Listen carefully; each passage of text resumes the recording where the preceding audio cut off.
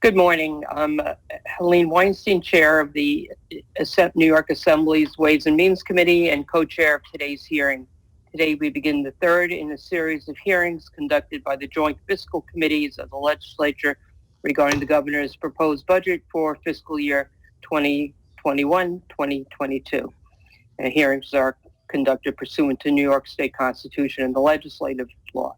And today our committees will hear testimony concerning the governor's budget proposal for education. So I will introduce members from the Assembly. Senator Krueger, Chair of Senate Finance, will introduce members from the Senate, and then our ranking respective members, Assemblyman Rah and Senator O'Mara, will introduce the members from their conference.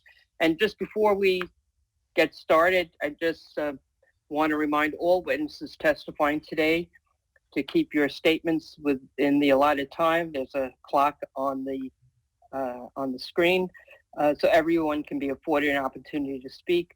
It's really even more important now that the hearings are being conducted virtually.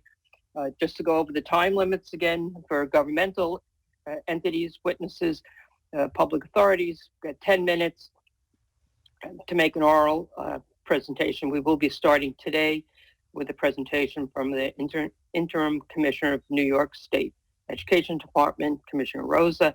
They will get 10 minutes. The New York City Department of Education's chancellor later will get 10 minutes, and then we'll proceed to hear other typically non-governmental witnesses who've been asked to testify today. They will each get 3 minutes to make an oral presentation to us. We already have their testimony that's been distributed. People are asked to highlight their important parts since we do have the testimony. And, again, I mentioned about the countdown clock, not only for our witnesses, but importantly also for the members. The time is for when a member gets the time put up, it is for both to ask the question and to give the witness time to answer the question. We had some issues with this with some yesterday, so hopefully today people will be a little more mindful of the countdown clock. Just to reiterate what I think committees chairs know, the chairs will have 10 minutes to ask questions, receive answers. Ranking members of the committee is 5 minutes each. All other members who are here, members, assembly members, senators, 3 minutes. No second round for questions except for the relevant committee chairs.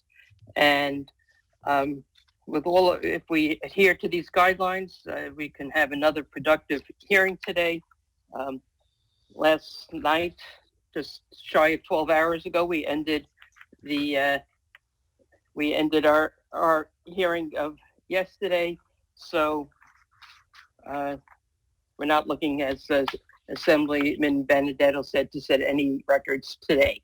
But with that, let me introduce some of the Assembly members, and then Senator Krueger, you can introduce your conference. And periodically we'll update it because we have to just keep track of who's coming. So we have Assemblyman Benedetto, Chair of our Education Committee, Assemblywoman Glick, Chair of our Higher Ed Committee, Assemblyman Bronson, Assemblywoman Clark, Assemblyman Cusick, Assemblyman Engelbright, Assemblyman Epstein, Assemblywoman Griffin, Assemblywoman Hyndman, Assemblywoman Joyner, Assemblywoman Lunsford, Assemblywoman Matenis, and for the moment, that's who I see. Why don't we go to Senator Krueger to introduce your members, and we'll come back for additional members. Thank you. All right, so trying to get everybody on the Democratic side here first. Senator Shelley Mayer, Senator John Mannion, Senator Robert Jackson, Senator Samra Brook, Diane Savino, Senator Gustavo Rivera, reading off a funny system here, Senator John Brooks, Senator Sean Ryan, Senator Pete Harcum, Senator, I think that's it for the Democratic senators. Shall I turn it over to Tom O'Mara to introduce the Republican Yes, senators? Thank you. yes, makes sense. Thank you, Senator Chairwoman. Tim Felder also just got on, sorry. Oh, Sorry, I was going to take him for old time's sake. we'll talk sorry. later. I, on our side, would like to recognize our ranking Republican member, Jim Tedisco, and two of our new senators, Peter Oberacker and Dan Steck. Thank you. Okay, thank you. And thank you. Before I turn over to Assemblyman Rob, we also have been joined by Assemblyman Aubrey, Assemblywoman Buttonshaw, Assemblyman Zabrowski, Assemblyman Otis. And I assume that we'll have some new members, some members joining us as Assemblywoman Fahey, Assemblywoman Seawright, Assemblywoman Cook, Assemblyman DeLon, Assemblywoman Simon, Assemblywoman Bishat Hermelin, Assemblyman Conrad, and I believe Assemblyman Ra. Why don't we go to you for your conference members? Thank you. We're joined this morning by Assemblyman Johnson, who is our ranking member on the library. I'm sorry, Jensen, who is our ranking member on our libraries committee. Assembly members Walsh, Byrne, Lawler, Riley, and Ashby, as well as Assemblyman Walczyk, who is our ranker on higher education. I believe our education ranker, Doug Smith, should be joining us momentarily. Thank you. Okay, so with that, I'd like to begin the hearing and ask Commissioner Rosa, with 10 minutes on the clock, to welcome to begin your testimony. Good morning and thank you. Good morning, Chairs Kruger, Weinstein, Mayor, and Benedetto, and members of the Senate and Assembly here today. My name is Dr. Betty Rosa, and I'm the Interim Commissioner of Education. I am joined by Chief Financial Officer Phyllis Morris, Deputy Commissioner Dr. Kim Wilkins, as well as Assistant Commissioner Kathleen DiCataldo, Christina Coughlin, and Chris Soriano. I also want to thank Chancellor Young and our Board of Regents who are watching today. As you know, 2020 was a year like no other, with the governor ordering all schools to abruptly close in March due to the pandemic. This mandatory closure forced all our schools to undertake an unprecedented transformation, shifting from in-person instruction to all remote learning almost overnight. I want to thank and commend our students and their families, educators, support staff, school bus drivers, school building leaders, superintendents, and school board members across New York State for their heroic efforts. This experience has not been easy, yet there are so many examples of people rising to the occasion, being innovative, supporting students, and working through complex challenges. We know too many families are struggling, and there's continued need to address the issue of equity. This is why we need to support our schools, as their needs and challenges have only increased during this time. In last year's enacted budget, state support for schools was reduced by $1.1 billion and partially replaced with Federal CARES Act funds.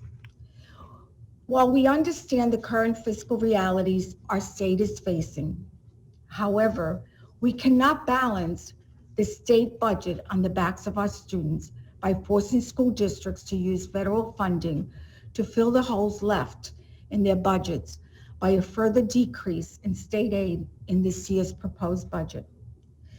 As we laid out in our Regents' budget and legislative priorities, please see slide 2 through 4, we are opposed to a one-shot federal fund replacing needed state dollars for schools.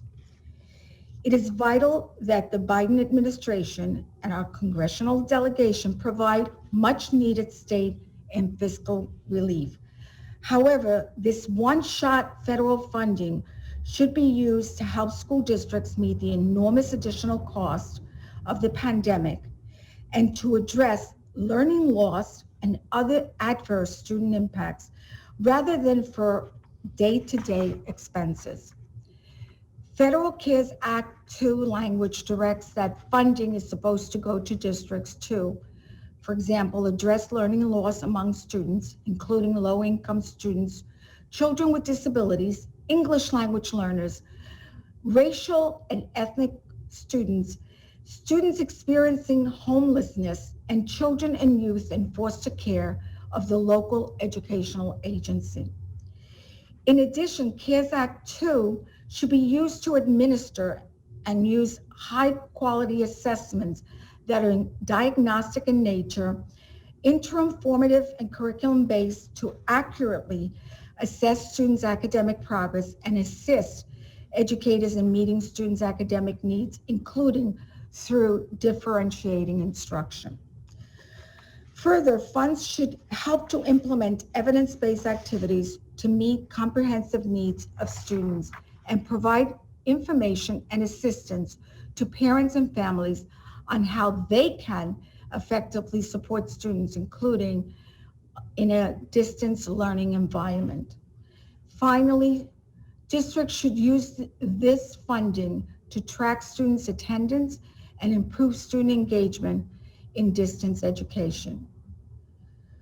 We are also opposed to other proposals contained in the executive budget that would negatively impact school districts and the overall funding that they would receive, such as the consolidation of 11 existing aid categories into a new aid category called services aid. Funding for these aids in the 21-22 school year and into the future is reduced by nearly $700 million, leaving school districts with ongoing unreimbursed expenses that will not be covered with this one-time federal stimulus funding moving forward. We also do not support a local district funding adjustment via a reduction to the STAR exemption reimbursements to school districts in the 21-22 school year. This would be a $1.35 billion hit for districts and would impose a permanent recurring 70% local share on a program that was initiated by the executive and has always been 100% state funded in the past. With the property tax levy limit of 1.23%, few districts will be able to make up for this lost revenue after one-time federal stimulus funds are exhausted. For the Big Five city school districts, the STAR reduction impacts city budgets rather than district budgets without the ability for the city to offset the reduction with federal education stimulus funding. A bright spot in the executive budget is the proposal which the Board of Regents and the department have advocated for since last spring to reimburse schools for using buses to deliver meals, Wi-Fi access, and needed educational materials to support students engaged in remote learning in the 2019-2020 school year. This proposal, however, does not include paying for critical standby transportation costs that districts incurred during the pandemic or reimburse districts for meal and materials delivery in the 2021 school year, as was proposed by the Board of Regents. Please see slide 5. There are stark inequities among our students and families who lack access to devices, as well as access and affordable broadband. Further, many of those who do have access lack the digital literacy skills needed to successfully navigate remote learning. Through the recent release of our full 2020 Digital Equity Survey results, our upcoming Digital Equity Summit meetings and digital literacy budget proposed on slide 6, we want to work with you to address these challenges. As you know, there are concerns with our teacher pipeline shortage, as well as absolute need to address teacher diversity. Therefore, it would be a major step backward to cut important programs like Teachers of Tomorrow, the Mentor Teacher Internship Programs, Teacher Center, and the Schenker grants for teachers pursuing National Board certification. Moving forward, post-pandemic, there is an opportunity to examine what worked and what did not work. We're in an age when it comes to teaching and learning, the need for remote learning will not go away post-pandemic, and it shouldn't. We will work with our partners in higher education to provide the tools and support for our future educators what they deserve to be successful in this era. Finally, because of school closures last spring, the Board of Regents and the department took action to ensure the safety and well-being of all students while making certain that students continue to progress academically. The June and August 2020, as well as the January 2021 Regents exams were canceled and exemptions were put in place so students can earn Regents credits towards their diploma. That is why we just announced 2 federal waivers we will send to the U.S. Department of Education to allow us to forego the spring 2021 state assessment and accountability.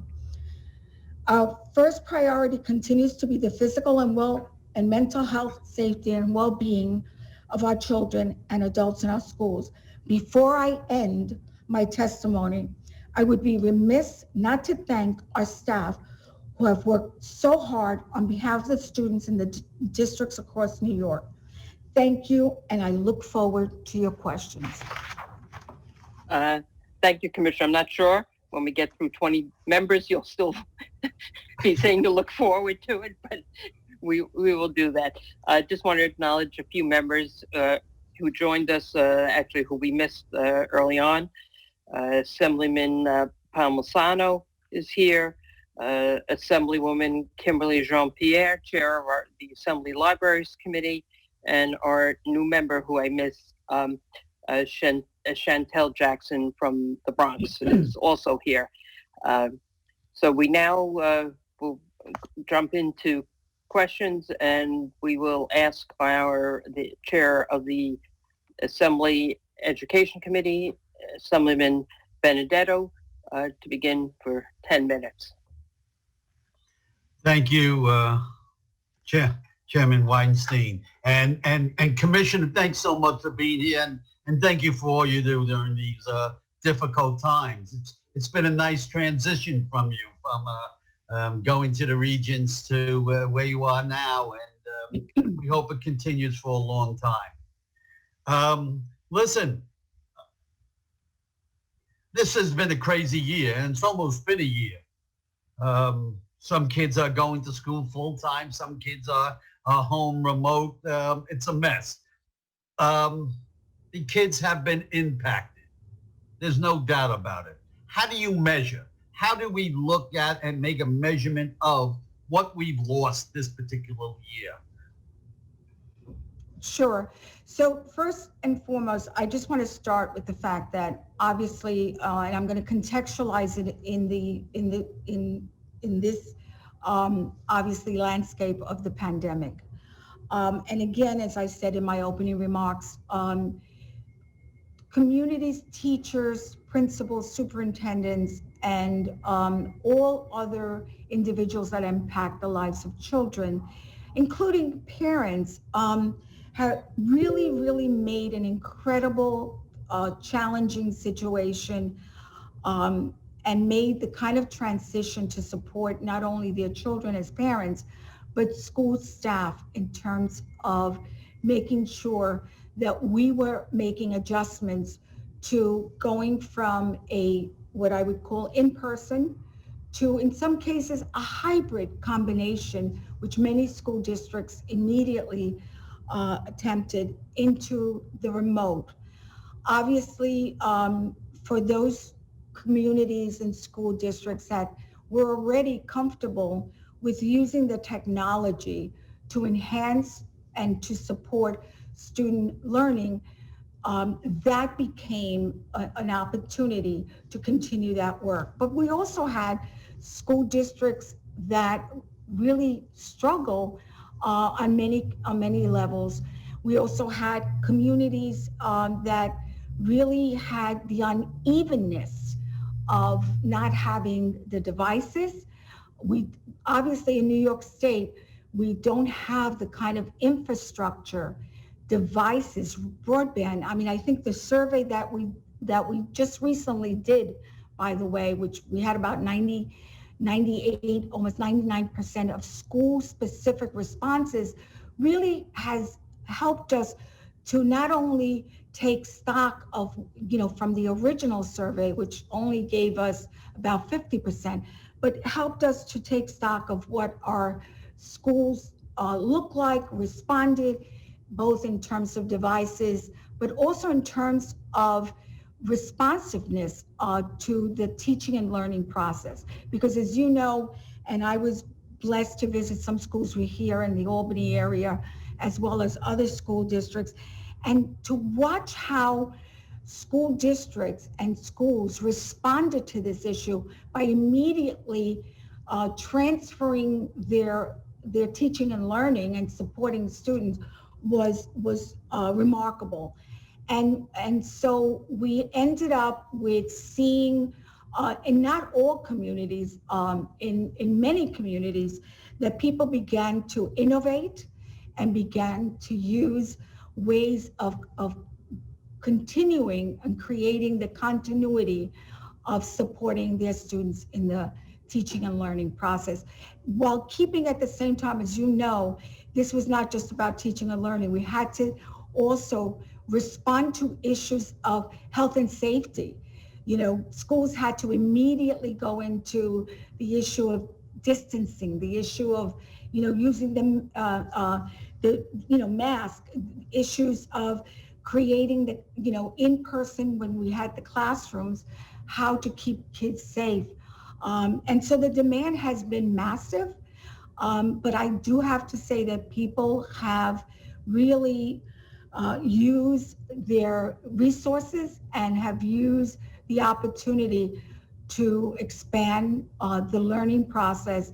And one of the things that in the department we have done is really focus on capturing lessons learned to continue to support our students into the new landscape post-pandemic. Yeah, we do have, you're absolutely correct about the transition that had to be made in teaching techniques, and all of a sudden teachers found themselves in their homes trying to teach their students remotely, using their computers and techniques that they've never used before. It was a monster transition. Where are we in that? Do we have best practices for remote learning? Are we looking at for the future, and where are we going to go with remote learning? And is this viable for kids who maybe we used to have the home, and they probably still do, the homeschool program in New York City, where maybe now they can be continuing their school work. Have we made progress in this area, basically, and where do we stand, in your opinion?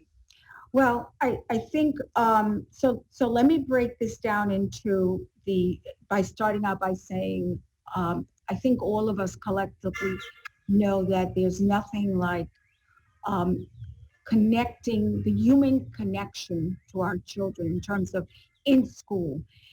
Schools are places for not only supporting students socially, emotionally, having the opportunity for students to gather with their friends and to really exchange ideas and to work on collective projects and so forth and so on. So I want to emphasize that there, in my personal professional opinion, and I think most educators understand the importance of that human connection. So the in-school connection still continues to be a major priority. I think given the pandemic, I think we have obviously learned to look at the various modalities. One of them, of course, the in-person, the other one, the hybrid, and the third one, the remote under certain circumstances. We've also taken stock of the various different children and their needs, particularly the special needs children. There are some major disadvantages for some of them, particularly the children that really need or have difficulty with the remote approach. Doesn't necessarily work for everybody, and I think we know that, but there are adjustments, there are equipment issues that we have to obviously incorporate into this process. At the same time, I think with the department, with the staff, what we've all been focused on, and I think district superintendents as well, is in looking at this process in terms of what has worked and what has not, and how do we move the difficult situations and challenges into perhaps a different way of teaching. One of the things that we did early on was our Rethink grant, which was a grant that we wrote in terms of looking at support systems for our schools to learn this process, to support our teachers in the remote learning modality. So our Rethink grant really from the feds is one that we are already out there putting into place, because we know, as I said, post-pandemic, there are going to be some benefits to extend this educational platform, because this is going to be an opportunity to use, as you said, to use your example, if a child is home and isn't feeling well, that they can continue 24/7 their education. But even with that, we really have a lot of work to do in teacher development, teacher training.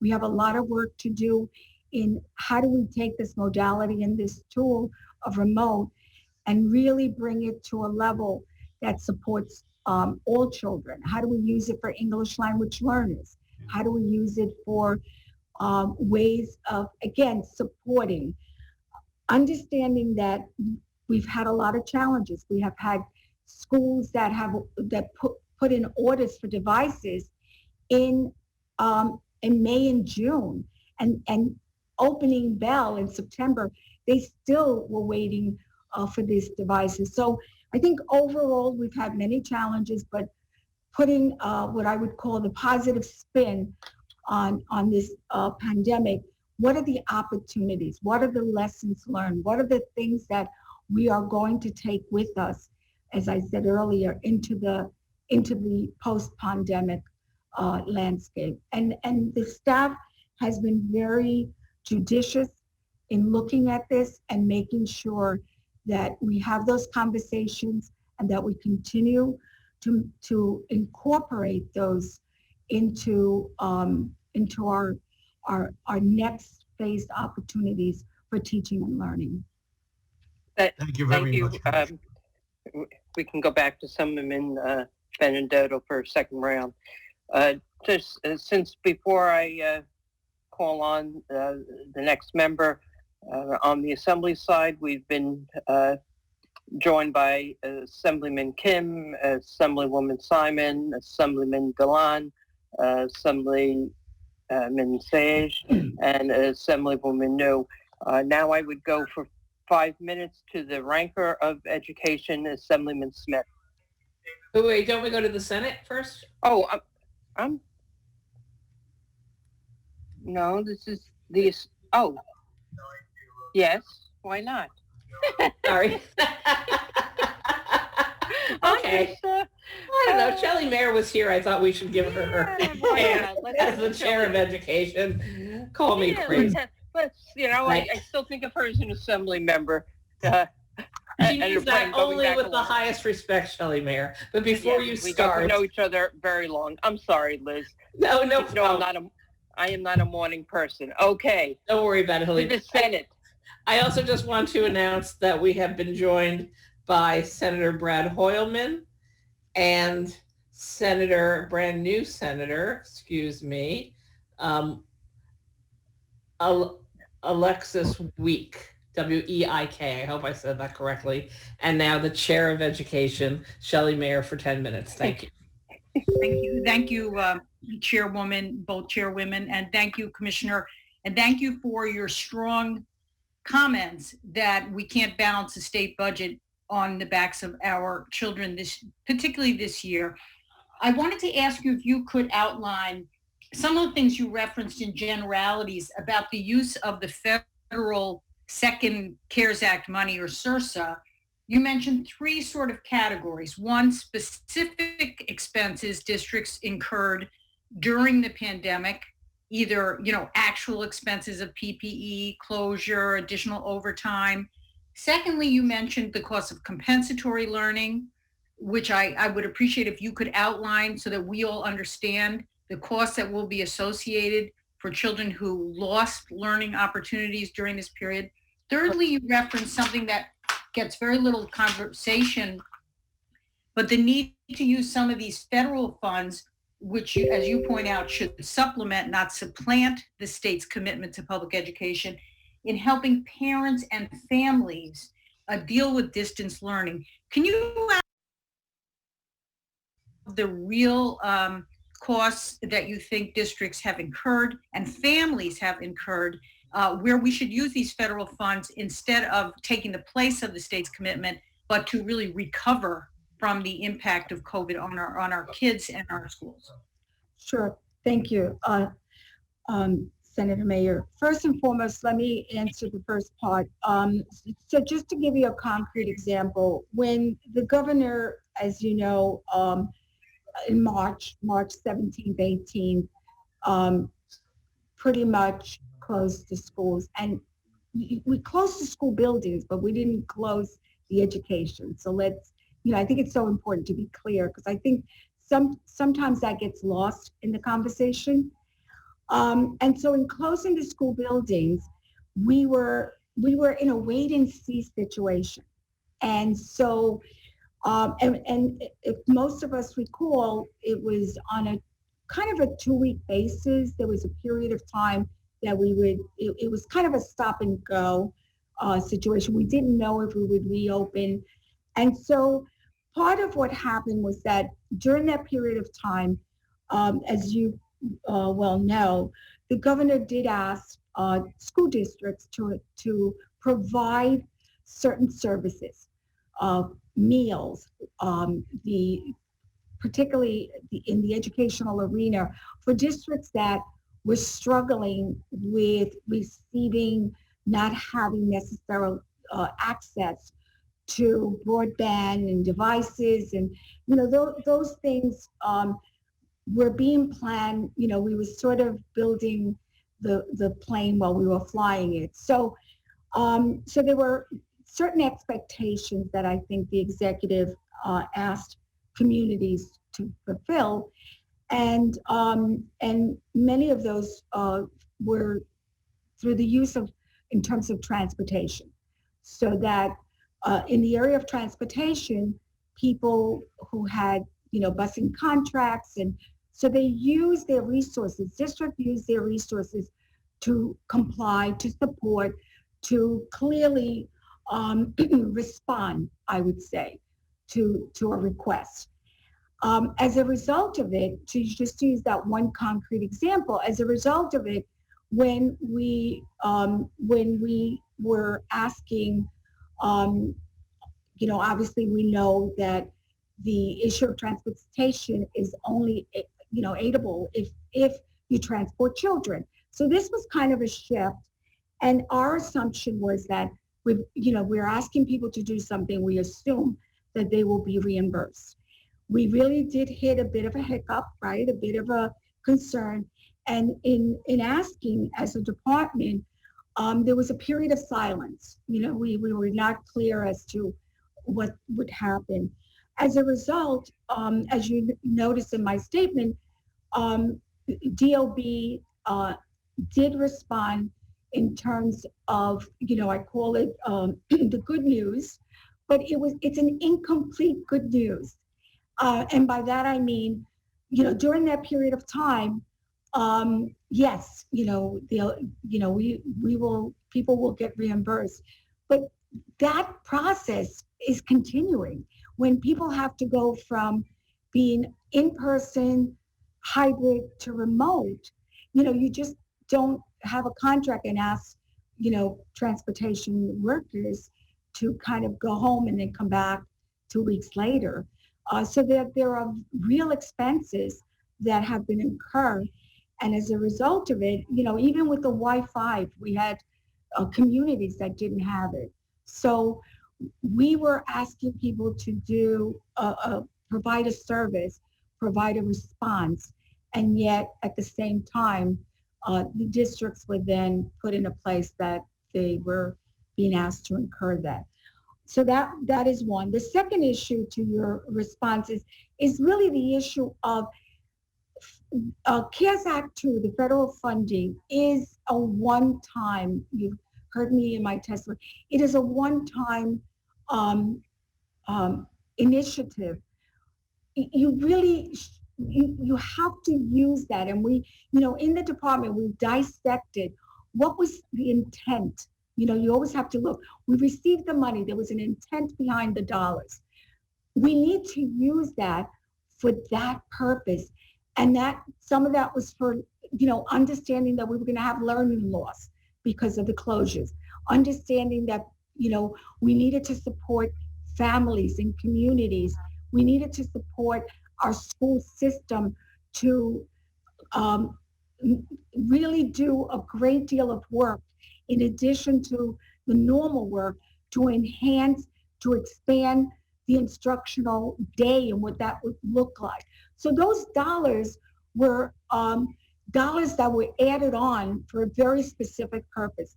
They were never intended to supplant.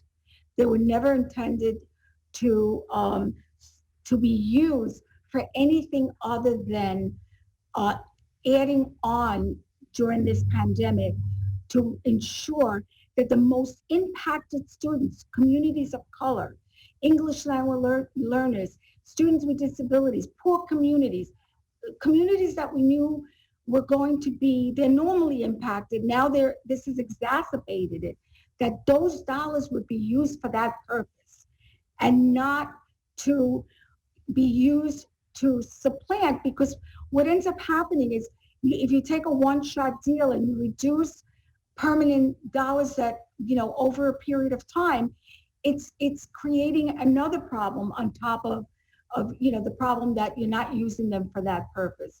So so that to us was something that we really, when we looked at the budget, we looked at it, as I said, on prima facie, it looks like, yes, you can say there's a 7% increases, but when you combine dollars and you combine a one-time amount, yes, you can, a narrative can be told that makes it look better than what it is.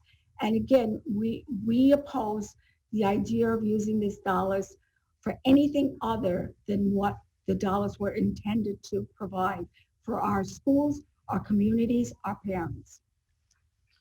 Just in my brief time, you referenced the executive's proposal to withhold the STAR payment, which traditionally has not been counted as a traditional form of school aid, and the impact this would have outside the Big Five particularly, and then we can talk about the Big Five later.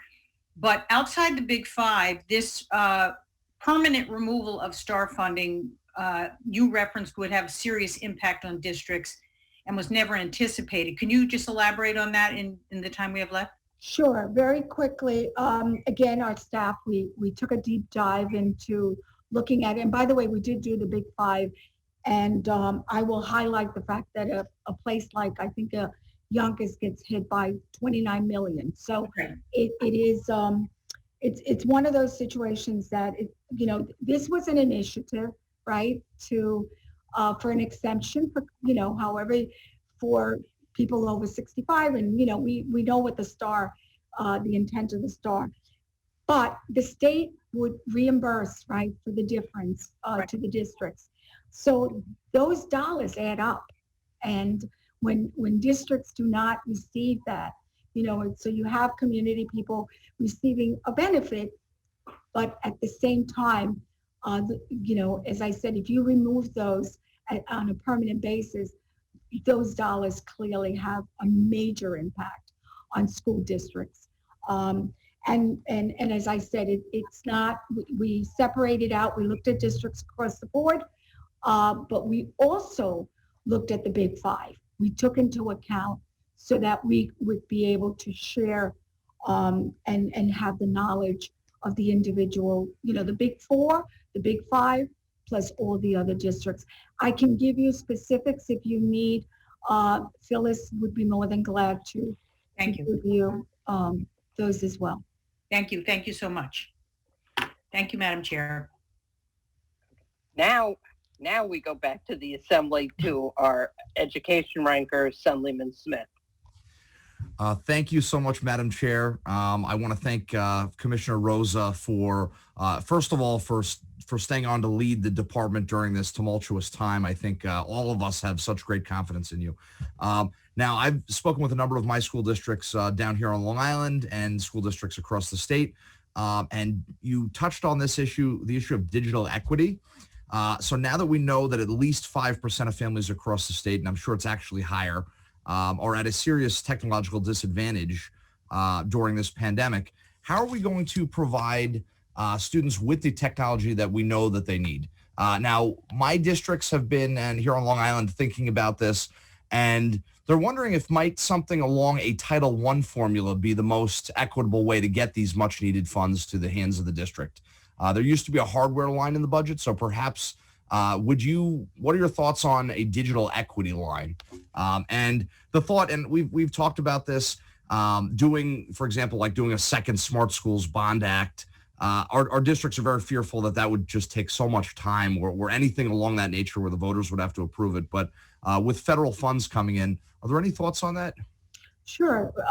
Thank you for that question, because we have spent a great deal of time, obviously, jumping into remote learning. You can't jump into remote learning without three things: infrastructure, broadband, and devices. Actually, fourth. The fourth is really I call it in our wheelhouse big time, which is professional development, right? The best use of it, how you make the adaptations so that the learning continues in a way that is useful, with devices that are also devices that are appropriate as well, because it's not just any, it's not an issue of just any device, right? Which is something that in our own survey we define, appropriate devices, not just a phone. It's hard for, to have a student all day on a phone. So let me go to you said about Long Island. We actually did an absolute, this survey, which again we will share, because you will see school by school specifically. And Kim, I'd like you to correct me if I'm wrong. It was something like 16%, I think, in our survey that showed we were looking at, in terms of devices, what school, what homes look like in terms of devices, what schools look like. And again, the principals of the schools responded to our amazing survey with 98% responses. So there's really a great deal of interest in this area. The other thing with this, as you talked about the smart bond, and this is something that, again, internally we talked about, because I think again, Christina, you can correct me, the last meeting was last July, but the good news is that that there's been a really high level response to this issue. So that's been excellent. But I don't think that we can stop there, because As you know, these devices need repair, so it's got to have a comprehensive way of. That's actually a difficult point now as well, because our districts, if they are to consider even bonding for these devices, the life of these devices is not very long. Exactly. Durability is a questionable thing. Now, the other thing I wanted to bring up, Sure. do we have, and I only have about a minute left, Sure. so I'm going to touch on two things. I'm glad that the issue of busing has been brought up. In my district in Ronkonkoma, New York, a bus company, Bauman Bus Company, went out of business. 1,400 employees in my district, Sure. 900 bus drivers and associated staff, because school districts had no real clarity of whether or not they may or may not be reimbursed for contractual expenses that would not be able to actually be, happening at that time. The last thing, so I'm glad that that's being discussed. And if I could just end off, what are our plans for academic intervention services that will be necessary for many of our students across the state?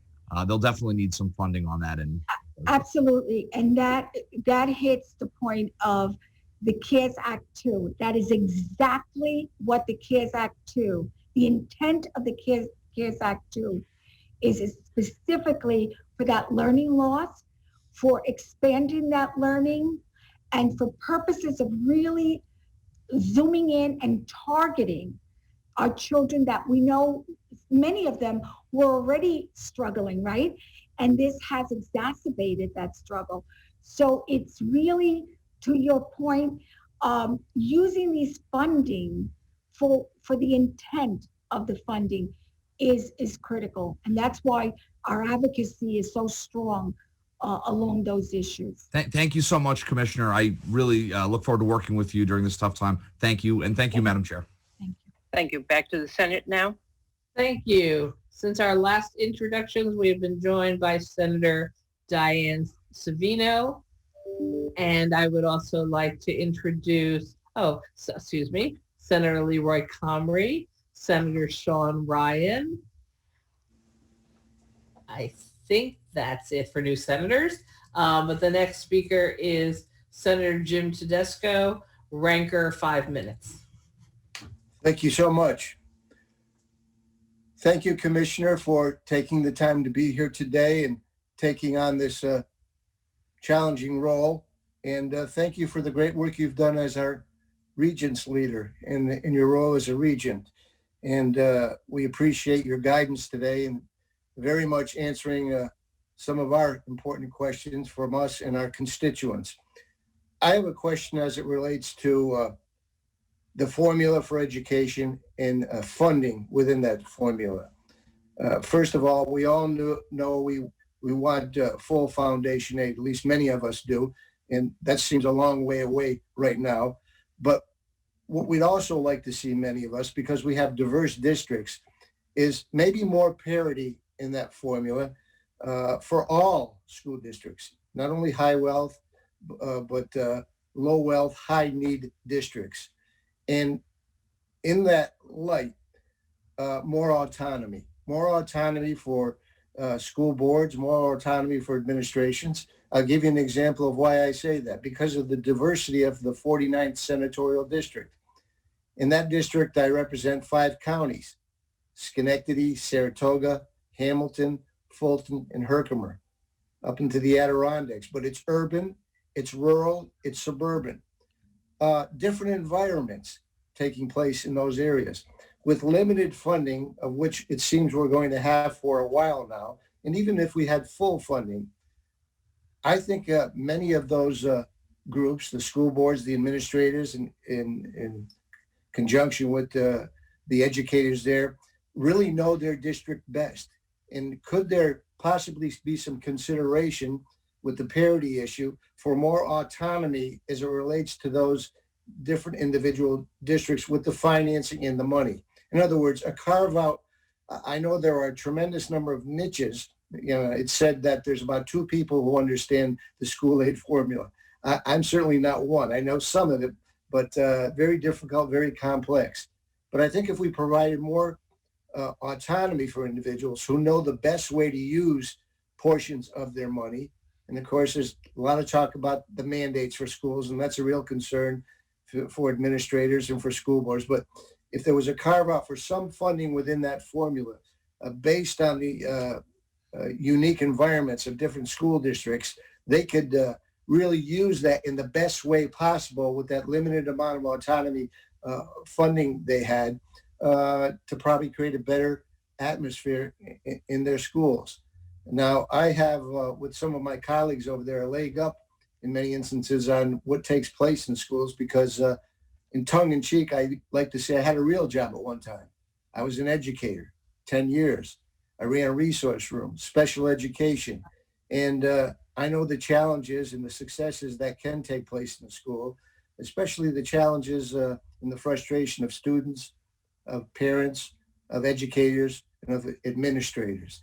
So I think a good look at that formula, I think it's really time for an overhauling of that to do some things that give more opportunities for the environments that individuals are placed in who are leaders in these school districts to do some things that with limited funding could create a better direction for their educational process. I'm just wondering what you think about the potential for some of that.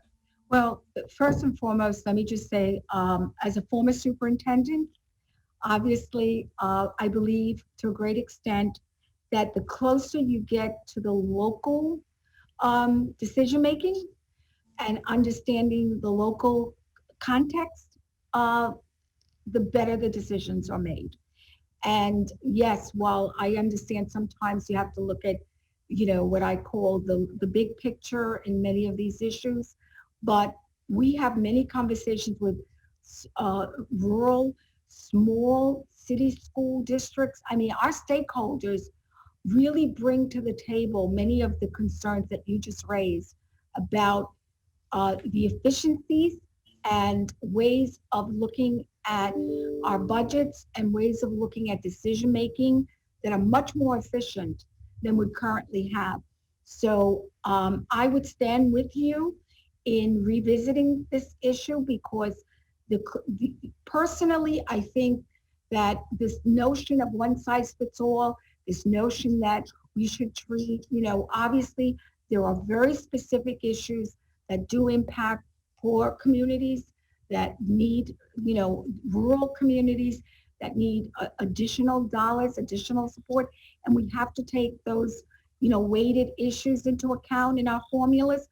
But at the same time, the closer we get to a local solution for a local issue, I think as a state, we will be in a better place. So thank you for the question. And I look forward to exploring these potential possibilities.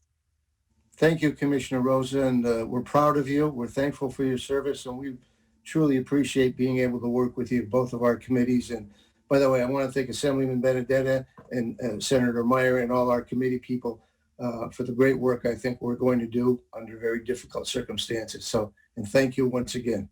Thank you. So now we go to the Assembly and we go to Assemblyman Jensen, who is the ranker on the Libraries Committee, so he gets 5 minutes on the clock. Thank you very much, Madam Chair, and thank you to Commissioner Rosa for joining us and taking our questions today. This is my first budget hearing being a freshman member, so forgive me as I learn on the job. I was disappointed in the governor's budget proposal to see library aid cut by 4.6 million, but certainly I'm looking forward to working with my colleagues on both sides of the aisle in both chambers to get that money restored. And just to piggyback on something Mr. Smith brought up about technology, he spoke in technology in the schools themselves. But my question really pertains towards our libraries. You talked about how in your testimony that remote learning, distance learning isn't going anywhere anytime soon. And that it's critically important that we have, in technology, we have the infrastructure, we have broadband access and professional development. And it seems to me that libraries already, which are a fabric of communities across our state, have a lot of those things in place. So my question being, with the governor announcing that he wants to increase broadband access into rural areas of the state, areas with more he's gonna hit the camera button. Areas with more poverty, Is there a commitment from state ed to ensure that we're bringing broadband access, high-speed internet access to our community libraries? And additionally, not just having construction aid available for them, but looking at ways that we can make funding available to help our local municipalities afford the latest technology, bring that access, and making sure that students who may not have that technology in their own homes can go to their local library and have all the resources that support from the librarians there to continue their education as long as they have to do it remotely. Well, let me start by saying that, first of all, in our department, we recognize during this pandemic the role that the libraries have played in terms of support. And not only that, but the summit that we're doing February 5th was really an outgrowth of our library person within the state because of the understanding of the importance of that connectivity, to use that word. It's a place where we know families, it really connects the extension of schooling, right? And many children, even at the youngest children, find a safe haven, right, in those spaces. And so we see the library as an extension. We see it as a place where families create opportunities for learning beyond beyond schools. And so our department is very not only committed but understanding and quite, like you said, quite disappointed that these dollars that we know are so critical, but expand those learning opportunities into the libraries. I mean, we have sometimes parents, I'm sure you know this from your own communities, that the library, is a place where they do go to not only support their students sometimes with the work, but also for their own purposes. We've had parents that have gone in to try to use the technology support to, in some cases, do some research about an entrepreneur venture because they don't have the technology. Sometimes they don't have the broadband at home. So these are places and spaces that truly enhance, support, and give opportunities for our communities, and they're extensions. So I truly believe that we not only have to continue this, but we have to expand those opportunities because they're rich environments for our students, our parents, and our communities. Again, we are very supportive and disappointed, but supportive of knowing that we will find other ways to enhance and to continue the great work that our librarians do in supporting our hubs and our communities in expanded learning opportunities. Thank you, Commissioner Rosa. Thank you, Chairwoman Weinstein. Thank you. Now we go to the Senate. Thank you. I am here. Thank you. Thank you. And the next questioner is new Senator John Mannion, new to the Senate, not new to education, as a retired teacher.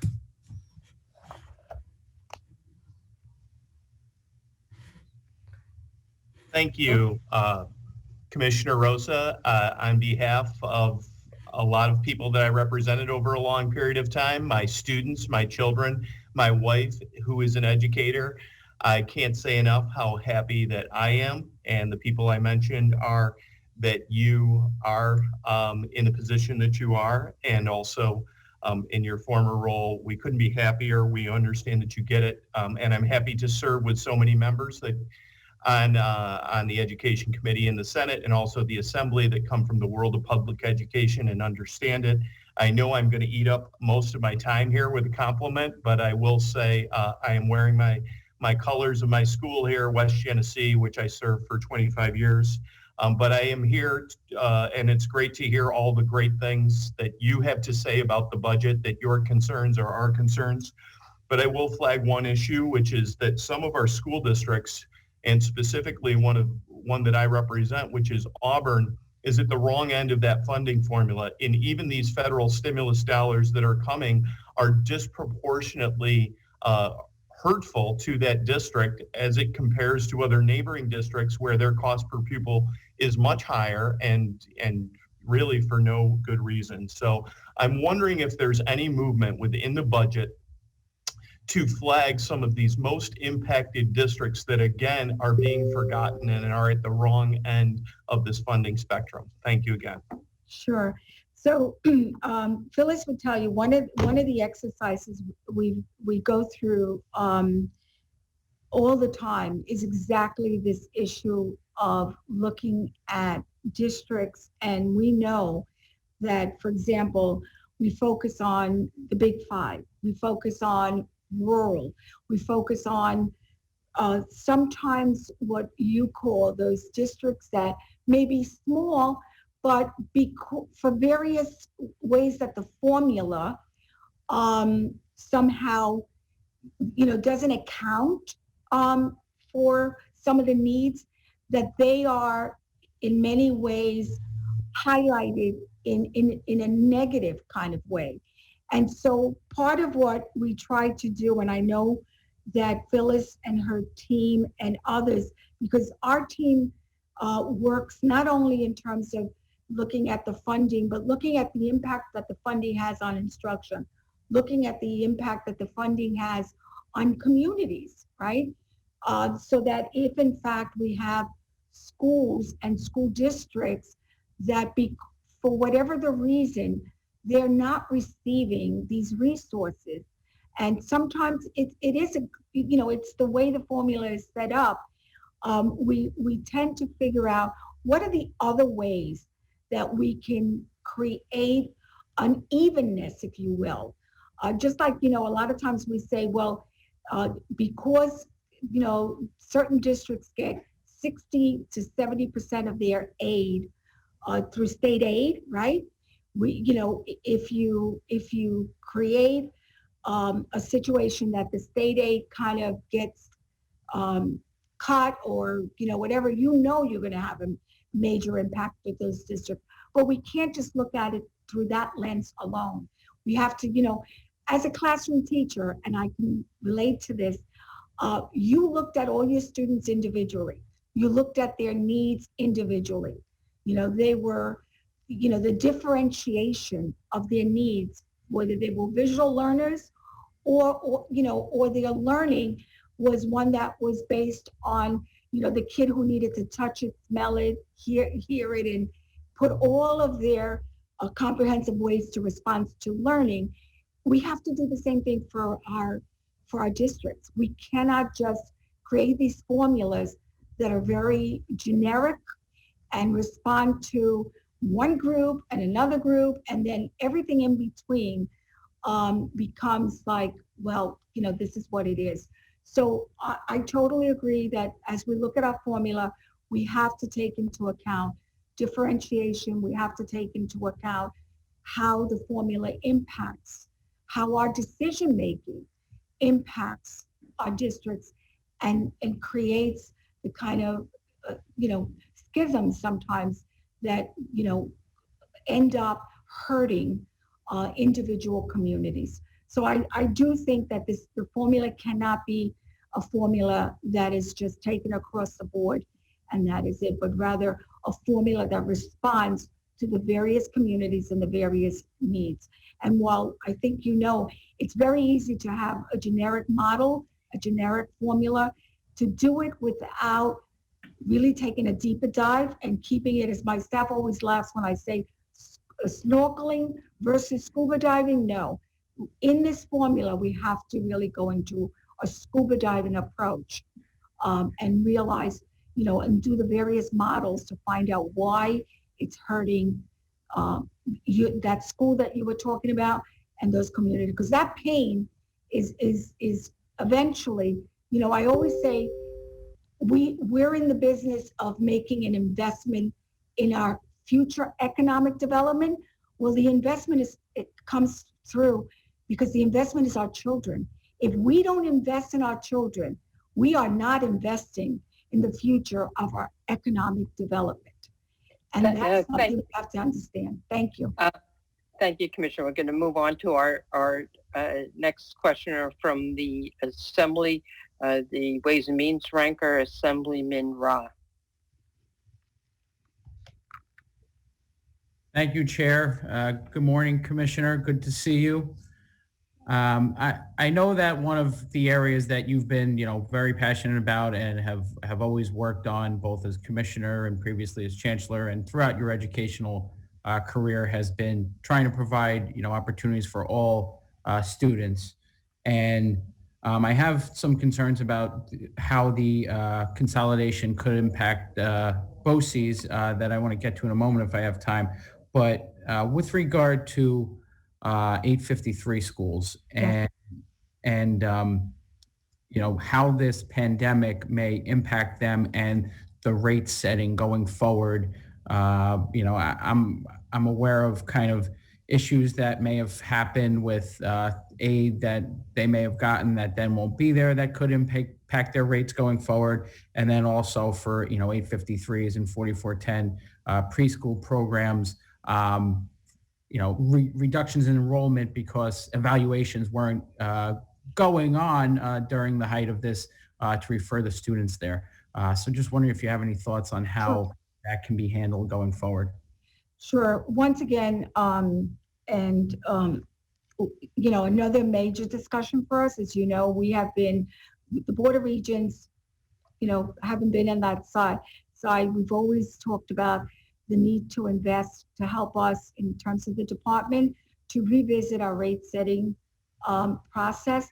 It's one that I think you hear almost every year, right? We talk about we need to make a change. We need to have experts come in and help us to do this work.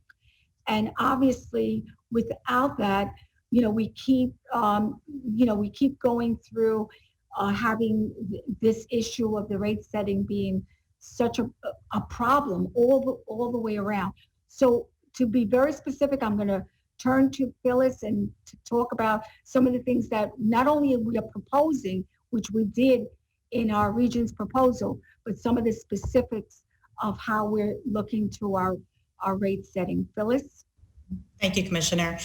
So our region's proposal does propose additional resources for the department to hire staff and consultants. It's $1.25 million that we're requesting to really do a deep dive, to scuba dive into the rate setting methodology and develop a methodology that is more responsive to the needs of the 853 schools, the 4410 preschool special education providers, special act school districts, and all of the approved special education providers that we rely on so greatly and heavily to support our students with disabilities. This is critical. We are really trying to deal with enrollment issues as you raised through the tuition waiver process, which was never intended for that purpose. We don't have the staffing resources to be responsive to providers through that waiver process. They are cumbersome, require lots of justification and approval by division of the budget. What we need is a rate setting methodology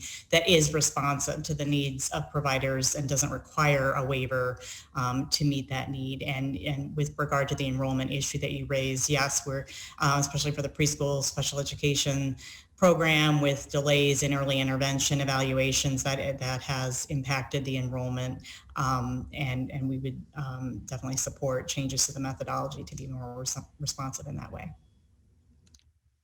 Great, thank you very much for that answer. And I think we're at a unique time. You have chairs and Chair Mayor and Chair Benedetto who are very attuned to the issue, and certainly I know the Commissioner is. So hopefully this is a moment in time that, despite the difficulties, we can finally maybe modernize that process and help put these schools on more solid footing. Yeah, and let me just say that the fact that we have ongoing, we just had this past week, a meeting of a school in Rochester because of the waiver issue, and then to have to tell them now it's going to take them, a while to even get the funding that they so desperately need to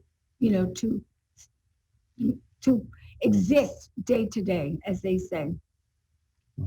Thank you. So I know I'm running out of time, but again, and I know, you guys have expressed concerns with the consolidations, but I'm very concerned about how that impacts our BOCES programs, which I think are very important to, equitably provide a lot of those special programs to our students. So, I look forward to advocating with my colleagues, hopefully to, again, reject that. Thank you. Thank you. We move on to the Senate now. Thank you. Senator Robert Jackson. Oh, well, thank you. And good morning. Good morning, everyone, to all of the chairs and rankers, and to the Commissioner, Betty Rosa, congratulations. I have a couple of real quick questions, and I'd like to see if I can get these answers. They're very quick.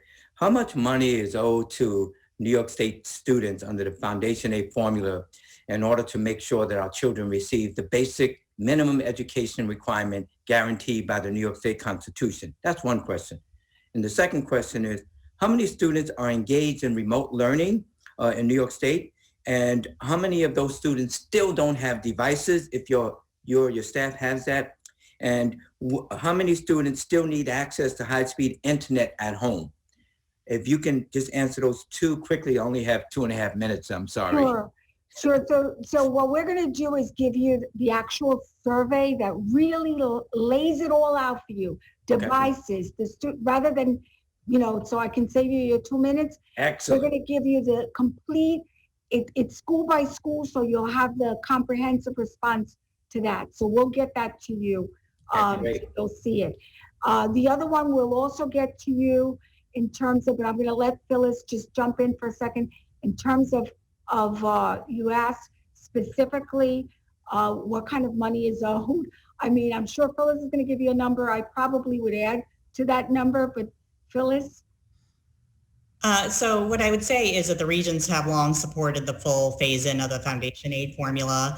I think, and we can certainly provide more specifics to you directly, but I think with the pandemic and the state's fiscal situation and the way in which the 2021 enacted budget used the first CARES Act funding to adjust as a pandemic adjustment to basically offset state aid to schools, I think our focus with the regions has been on, as the commissioner said, making sure the new federal stimulus funding is used not to supplant, but to support and allow school districts to use that funding for all of their additional needs, and not as a backfill for state aid cuts. So I think we're the regions in the past have had proposals that have called for the full phase-in of the Foundation Aid formula. I think with the region's proposal this year, we're focused more on trying to replace the cuts that were in the current year budget and preclude cuts from happening in next year's budget. And I hear you. Let me just say quickly, tell me how much we're entitled to under the Foundation Aid, and then how much do we need in order to make sure we meet the needs of our students this year? So that's two different things. Quickly, because my time is basically gone. Sorry. Right. I think, we can follow up with specific dollar figures to your office directly on both of those. Yes, but we need to know that with all the other members, they need to know it and framing their questions to the commissioner. Sure. So we received, just so you know, from the feds, the one, CARES Act 1, CARES Act 2, which we asked for the pandemic adjustment. Mm-hmm. You're looking right then and there, you're looking at $6 billion, just to get us to that. Obviously, if you looked at last year where we had a supplant situation, right? You're also looking at about another billion plus. So just in the last 2 years, and remember that the pandemic adjustment of the 4 could be used for 2 years. So it would be, we really could have spread that out over 2 years. Commissioner Rosa, just because we're biting into other time, this is Senator Krueger. I know that Helene Weinstein and I both would request anything your office gets back to any individual member on, please send to us as well. And we will make sure all members get it. And such relevant data such as this, we'll also make sure it goes online with the testimony so that the public can see it as well. So thank you Sure. very much. Thank you. Helene. Yes, so now we go to our higher ed chair, Assemblywoman Glick, for 5 minutes. Thank you. Thank you very much.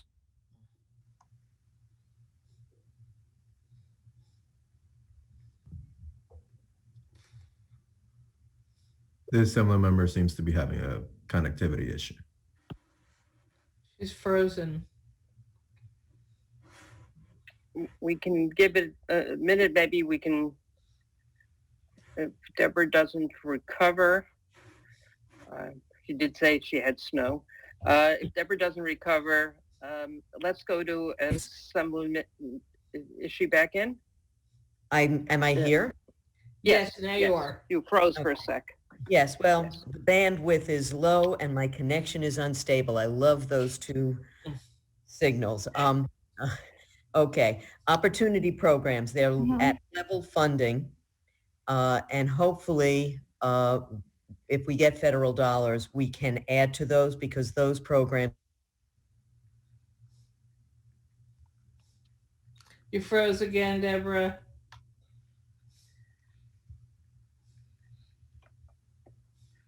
So why don't we go to Assemblyman Walczak, and I'll speak with Deborah and we'll get her back in after the next Senate round.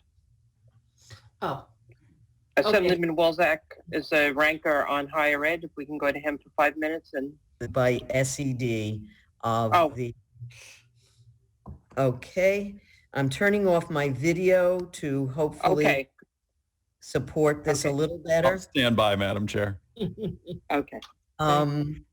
The SED, there's an Article 7 that would reduce SED's review for program approval for colleges to 30 days. How is that going to impact, one, SED's ability to review, and two, the ability of students to know that their programs that are being offered by their colleges are actually up to snuff? And then the second question has to do with a veto that the governor did of a bill that would have eliminated the hard 3.0 GPA to enter a graduate ed program. There is a 15% exemption, but that creates a problem for programs to ascertain how many students actually need that accommodation and will accept an offer at a particular school. So what metrics actually make sense?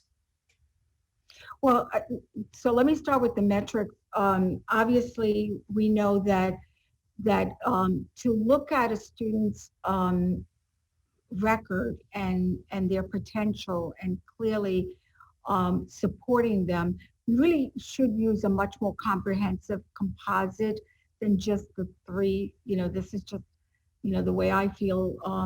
We have many students that are on that border or slightly below that we really should expand beyond the 3.0.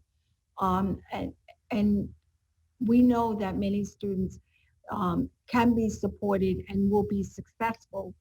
And so that's only one indicator that we really should revisit for sure. And I think your other question, I heard only part of it. If I could just quickly repeat it, it has to do with an Article 7 proposal by the government, by the governor in his budget that would reduce SED's review time to 30 days for college programs. New school never offered a BA in biology. Now they want to. And the program review would be limited to 30 days. It seems that's problematic. Yes, and it is. And we have, we're reduced in terms of staff, as you know. And any time that you shorten the review time, trying to do a thorough job is problematic. So we looked at this and we really have a lot of concerns and over this issue, particularly in our higher ed in terms of staff. Would this perhaps undermine the ability of a student to have confidence that a school is offering a full, robust program in a particular area? Absolutely. Yeah, absolutely. I think you've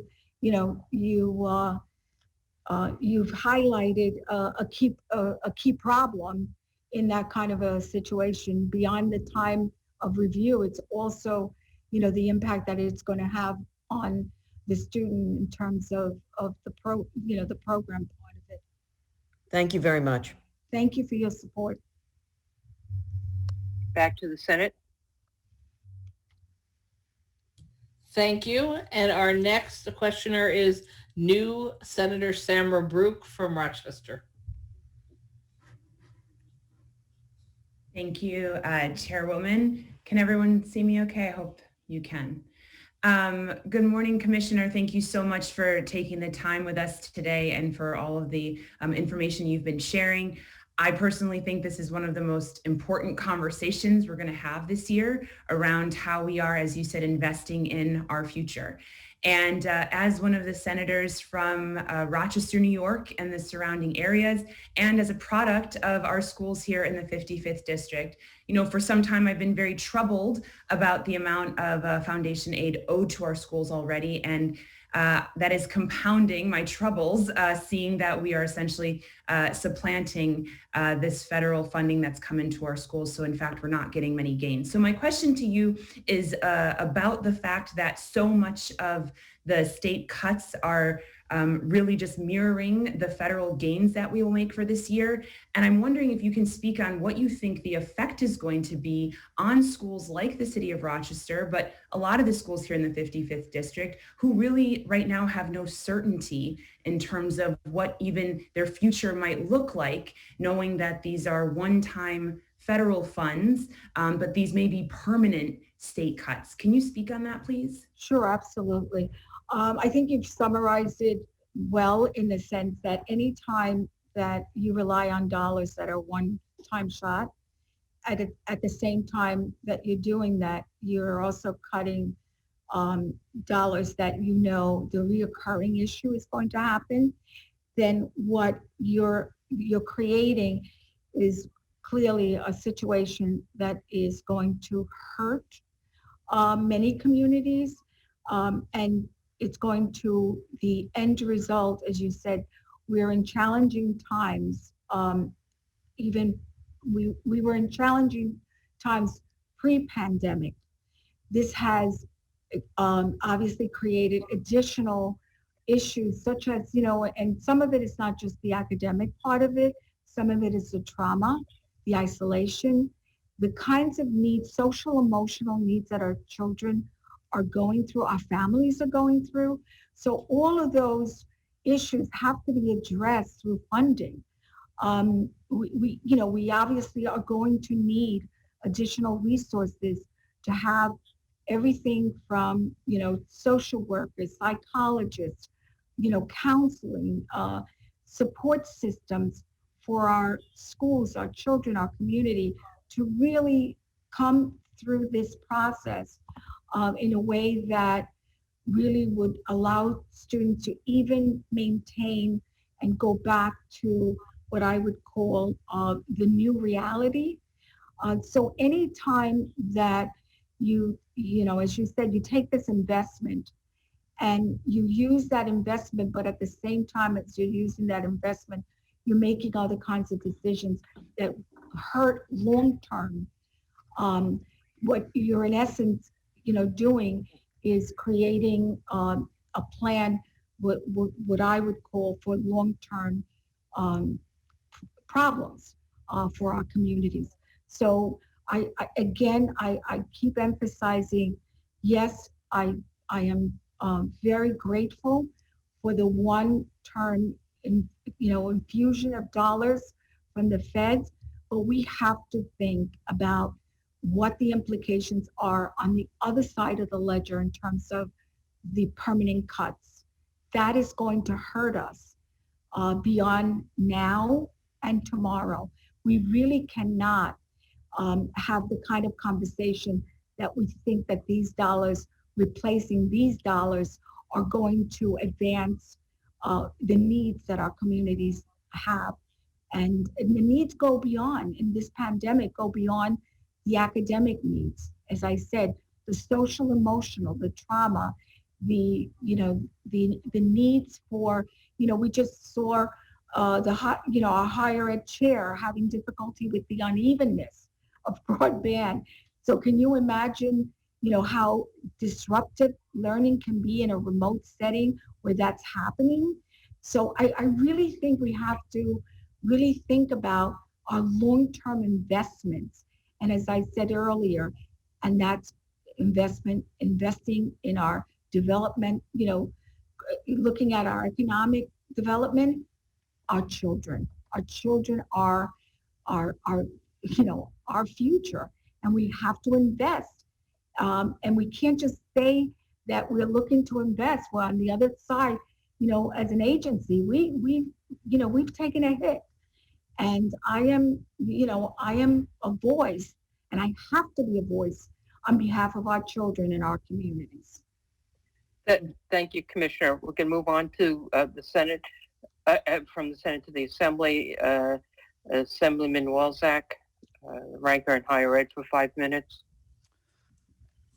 Thanks very much. Hopefully it won't take up the whole 5 minutes. I was just wondering if you could give some perspective. How does this budget impact rural schools in your estimation? Thank you for the question. We've looked at it. We do have, as you know, some of our regions, and I'm going to name one of them, Region Otakirk, as well as Midland and others. They give voice to this concern and this issue, particularly, many of them had to use, through this process, as you know, they had to use buses for Wi-Fi. Many of the communities also delivering of packets, not even having devices. So they were at a major disadvantage in terms of the, everything from delivering meals, delivering materials, and also the connectivity. We've had conversations with several of the superintendents from the rural and sharing with us some of their stories about the issue of connectivity, the issue of, also the broadband issue in terms of affordability.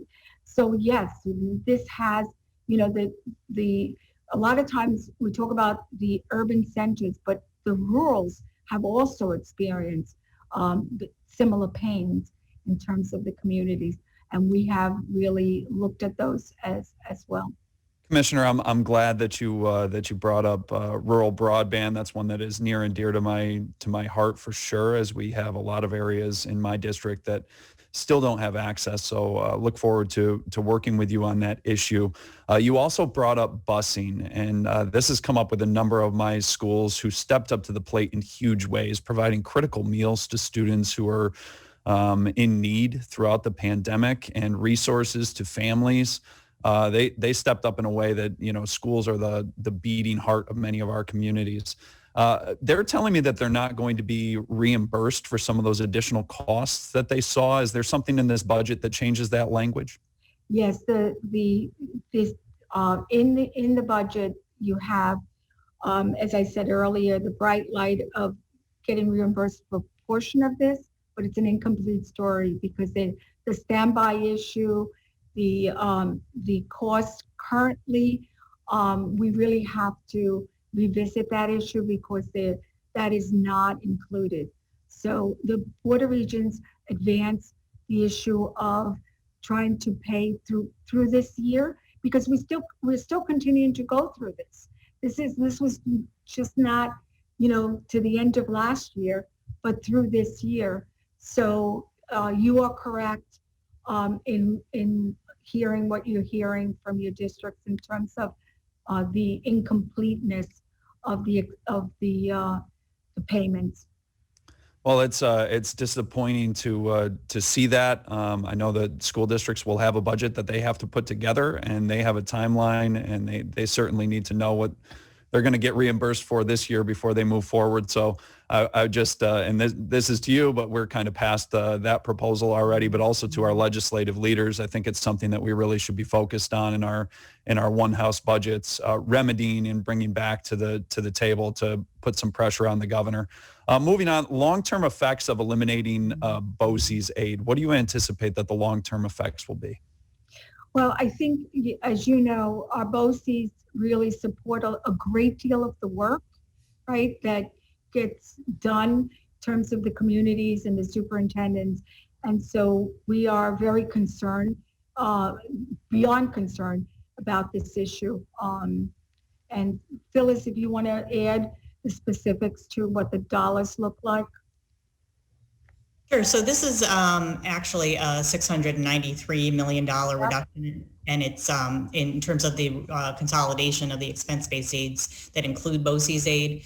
And it's a permanent reduction, so it recurs in the out years. Again, as commissioners mentioned, the federal stimulus dollars are one time, but the STAR reduction and the services aid block grant consolidation and reduction are both permanent reductions. In terms of this expense-based aids reduction, including the BOCES aid, we're very concerned about the negative impact to important programs such as career and technical education that are offered by BOCES by basically eliminating the reimbursement-based aspect of these aids and having them be block granted and reduced going forward. Yeah, thank you, Phyllis. I know my time is quickly expiring, but I would just advocate once again to our legislative leaders that lumping those expense-based aids together really doesn't make sense. There's a reason they were lined out in the first place.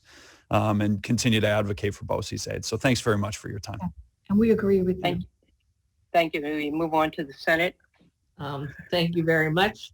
We've been joined by Senators, Reichlin Melnick and Senator John Liu. And our next questioner is Senator Dan Steck, excuse me.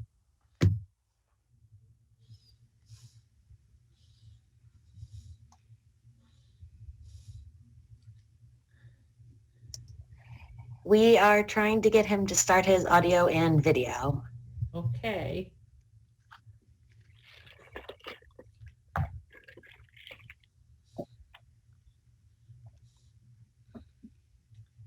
If not, I can come back to him.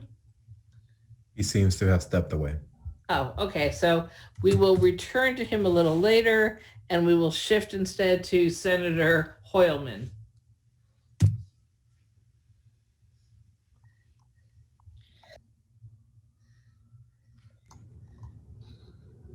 Are you there, Brad? Also trying to get him to start his video and audio. All right. We don't want to take up everyone's time. We apologize. We're going to then jump to Senator Reichlin Melnick. Oh, you know what? I apologize. Wait. Senator Ramos, are you there? She was next in line. I'm here and ready. Okay. Excellent. Good morning, everybody. Good morning to the chairs, to Commissioner Rosa. Great to see you guys. I have a very quick question, and I know I'm new to the committee this session. I'm not an educator, but I am a public school graduate, and I'm a public school mom twice over. And I'm wondering if I can ask about the immigrant child's experience during this whole ordeal. I represent Northwestern Queens, where 2/3 of the kids in my district are English language learners, whether they were born here or not. I learned English once I went into school.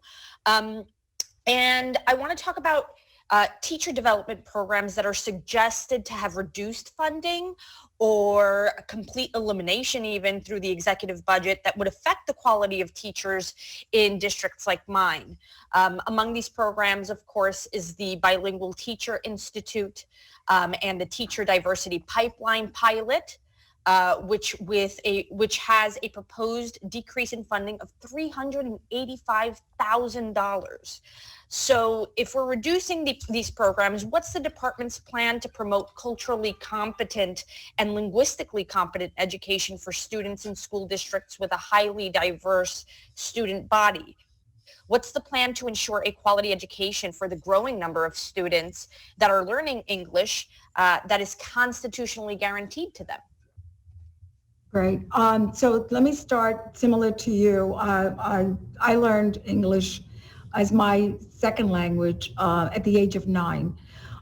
So I am extremely similar to special ed. I'm extremely focused on the language acquisition issue, and so is our board. We obviously have the Arburns. We continue to advocate for funding to ensure that really teachers become teachers of not only teaching all children, but also understanding the plight, both from a culturally responsive, linguistically responsive ways of working in classrooms and understanding how to work with students to acquire the language.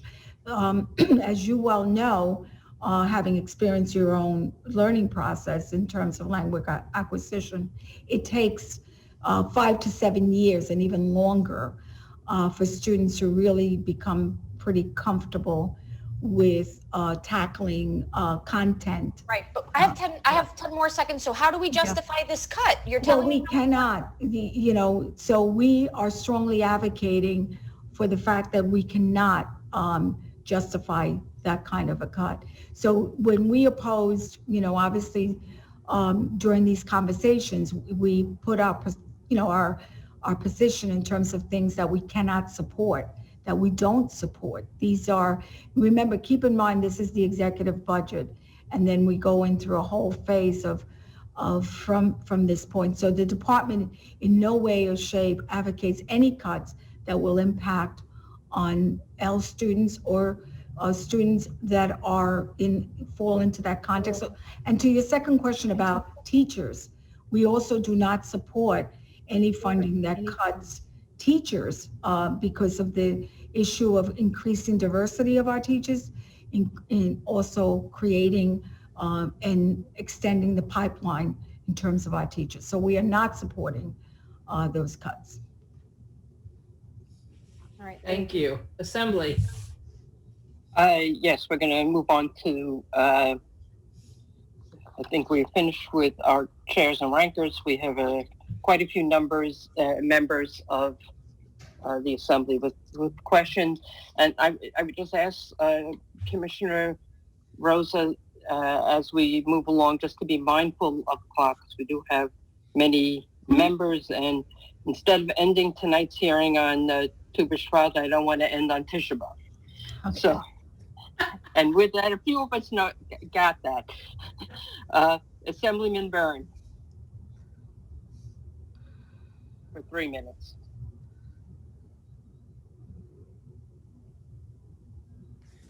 Thank you, Chairwoman, and thank you, Commissioner.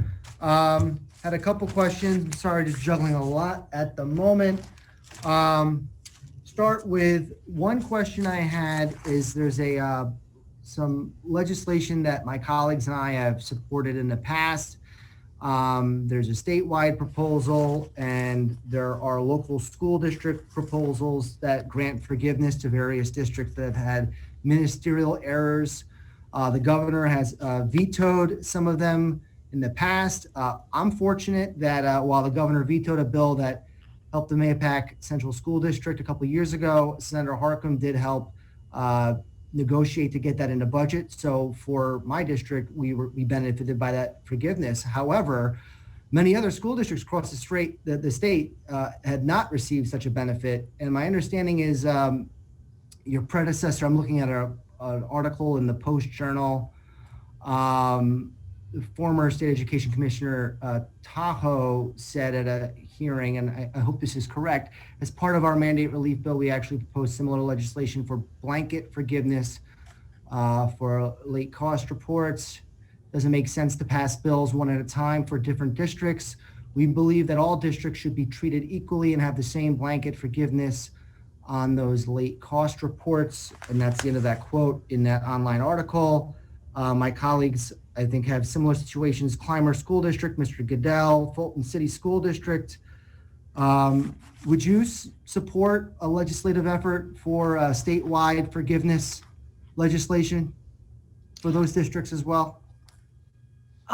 Yes, the answer is yes. And I'm going to turn Phyllis and for the rationale. Go ahead. Yes, absolutely. So in our region's legislative proposals, we have a mandate relief package. And one of the proposals in that package is to forgive penalties associated with the late filing of final cost reports for all school district construction projects that were approved by the commissioner prior to July 1st, 2011. So yes, as a department and as the Board of Regents, we do support that. Thank you. That's important because I know, again, while the folks I represent, I live in a MAPAC school district. So as a taxpayer, I appreciate that forgiveness. I also know my neighbors have a heart and feel for many of the other taxpayers across the state that are going through similar circumstances. And I'd like to see my colleagues from both political parties and both conferences have that same benefit.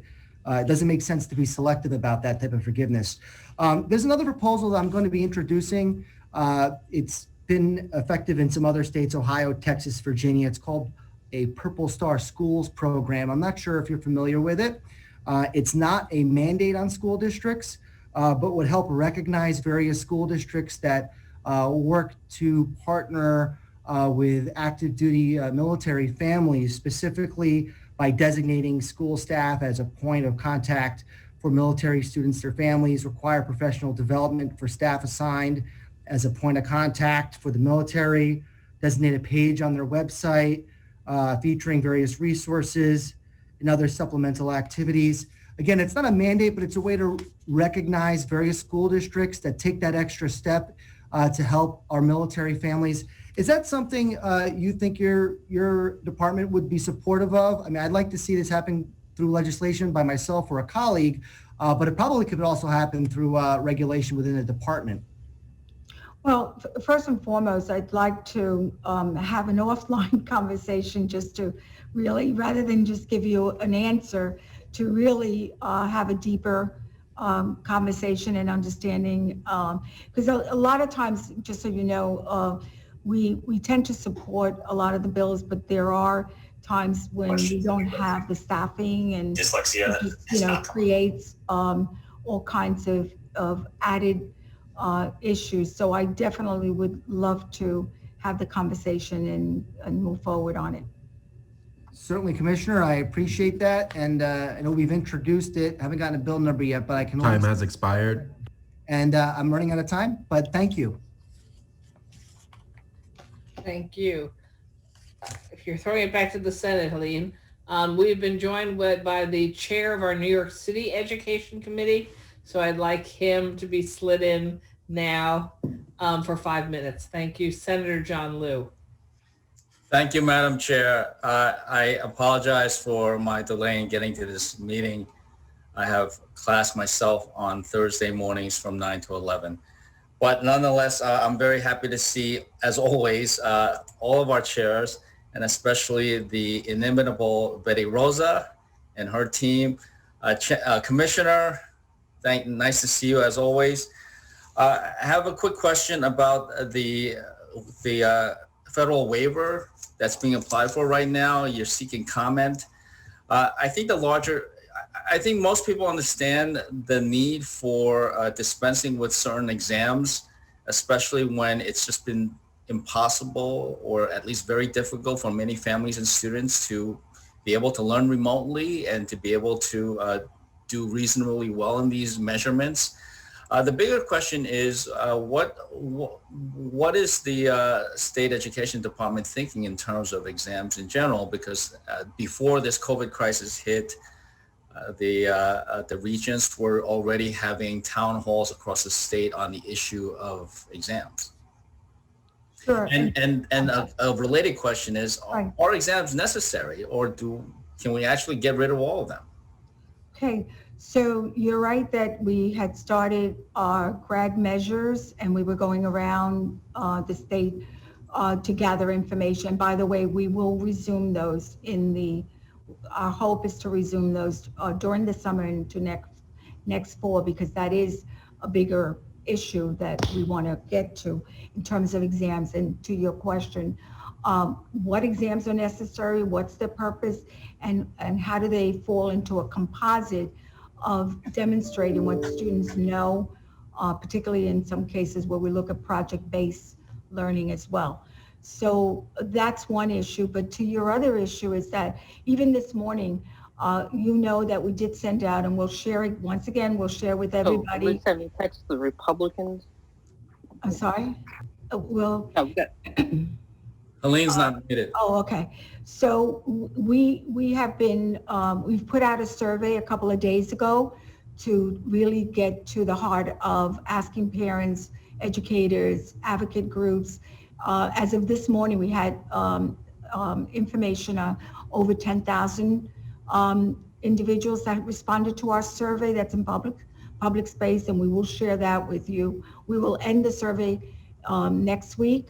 And it's asking these specific questions about the exams and their positions on the test, because that's required by the feds when we do ask a waiver, our request for the waiver. So that information of the survey we will share with you and others.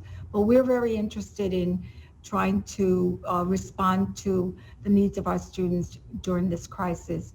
And obviously, you know that the testing issue, instruction has been uneven, and that the testing will be very challenging and difficult, both for 3 to 8 and potentially the Regents exams as well. Yeah, I mean, thank you, Commissioner Rosa.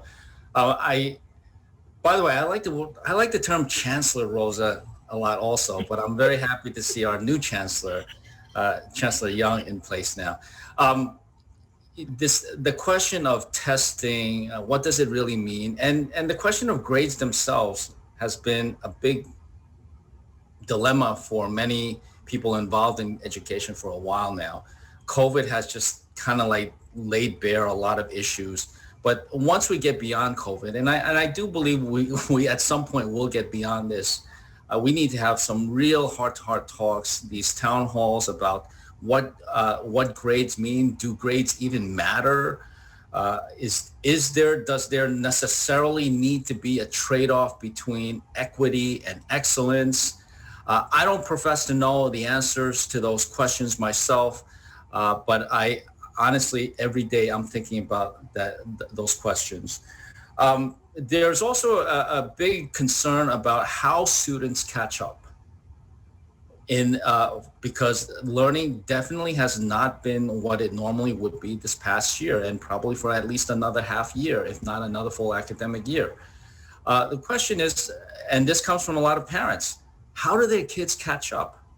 And then I, as an instructor myself, it's hard to catch up. It's almost like we're leaving behind. I don't want to say leave behind, but every single grade has been affected, from pre-kindergarten all the way through to high school and college and graduate school. One entire year of learning so far is not the same as the amount of learning that would have been achieved in previous years. So do we really just proceed as best as we can, or is there going to be some kind of effort to catch up for what may have been lost this past year?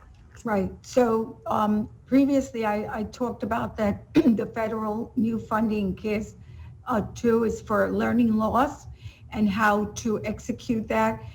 During this process, the extended learning platform, we've examined and we continue to use it as a way of informing how we will proceed to close the learning loss gap, which we will have a learning loss gap. But I think that the process has helped us think about learning not as a defined, confined process, but rather an expanded opportunity. So I think that's a good thing as a result of using different modalities and ways of expanding that learning. So our hope is to take those lessons learned that we are capturing through this process, and in the post-pandemic, use those opportunities to hopefully fill the gaps. And because there are in some areas, as you know, mathematics and other areas, you have to fill those gaps because it informs the next, the instruction at the next level. But we have to use different creative, innovative ways of filling those gaps for students. Yeah. Yeah. Thank you. I'm just concerned about how those gaps can be filled, just because, if we had a situation where, like, for example, one grade was not able to achieve what they normally would be able to achieve, but all the other grades were intact, then there's a gap. But when that gap exists for like every single grade, how could we ever catch up? I don't know the answer to that, but it's going to be an issue that we have to explore. Absolutely. In my remaining couple of minutes, I would like to talk about New York City schools in particular. Mayor de Blasio was very proud to point out that New York City schools were the only major school district in the entire country, certainly from the beginning, to open up to in-person learning. And, that, in my opinion, was probably rushed at the expense of a lot of remote learning, which all students in New York City were still subject to and continue to be.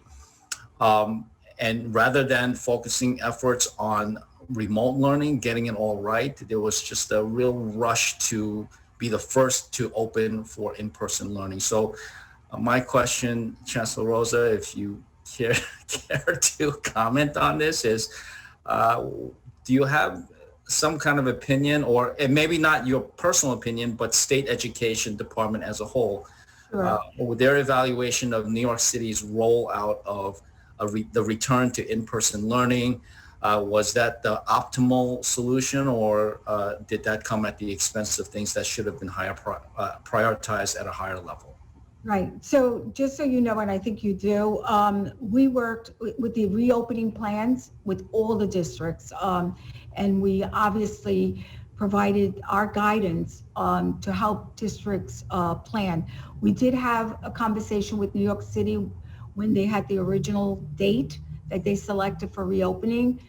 We did engage them in making sure that they extended that day, and I remember like it was yesterday, to September 21st, because we felt that they needed to do a lot of pre-work, getting ready for the reopening process. We did encourage New York City to even think about possibly the beginning of October at the time.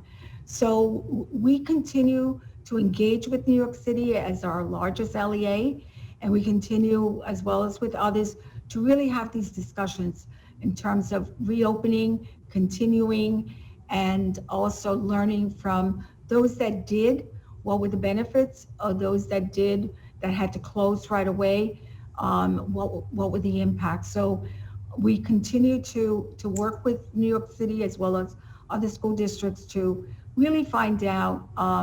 It wasn't about who started the race and who finished first, but what. Do you want to give them a grade? Do I? A, B, C, or otherwise? Let me. Okay, I won't push that. My last comment, because I've run out of time, is that I don't want there to be any loss, anything lost on the fact that I firmly believe you need more money, specifically $4 billion more. And we need to get the Campaign for Fiscal Equity and the court decision finally fulfilled. Governor Cuomo is wrong in saying that that's been resolved. It's not been resolved. It's a debt that we owe to the students of New York State. Thank you so much for your efforts, Commissioner, and for all of SCD's efforts. Thank you. Thank you, Madam. Assembly. We go to Assemblyman Riley now.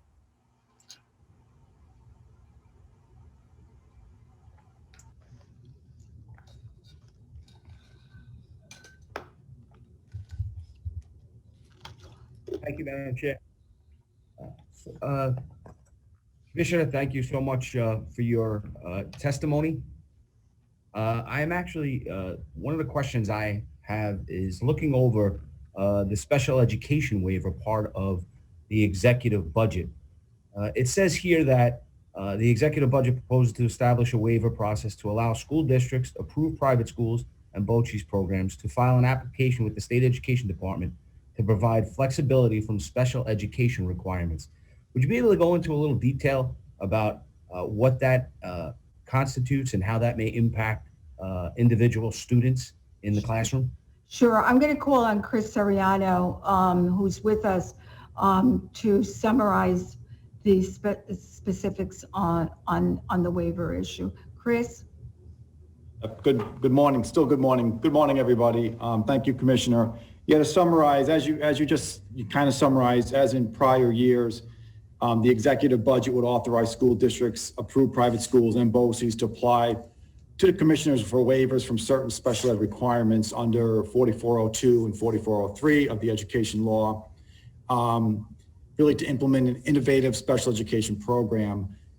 As from the State Education Department, it would be preferable for SED to review the flexibility relating to the New York State special education statutory requirements in a more comprehensive manner versus on a case-by-case basis as being proposed. And if there's merit to changing something for a district, it's something, changing a legal requirement, that's a statute we would want to consider to amend to allow all schools to benefit.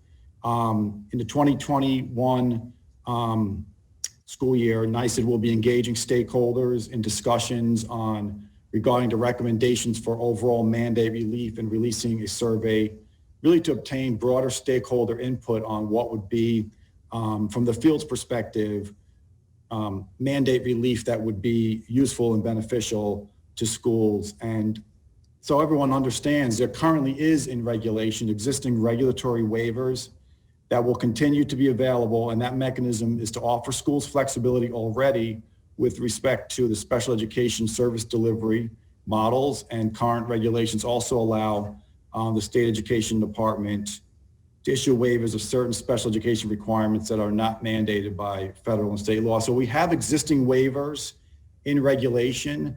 So this particular one would expand it, would be very broad and sweeping.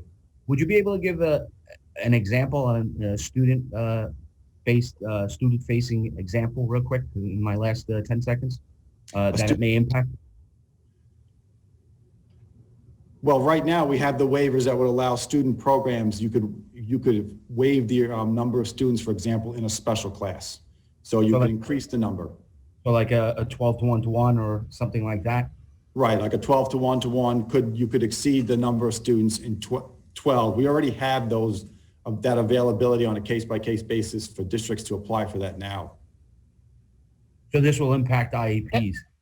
Okay, thank you so much. Thank you. We're going to move on to the Senate. We have many members. Thank you. Senator Brad Hoylman. Thank you, Madam Chair. Good morning, Commissioner. One of the issues that I think a lot of us are concerned about, especially those who have kids right now, and we see it in living color, is the mental health of our kids amid the pandemic. And I'm sure you saw the heartbreaking news story recently about the spate of student suicides in Clark County, Las Vegas, Nevada school district. What is the state doing to address the mental health needs of school-age children during the pandemic? Sure. So we've had several workshops. We've had several in our guidance.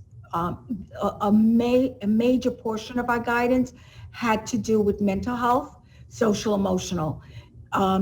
Looking at the signs, we've done some workshops with our sister agencies around this issue of identifying, recognizing the signs, supporting, because even with remote, just to be vigilant on those issues, but continue to support as our children are feeling the isolation, the trauma, the lack of connectedness.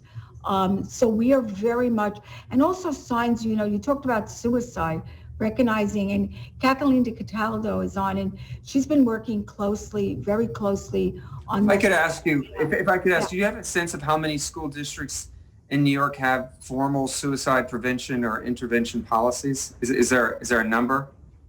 Well, all of our schools are required to have policies. And as a former superintendent, I can tell you that the issue of whether it's suicide or the issues of working on the social emotional component and the signs and recognizing is a requirement by districts. And that's something that's really, even pre-pandemic was critical. During this pandemic and post-pandemic is going to be exceedingly, which is why we ask for investments in the area of social. So is there a model policy from SED for school districts? Yeah, I'm going to turn to Kathleen because we do have, Kathleen DiCataldo, we do have a great deal of work around this specific area. Kathleen? Yes, so Commissioner, we are actually working with the Office of Mental Health, the State Office of Mental Health, on a model policy as we speak. So that is in process. Right now, it's not, we don't have a model policy, but districts are required as part of their emergency response building plan. They're supposed to have policies in place now with regard to crisis intervention and suicide prevention. Thank you. I just wanted to note that I carry a bill with Assemblymember O'Donnell to require schools to have those policies and that SED create a model policy. So maybe you'll beat us to it first. Thank you so much.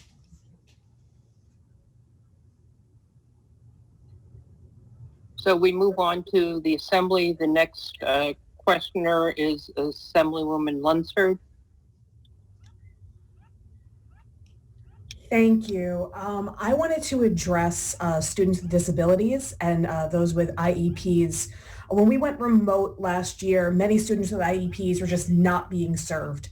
So I'd like you to speak to what we're doing in the coming year to help address not just the current IEPs that are in place, but also helping those students catch up from the skills that deteriorated off of last year. Sure. So again, before I turn it to Chris, because I know time is of essence, just so you know that that's a population that we were very clear, even in our statewide guidance, to make sure that we supported the in-person, because we know a lot of those children need. And in my own school visits that I did up here in Troy and other places, children were in fact brought in as a priority. But at the same time, when you had to close the schools and go remote, there were many, many challenges. And those challenges we've been dissecting, we've been looking at it in ways of how we can respond to those, not only instructional, because they're not all instructional. Some of them are OT, PT, speech, all kinds of services that, as you know, are on the IEP. Chris, if you want to add anything else too? Yes, thank you, Commissioner. And quickly, recognition of time. The Commissioner is absolutely correct. When we look at, we have to prioritize in-person instruction, and that has been our message for students with disabilities when possible. And looking at, since the school closure period and into the reopening this school year, we have been stressing the point of progress monitoring, the progress students with disabilities are making towards their IEP goals and within their curriculum, and keeping track of that, because we know that this population of students, very vulnerable, really was impacted when we shifted to remote instruction, and we have to keep track of that regression and skill loss so that when we are able to maximize and return to normal in-person instruction, we know the regression measure that each student individually, case by case, is at the school level, and they are able to then look at what additional services as well as what compensatory services are going to be necessary to make up for that learning gap. And it's critically important that right now, if the student, when the district switches between manners, let's say they're in person, but they need to go to hybrid or remote, that they are going back to the CSE for those students that struggle in the different changes in manners, to really look at the IEP and figure out ways to, when that manner switches, what would be the plan for that student when that happens, to ensure that the level of services necessary to assist them to assist them in the different manners is appropriate. So because some students just can't make that shift, particularly with students with disabilities. Thank you. And thank you, Commissioner, for stepping up during this difficult time. And thank you, Mr. Soriano. Thank you. Thank you. To the Senate now. Thank you. Senator Pete Harkam. Thank you, Madam Chair. And thank you, Commissioner, for being here with your team. Since my time is short, I want to get back to special acts, which you visited very briefly in earlier testimony. I have a specific question and then a broader question. The specific question is that our special act schools are severely capped on their indirect expenses. They've had to assume a large amount of indirect expenses in dealing with the COVID pandemic. Are there measures in place that will allow the lifting of that cap or additional funding for those indirect expenses?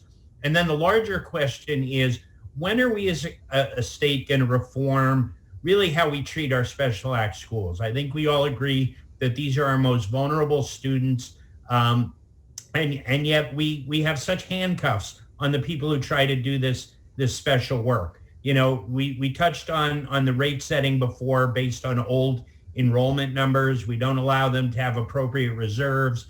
We put handcuffs on the way they do capital projects. They don't have the same kind of property tax support.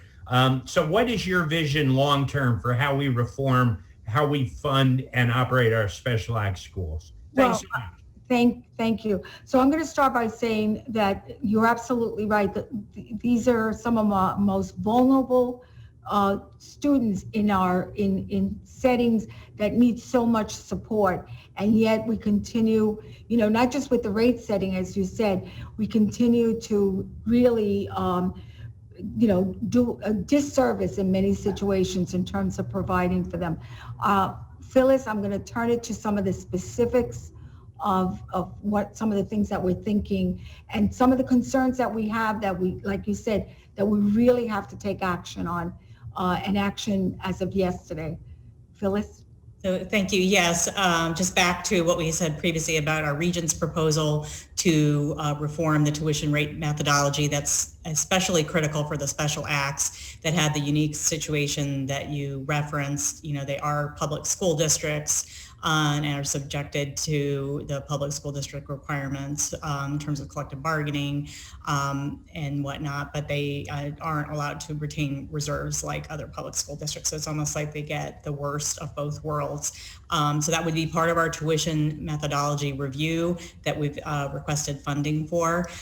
In terms of the question about the indirect direct cost screen in the tuition methodology, that is something that once we see the data for the 1920 and the 2021 school year, we'll be able to make a more informed recommendation as to how we would like to proceed with a recommendation to the Division of Budget for the treatment of those costs. We do recognize, and we are trying to the extent possible to have pandemic-related expenses, legitimate, unnecessary expenses such as masks, PPE, sanitation, things like that, counted as a direct care cost to avoid that very issue that you raised. So thank you. All right. Thank you both very much. And when you do your review, I just appreciate if you also include the issue of reserves and the issue of capital projects. Thanks so much. Yes, thank you. Thank you. And I know that we're all interested in that, so if you can make sure to get that to both Helene and myself also, we'll distribute. Thank you. Thank you. We go to Assemblywoman Buttonshaw. Thank you to the chairs for hosting today, and thank you, Commissioner, for your outstanding testimony. I represent the Mohawk Valley and have heard from many in my area. The questions that I address is first the federal aid. I am confirming that you do not support that the aid be supplanted in the state aid.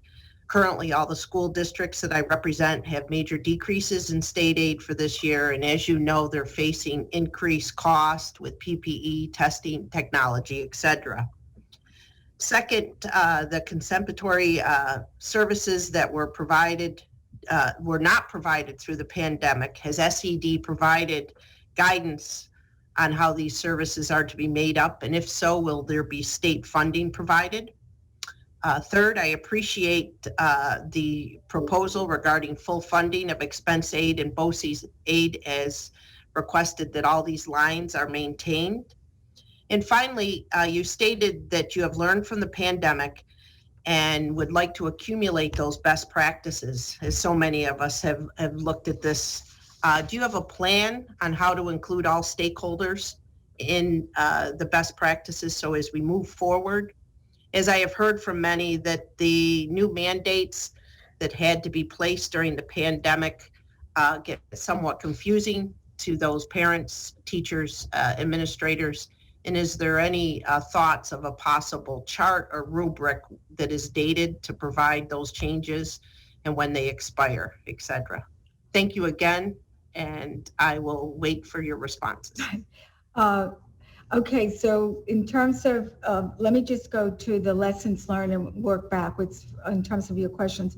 Lessons learned, we've started a process to try to gather some information from our stakeholders. Obviously, you know that last year with the reopening, we did do the task force, and we had internal conversations with various communities sharing, and our plans is to really do something very similar, so that at the end of the day, we come out with a report that really helps us, look at in a much more comprehensive kind of way, everything we experience in, from the social emotional to, even from some of the lessons that turned out to be positive and some of the lessons that we can take and move forward on. So our goal right now is to, and we've told many of our stakeholders to just really keep their own information so that we can start to gather that, and then create almost town hall kinds of conversations to gather that information. Because it's the town hall meetings are going to help in terms of various communities and the reflection of various communities, just like we did with the task force. We had, architects as part of those conversations. We had different individuals from different places that have had the impact and have experienced it, so that we can create almost this mega composite of that. In terms of your other questions, Phyllis, I'm going to turn back to you in terms of the finances. Some of the very briefly, if you can. Okay. No, just we are aware that there are 157 districts that have a negative amount on their state aid runs, which is what I believe you were referencing.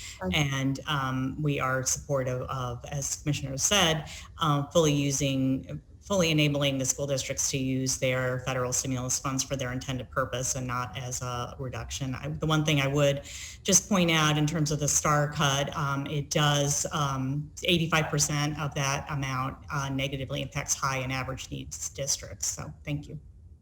Thank you. Now to the Senate. Sorry. Our new Senator Elijah Reichman Melnick. Hi, good morning, Commissioner Rosa. Thank you very much. So I represent the East Ramapo School District, which serves over 9,000 public school students and provides mandated services and transportation to the almost 28,000 non-public students living within the district. So I firstly want to thank you and your staff for the work you have done to assist public school kids in this district. I am incredibly concerned, though, about the level of state support for East Ramapo. As you know, the current budget was approved with a pandemic adjustment that removes state support from each district, equaling the CARES Act allocation received by that district. And after the budget was passed in April, the Federal Department of Ed issued rules that require public school districts to send funds to eligible non-public schools based on Title I Part A allocations. And so what this means for East Ramapo is that of the over $22 million serving the over 38,000 students, the district needs to send over $15 million of the CARES Act allocation to support the non-public schools, to the detriment of the public school students, since the state has removed resources.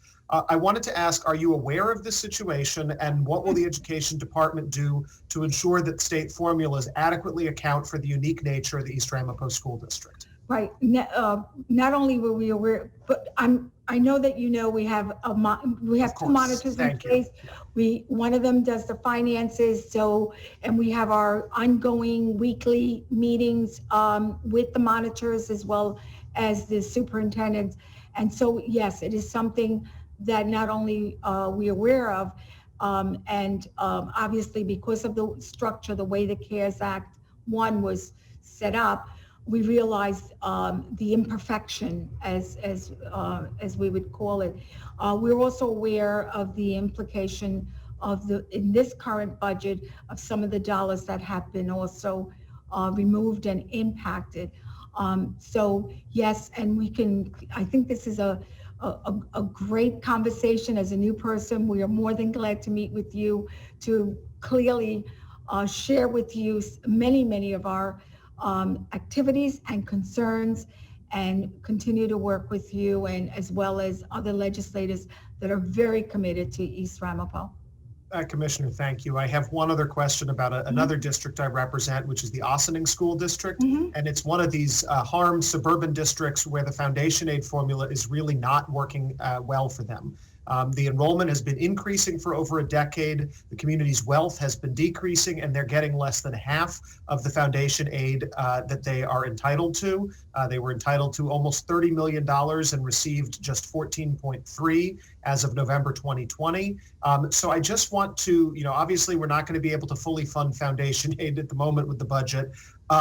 What can we do that's going to address the inequity for a district like Ossining that persistently is receiving less than half or less of what they're entitled to? Sure, and very quickly again, this is one that I am more than glad to meet with you, because 2 years ago, the Ossining superintendent did reach out to me in my chancellor role. And as Phyllis would know, and Brian at the time, I did advance this conversation, and we did address some of these issues, but it is a much more complicated response to this. Understood. And again, glad to meet with you on it, because I'm aware of it in terms of the increase in English language learners and the increase in poverty and the increase, and again, it is one of those districts that I'm concerned about. From even 2 years ago, we continue to see how the formula does hurt the district.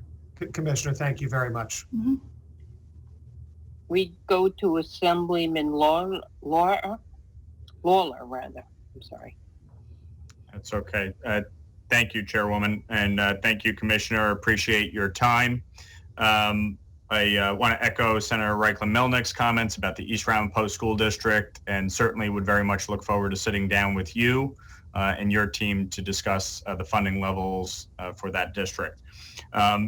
Two quick comments. Thank you for your comment on students with disabilities and in-person learning, as well as we had reached out to you a while back on the issue of getting children back into sports. So appreciate your support in that and getting the Department of Health and the governor's administration to issue guidance on that. Two quick points. Rockland County, we pay the second highest property taxes in America, only behind Westchester. It's primarily driven by school taxes. For many, many years, Rockland and Westchester have been shortchanged by the broken state school aid formula, which treats our labor costs like upstate New York schools as opposed to Long Island and New York City. I've put legislation in to change the regional cost index to appropriately reflect the fact that our school districts do have high labor costs here in Rockland and also in Westchester. I just want to know, do you support changing the regional cost index so that Rockland County schools are not being shortchanged? Okay, I'm going to turn this over to Felix, but I am aware, as somebody who also, just so you know, I have a condo in New York City and a house in Rockland County. So, Phyllis? So what I would say to that is that in last year's region state aid proposal, we did advance a request for $1.2 million in funding for the department to look at the different aid formulas, specifically foundation aid, but also other aid formulas as well. And I think we really would need to engage in that work. and really do scuba dive, a deep dive, because all of the aid formulas work together to result in the net aid amount for a district. So to just single out one particular aid formula without looking at everything in totality, I wouldn't be able to give you an answer right this minute, but again, we are open and willing to do that work with the proper resources. Okay, well, I appreciate that and very much want to work with you on that. I think when you look at the labor coefficient within the regional cost index, it's very clear that Rockland and Westchester are shortchanged. Second question, separate and apart from the federal aid that is offsetting the state cuts to school aid, can you explain why 5 out of 6 of the school districts in my assembly district and why 7 out of the 8 school districts in Rockland County have a reduction in state school aid in the governor's school aid runs? Phyllis? Yep, so as I mentioned before, there are 157 districts with negative amounts on their school aid runs. That is a combination of the way in which the executive budget implements the STAR reduction, the expense-based aid consolidation, block grant reduction, and just normal fluctuations, year-to-year fluctuations in expense-based aids. So the STAR reduction does, as I mentioned previously, it's a $1.35 billion hit for our districts. It does impose a permanent cut going forward. The reduction is the lesser of the district's federal stimulus allocation or the STAR payments the district would otherwise receive under current law. And because the federal stimulus dollars, the bulk of them are required by federal law to be allocated to districts based on the Title I Part A formula, higher need districts will receive a greater proportion of stimulus funds and therefore have a greater proportion of the STAR reduction. Thank you. If I could just finish with Rockland County schools are projected to be cut by 6.7 million. So I would just ask you to really look at that and see what can be done to make sure that Rockland County schools are made whole. Thank you. Go now to the Senate. Thank you. Our last senator, as far as I know right now, Tom O'Mara, ranker for finance. Thank you, Senator, and thank you, Commissioner, for being with us today. I have a question with regards to the proposed mobile sports betting and the revenue expected to be generated from that. First of all, how much, if any, revenue from that is currently in this education portion of the budget? And what is your understanding of the dedication of the revenue from mobile sports betting going forward to be solely for education? And whether or not that additional money is just going to supplant current state spending and dedication to the education funding, or whether this will be in addition to what we've been spending on education. Phyllis?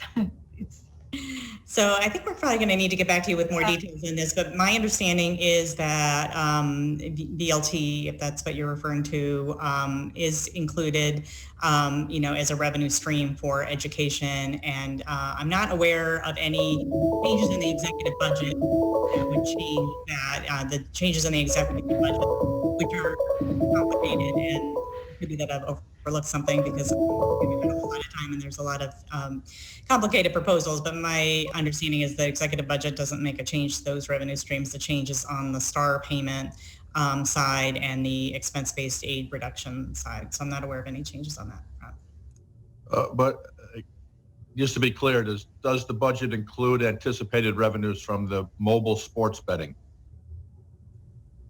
It includes VLT revenue. So I'm not sure if we're talking about the same thing. I'm sorry. And we're happy to take this back and get back to you with more details. Yes, if you could, please, that'd be great. And I would request from our chairs of our overall budget hearings that we request, because I don't see on the list today anybody from the executives gaming and wagering board to give us real information on what's anticipated from mobile sports betting, how that's going to be impacting our education budget, and the real dedication of these additional funds towards education and not just supplanting our regular state aid. If our chairs could make a note of that. Senator, I would just say that the revenue at our tax hearing, you'll be able to, we'll have governor's representative and we can talk about that issue. Okay, That was Great. intended. Thank you. great. Thank you. I hope they specifically come prepared to talk about mobile sports betting as well. So thank you.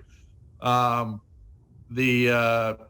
it's my understanding on your prior answers that the VLT funding is not the same as mobile sports betting funding that will come. So we should keep an eye on that. Secondly, our Republican conference reading of the budget shows that there is roughly a 1,452 increase per student for New York City students, yet only a $464 increase on per student spending throughout the rest of the state. Can you explain that discrepancy and how there can be that much, 3 times as much going to the New York City per students than the rest of the state? Commissioner, would you let me to? No, go ahead. Phyllis. You can go. So we can take a look at the details, but I think from what I understand, the difference is the amount of federal stimulus funding because the executive budget would program the new over $4 billion in federal CARES Act 2 stimulus funding as part of the school aid runs. New York City, because those funds are largely allocated based on the Title I Part A formula, New York City's share of those funds is quite high. They are due to receive about over $2.1 billion of that amount. So that is, we can get into more of the details on that, but that is my initial thought on that. Okay, if you could address the stimulus funding, since that plays into that apparently. All this extra federal money coming in, yet the state is reducing its funding towards education. When this funding stream of federal stimulus dollars ends over the next 2 years, what's going to prevent a giant sucking sound of our education budget in the state to avoid a gap elimination adjustment as we saw a decade ago? And that's exactly, we've had this has been in both in my presentation and in the previous conversations. That is a mega concern, to use these one-time shot, dollars, and yet reduce what we know will be recurring conditions. Is going to have, you're absolutely right, it's going to have a real devastating effect in terms of our education, in terms of our budget. And that's a major concern that we have, and how we've responded to the current executive budget. Okay, thank you. Chairwoman, I will want a brief second round, if you can put me on the list to go around again. Or I could do it now, whatever you prefer. You were our last, but we would need to wait till an assembly member goes first. Fine. Thank you. Okay, we go to for 3 minutes, Assemblyman Epstein.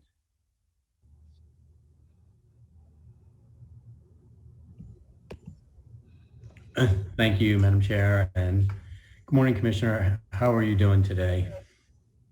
Good, it's good seeing you. I want to thank you first on the waiver you submitted for testing. I think as we know, these are really tough times to do standardized testing, so I appreciate you moving forward with the waiver. What is your expectation of getting that waiver approved? Well, we're still in the process, as you know. We've put out the requirement in terms of the survey, and we're hoping to submit, and then we have no clue when the feds will give us a response. We're hopeful because we did create a timeline for our assessment, and as you know, there are financial implications as we move forward in terms of printing and things that we have to do to support not only our 3 to 8, but also our Regents exams. So there are financial considerations in this process, which is why we're doing this as quickly as we can, and we're hopeful that in the new administration we will get we will get a response as quickly as possible, so that again we can plan accordingly and that we don't incur some of these other financial situations that are connected to assessment. Well, if there's anything our offices can do, I'm happy to be a support and to help if there's letters or anything, we'd be happy to do. We're happy to reach out to you. Great. And just on the TSI, CSI school issue, something we've talked about numerous times at this point, I'm wondering now that the testing is still off, and I want to give some reprieve to some of these schools that are on this regimen, but there's no new data. This is now going to be potentially 2 years of testing that won't happen, and we're kind of under the thumb a little. I was wondering if there's a way that we can follow up about that as well, longer than my 1 minute that I have left now. Sure. So very quickly, our last conversation generated some really good energy, and really helped us. You got us to a really good place in terms of really looking at our information with Jason and with Dr. Wilkins. And guess what? We are strongly considering the whole issue of, particularly schools that were right at that edge and would have met their target.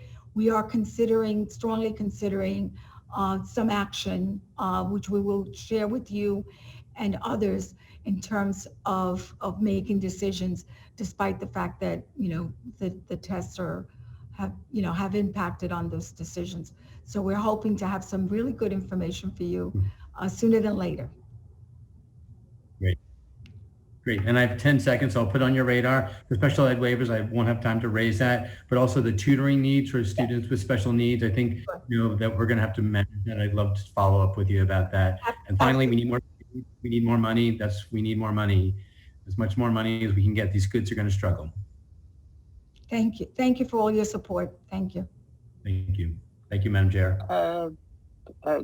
Thank you. We're going back to the Senate. We're in a unique situation of having many assembly members and not that many senators want to ask questions. So, I think Senator O'Mara, the ranker on Ways and Means. Yes, thank you. And thank you, because in fact, we had agreed no seconds today, but I had already just verbally said yes to Senator O'Mara. So I appreciate the opportunity. All right, I'd forgotten that. So thank you. I just want to echo the comments of many prior speakers on local control and as much flexibility as can be given there, because our districts are vastly different, even across upstate from the types of districts we have. But a real strong issue for me has been the career and technical education for our students in schools, and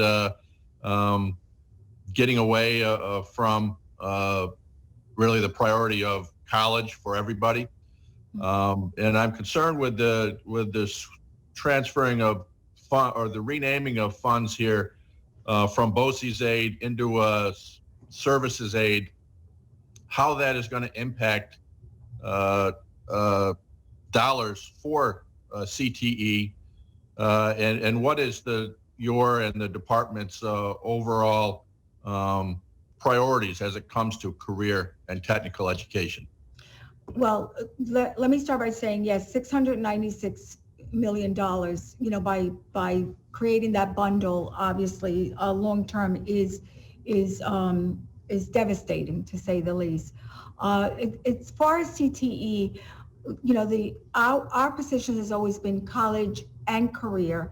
And career, we know many of our children, particularly students that are focused on and are part of our CTE programs, really this is their future. This is an investment for them. So we are exceedingly focused on our CTE programs and the importance of our CTE programs, and really truly committing financially, as well as expanding and making sure that we continue to support our CTE, CTE, P-TECH, all of the programs that we know our students need beyond the traditional programs.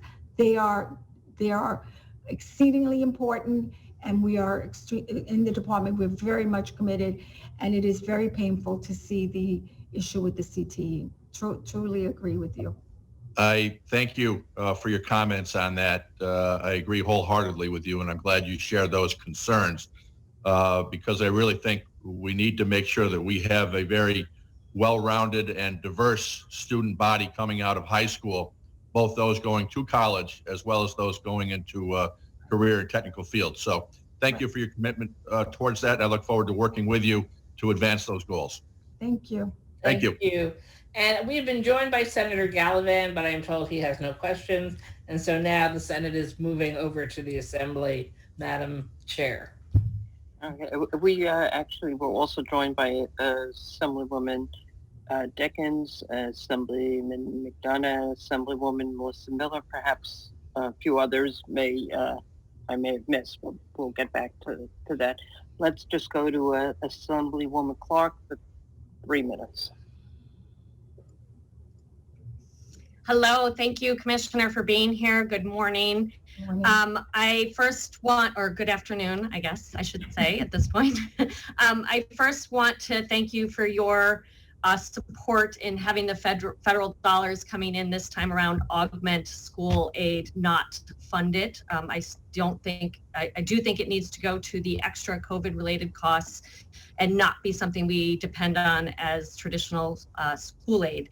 I also want to thank you for your commitment to doing a deep dive into districts.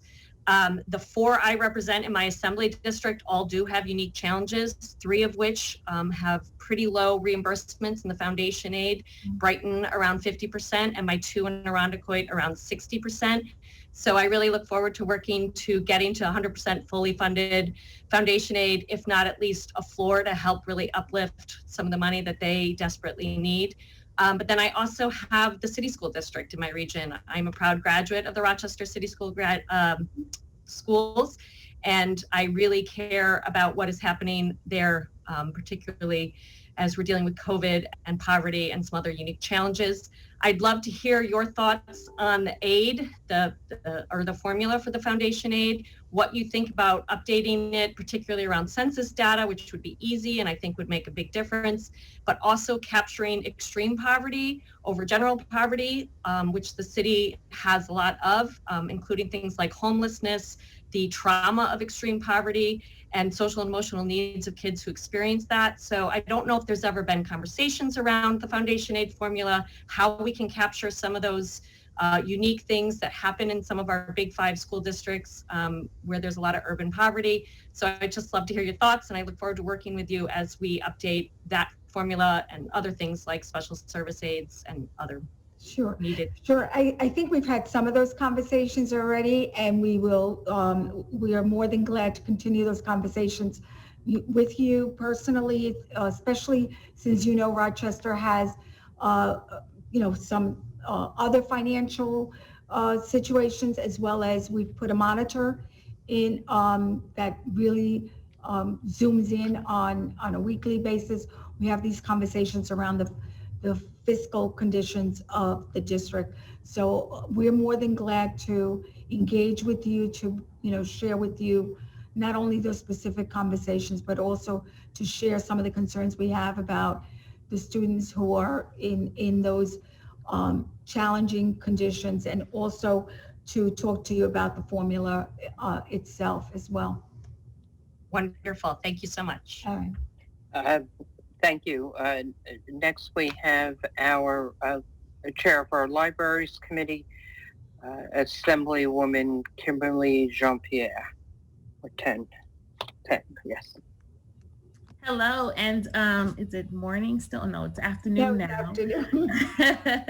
Well, good afternoon, everyone. And I want to thank all the chairs and everyone at Education, Department of Education for all they do, and to all you did in Wyandanch for your office, for our monitor that we have in Wyandanch, and to something new that we had an extensive amount of ballots for our school board elections, and we've seen record numbers of people who actually participated in school board elections this year.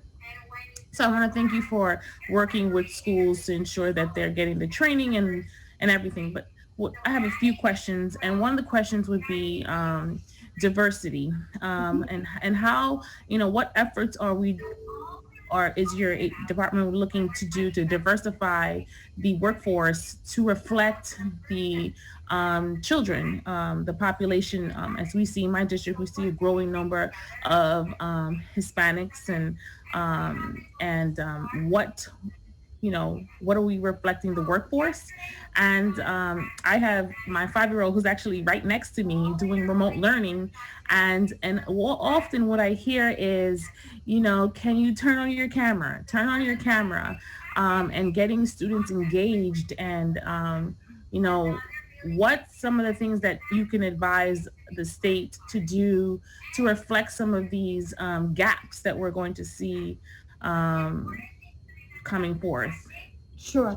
So let me start with, in the department, we have been, along with the regents have been very committed to the issue of not only diversity in terms of in the pipeline of teachers, leadership.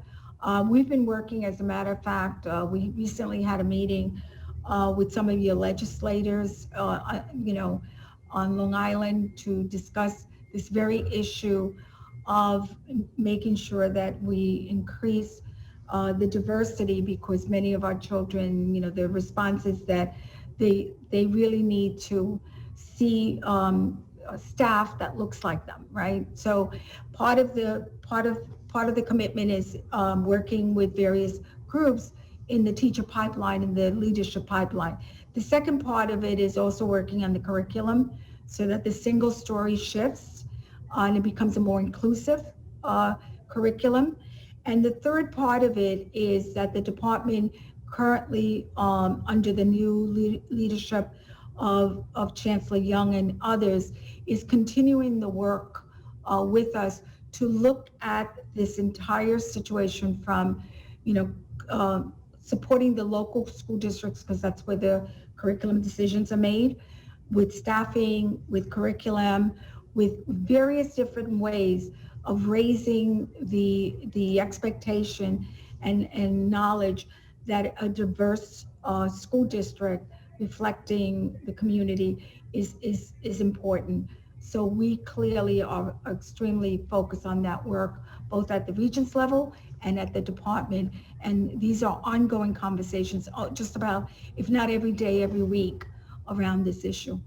So, and then to your second question quickly about the remote issue, we've been talking all morning about all the different things that we need to do with obviously our federal funding to support our students in currently and into the post-pandemic, in terms of not only remote, but also closing the gap in many of the concerns that we have in terms of learning loss for our students.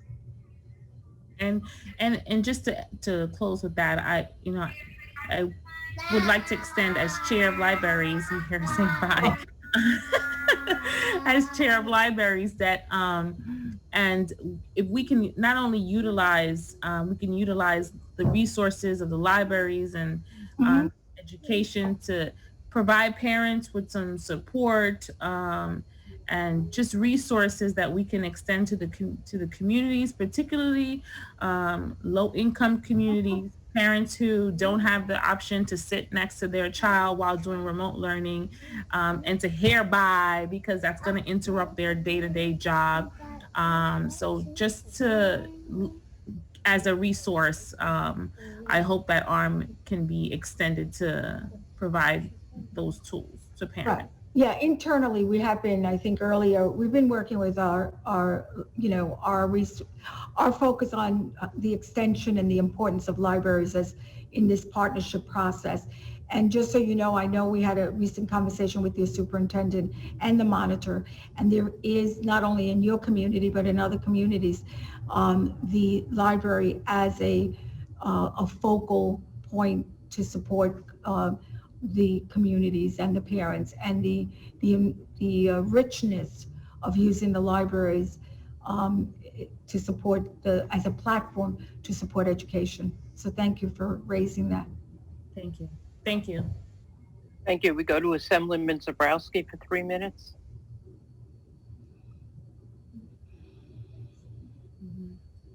Thanks, Chair, and thanks, Commissioner. Great to see you. You've been a champion for education and a partner in this, and I appreciate that. And certainly this is not your budget, so I appreciate the conversation today on how we can improve it. A few points, not to mince words, but I believe this budget is a disaster for my districts and a lot of districts across the state.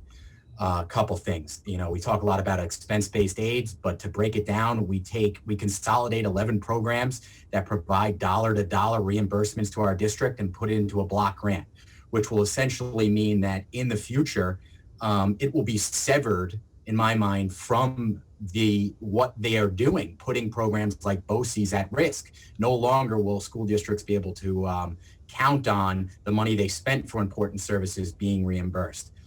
For the 5 school districts I represent are seeing cuts despite increased costs, increased need, and the federal government supplying much needed revenue. It is clawed back once again immediately from all of our school districts, resulting now in not them being kept whole, but actually seeing cuts. And the STAR funding, funding is just another insidious way, in my mind, of not only cutting school aid going forward, but also threatening the single most important property tax relief program that we have here in New York State. My question would be, I noticed, and when you're trying to compare last year to this year, that the STAR funding, because it was included in this year's run, had to be sort of backfilled into last year's run. It was never there last year, but it's there this year. And is that not, does that not show the disconnect between including a property tax relief program otherwise in a school aid funding program, a property tax relief program, which has nothing to do with providing services to the students, but provides very necessary relief to taxpayers. But you're sort of like jamming it into the school aid funding formula, which will create future cuts, threaten the program, and really has nothing to do with the money that's used to directly support students. Thank you. Right. Well, I think all of the above, yes, yes, yes, yes, yes. I mean, you have articulated everything that we have discussed internally, the long-term impacts, the short-term impacts, and more importantly, the fact that we really need to keep our districts functioning. And the only way we know how to do that is to have honest transparency and knowing that we have the investments. And I absolutely, you have been a champion for your districts as we continue, our conversations. And clearly this is one that we really need to, on all different levels, address in terms of the finances and the fact that many of these issues are in many ways being, the story's being told one way, and we have to sort through it to make sure that there's a complete understanding of the future impact, the current, but the future impact of these decisions. So I thank you for your advocacy. Thanks, Commissioner. I'll be there with you. Thank you, Commissioner. Assemblyman Otis. Madam Chair? Yes. I hate to do this, but I just need a quick break. I was about to ask if we need to take a few minute break. So that's fine. Okay. Is this okay to do it now? Yeah. Okay. Why don't you do it? We still have a list. You could shut off your camera if you want, and just Yes. when you come back, Thank we will continue. Thank you. Commissioner, great to see you, and you have been a great educator in your teaching life, in your administrative life, in your chancellor life, and now in your commissioner life. So the kids of New York State are very, very lucky. But my questions, I have 2 questions that sort of relate, they're curriculum related in different ways. And one thing I'd say at the outset is very much believe that the curriculum should be decided and mapped out by the regents and not the legislature.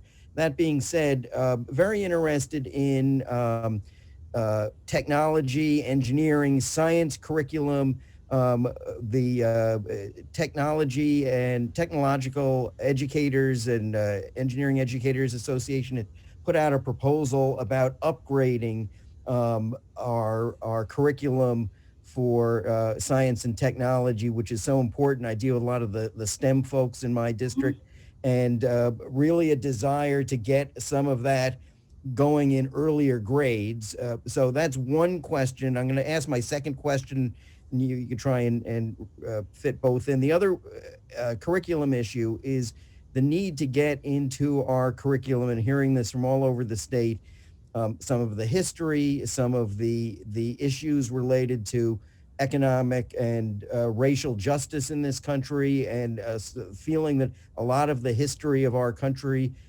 has been obscured in the curriculum, and we've de-emphasized parts of history in the curriculum anyway, with Common Core testing and stuff like that. So two different topics, and if you can give us a piece of both of those, and we can continue offline after this. But thank you, and thank you for all that you do.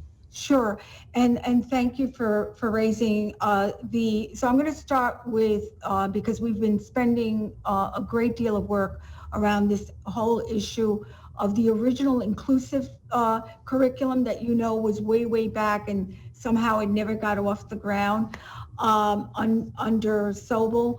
And so we have started visiting and working on the issue of curricula because of the single story concern, and because, like you said, the omission of many of the contributions by various groups.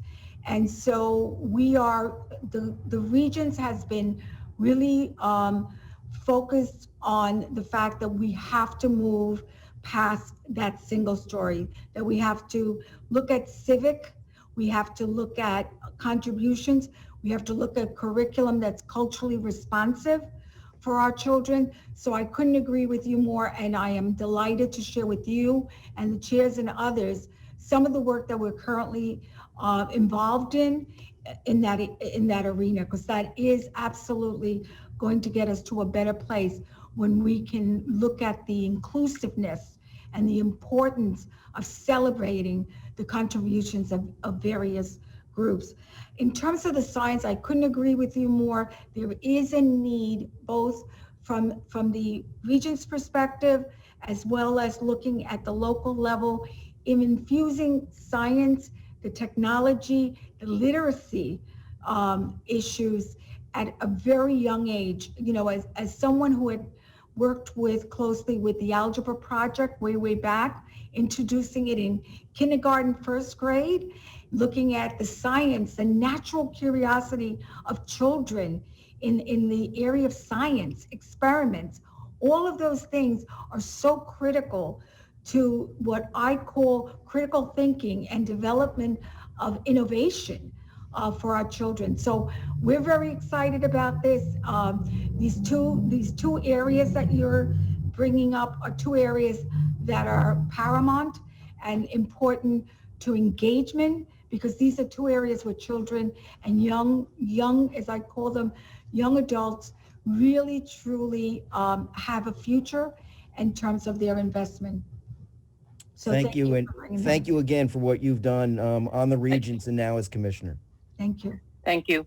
We're going to go to Melissa Miller for 3 minutes, quick question.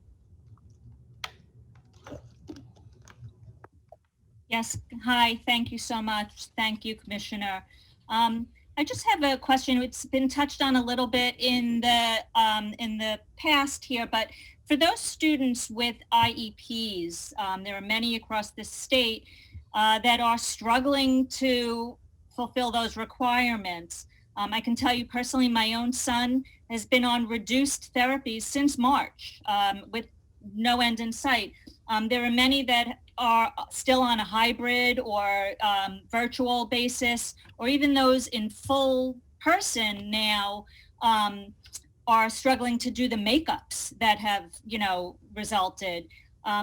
What is being, and also there's so many districts that are having to hire extra staff to try and help these children make up their missed therapies. So what is being discussed about this, and what can actually be done to help so that these students don't fall farther behind or regress?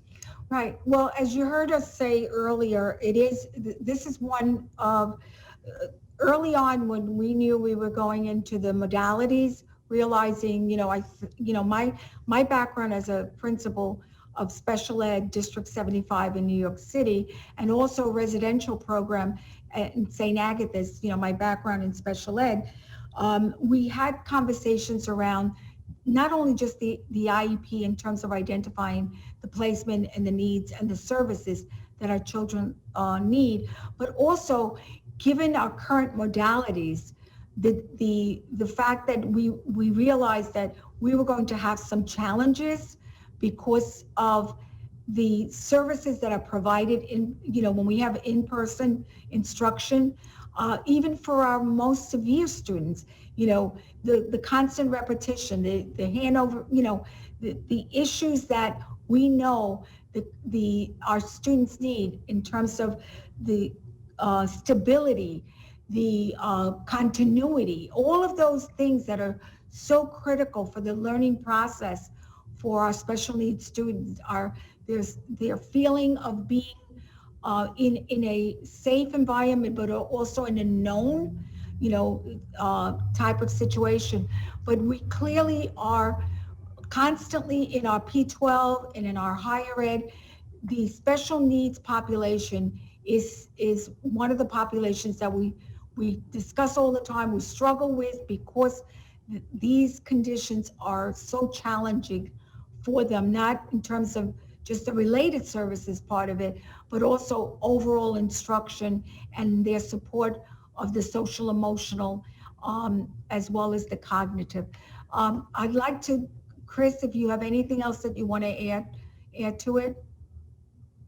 Again, I'm going to stress the fact, and I realize we're over, but the progress monitoring that needs to be occurring at the district level to ensure that there's a record of the needs of the student when we return to full in-person, or the return to normal conditions, to ensure that for the skills missed and the regression that may have occurred, there's data to show what additional services or compensatory services are going to be needed to move that student forward and make up that gap.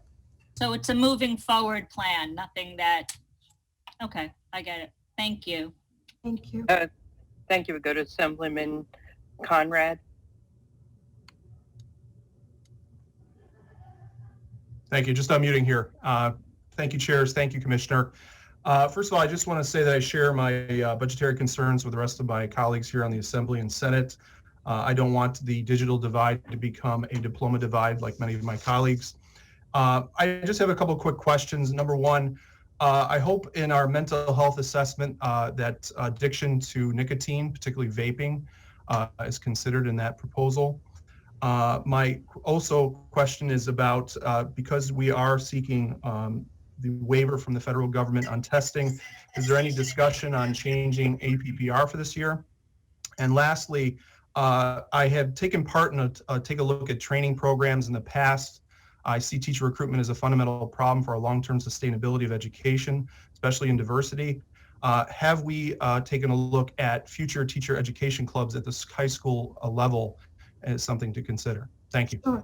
Thank you. So let me start with the teacher diversity issue. Has been a conversation ongoing, and we have partnered with various different groups and organizations, including NYSED recently has pulled together with us teacher opportunities, teachers, ways of, like you said, investing and elevating the fact that this is a noble profession, and we really want individuals to really think about entering and thinking about the profession as they think about their future.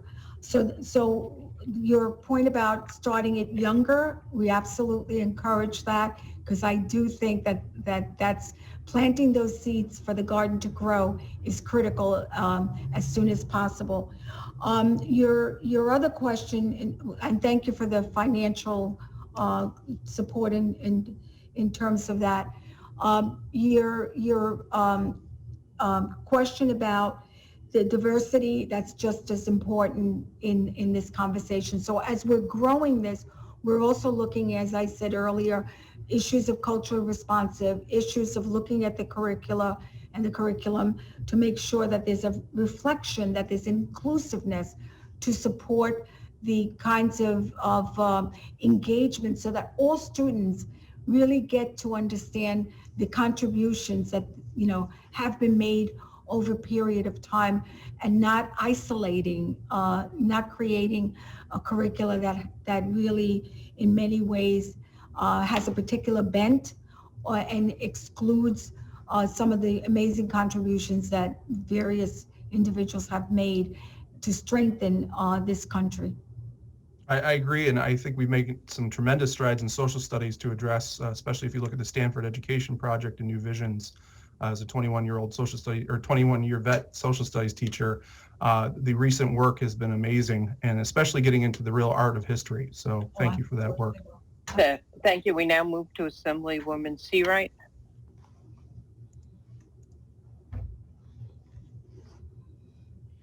Just so members are aware, the next order is going to be Seawright, Griffin, Kim, then Fahey. So people should just be standing by the computers ready to unmute themselves.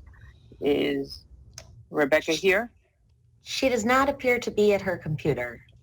Okay. Ms. Griffin. Judy, you here?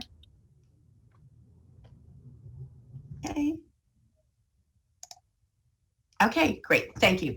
Thank you, Chairs Weinstein and Kruger, and good afternoon, Commissioner Rosa and team. I appreciate your diligence and dedication to the students of New York State. I just want to first confirm that the waiver for the exemption for the Regents, I couldn't remember if it, or hear, if did you also include a waiver for the state assessments for math and language arts for grades 1 through 8?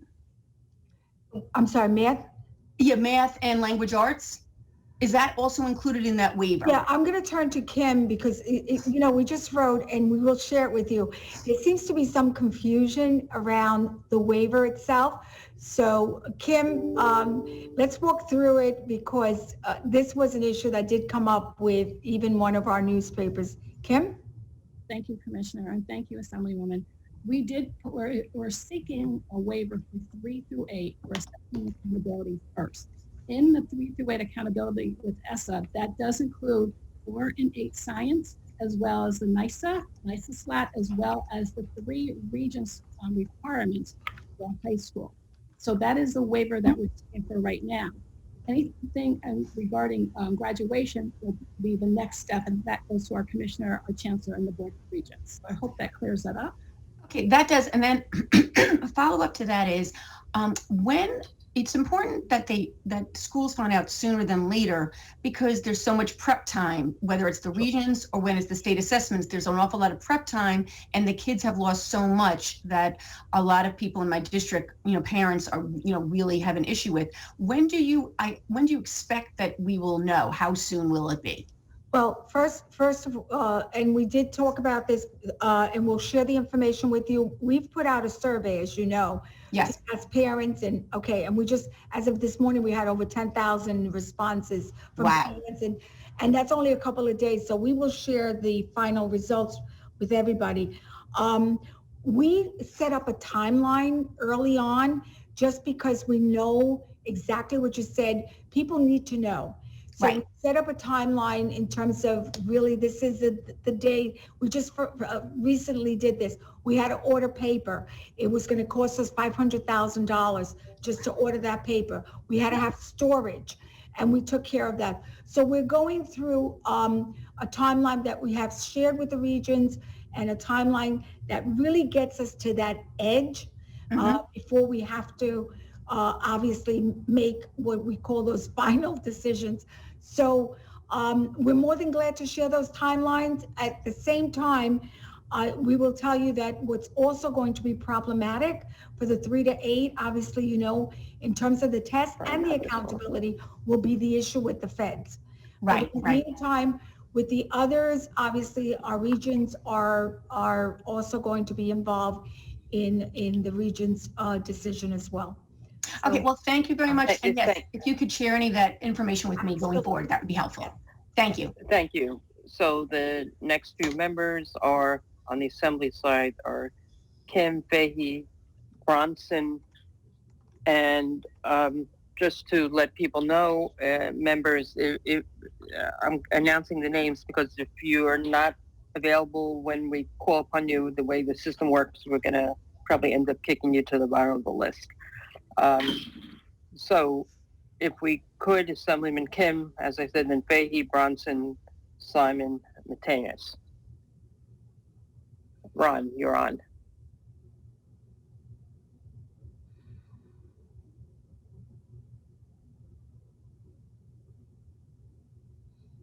Assemblyman Kim, Yeah, are you there? Ron is Okay. about to speak at a different rally. Okay.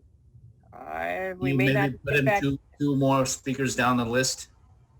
We may not get back to people because we Assemblywoman Fahey, then Bronson, Simon, Mateus.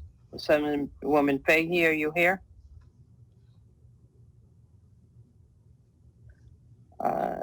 The disadvantage for the length of the hearing. Okay, Assemblyman Bronson.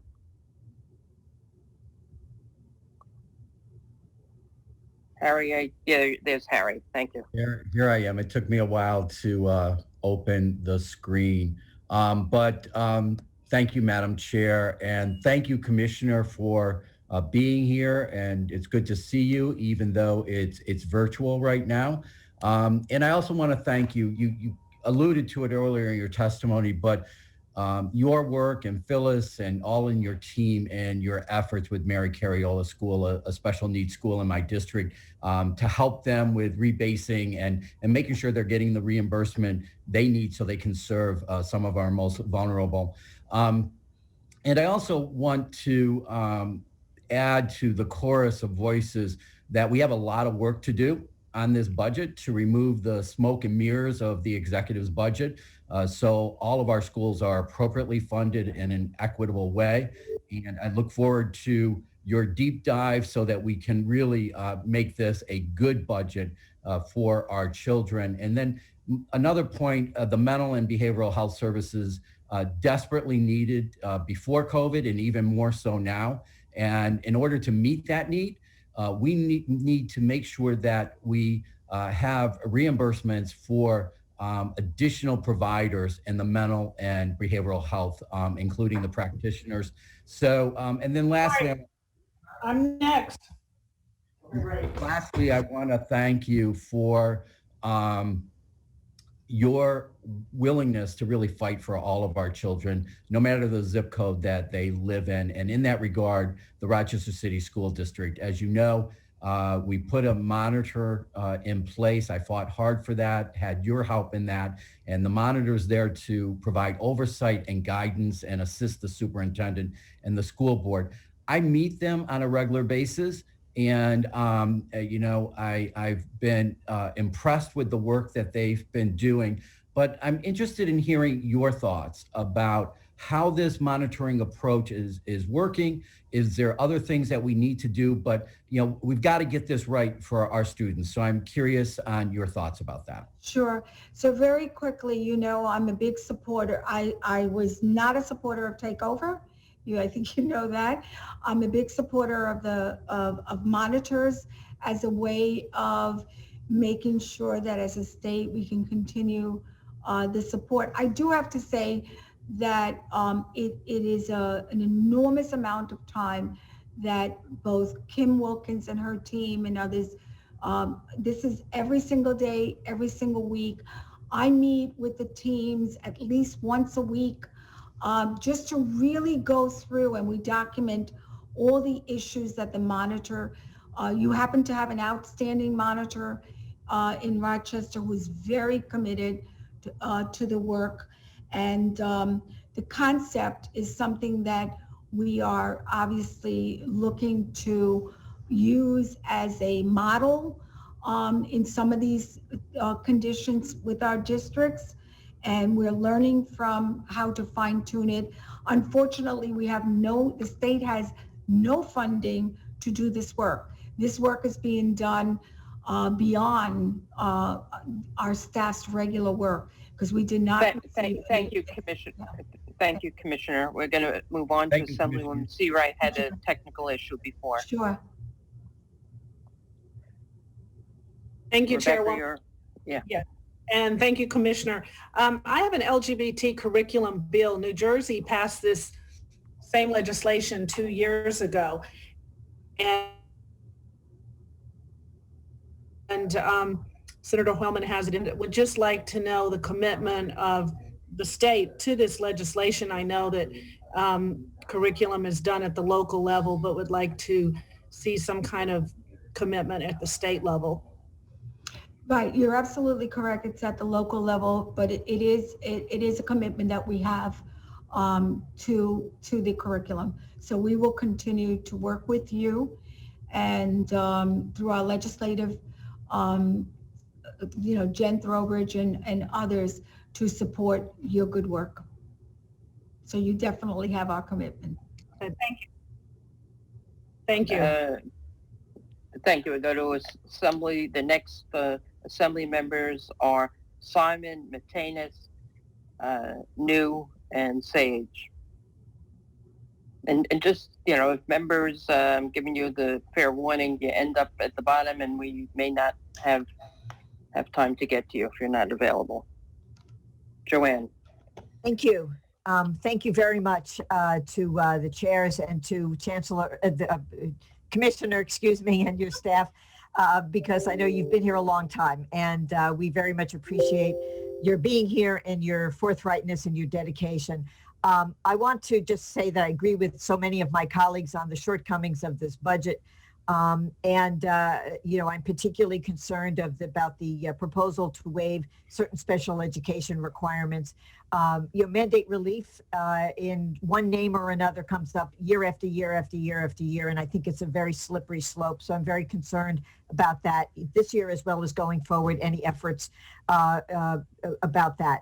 I want to also just address reading and the science of reading and the department's efforts to move people along to incorporating the science of reading in teacher education and professional development, how that's happening and how teaching of reading is being affected by remote learning, and how or whether the department will start looking at assessing how remote learning affects kids in their process of learning. So for example, obviously we can think about attention. We can talk about the sort of two-dimensionality of screen time, but also things like the effect on working memory, other aspects of how children process learning in a remote environment that would be different than, for example, in an in-person environment. Yeah, to your topic, because you and I have worked, and even looking at dyslexia and some of the learning issues with our young children and all the way through. Obviously, our work is informed by research. I wish, once upon a time we did have a research arm in this department. We no longer even have that. So, but our decisions in terms of these issues and how we support districts in the information that we provide is definitely focused on the research that's being done, particularly around brain research. And that's really, you and I know this is a very critical component.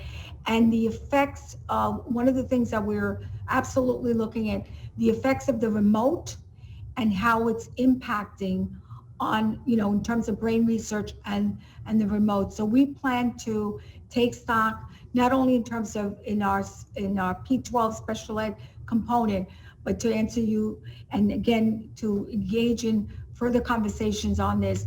We would look forward to sharing some of those things with you as well.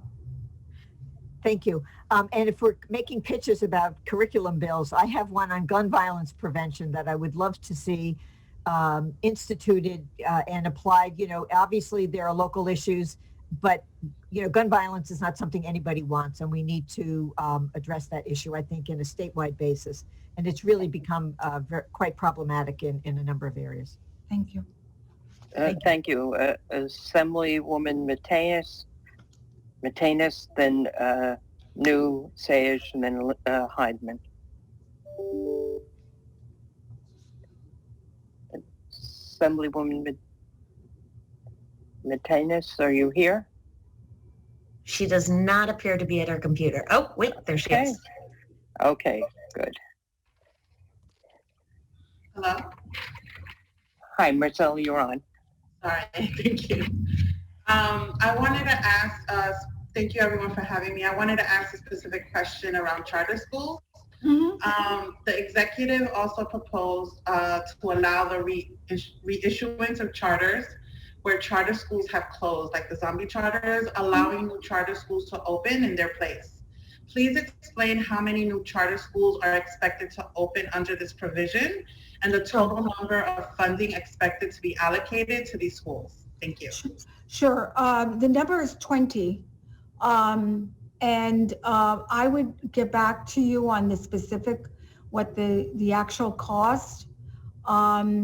And it's something that we have a concern, and it's specific to New York City, obviously, because they're the ones that met the cap. But we're more than glad to get you an exact number on the zombies. And you know, we do have a concern about that. So we want to share that with you as well.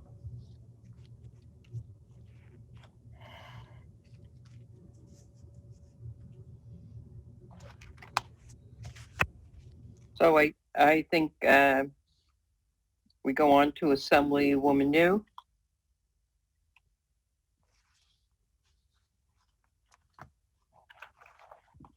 Yes, you're on, Yulin. There I am. Sorry, it takes a minute to unmute every single person. Thank you so much for being patient with all of us and giving us some of your time today. One of the things I just want to kind of say thank you also for the answers that you gave to a couple of my colleagues. They asked a lot of the questions that I'm just going to kind of follow up and piggyback on, in particular about libraries, because that's the committee that I'm representing right now. You know, many of our students have faced a lot of the hardships that you were talking about. And do you know of, or are you planning on creating plans to repurpose or maybe even open libraries at a limited capacity to provide some of the limited crucial services to our students, and maybe as Wi-Fi hubs or as, you know, quiet spaces for students to do homework or anything like that? Yeah, this is, as you heard me say earlier, this is an extension, right, as we know. And we definitely want to make sure that we utilize these spaces. I mean, these are rich opportunities for our students. So we are definitely, and as I said, we'll definitely get back to you specifically as to when and how we will repurpose, as you suggested, the use of these spaces to support our learning in terms of our students, and also not just the learning, but also making sure that there's another environment that the children have an opportunity to be part of. Thank you so much. The executive budget proposes cutting the entirety of the $1 million budget allocated to culturally responsive education last year. You probably heard of that. I'm concerned that given our current political climate and the potential social and cultural development impact of learning from home, which you did talk about, what that will have on on our students, our children, who have not only been able to not receive like kind of the holistic education that they really need.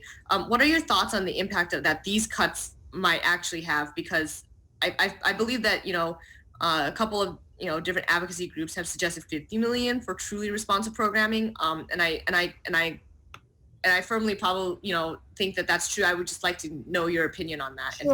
Sure. Just so you know, in my role as chancellor, I worked with New York City, and I was a co-chair on the culturally responsive prior to asking Dr. Wilkins and regions, a couple of the regions, to be part of that conversation. So that we're very, very committed to this work. And as a matter of fact, if you look at the region's priority, we also put $250,000 with another 50 to really support this work. So clearly, there is a tremendous commitment to the importance of a supportive system, a curriculum that is culturally responsive. So on our part, we're concerned about that cut, but we are very committed to the importance of it. Thank you. I know I'm out of time, but I just wanted to say thank you for, really kind of fighting against these cuts. I think that, we really need to make sure that we all stand firm on how these cuts are going to affect our students. So I appreciate your work today. Thank you. I appreciate you. Thank you. Thank you. So I'm going to just, the next members, Assemblyman Sayegh, Assemblywoman Heineman, Assemblywoman Joyner, Assemblywoman Dickon, Assemblywoman Solange, Assemblywoman Bashot Hermelin, and that will be it for the Assembly members. The list is going to be closed.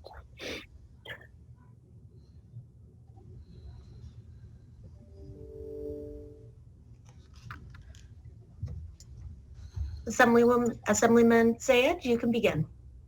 Okay, thank you very much, Commissioner. For me, it was a pleasure during my some 40 years in education, especially in the Yonkers Public Schools, school board, the Big Five. And I, for one, understand and really have seen you in action on behalf of urban education, on behalf of special ed, and we've spoken about immigrants and English language learners. During the discussions today, we've heard a lot about inequity in education. We've heard about foundation aid formula concerns, regional cost index concerns. My question to you is that in light of the fact that the New York State education funding formula has not been changed or modified in many years, what's the prognosis to consider and to support a change in the educational formula, similar to what similar states like Jersey did last year, and to support legislation? I have a bill, Assembly Bill 2514, and what it does, it recognizes that urban school districts that are desperately dealing with inequity issues are largely because of issues concerning enrollment, of course, the wealth of the county they live in, the percentage of special ed population, percentage of free and reduced lunch population, and finally, the percentage of English language learners. And these are concerns that for many districts can't be addressed because of the 2% tax cap.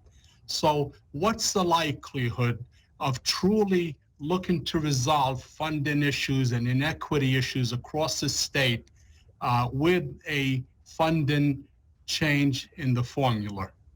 Well, I think that we definitely, I think you've outlined many of the reasons why we do have to, visit the formula. But I also think that there are two parts to my response. One is the formula itself and revisiting the areas where the formula really does not do its job, as they say. And the second part is beyond the formula. I think we have some other structural issues that we have to work with that also impede, because if it was just a change in the formula, I would say to you, let's put all our energy in investing in the formula. I think it's more than just the formula. It's the formula, and it's the way that we execute our dollars, and you heard many of the issues that impede getting those dollars to the communities and the students. So I think it's a combination of the formula. It's a combination of finding better structures of how the dollars flow, and it's also looking at building better systems. It's a system issue as well. Better systems to be responsible to the needs of our communities. Well, thank you very much. And I just want to say this is really a crucial issue impact in our state. I think our colleagues agree that the efforts and the concerns are paramount when it comes to budget and concerns. And we're fortunate to have two educational chairs that are really strong advocates in Senator Mayer and Assemblyman Benedetto. So, we Thank appreciate you. your time. Thank you, Assemblyman, but just mindful of the clock.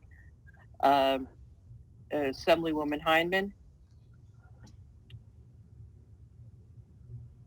I know Alicia is here. You're on.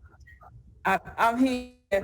Thank you, Chair Weinstein. Thank you, Commissioner Rosa. I have several questions, and if Jennifer or Lindsay or someone can get back to me, I'd greatly appreciate it. How many vacancies did SED have prior to the pandemic? How many vacancies has increased since the pandemic? And you talked, a lot of my colleagues asked about teacher diversity. So ditto to everything that they said. But one of the things, my question is there something that SED could do now, which is changing the requirement that a graduate must come from a New York State approved teacher education program, even doing a pilot that would allow teachers to come in, allow teachers to come in as recruiting from HBCUs across the country. And the other thing that I think we always we don't pay attention to is that out of 732 school districts in the state of New York, 175 of them have no teachers of colors or almost none at all. So it's not just communities in New York City or in the Big Five that need teachers of color. It is entirely around the state. And in order to decrease the pipeline, I think this is something SED can do now. I know I'm talking fast, but the time, and if you can get back to me, if not now, then later on, I would greatly appreciate it. And thank you, Commissioner. I think you're doing a fantastic job. Thank you. Thank you. So I will get back to you because that's a full dissertation request. But I will say this, we have lost many staff members, and in the current budget proposal, we are also looking at potentially losing even over 50 more additional staff. And so we are concerned that our work has expanded and our staff continues to decrease. So, but on the other issues of diversity throughout the state, love to have a comprehensive conversation because there's so much good work being done both at the higher ed, when we do the higher ed, as well as our pipeline conversations about creating a diverse both teacher, leadership, and in our school districts. So thank you. Thank you. Thank you, Assemblywoman Joyner.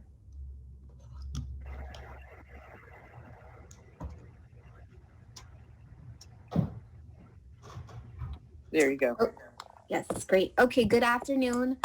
Good seeing you, Commissioner Rosa. I have a couple of questions. Sure. So as was previously brought up by many of my colleagues, this lack of socialization during the pandemic has been hard on all of us and especially our kids. So I was just wondering, are there any steps or plans to expand our state's participation in the federal Medicaid reimbursement funding for mental health services for our children during COVID, especially our students with disabilities and at-risk students? Sure, absolutely. Kathleen, I think you're on because we have been looking at this issue of the mental health and also the impact of the trauma as you pointed to. Kathleen? Yes, Commissioner. So we do try to work very closely with the State Office of Mental Health to provide better access. We have a couple of different programs where we're trying to increase the connectivity between schools and the community-based organizations that do provide those types of services. But there's so much more that can happen. You know, we have a call coming up with OMH about mental health clinics in schools as well. But all of that takes a lot of money. There's no specific funding for it. You know, schools aren't required to provide mental health services. We need more social workers in schools, more school counselors. Those are usually the first ones to be cut. So I think it's a really important topic.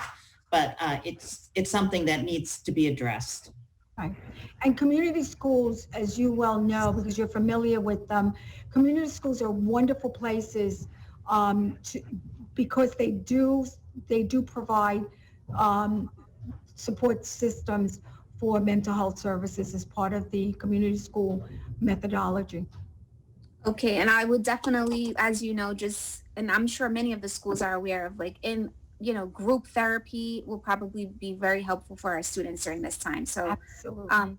Thank you. Thank you. Thank you. We'll move on to Assemblywoman Dickens.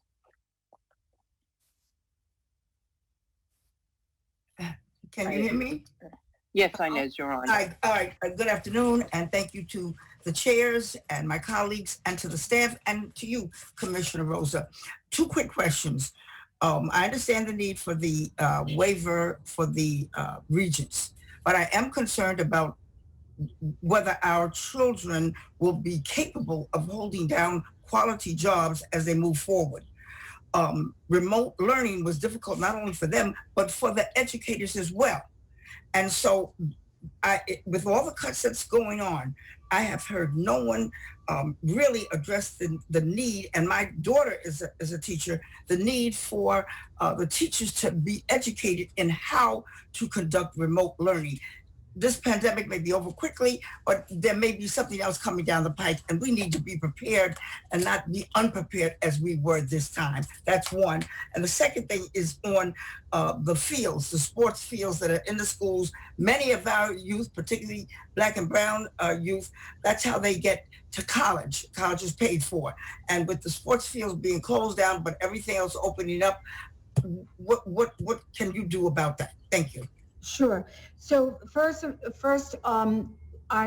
early on I spoke about this, so and we can get you some additional information. We wrote a grant early on, which we received from the Fed's Rethink grant that really focuses on professional development particularly for this remote learning. And so we're more than glad to share that with you and others. That is one of several initiatives that we're focused on to make sure that we prepare our teachers and our leaders in terms of knowing how to expand and enhance this process, because as I said earlier, this is not going away. This is a new platform. It's a new platform that people have to learn, get comfortable with, and use it as an extension of their work. So that is really one of our goals. The second thing in terms of using, a lot of local school districts do allow the use of, and so these are locally decided in terms of the fields that are available to the communities. Thank you. Thank you. We go on to Assemblywoman Solange.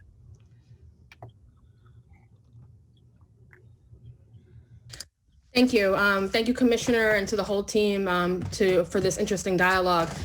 We know that many parents on Long Island struggle to find full-day pre-K. And unlike New York City, which offers full-day, high-quality early education for every 4-year-old, on Long Island, it varies by district. Currently, the Long Island region has the fewest amount of pre-K slots in the state. It's only 10% of 4-year-olds on the island. How do you believe that COVID-19 in conjunction with this executive budget will affect the expansion of universal pre-K on Long Island? Sure. So I'm going to ask Phyllis just to give you the fiscal, and Kim to speak specifically to some of the, so Phyllis, very quickly, just in terms of the. Yep, so the executive budget does not make any reductions to universal pre-kindergarten. There's over $800 million assumed there for that purpose. We have had some challenges with the pandemic.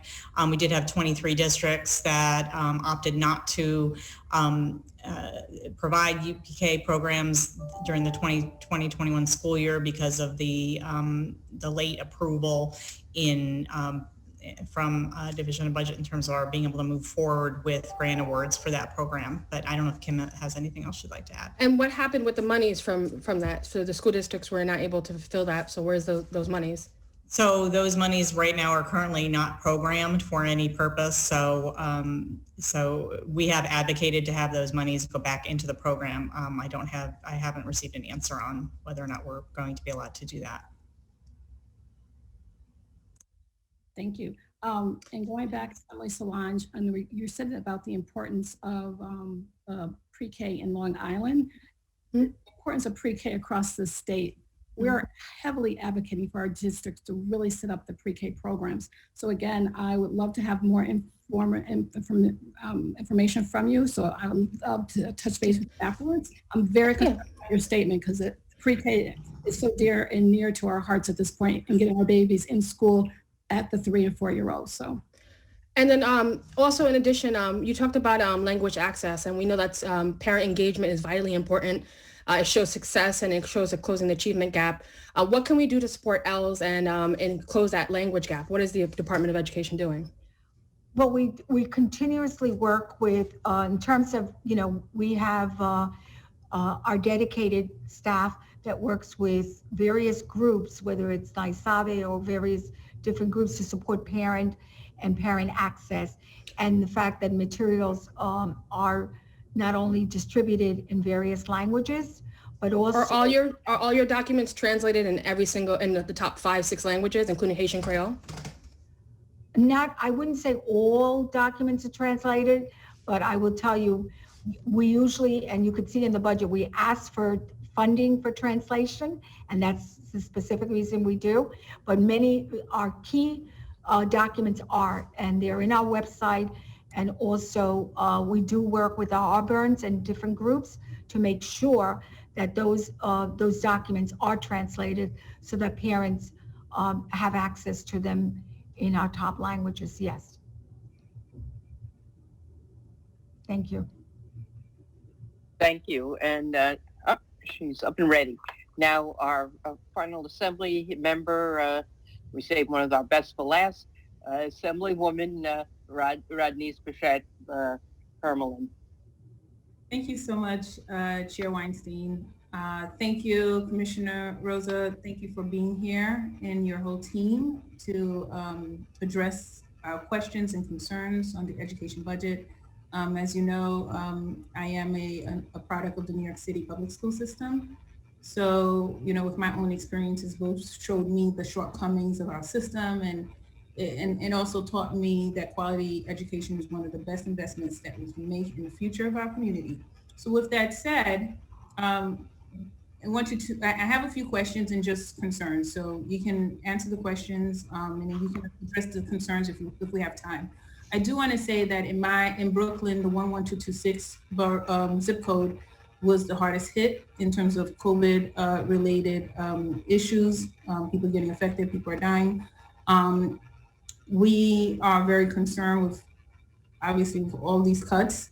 But here are my questions.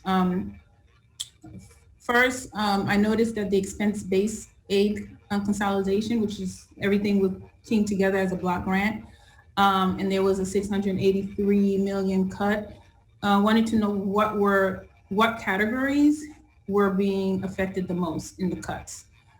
Second, I did hear one of my colleagues, Assemblymember Mataines, talk about the charter school, the 20 zombie sites, and they're looking to reissue charter schools. I know with the Black and Latina Asian Caucus, we talked about if those 20 zombie sites are available, we would want them to be set aside for minority-run independent charter schools. I do also have a concern with the level of support, the lack of level of support for children with disabilities and special needs. I see that there's limited resources, one-to-one paraprofessionals. Where's the occupational speech therapy? How many live special educations for remote days are available? How many hours? Those are things that we're concerned about. I'm also concerned about the $450 million cut on community schools. that also impacts the teacher diversity pipeline, especially with communities of color and low-income students suffering from remote learning the most. That's the problem. And to my colleague, Assembly Member Szilard, she mentioned about the bilingual programs. Certainly, that's a big thing for us here. We have Haitian Creole, Urdu speaking, Spanish speaking in my area. So that would be, that would heavily impact a lot of the students here if we cut these programs. And although this is not in my district, I do want to shout out that East Ramapo, the $2 million, that's a no-no for there. They've been struggling for a very long time. Teacher support elimination, I have a problem with that because a lot of teachers need support. They need to support dealing and working with the situation at hand remotely. And so I do think they need more guidance and they need more workshops and professional development. So all of this is like comprehensive. And then lastly, just wanted to understand where we are with testing overall, measuring our students remotely, state-based required testing. Thank you.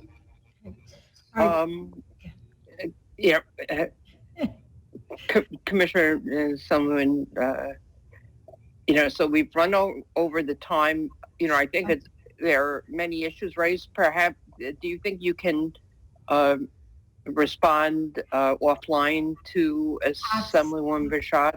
Yes. Hermelin, and also share some of that if you want to just briefly, do a response. But I think, there's a lot there, and it will take more time than we have. Could have been one sentence each. Thank you. Sure, I will definitely do it offline because you're absolutely right. But there are, we'll answer to the 11. The way that has been the composite there. We will meet with you on the bilingual and discuss some of the programs. And the final one that you said about testing, we'll share that with you as well. And the zombie issue, I'm delighted to hear that you're having discussions that if these charters do have to come back, that you have a plan of a way that you would like to see that happen. So that would be something I would be interested for our charter school group to hear some of the concerns that you're sharing. So definitely setting up a separate meeting offline, looking forward to it. Thank you. Great. Thank you. Commissioner Rosa, thank you for spending all this time with us today. Clearly we have a lot of members that are very engaged and have raised some important issues to the extent that that you can be responding to some people. It would be good to share that with both Senator Krueger and myself. I guess, appropriately we say you are now dismissed from the Zoom hearing. And we have Assemblyman, I'm sorry, we're going to go now to the New York City Department of Education, or the Chancellor, Richard Carranza. And I would just ask members, both Assembly and Senate, if you wish to ask a question. I'm sure there are many who do. I see people. Please raise your hand in the, use the raise your hand function, and then people can also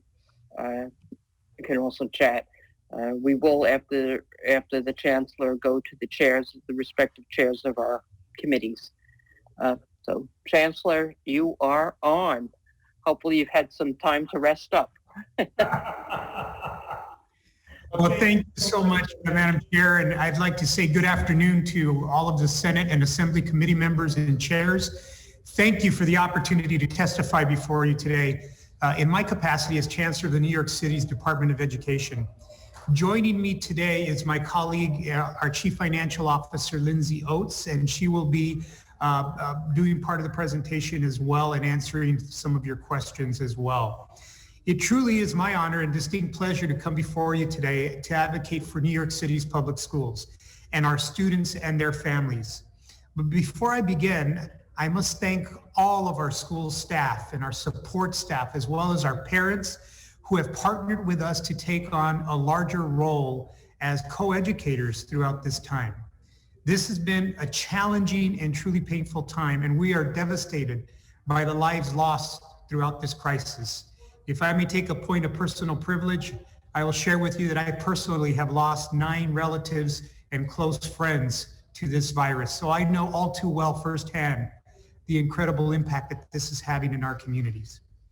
But having seen firsthand the incredible resilience and commitment of our DOE staff, our students, our families, as well as New Yorkers generally, I know that we will get through this together.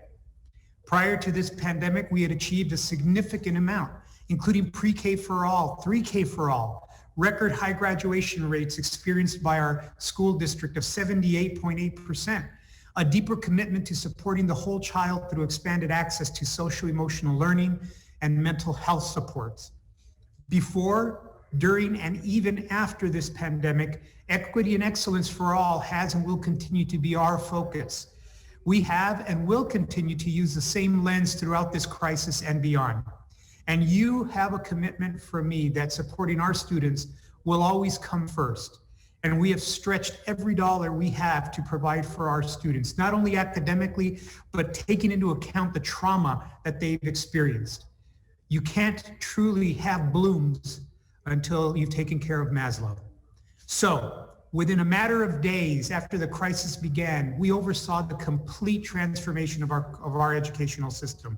We created meal hubs, providing 65 million meals to date, not only to students, but to their families and other New Yorkers in need. We delivered over 450,000 iPads to our students with an additional 50,000 devices on the way, bringing learning online for 1.1 million students.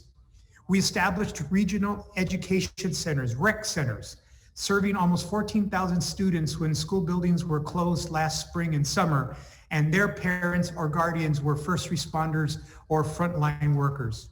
We launched an extensive in-person COVID testing program in our schools, in which we now test students and staff each and every week. And we are maintaining a very low % positivity rate, demonstrating our steadfast commitment to health and safety in our buildings. I can truly, honestly, and proudly say that the safest indoor environments in New York City are our public school buildings. We provided childcare through the Learning Bridges program when we reopened our buildings to in-person learning. And I'm very proud to say we developed the Parent University, which offers programming and learning opportunities to our parents on an ever-expanding catalog of topics in multiple languages. Now, there's no doubt that the pandemic has been devastating across the system and has brought personal loss to so very many in our school communities and across the Department of Education. It has also meant challenges in continuity of learning at an unprecedented time. That's why we have created a 2021 Student Achievement Plan to confront learning loss and accelerate academic achievement by improving teaching and learning and expanding access to mental health and social-emotional supports across the system. We know we have a big and important path ahead, and recommendations found within the executive budget fall significantly short of what we need to continue on this path of achievement, success, and excellence at a time when our students need supports the most. Last year, New York State reduced school aid, and amidst tremendous uncertainty, it is truly troubling to see that this year's executive budget proposes similar actions. The executive budget proposes to reduce state school aid to New York City by $800 million, abandon $180 million in cash owed to New York City. In essence, we know we owe it, we're just not going to give it to you. And another $70 million in reimbursement to New York City charter school costs. It further proposes to eliminate approximately $20 million in state grants, which are supporting DOE's work to create teacher pipelines, diverse teacher pipelines, in order to ensure that we have high quality teachers for our future students. And lastly, in the executive budget, New York City was excluded from reimbursement for transportation costs incurred during school building closures. The federal government allocated one-time funding for school districts to help with recovery costs, learning loss, and other supports for students. However, the executive budget uses this as an opportunity to pass even more cuts onto the city and onto the children of New York City. If the executive budget's proposals are accepted, the Department of Education will experience over $1 billion in total reduction of state education funding. Let me repeat that, over $1 billion in total reduction of state education funding. And as a result, we will not be able to continue to deliver on equity and excellence for all of our students and address the pandemic's longer-term consequences in our schools. We continue to strive to offer our students an environment and school community that supports their growth and a future of abundant opportunity. Despite all of our efforts, it is apparent that if we do not receive all forms of aid, including the entirety of the federal stimulus aid supplementing our state aid funding, opportunities for students will be at risk. Our reach will be reduced, and our ability to deliver transformative and high-quality education will be on the line. If balancing the state's budget on the backs of our children and classrooms, many of whom are also the students in need of the greatest supports across New York State, if that is the agenda of the executive proposal, then it is ultimately an agenda that I cannot and will not support. We still have so much work to do to ensure that all school communities and buildings can operate safely for all of our students and staff and recover from this once-in-a-lifetime pandemic. We must not be stifled by a continuation of long-standing underinvestment by the executive. With your support, our partners in the legislature, we are confident that we can secure a path towards increasing equity and excellence for the students of New York City, many of whom reside in communities that were disproportionately impacted by this pandemic. Notwithstanding our ever-present budgetary concerns, I want to assure you that one thing hasn't changed, and that's our commitment to our mission for all our children.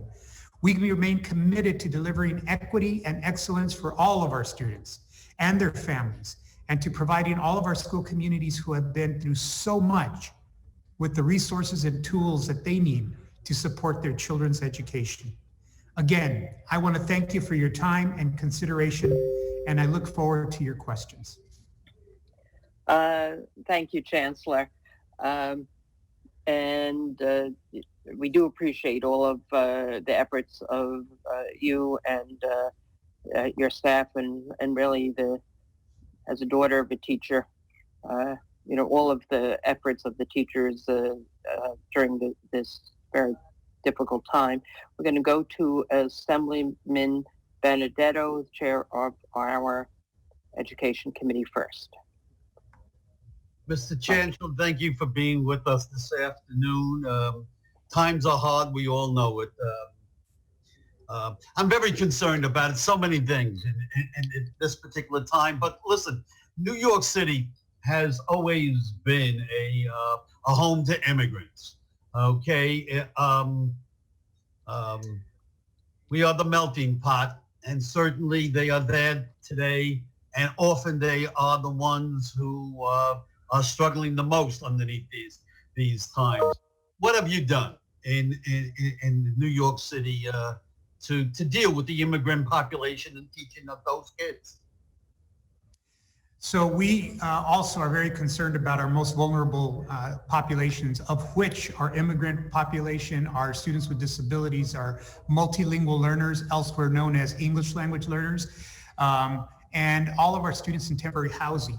But in particular with our immigrant community, what we've done is really double down on our community schools, where in our community schools, we have found that they have incredible relationships with community-based organizations embedded in the very communities where our immigrant communities trust their voices.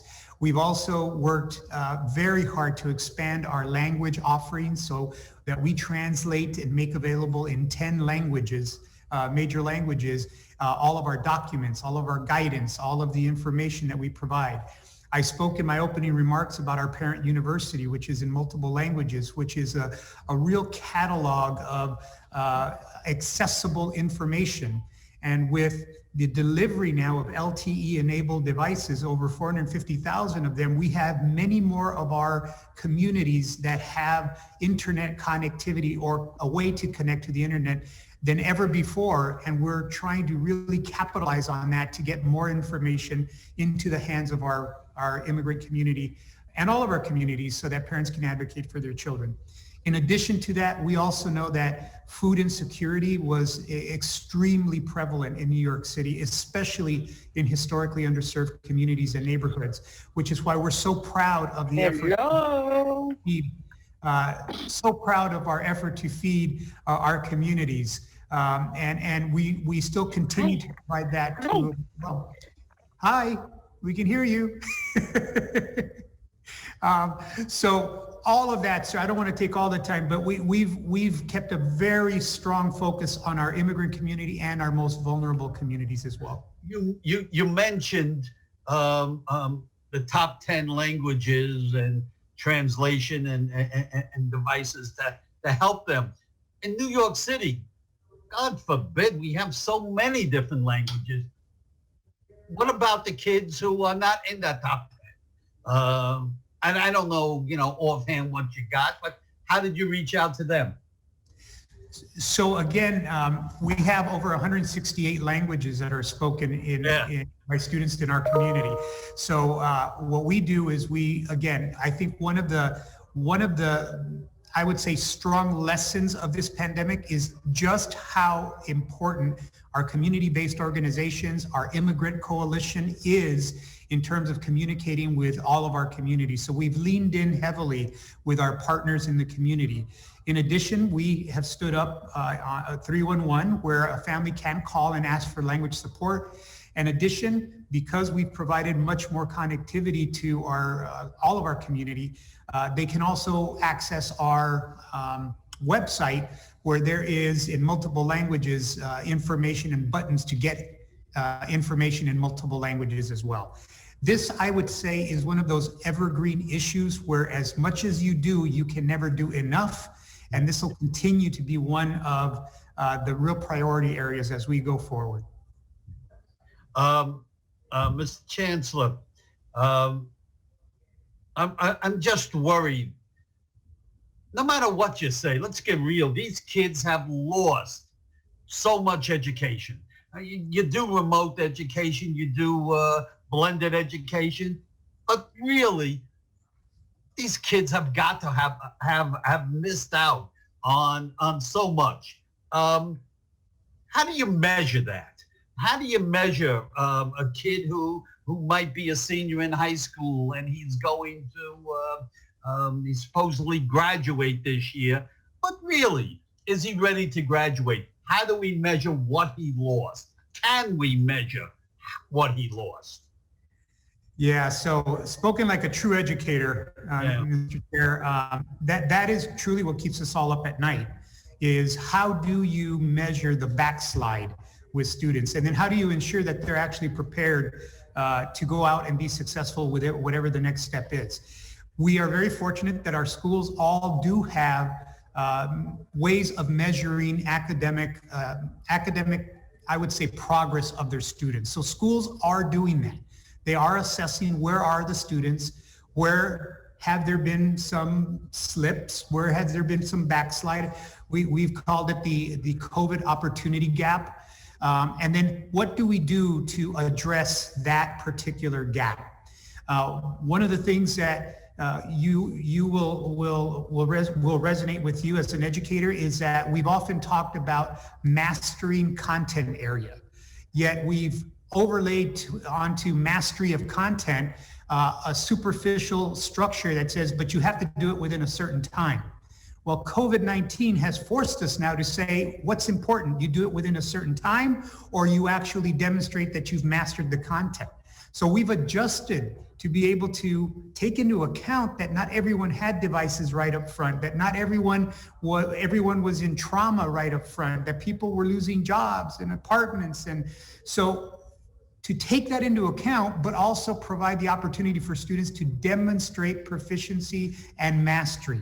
That has led to a very different conversation about what do we do to support students going forward, which I think is going to become part of the new post-COVID-19 normal as we go forward. So we are measuring where students are. Our special education educators are doing assessments with our students with disabilities to assess where are they, what additional services are they going to need, and do they need, and how are we providing them now? So there's a myriad of approaches that we're employing in this regard. But what I will do is, what I do want to say is this: make no mistake, as an educator, it is absolutely not credible for me to say to anyone on this call that remote learning is the best learning for our children. It's not. It is a substandard, but it's the best of what we had and what we have to keep students safe.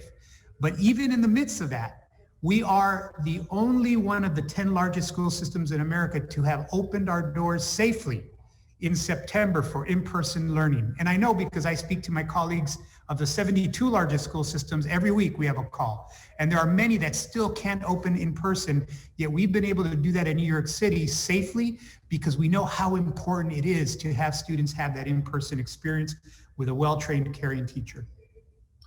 Listen, Mr. Chancellor, I admire you for what you've done. I'm glad I am not in your position. I worry about our kids, but you are the one who has to actually solve those problems, and it's not easy to do. Godspeed for all the rest of it, and good luck to you. Thank you, Madam Chairman.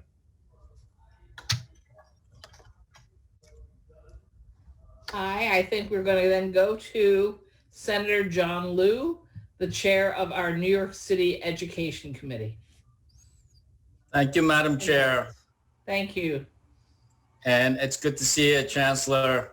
Good to see you, Senator. I like the books in your background. Thank you for not having the Power Broker among your bookshelf items.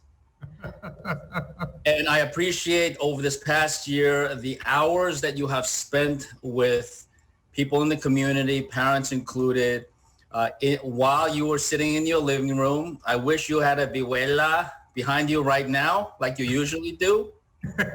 But it's always good to see you. Good to see Having you. said all that, I will note because, based on what Chairman Benedetto's comments were, I did ask the State Commissioner of Education earlier to give a grade on the reopening for in-person learning, and she declined to give a grade. So I take that as an incomplete, which I think the DOE is very familiar with, given the crises that we have been going through. So, obviously, that I feel the DOE could have done better with remote learning, given that all students are on remote learning.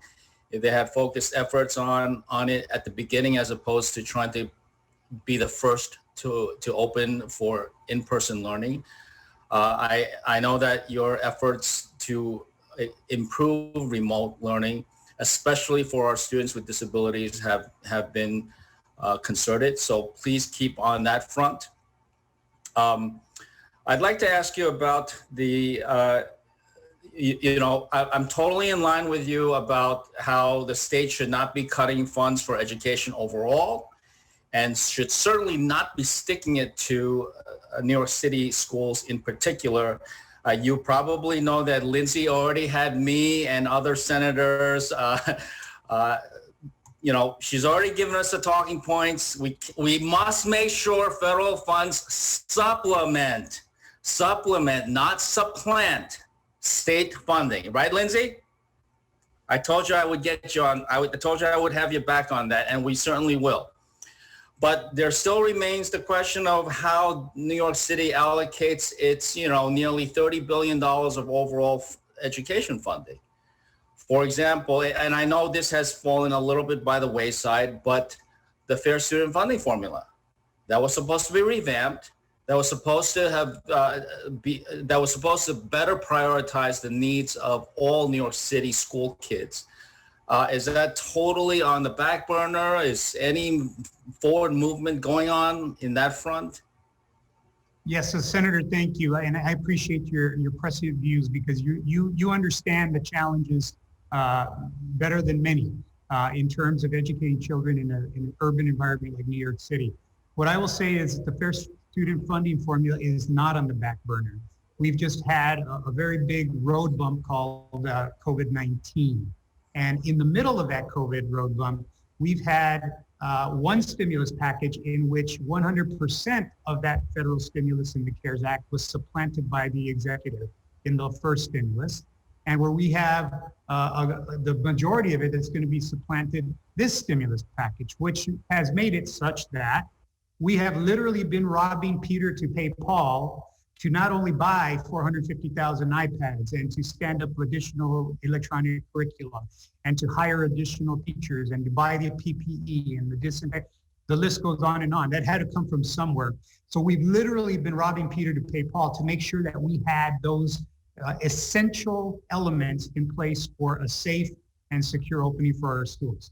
Now, going forward, should we be able to actually have supplemental funding rather than supplanted funding, then it's our full intent that we are going to continue on that path to making sure that the Fair Student Funding Formula is fairer to students and that the funding follows the students. All right. So, but the COVID-related item funding, including the iPads and the PPEs, that ultimately will be reimbursed by the federal government, right? So that this is a cash flow issue that only takes away from other needs in the short term. Yes. Yeah. Okay. But one example that I would just give you very quickly is, for example, schools are very, and rightfully so, very worried about their register. So for those of us that are not in the school business, the register is how many students are actually coming to your school, because in the Fair Student Funding Formula, you get money based on how many students come to your school. Well, if you've had a reduction in the number of students, then you have to pay back some of that money because we allocate that money up front. So principals are saying, hey, can't you hold us harmless? There's a pandemic. What we've said is we'd love to hold you harmless. We don't have the funding. But if we have the stimulus funding, now we're talking. Now we can consider those kinds of very pandemic specific, but not necessarily reimbursable expenses as part of our approach to the Fair Student Funding Formula. Just one example. Okay, great. And I don't think we have enough time to talk about this particular issue, but you mentioned school enrollment and headcount, and there have been significant reports of families taking their kids out of the New York City public school system. And I have a fair number of constituents of myself in Northeast Queens who have done exactly that. I'm hoping that's not a huge trend that it's not going to be a long-standing trend. Hey, Samara. Hey, Samara, you're okay. So we'll talk about that another time. In your testimony, you mentioned 3 times the phrase equity and excellence. And I'm of the opinion that the two are not trade-offs, that we can pursue both at the same time, which I think your comments align with. But there are lots of people who say that excellence, in fact, is the very antithesis of equity. Is it true? Is there a trade-off, or can we actually pursue both at the same time? Yeah. Thank you, Senator, and I appreciate you and I've had a lot of very substantive conversations about this. We are on the same page. Equity is not the antithesis of excellence, and excellence is not the antithesis of equity. What we're talking about is how do you ensure that all students, regardless of who they are, where they come from, what their first language is, where they immigrated from, where they live, have what they need to reach the bar that we've set, which is the bar of excellence. And some students need more, and some students don't need as much. But that doesn't mean that you treat every student equally. We treat them equitably because the goal is to have them all reach the bar of excellence. So when we think about it in those terms, which I know you and I agree on, then it's not a matter of who gets what, it's a matter of who needs and how do we allocate our precious resources to make sure that they get what they need. You also mentioned in your testimony this concept of opportunity gap, which I had learned a long time ago from former Regent Adlai Sanford, Dr. Sanford. This opportunity gap exists, and it is all of our goals. It's the goal of all of us to eliminate this opportunity gap. On the other hand, the question of excellence is one that seems to be very controversial, because while the notion of excellence is understood generally, the idea or how you measure excellence continues to be a source of controversy. For example, the controversy surrounding screen schools. Screen schools, which the Department of Education has made recent announcements about, both middle and high school students, as well as G&T programs for young children beginning at the age of 4 years old. I know that you and the mayor have committed to an intensive public discussion about this. I look forward to that discussion. But in the meantime, the DOE is going ahead with this lottery process for middle school admissions for fall of 21. There are significant questions about exactly what this lottery process involves. Can you talk about what the process is and how the DOE can be held accountable by people outside the DOE for the fairness of this lottery? Sure. So I think, number one, there was a very, very important, I would say, event that happened called COVID-19 pandemic. So with that COVID-19 pandemic, it has laid bare to many inequities that have existed in many communities in our city for generations. All you have to do is look at who was disproportionately impacted by COVID-19 as just one of many examples. But what it also laid bare was that many of the very, I would say, elements that were used for some of these kinds of processes, the screens, for example, we didn't have. We didn't have the attendance data. Right. We didn't have the grading. Chancellor, I'm sorry, I totally understand where you're going, and there are lots of issues we have to talk about there, but I'm specifically talking about the lottery process, which has nothing to do with any of the COVID stuff. The lottery process that the DOE is now engaging parents in.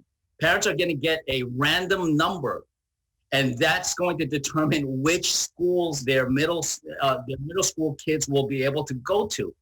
But parents have no idea, and more specifically, they don't trust the process that is supposed to be randomly giving their kids a chance to get into these schools.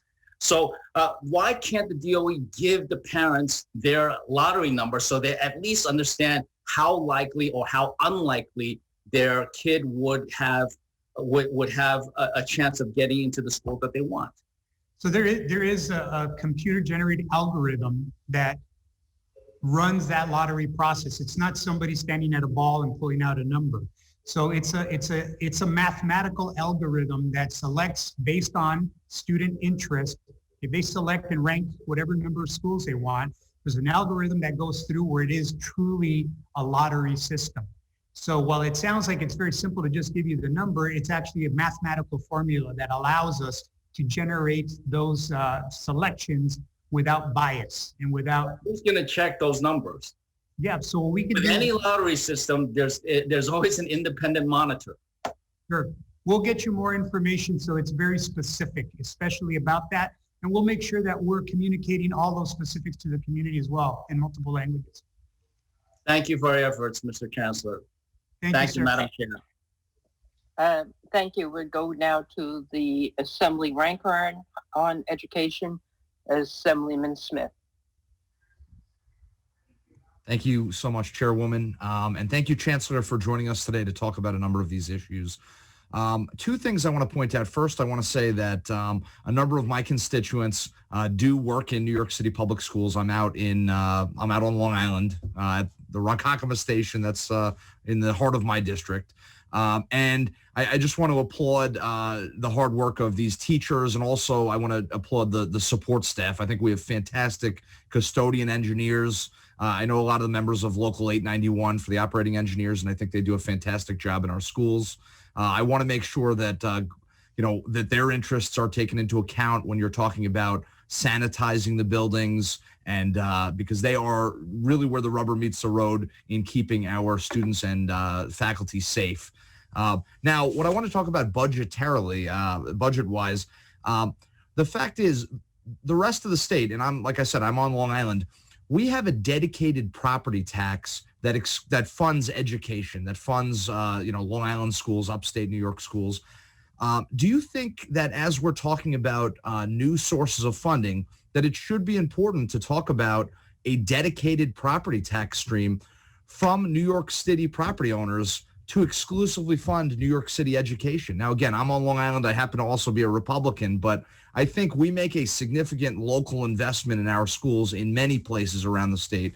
And a lot of the issues that are raised, not just during COVID, but other years, are very valid. And there should be and I have a bill in, we're waiting on bill numbers, but that would just talk about just a 1% property tax on some of the most valuable real estate in the world to exclusively fund New York City schools. Do you have any thoughts on that?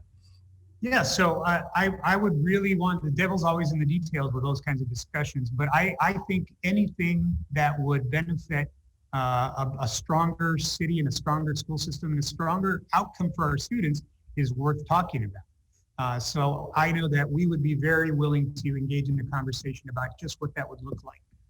Excellent. And you know what? I'll be reaching out to your office because I think it's important to note that when we're talking about these things, the issues that constantly come up about equity, the fact is that significant local investment, that mechanism that the rest of the state has to make that.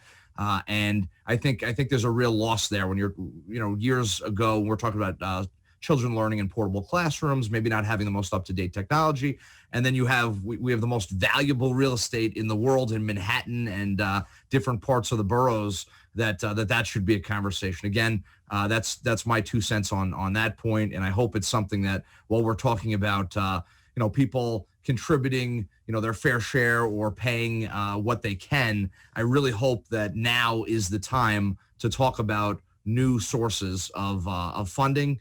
And the fact is, to the constituents around the state, that actually does bring some equity because we do contribute, state income tax, we do contribute these things.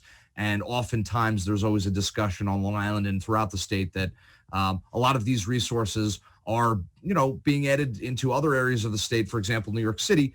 And even with that additional assistance, and the people I represent are very compassionate, it's still not enough. And it's not providing every child in the state of New York what they need. And I think that when you consider some of these properties, and I'm sure a number of my colleagues may disagree with that, but I just think it's now's the time when we're looking at all options on the table.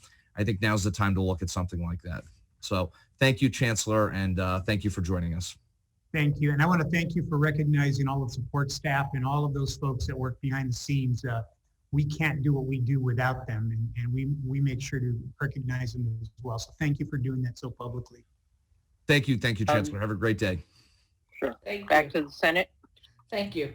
So, Chancellor, the Senate thinks education is so important. We have 2 committees on it.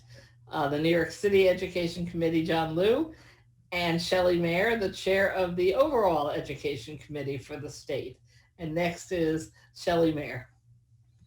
Thank you, Chairwoman. Pleasure to see you, Chancellor, and Lindsay, you as well. Thank you for your passion and your advocacy, and thank you for using the words supplant and supplement, which I think have been the underlying messages here today. We all get that. We're on the same page, I think, speaking for almost everyone on this call. Let me start, though, with in your written testimony, which I did get a copy of, and Lindsay, you may know the answers to this. You talk about actual reductions in monies owed to the City of New York Department of Education.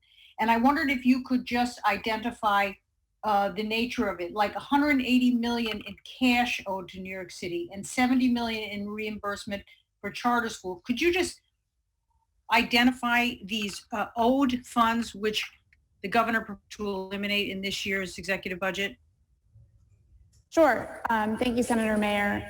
We are appreciating the opportunity to talk about this topic and to make it more clear. So there are, as you have mentioned, many issues that make this proposal complicated and detailed. The prior year aid issue is absolutely one of them.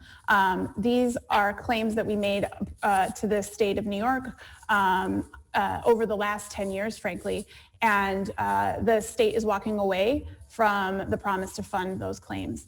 And this creates a real problem for us, and it also sets up a troubling practice of walking away from commitments to fund New York City schools.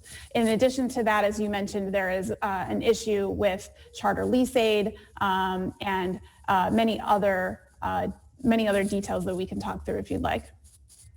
Well, specifically on the proposed services aid, the consolidation of the reimbursable aid into a block grant, it appears that that would have, we were told that about 89% of the state's projected cut is affecting the City of New York's students and the school districts, the New York City Department of Education. Can you just walk through, I think that's largely transportation, what are the elements that would really be the most damaging in that services aid cut, and why that would have such a disastrous impact on the Department of Education? Thank you for the opportunity to talk about this. So the consolidation of expense-based aids and capping at a certain level represents, walking away from the commitment to reimburse actual expenses that are incurred. And so the idea here is that for some reason we should have expenses that are tied to prior years. And in New York City, that's just not practical. I believe the executive's proposal is that we would make up the difference in foundation aid. I find that interesting, given that foundation aid is already so underfunded for the Department of Education, as well as for the state. So this consolidation and capping of transportation aid, high excess cost aid, which funds our special ed students and so on, is a real concern for us. It's a gap opener for us in the out years, meaning we're going to have expenses that we don't have revenue for, and that's a real concern. Okay, let me switch briefly to another question, Chancellor. Do you know the number of students in the New York City public schools who currently do not have access to the internet?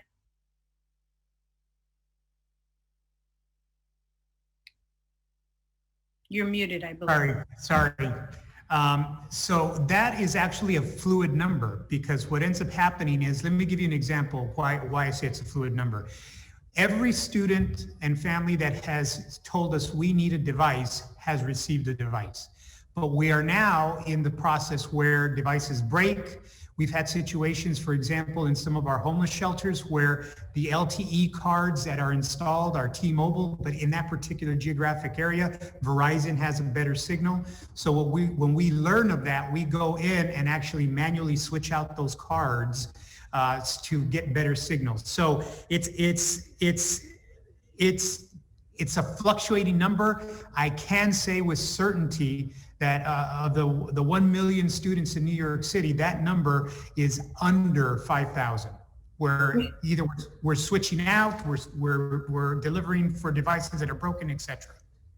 Just to clarify, are you talking about devices or internet access, or are you conflating them? I'm talking separately. First, about devices, I understand you say it's under 5,000, is that right? Yes, ma'am. What about internet access? Do you have an approximate number for that? That I don't have a specific number. We can get that to you, though. Thank you. Do you keep? As you know, I have a proposal to ensure that every child gets it for free in the state. I think we are obligated as a state to provide quality internet to every child, both device and free internet, if we're going to tell children they have to learn at home. So I look forward to working with you, because as the largest school district, this is a compelling issue in order to ensure we don't lose our kids this year. That's the next. Yeah, no, I appreciate it. I know. On the issue of compensatory learning and your plans for making up for lost time, you alluded to them briefly previously. Can you identify exactly what your plan is for a child, for example, who falls behind in second or third or fourth grade significantly enough that they are not able to do the next year's work? So what we are doing already is planning for a series of screeners. And by this, I mean, we're not talking about testing. We're talking about where are the students now academically, and where are they socio-emotionally? Are there any concerns about what students may be dealing with in terms of their trauma? And then based on that, which is happening this spring, we will have a plan for students, and it's not, our grandmother's summer school anymore. This is very targeted, very, very specific planning for making up the ground that students need. Some of it may be extended learning programs. Some of it may be in additional based on what the vaccine is, what the community spread is, what the ability to not socially distance is. It may be in bigger groups of students. It may be utilizing our community school partners. It's a whole myriad of different iterations that could happen with those students. In addition to that, we are also standing up because we've now built capacity, and with your help and everyone will have internet connectivity, we will have built the capacity now for students to have much more individualized instruction. So not only will they have that in-person learning opportunity, but they will also have the opportunity to do some independent learning based on the devices that they have, the connectivity they have, and the electronic curricula that they have with the addition of in-person supports. The whole goal here is to know where students are and then have a plan for making sure that those students are ready for the next step. Is that an individual? I'm sorry, I just want to clarify my time. Is that an individualized plan for every student? Or is that for example, a grade specific plan or a school specific plan? We would love, let me say this, from a bureaucratic perspective, it would be much easier to have a grade specific plan. You can't do that. We understand that this is individual student centered. And part of why I just effusively thank our teachers and our principals is that teachers and principals and social workers and guidance counselors, as we speak, are doing that kind of assessment for our students right now. So they're already trying to assess where are they academically, where are they socially, emotionally, and then how are we planning, and DOE, how are you helping us to have the resources to be able to meet the needs based on what we're finding already. So with respect to children who have IEPs or children with special needs, already have different started evaluation of the plan? Yes, and obviously with an IEP, there are multiple people that come to the table to develop or alter that IEP, but it starts with the data. Where is the student? Where are they? Have they fallen behind? Is there a need for some more services, additional services? Is there a need for, in particular, reading program or additional tutoring support? What is the need? And then how do we then memorialize that and then actually get those resources to students that have those needs? Can I ask if you've costed out what this compensatory learning program, both for students with IEPs and those without, is going to cost New York City DOE? I can't, we've been going through so many numbers. I'm going to ask Lindsay if she has a better idea of what that looks like. It's been going up. I'm sure. Lindsay? Yeah, thank you. So we are in the process of costing that out. We don't have a specific number to share with you now. It's an issue that we have been working closely, of course, with our special education office is leading that work, but it is another example of a new cost to New York City and a new cost to New York City education that we would need to be funded for, and what is also, critically needed for stimulus funding. This level of compensatory services is certainly not something that we've experienced in the past. So whatever the cost estimate is, it's another example of why we need the stimulus funding. One thing, if I may, just for a second, please add to the record, is the question about property taxes earlier. So just want to clear for the record that 57% of the Department of Education's budget does come from local taxes, 36% comes from the state. And while we want to have all funding sources directly support education, we certainly believe and strongly advocate, and I know you share us in our advocacy there, that what's really needed right now is additional state resources to support education. And so we appreciate your advocacy on that. Thank you. Yes, we do. We want more money. And yes, we do, ma'am. We do too. Thank you very much, Madam Chair. Thank you. Thank you. Thank you. Thank you, Madam Chair. Back to the Assembly. Thank you. We go to Assemblywoman Glick, our higher ed chair, for 5 minutes. 5 minutes. Yes, 5 minutes. I'll try to be even faster, and we'll try with the video. But if it freezes again, I'll boot it. Looks like it's freezing. I'll boot the video. Chancellor, 2 quick questions. I think they're quick. One is, if there is in fact a sort of pandemic-related loss of education during this year. Where are we, or where do you think we'll be on college readiness? And have you had, since a large number of students go from the public schools to CUNY, have you been in touch with CUNY to discuss what additional needs there might be in some areas for remediation? And then the other question has to do with a STEM scholarship. Students who graduate in the top 10% of their high school, not all high schools, but their high school, and have studied STEM disciplines and are planning on doing so, can in fact get a free ride at SUNY or CUNY. And I don't know that there is a great deal of information. We've talked about this before. I'm not sure that this is, I think there's still work to be done to let students and their families know that they could get a tuition, a forgiveness, a total tuition forgiveness for students who are studying STEM. If you could just talk to me about the college readiness issue and the STEM scholarship advertising, if you will, I would appreciate it. So thank you. Absolutely. So in terms of, if you don't mind, I'm going to talk about the STEM scholarship. I don't have any details on that, but you had me at tuition forgiveness. So we will be very happy to get more information and make sure that everybody knows about this opportunity, because I think it's absolutely incredible for our students that are studying STEM.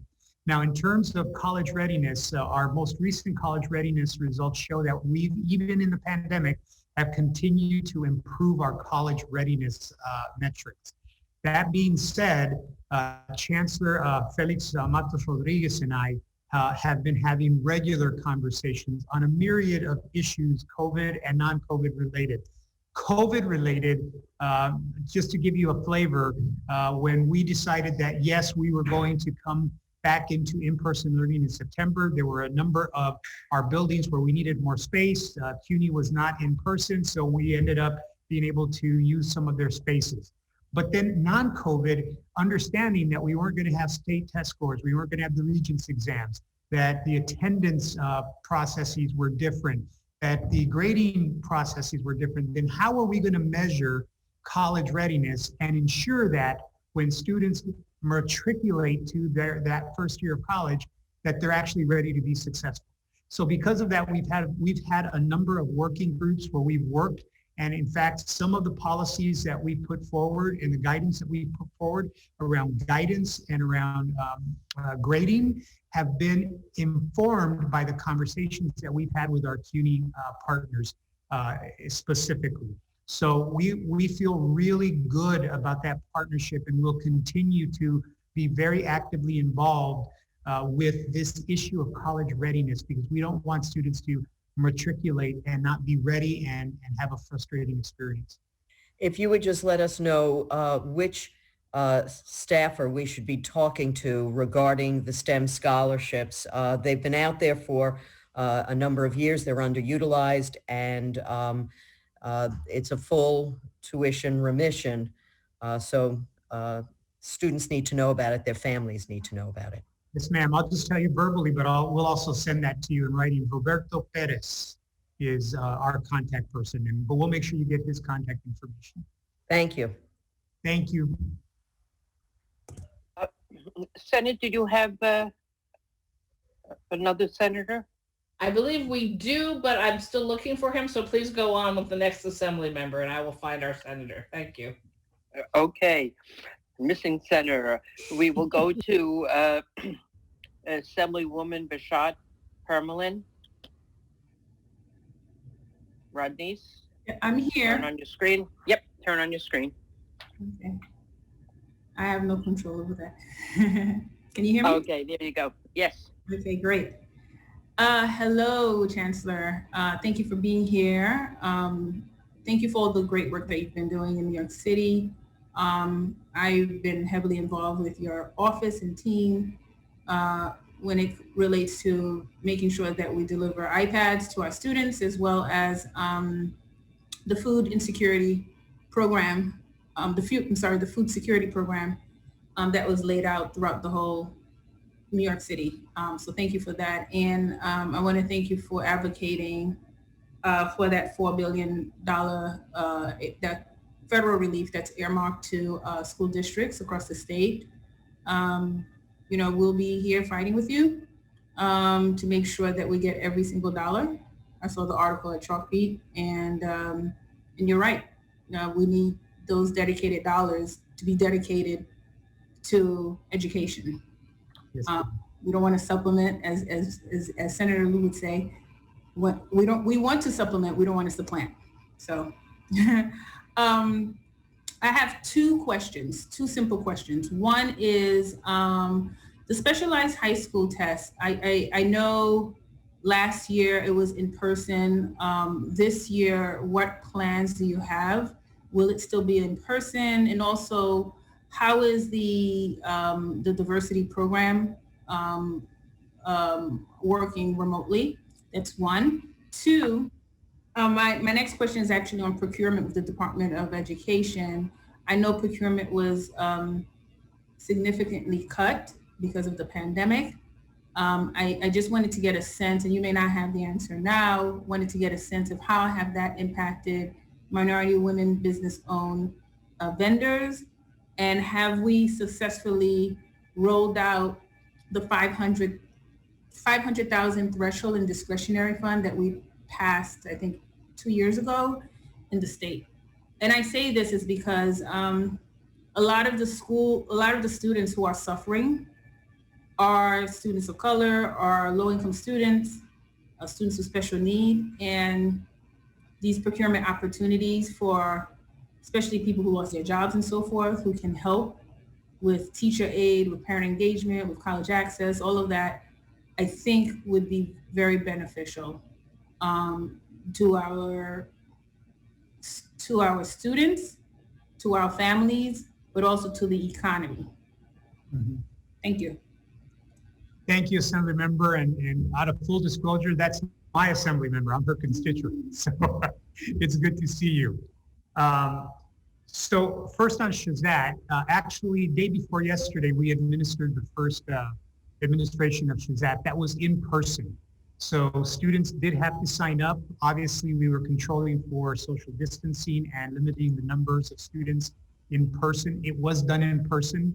What makes it very difficult for any of these kinds of exams is to do, it makes it very difficult to do them remotely. Not that we don't believe the best in everybody's approach, but how do you actually guard for test security? How do you make sure that no one's getting proctored? All of those things. So it is being done in person. There is an additional opportunity for students. If they miss it, they have to sign up by today. They can get that information on our website, and there'll be a subsequent administration of the Shazat exam as well, but it is in person. Around MWBE, I'm going to start, and then I'm going to ask Lindsay Oates if she'll give you some more detail. MWBE. Chancellor, we are. I'm sorry to interrupt. Sure. Do you think you could share some of the remaining answers with us by email, and we'll make sure it gets circulated to all members because we are running behind in our schedule? Yes, ma'am. Yes, that would be great. Okay, you send it to both of us, and yeah, we and we'll make sure. We'll make sure. And since Rodney's my constituent, I'm sure she'll track you down if she doesn't get it. Just put it in my mailer. I'll put it in your mail. I'll put it in your mailbox. Thank you, Chancellor. Thank you. We did find our missing senator. Yes. Yes. Okay. So back to the Senate then. Thank you. Well, he wasn't missing. He was at another meeting. Robert Jackson. All right. Can you hear me? Robert? There you are. You can hear me, right? Yes. Okay. So I'm not going to turn on my screen. Chancellor, how you doing? Good to see you. I am very, very concerned about this executive budget proposal and the impact that it have on New York City. So I only have 3 minutes. So I want to ask you a couple of quick questions, if you don't mind. And so the first one is, it appears that the executive budget cut a variety of items from for charter schools, and thus includes a supplementation, tuition reimbursement and lease assistance for charters. What are the budget implications of these cuts for New York City DOE, and are there other cuts as well? Can you explain that if you can? Yes, sir. So I ended my day yesterday speaking with you, and I'm here with you today, Mr. Senator Jackson. It's good to hear your voice. I will give you the very non-financial answer that I'm going to ask Lindsay to give you some detail. Yeah, it will be very detrimental to us being able to operate this year. I would even say devastating in terms of the recovery that our students need to make for this coming year. They strike at the very heart of the services we need to provide to our students. Lindsay, can you talk a little more detailed about what that would look like? Yes, thank you, sir. Nice to speak with you, Senator Jackson, and also nice to see you last night as well. So there are a couple things happening in the executive's proposal related to charter schools. Many of them are targeting New York City specifically, which is troubling for us. One that is really concerning for us is there's a proposal around charter lease aid that essentially turns charter lease aid into an unfunded mandate from the state. This is really problematic. This specifically targets New York City. As I said, we estimate that that would cost $85 million in the current year and grow to $100 million in the out years and probably more after that. This is an area that we spend $145 million on a year. So having that loss of aid is a big deal for us. In addition, there is this proposal again around the zombie charter schools, which, as was previously mentioned, impacts around 20 schools. That would be $160 million in new charter school tuition costs that we would have to fund in the out years. And in an era where we have flat or declining foundation aid, which goes to fund a good portion of our charter school tuition, it just means that there is really no funding source to pay for the increased charter tuition costs. So and I have to just, can you give me a more detailed explanation when you submit a written, but what are the costs for reopening our schools overall with respect to New York City? And if you can answer that, and then I'll put my other questions to you in writing for appropriate response.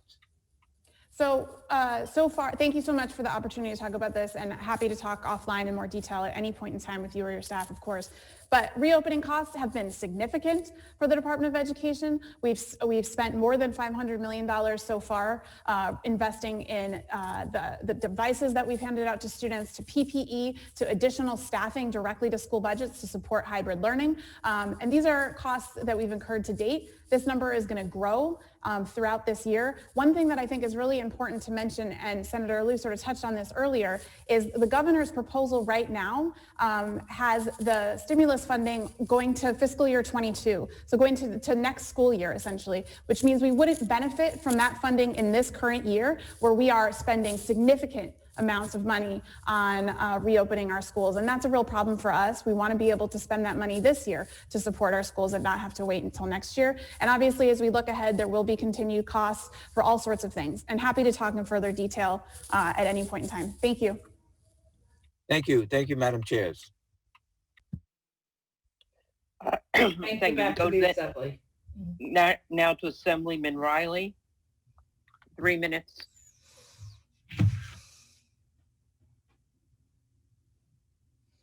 Thank you, Madam Chair. Good afternoon, Mr. Chancellor. I have three questions that I wanted to ask, and I'm just going to give them to you and let you provide the answers as best you can. So what are you doing to ensure that the quality of our public schools will not suffer as a result of the pandemic?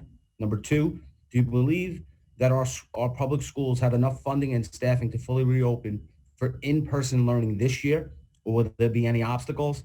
And the third one has to do with the gifted and talented test and the PEP vote last night.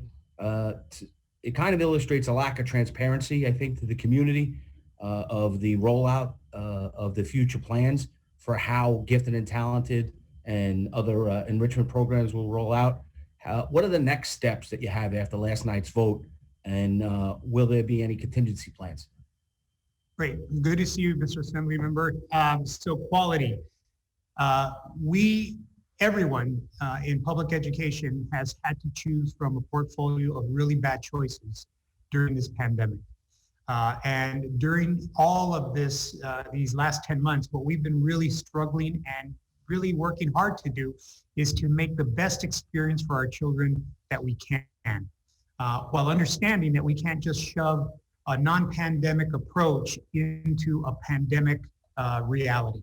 So with that, we've had to change a lot of things that we do. So at the corner of all of that, a cornerstone of all of that effort has been to really ensure that students are getting what they need, what they deserve, and mitigating for whatever academic losses, backsliding that they've done, so that we can, when we are able to come back to in-person learning, continue to really accelerate them as we go forward. So there's a myriad, more than the time we have, of things, and I've spoken to many of these things, from not only understanding where students are, but making sure we're continuing to develop the electronic curriculum, making sure that we're making more robust our internet connectivity, et cetera, et cetera. In terms of enough funding for in-person learning, I would say that given the current reality of COVID-19, and by that I mean we still don't have what they call herd immunity. We still haven't vaccinated the vast majority of the people that we need to vaccinate. We still have social distancing requirements. We will not have enough funding, especially with the executive budget as it's been proposed. So we need more funding, because if you have a classroom of 30 students and now you can only have a classroom of 8 students, and where do the rest of the students go, right? You need more teachers for those other students because they're in smaller groups. So those are the kinds of expenses that make it very difficult to come back 100% in person without the additional funding. And in terms of gifted and talented, based on the vote last night, we're actually looking at what the new process is going to be, because we cannot use the same test provider that we've been using. So we're looking at what is an alternative process, and we will be very transparent with the community around what that's going to look like. And I think the mayor today even mentioned in his press conference that there would be information coming out as soon as possible, and we hope to make that very soon. Thank you, Mr. Chancellor. Thank you, sir. Thank you. We go to Assemblywoman Seawright. Rebecca? Then after, thank you. Hold on one second, Rebecca, let me just say, and then after Assemblywoman Seawright, I believe we have Assemblyman Epstein and Assemblywoman Simon, and that will be it for the Assembly. Yes, go ahead, Rebecca. Sorry to interrupt. Thank you, Chairwoman, and thank you, Chancellor. Over 100 families in my district have applied to continue their children's dual language program going into kindergarten, and have just flooded my office about it. They were informed at the 11th hour by the DOE that their services would not be continued. The continuation of these services is critical for these children during this important stage of development. Some of the parents are critical, communicating, desperate with our office, and have just really stressed how important this is for them and their family members. How can the DOE work with these parents to make sure they have critical services come this September? Yes, so Assemblymember Seawright, so we'd be happy to get some more information from you. Roberto Perez is our contact person, but if we could get some more details from you, we'd be happy to work with you in your office and that community to get to the bottom of that. Yes, we've been in touch with your staff. Okay. So we will follow up. Thank you. Thank you. So next we go to Assemblyman Epstein.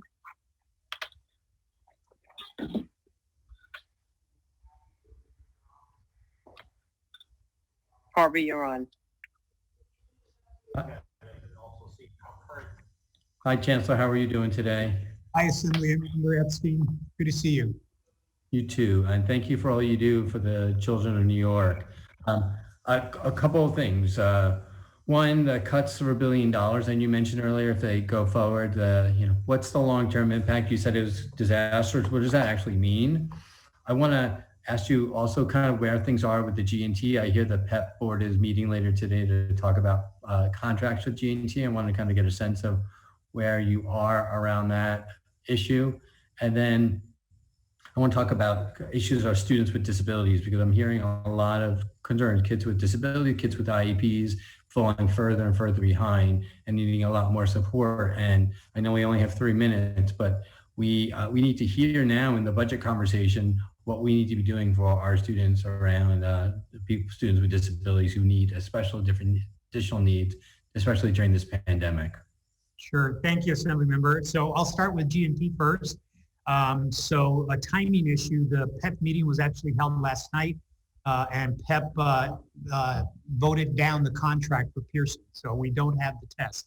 So we are working as we speak to develop what the next process will be, and we'll communicate that out as soon as possible to communities. Secondly, what does it mean with $1 billion in reductions? What it's going to mean is that potentially roster and register changes to schools where they may have to pay back money based on students, money that's allocated and students that didn't materialize. That may actually happen because we don't have the money to hold them harmless.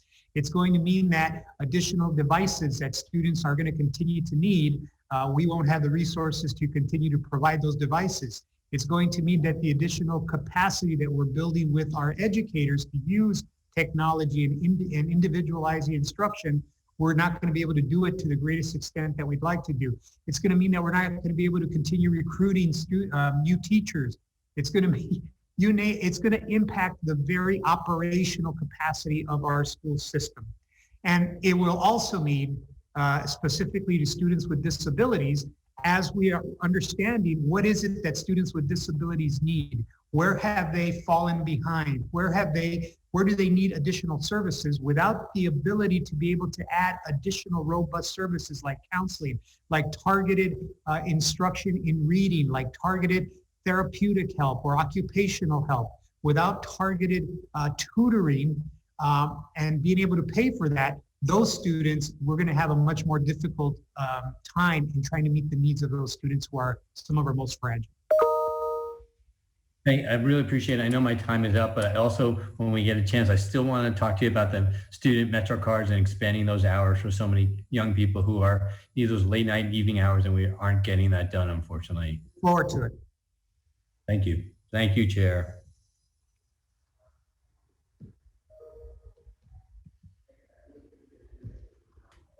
I think Helene's muted. I am muted. The You last are. assembly, we call on Joanne Simon, and she is our last speaker, questioner, Chancellor. Go ahead, Joanne. Great. You're off the hook pretty quickly there, Chancellor. I had a late night PEP last night though, so that's okay. So thank you for your testimony. I have a couple of things, with regard to the funding. I think most of our colleagues are in agreement about the fact that these cuts really can't stand and we need to supplement, not supplant. I think that's pretty clear. I have two areas of question, one of which I want to focus on kind of very specifically about whether and how the DOE has looked at this sort of digital divide, right? The fact that we don't have enough devices, that we haven't had the broadband, that the kids don't have Wi-Fi, the kids in shelters are sitting in the McDonald's in order to get Wi-Fi, et cetera. Have we identified what those roadblocks are? Is it, Verizon and Spectrum? Is it the manufacturers? Is it what it is we're buying from them? Can we exercise the power of the purse to get, better bang for our buck with devices that are going to go further, et cetera? And what about our systems are impacting that? And just a very quick example, when Hurricane Sandy hit, it flooded the basements of several of the public housing developments in my area, and they couldn't get the boilers back because they didn't have the right plugs to go into the wall. Like they no longer made those connectors. Do we have that kind of problem connecting the dots in our digital infrastructure? And then the other issue, which I asked Commissioner Rosa about, is assessing how our kids are learning remotely. We obviously have special education concerns for young people, but we also are teaching a lot of kids in general education, And what is it about remote learning that makes them need to learn a little differently? And I talked about the load on working memory, the sort of kinesthetics, the two-dimensionality of screen time, and obviously the, being trauma informed in the effects of homelessness and ACEs on remote learning. How are we assessing that? Because we are going to continue with remote learning in some way into the future, and we need to know more about how kids are learning in those conditions. Great, lots there. So let me go, I'll try to be as succinct as possible, but I appreciate it. So in terms of the digital divide, here's my prognostication. The pre-COVID-19 normal, that when are we gonna get back to normal? That will not be the post-COVID-19 normal. And for that, we think of all the negatives and rightfully so, but think about how many devices now are in hands of children. Think about the connectivity that we've improved, not where we want it to be, but it's vastly different than what it was. Think about the capacity that teachers and parents and students have built to use that technology. In some cases, homes that didn't have a computer now have a computer for the first time. Think about the conversations we're having about Wi-Fi, and I'm thrilled to hear that there's legislation being proposed around making Wi-Fi available to all students. I think that is a game changer. So with that, it has forced us all to look at this issue of the digital divide, not as something that is nice to have, but is critical to have, because we've all experienced it for close to a year now. So with that, I can tell you that we are working very closely with the Wi-Fi providers. We're working multi-agency wide in New York City, where we've already started going into homeless shelters and working to put hardwired Wi-Fi in those homeless shelters. We are working very closely with our teachers union and our administrators union around developing common sense approaches to instruction and curriculum that is realistic and able to be rolled out. Understanding that no one just wakes up and knows how to do this kind of teaching, but you have to really build capacity for it. So I would say to you that the roadblocks that we identified early on in February, March, and April, we've been, because we're working collaboratively, to really able to knock a lot of those out. We haven't knocked them all out, but we are very, very clear-eyed about what those are. Now, in terms of how we're assessing how students are learning remotely, I would also say to you, Chancellor, I'm gonna yes, cut you off. Okay. Mindful of the clock. Thank you. We're gonna just go to Senator Krueger before I dismiss you. Thank you. Thank you. Hi, Chancellor. I usually try to just listen and read the testimony, but I'm amazed that there's one question that I don't think got asked. So we talked about the fact that everything's different now and everything will be different in the future. And in times of COVID, we've seen all the patterns of, do you need twice as many teachers so some can be teaching online while others are in the classroom? And we haven't had enough for the right combination. And now let's, imagine by next year, we don't have COVID and everybody gets to go back to school. I'm hearing a lot of teachers aren't necessarily coming back, they're retiring. Are we worried that we will actually face a major new teacher shortage come the new normal? Hopefully that new normal will be sooner than later. So the good news is we haven't seen a significant increase in teacher retirements even during the worst of the COVID experience so far. So that's good news. And I think we've taken a very humanistic approach to making sure that if you had a pre-existing condition, we were accounting for that. Now, post-COVID, I've also been very impressed with how many teachers have said, hey, we want to get vaccinated. And as you know, the supply chain issue is the issue right now, not the wanting to get vaccinated. So right now, we are not seeing evidence of an increased number of teachers that are going to retire. It's kind of still following the same bubble, but I know that President Mulgrew is going to probably testify next. He may have some more specific information. But I would love to see, I think that one of the challenges with the executive's budget is that there are cuts to our very pipeline programs that we've used to actually hire teachers.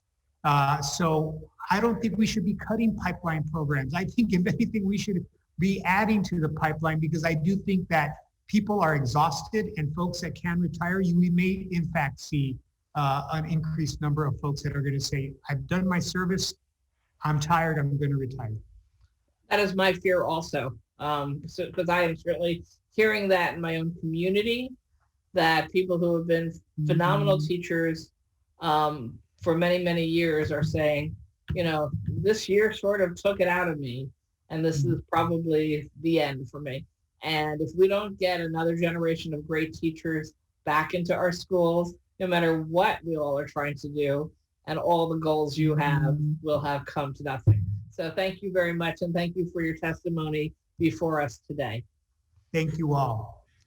Thank you, Chancellor. Thank you for being with us today. I know there's some follow-up information you'll be sending us. Make sure to send it to Senator Krueger, my office, and we will get it out to all of the members who are here today. It's an honor. Thank you. Thank you. Thank you for being here. So we are going to move on to our first panel, which is, I see Michael, the United Federation of Teachers, UFT, Michael Mulgrew, and New York State United Teachers, NYSET, Andrew Pallotta, who I don't necessarily see here, but Michael, Do we see Andrew? I don't see him, but perhaps He is present, gonna- but we don't have a camera for him yet. Here we okay, go. there he was. There he is. We are here. What happened to the camera? Okay. Michael, do you want to? No, Andy, you start. Okay. Good afternoon, everyone. Chairperson Krueger, Chairperson Weinstein, Chair Mayer, and Chair Benedetto. We thank you that we're able to speak to you today. It's been very enjoyable being on this since 9 o'clock this morning. It's amazing the staying power that you have. Thank you for the opportunity to testify today. I am Andy Pallotta. I represent over 600,000 members of NYSET throughout New York State. Also joined by Michael Mulgrew, the president of the UFT. A year ago, I was with you in person at the Legislative Office Building, and I had an empty box of pizza to represent the need for a bigger pie. When it comes to revenues in the state, we need to help our schools throughout the state. This year, I come to you virtually without the pizza and without the box, but I do want to share with you a few stories. Stories that I hope you keep in mind throughout the legislative process and the budget process. It may seem cliche to say that education has changed literally overnight, but educators, school-related professionals, students, and their parents made it happen. When remote learning became the norm back in the spring, educators got creative with the Zoom lessons. Some had to go to students' homes, buses dropped off the lessons that they took. Many took extra time to meet with students. They visited their homes and just to check in on them and their families too. School-related professionals kept showing up in person throughout the spring to prepare meals, deep clean buildings, and make meal supplies delivered by buses. Visiting an Albany school in the spring, I was blown away by the scale of the meal prep programs, with 4,800 meals per day going out the door. We also visited rural Taconic Hills, where meal bus runs went 979 miles a day. It was an incredible operation. There were car parades throughout the students' neighborhood and graduation tours to support seniors in June. Educators didn't do any of these expecting to be praised. They've done all of these things because of how deeply they love their students and their families. And that's what brings me to the budget you're analyzing today. Love is powerful, but it couldn't stop fiscal problems that resulted in hundreds of layoffs in the months following this crisis. And we can talk more about that later in specifics. We support state efforts to secure substantial federal stimulus for schools, but the executive budget's use of this money to supplant rather than supplement state education funding is, of course, deeply troubling. Under this worst-case scenario budget, the state would create in the coming years something reminiscent of the gap elimination adjustment that we fought alongside each of you just a few years ago to do away with.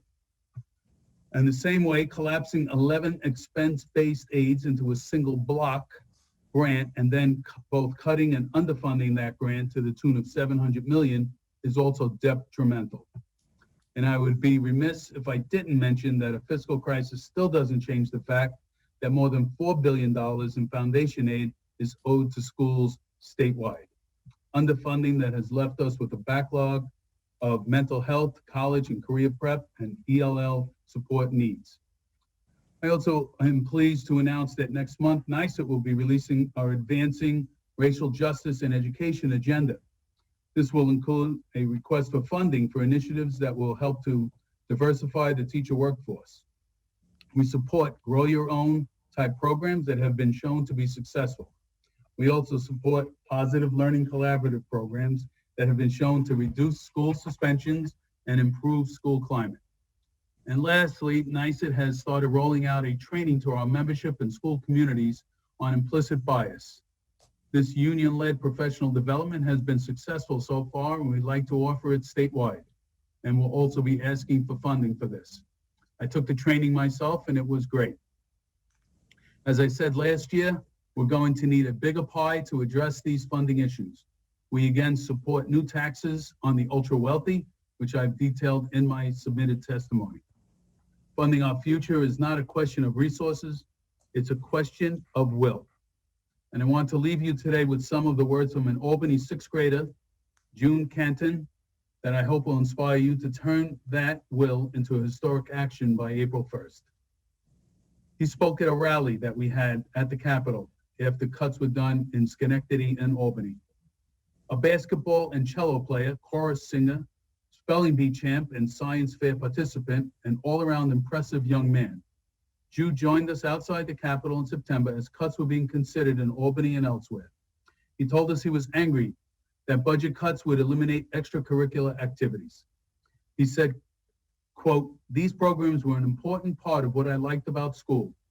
It makes me sad to know that teachers and staff that were a constant throughout my 7 years at Toast Community School will not be there anymore, and that other kids will not have the same opportunities that I did in these many cool experiences. It also makes me sad to know that some of my friends who need a little extra help from time to time will no longer be able to get that help because so many positions have been eliminated. I worry that some of my friends and classmates will not be able to succeed. I worry about this, and I'm angry that the system is failing us in this way." End quote. That is what's at stake. And I now turn it over to Michael Mulgrew. Right, and let me just say, I realized I neglected to mention about the time frame for non-governmental witnesses, which the two of you are our first two. That there's a 3-minute time for to make presentation, and then if there's questions, there'll be and we do have I think a number of members who want to ask a question, so there'll be time to catch up on things that may be left out. But Michael, if you want to go ahead. Well, thank you. I thank you for bringing that up, and I want to thank our phenomenal chair people right now at this point. And I really do want to make this fast because I know you guys have already had a long day. This is going to be some session for everyone. You heard what Andy said. Supplant versus supplement. That's going to be your biggest challenge for all of us right out of the gate. We are very proud of the work that we have done in Washington, D.C. Initially, no one was talking about education funding through a stimulus package. And we made it clear that for the schools to be safe, we needed, and to deal with all of the challenges our students are facing, we needed that funding. And of the first $1.2 billion that was sent to New York State, every penny of it was supplanted. Now we have a second $4.3 billion. And right now we are just, the concern for us is this.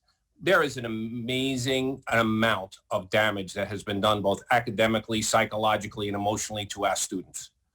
The teachers of this city and state are going to be asked to do tasks and meet challenges that no teachers have ever been asked to do when we move out of this pandemic. And in order to do that, we cannot do it with the current apparatuses that are in place in our school systems. We are going to need specific programs funded for things that have to deal with not just learning loss, but developmental regression, and not just some social and emotional crisis, but real trauma that has happened to our students. And for us to say, teachers, it's up to you to figure that out, and at the same time not funding those programs, that to me would be a disgrace. And I don't believe New York City or New York State is willing to do that. So you've heard about issues about that. The one last thing I'll say overall is, in 2009, New York State was funding 50% of the New York City public school budget. It's now funding 36% of the New York City public school budget. That's just for everyone elected official from New York City. That's a big shift. It's a big shift. And on top of that, this whole idea of the lease aid reimbursement, the fact that the state has controlled these regulations throughout, opened up the door to make almost everything reimbursable, and now wants to shift that cost to the city, that's a disgrace also. So we're vehemently against that. In terms of all of our programs, I can proudly say to you what we're asking for: Teacher Center, United Community Schools, Positive Learning Collaborative. Every one of them shifted immediately, put programs into place, reached more students and parents than they ever did before once we went remote. We didn't wait for someone to tell us what to do. We didn't wait for the Department of Ed to try to design a program for 6 months. We just shifted everything rather quickly. Just on teachers, our Teacher Center, 234,000 participants in PD, individual PD, last year alone after the pandemic hit till now. I loved last week when I heard our website crash because there were so many teachers signing up for their professional hours. That's what we need. Fund what's working and fund what the people on the front lines working with the children and the family. And I thank you all for your service.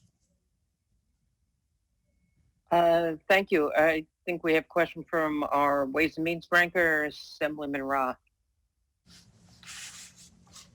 Thank you, Chair. Mike, Andy, thank you. I'd be remiss if I didn't start by just saying thank you to all the professional educators in our state, all of your members who, under very difficult circumstances, like Michael just said, overnight had to suddenly adapt to a whole different reality and have done everything they can to help our students, continue to learn under the most difficult circumstances that any of us, I think, could have ever expected to be under. So thank you. I just had a question. One of the things we've obviously talked about a lot over the years are mandates. And throughout this pandemic, there have been, measures done by executive order and things like that, that somewhat out of necessity at times had to be relaxed.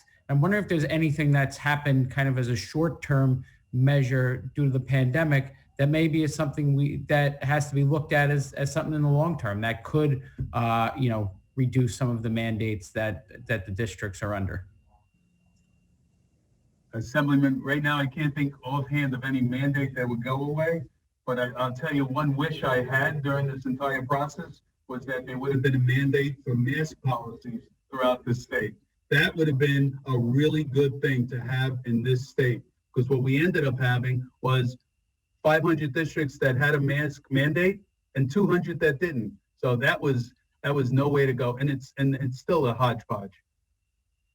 In terms of my main concern is that the special education some of the special education mandates I find are,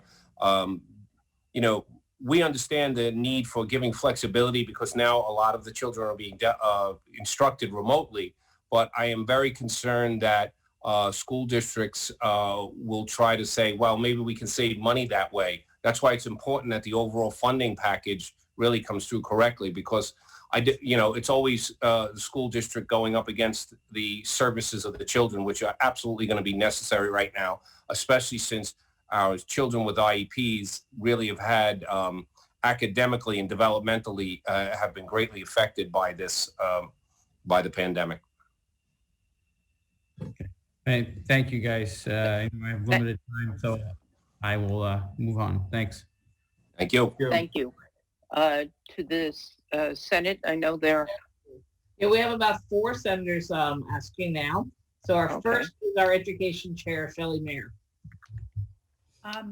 Thank you, Chairwoman, and nice to see you, Andy and Michael. And again, I'm sure everyone here sincerely from the bottom of their heart wants you to express to your members how appreciative we are of what they did and how appreciative parents are. It's Thank very, you. very tough. Thank you. Two short-term questions. One, Andy, I think it's important that people understand that it hasn't been an equal playing field even this year.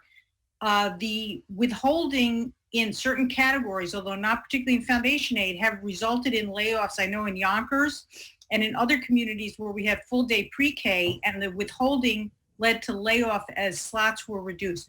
Can you identify how many members of NYSED were laid off this year because of withholding? It's in the area of 3,000. We can tell you right from the, right where I am in the capital region right now, there were 440 in Schenectady, about 220 just in the city of Albany. And it was because of the narrative that was being said over and over. We're going to have to cut 20% of school budgets. So when districts heard this, when superintendents heard it, they prepared for it. There was never the going through with this, let's go through with this. It was the narrative, but some districts, this included, districts around the state, like you said, Yonkers also, where they went through and cut positions that they didn't have to cut. And those positions were never backfilled. Schenectady never went back in and said, let's fill all these positions in now that we weren't cut. So those were harmful cuts that didn't have to happen. But just to clarify, that was based on a fear of cutting foundation aid. The withholding occurred outside of foundation aid in areas like full day pre-K, My Brother's Keeper, other funding sources that go into the educational space. And those, while they may be backfilled, districts did not have the capacity to keep all their staff on board. So I don't want to put the blame all on the superintendents. I understand your point about the narrative. My point is this year, hundreds, if not thousands of professionals were laid off as we made it through the best we could. And I just want that to be. Yes. Right. That's clearly what happened this year. Okay. And Michael, I have a question for you if I have a minute left.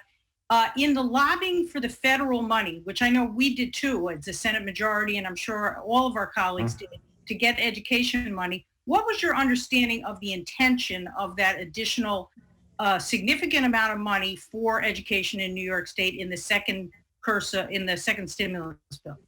It's specifically for funding to deal with issues dealing and related to COVID, damage that has been done to children, damage that's been done to programs, things that you're going to need, PPE. Right now I spend a lot of my time, we're very proud that New York City was the only large school system in the country to get open.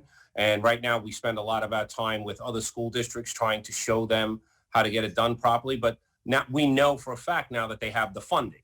And I'm proud that, the Biden transition team spent a lot of time with us going over these things, but it's specifically earmarked for COVID related issues. And it also goes through the title formulation distribution. Right. Okay. Thank you. So it's not to backfill other parts of your budget. Thank you. We now go to Assemblyman Benedetto, our education chair. You're on mute, Michael.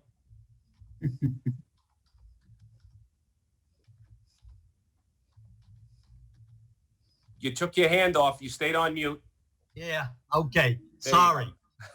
Welcome, guys, for being here. Listen, few things we don't have to say. The teachers, yeoman's job, what they've done. I've talked to my old school and what they're doing there. Every day they're in there. Every day they're working right from like 8 o'clock in the morning till 3:30 in the afternoon and much more. So I can't say enough. Also, it doesn't need to be said, but we're in complete support of trying to get you guys as much funds for education as possible. I'm not going to dwell on that. What I am very interested in is the teaching situation, okay? How do you, as a teacher, how do you mark a kid? How do you get a grade for a child?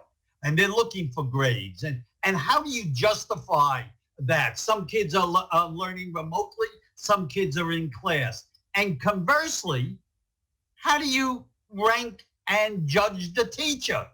I mean, what do we do here? We're giving a ranking to Day is a good day who's to doing start doing stuff those budgets. half the time remotely and half the time in the class. I'm interested in your opinions on that. You go first, Michael. Okay, so there's no book on how to do this. Yeah. Okay, let's just be clear. There's no book here. So, it really comes down to what work has the student done? We have found it's been very interesting.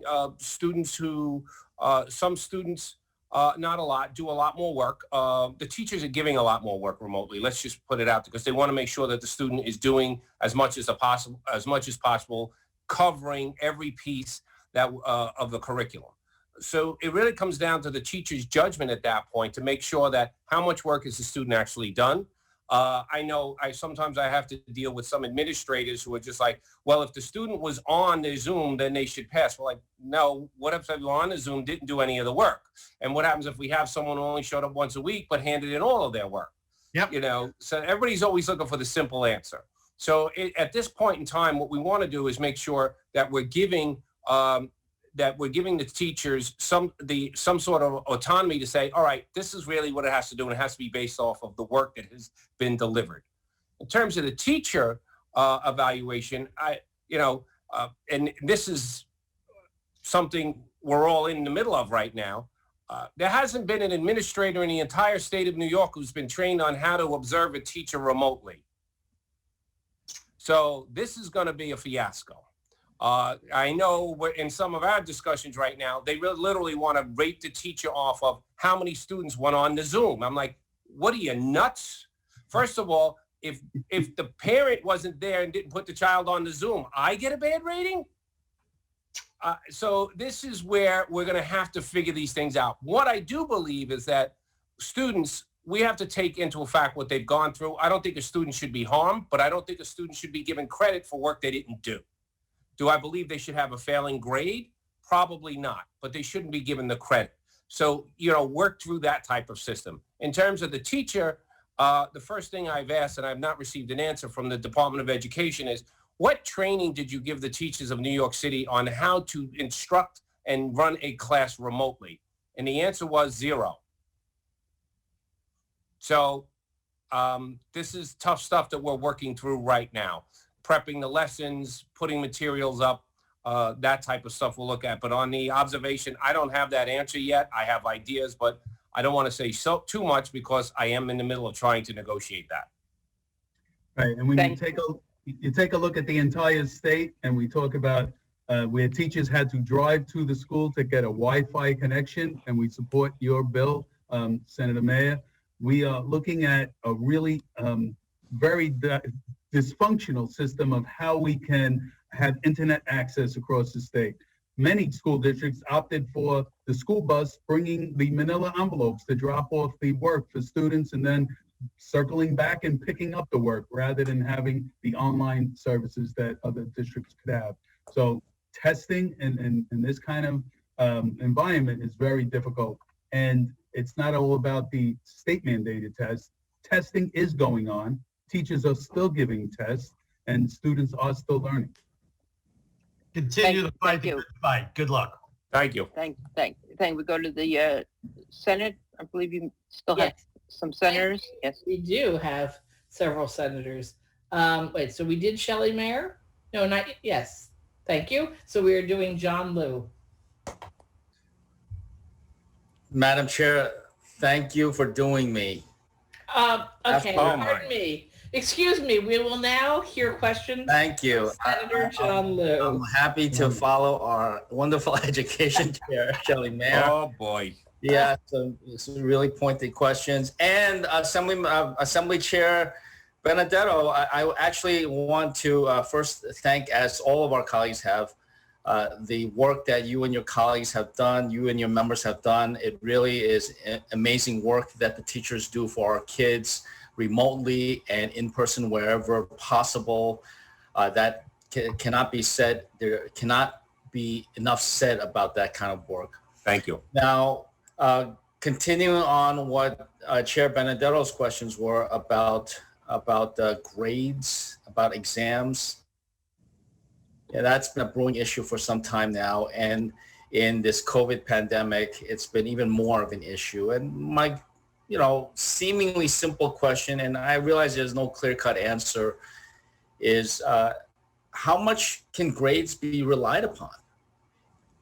And to what extent should maybe some processes just go to random chance or random lotteries because grades and tests may not be sufficient or reliable enough? There's no easy answer here, and there's no easy choice. I've spoken with you before about how I feel about certain programs and things that happen inside of the city and the state. But if we say that we're going to do everything through just a lottery, that means that any of the work that children, although you're telling a group of children who actually did do a bunch of work and engaged and did a process that, well, guess what? It's just going to go through a lottery. So what lesson are we teaching them? But at the same time, I understand that other students, because of challenges that they're facing, were not able to do a lot of the work that they had.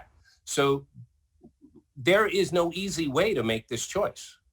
So to me, it becomes about, what I would, if I was running a classroom and I had to pick my 4, quote, best students in this type of situation, I would probably split that and say 2 would go towards those who were able to do all this stuff, and 2 might go to a lottery, but there has to be some criteria on how to either get into the lottery.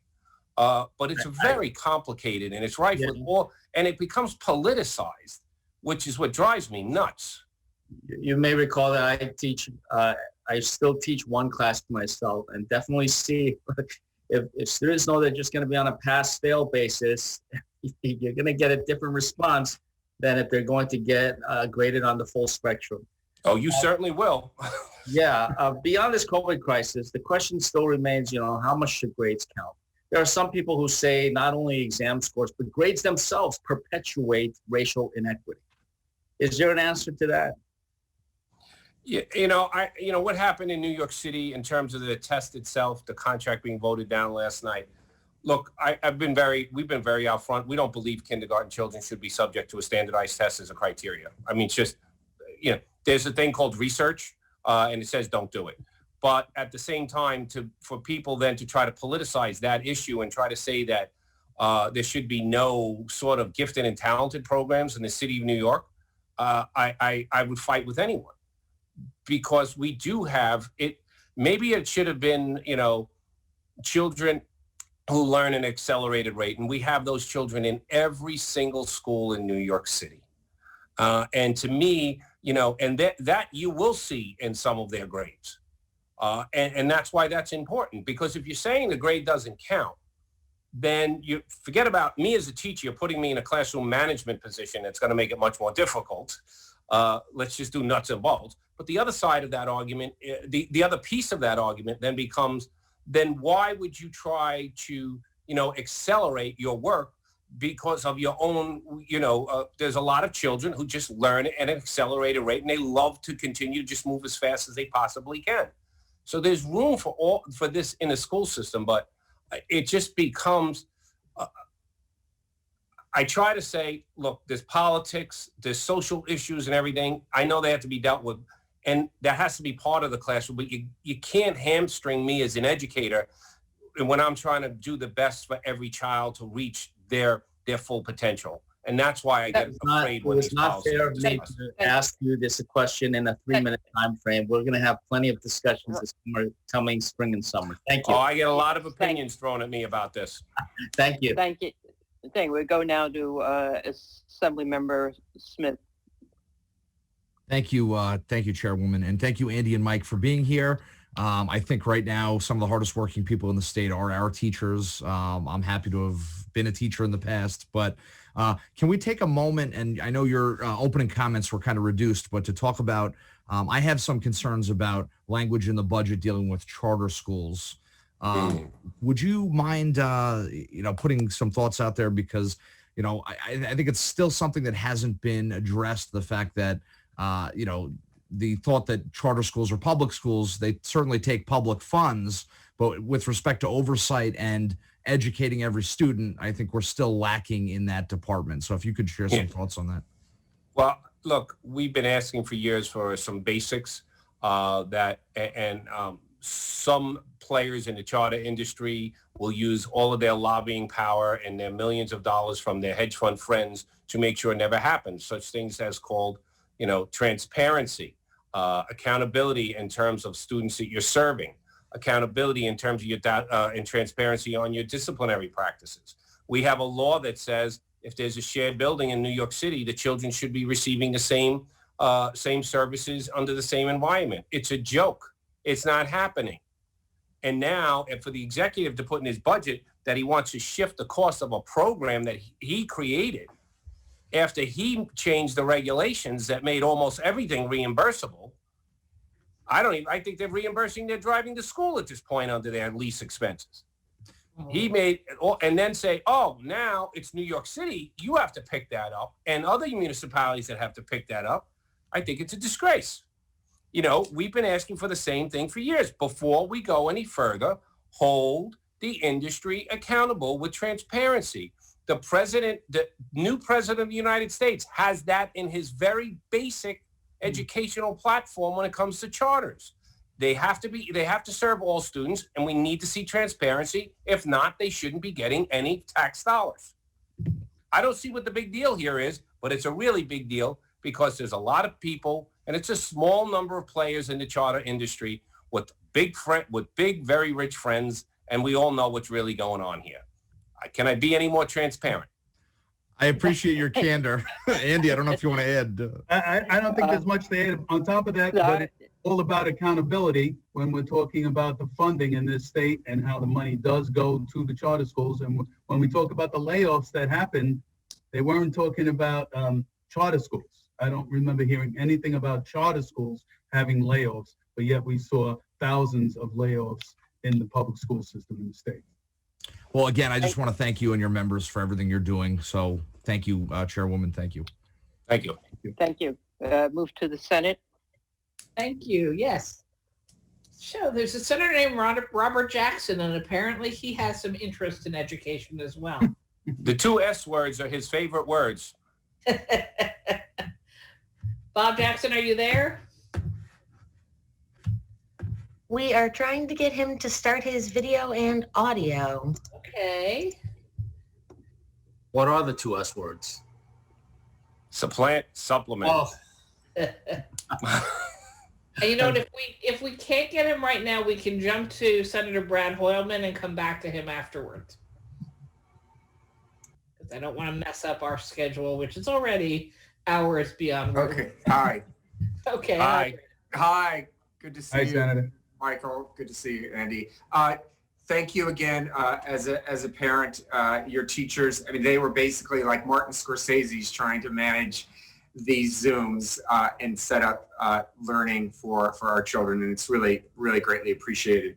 I wanted to ask you specifically, both, if you have the time, about vaccine uptake from your members and distribution.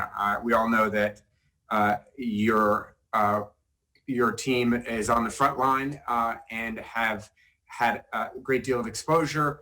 How is vaccine rollout going for teachers? And do you see in the weeks and months ahead a possible change in the potential for in-person learning based on the vaccine? You want to go first, Michael? If you want me to, I'll go first. Go ahead. Okay. So look, we all know let's do the for one thing everybody agrees upon. The federal government needs to get more. Clearly, the outgoing administration lied to everyone, right? So they weren't having these companies produce millions of doses of the vaccine, ready and waiting when they got approval. It was all a lie. Okay, we now know that. Fine. State plan is, the simple part of the state plan is the state is telling that the local municipalities that you deal with essential workers will set up state sites to deal with 65 and older and medically fragile for the B group. A group, we all know, did not go well. A group did not go well. So we're the B group. I can only speak to New York City. What we had in New York City was the city did not follow that plan. They opened up, they said their program was based off of everyone in the B group getting the vaccine. So what has happened is thousands of people at this point, thousands of my members who actually had confirmed appointments, could have had confirmed appointments to our plan, said, we're okay, we have the city appointment, then had their appointments canceled. So this is not going well. And for, you know, every level of government, everyone claims they want transparency of the level above them. I think they need to start with their own level. Because if you ask right now, I can tell you how many doses of vaccine came to New York City on Tuesday. It's 107,000. How many appointments are scheduled for this week? You won't get that answer. I've been asking for how many of my members were vaccinated through their sites. They can't give me that number. I can tell you how many have been vaccinated through my site. It's pretty easy. You know how many vaccine doses you have? You set up their appointments. We never cancel anyone's appointment. We won't set up your appointment till we have that vaccine we know will be there for you. And I can tell you that 5,200 teachers have been vaccinated through our program. I don't know. The city needs to go back to school for math class. 1 and 1 makes 2 plus 1 makes 3. You just, how many doses? That's how many appointments. So no, this has not been going well. The most dangerous part of that, though, is that this is another example of people losing more and more confidence at a time when this vaccine is the only way through this pandemic. We're either going to do this for 6 to 9 months and be out of this, or we're going to be dealing this for 2 years of little wave after wave after wave. So the public needed to see that government was on its game and ready to go. Lack of vaccine was one thing. Messing up the appointments, not following plans that were agreed upon, that's unacceptable. Right. And it's been a mixed bag throughout the state. So we could talk about in Suffolk County, in Stony Brook, members got an appointment, then it was canceled. Then they were told, call back, go online, get another appointment, then it was canceled again. So a lot of frustration. Some are getting it, but yet a lot of frustration throughout the state. Thank you. Thank you. We go to Assemblywoman Lunsford. Thank you so much. And as others have said, thank you for the incredible, heroic efforts of all of your teachers. This is obviously a challenging time for everyone. And I know that I hear from parents in my district all the time how grateful they are. My district also has tons of teachers. I have lots of friends and family who are teachers. And what I'm hearing is that they are burnt out. They are struggling. And I'm wondering if there's any way that we can kill 2 birds with 1 stone by trying to put some of our paras and teaching assistants back to work to help alleviate the burden on our overworked teachers. And I'd love to hear your thoughts on that. I think around the state, we have paraprofessionals, TAs that are in with the students, working with the students. But of course, we also see that when we're doing remote or hybrid learning, it is much more difficult. So we've been doing everything we could to make sure that that is the direction that school districts are going, to have a hybrid with the TA or the paraprofessional there and helping. And also, as the vaccines are more widespread throughout the state, we would hope that more schools can open, but only with the assurance that it's being done safely and in the right way to keep the students, the parents, everyone concerned as in a safe place. Our paraprofessionals are working in the schools that are open, and they are actually part of the classrooms in the remote setting.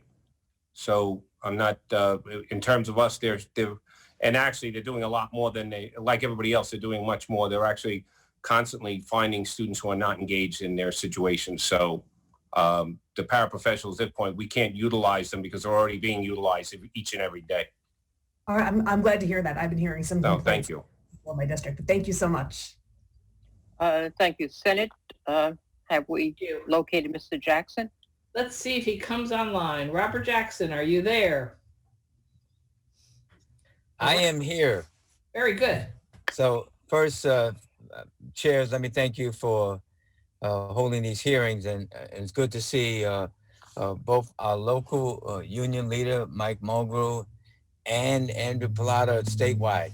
But let me just say, I am not happy with this executive budget. When we talk about, the chancellor was on earlier, and they're talking about hundreds of millions of dollars that we're going to have to basically not have. And when you look at the totality, it could be $1 billion, which is devastating, not only for New York City, but around the entire state. And so I ask you to fight with us, with the governor and the legislature, both the Assembly and Senate, to ensure that at least that we have the monies that we're entitled to from the federal government, and then if necessary from the state of New York, because it is terrible the fact that we're laid off hundreds of employees in the Department of Education around the state of New York, knowing that, for example, that education is not a priority for the, overall, our governor, in my opinion, based on the fact that this is the only situation in the state of New York as far as our budget where we have a court decision that basically says that they're not providing enough and they have to do it. So the time is now. In fact, people are saying now that we have a supermajority, we should be able to do anything we want to do.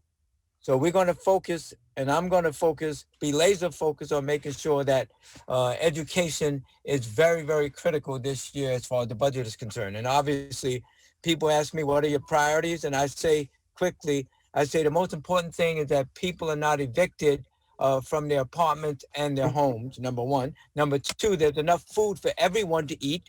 And then there's so many problems as far as health is concerned as a result of this pandemic, mental health and physical health. These are the basics that we have to have. Besides that, we must fund education. Our kids have been left behind as a result of this, and we have to make up for it. And the time is now. So I look forward to working with you. I ask you, Andrew, how many employees in the state, around the state, have been negatively impacted, have been laid off, to the best of your knowledge?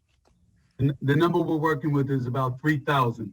And what we spoke about before was right in the capital region, 440 in Schenectady, 220 in Albany, and there was some in Yonkers. We also know in New York City, the PSC, CUNY also had many cuts. So it has been throughout the state. And you were with us last year when we did our Fund Our Future tour, our bus tour in the freezing cold. And, we appreciate you at all times.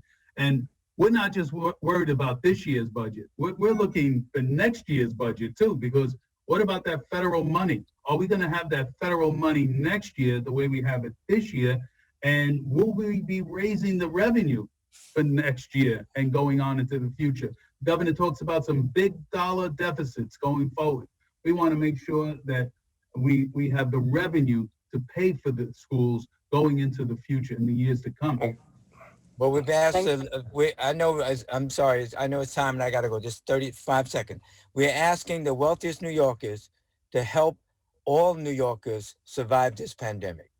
Thank you, Madam Chair. Thank you. Thank you. We go to Assemblyman Riley.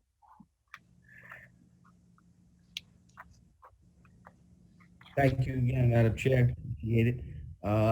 Thank you for giving me the opportunity. I wanted to touch on something that's really, it was mentioned by Senator Jackson just before, the mental and social emotional impact that this pandemic is going to have on students for years to come potentially, and our staff members, including teachers, paras, and all our support staff in schools. So I know that with the UFT, there's the Positive Learning Collaborative. I very well in Staten Island, and they do great work, and it supports the social emotional learning. Is there anything, I'm concerned about it being in the budget that there's nothing that seems to supplement some funding there so that we can increase social emotional learning moving forward when we do return to school, and hopefully that's soon for in person. But is there anything that you could offer maybe the health department that could actually partner and maybe increase some funding? Thank you, Senator. Thank you, Mike. I really appreciate it. The thing is this, right now, Positive Learning Collaborative, we teach schools how to deal with children in crisis. We target schools where there are a lot of need in terms of children dealing with crisis. I know right now that need is growing every day, and there's not going to be a school in the city or the state where you're not going to be dealing with children in crisis. So for people who think we're just going to go back to school and everything's going to be all right, They're living in fantasy world. So that's why we're asking here for funding, because we really want to, and we've been working with NYSET, and, even like our first huge project was United Community Schools, and which you guys have helped with throughout the years. I don't know if you realize, like this year, the U of T's United Community Schools is now working with the school in Albany. And we need to do the same thing. We have this phenomenal training on how to help a school. It's a year-long training. We know it works. We have all the data. We can prove it to anyone. We can bring out the parents. We can bring the students. But that's the type of stuff that we're going to really be faced with next year. So we are here to help on that, but we can't just do, all of these programs were literally and still are being paid for partly, because thankfully now it's partly, but originally we're being paid for only through teachers' dues money. And that's how strongly we feel about these programs, because they do work and this is what we need. But we're going to need a lot of this come next year. Thank you. What about statewide? And we could do this training statewide. We can bring in a group. We've done this before with NYSET, and we can help make this a statewide piece.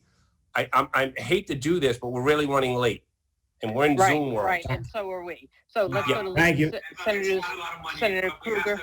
Thank you. Just a close for the Senate.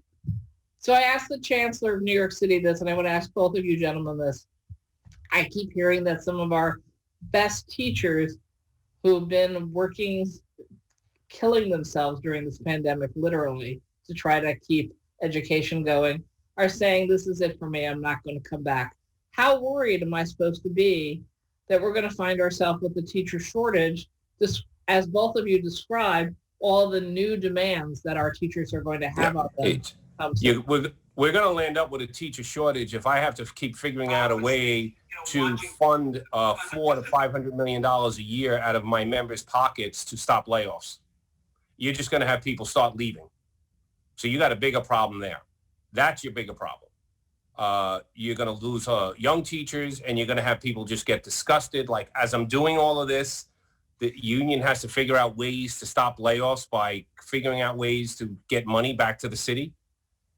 That is literally what an early retirement incentive is supposed to be used for. So we can stop that piece. That is really more of the disgust I've seen with my members.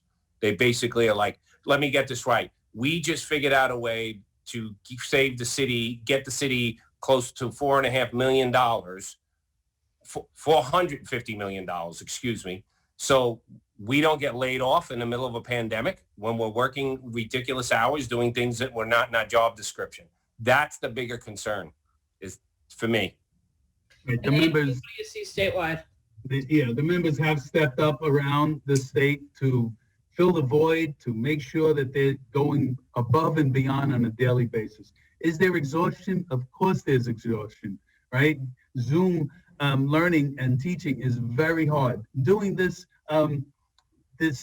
testimony today is very hard. We're not able to really read each other. I could see Senator Lou sitting there, and I would make fun of him normally and say, you have no tie on. But now, oh, wait a minute, he still has no tie on. But this is a situation where our members are really working hard. Assemblywoman Lunsford was saying about the paraprofessionals, the TAs, and how they need to be in those rooms and working with the students. There is a great need. This is a spare tire getting us to the end of this very difficult road. And I thank you for your support. And as we go through this process, keeping in mind how important the funding is. Thank you both. We're still waiting for you to come to the city so that Michael and I can show you some real pizza. Assembly, you better take it back. Yeah. Boy, we have, let me just, Assemblyman Zabrowski, Assemblyman Griffin, Assemblyman Otis, Assemblyman Conrad, and Assemblyman Mike Lawler. Can people just take a minute if that's a thing, or you can send us questions, and I'm sure we can forward them to UFT. Yeah, Andy, if you can finish up, because I've already pushed to 3 to 3:30. I'm sorry to do this, but if you can finish up, and any questions that we need, just get them to us, and we'll be more than happy to take care of it. Okay. But I really want to thank you. Look, you all know that this is going to be, every year we say this, but this is going to be a beaut. Yeah. And I will tell you this: we're working very hard as always in DC to try to do that. But everyone has to be prepared and start planning for now what needs to be done if we don't get it. And people need to think that through. I'm going to try to do everything in my power and in our union's power to make sure that we get this next stimulus. But everyone can't be saying, well, we didn't get it, there's nothing we can do. Everyone needs to have a plan A, a plan B, and a plan C this year. And I'm telling everyone that because that's what the teachers of this city and state are doing every single day. Okay? Thank you for being here. Thank you for all the work your members do. Thank you. Thank you. Okay, so we have Andrew, you're still with us? I am still available. Okay, and I think it's mostly non-city, it's some non-city members, so Okay. perhaps they were looking for you anyway. right. Assemblyman Zabrowski?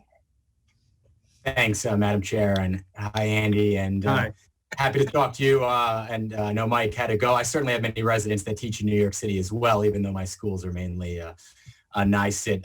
And certainly, I think many of my colleagues and I are in awe of the work that teachers have done many times, teaching live, teaching on Zoom at the same time, just juggling so many different things while also worrying about their health. I just wanted to drill down a little bit on what I talked about earlier with the commissioner on STAR. We talked a lot about the reimbursable issues, but I'm really concerned about what the governor's doing with the STAR program this year, and I wanted you to comment on it. One, making it a possible permanent cut going forward, co-mingling a property tax relief program with school aid, which will result in anomalies within the formula going forward. They had to backfill last year's formula.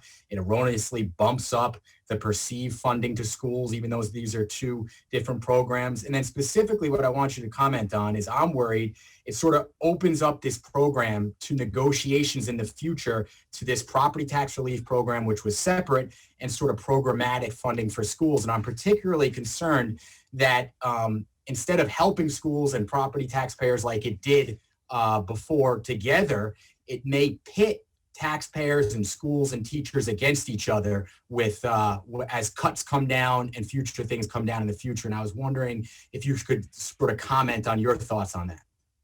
Well, I think each and every year we fight some of the same battles, right? So mingling these dollars together, we fought this last year, I believe, and the year before that. So we're going to fight this again because it just doesn't work. The money that we would lose with expense-based aids, the way it's in the governor's budget, is just a wrong way to go. So I believe we have to push back on this budget in a lot of different ways, and that is one of the key ways. I would agree with you. I just think so many of these things are cuts. They may be perceived to be backdoor cuts, but they're going to have tremendous negative effects on our school children, our teachers, and the entire school community going forward. So thank you. Right. This has impacted the entire state. So it's urban, it's suburban, it's rural. Everyone has been impacted in some terrible way as we go through this. But we also want to make sure that, as many of you have said, that the members have stepped up, the parents have stepped up, they have worked together to get the best experience for the students, for the children. They sure have. Thanks.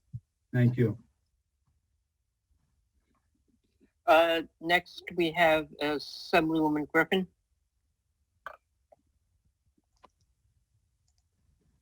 Okay, very good. Thank you. Hi, Andy. It's good Hi. to see you. I appreciate all of your efforts as well as our many dedicated educators. I represent about 15 school districts on Long Island, and one of the big problems seems to be there's so many plans in place to educate our children through COVID. And I hear from many teachers and parents about some of the disparities. One of the biggest challenges I hear from teachers is the ones that have to teach both virtually and in person at the same time. So some school districts that I represent have that, and while others have it more sensibly. There's a teacher to teach virtually, a teacher to teach present to the class there.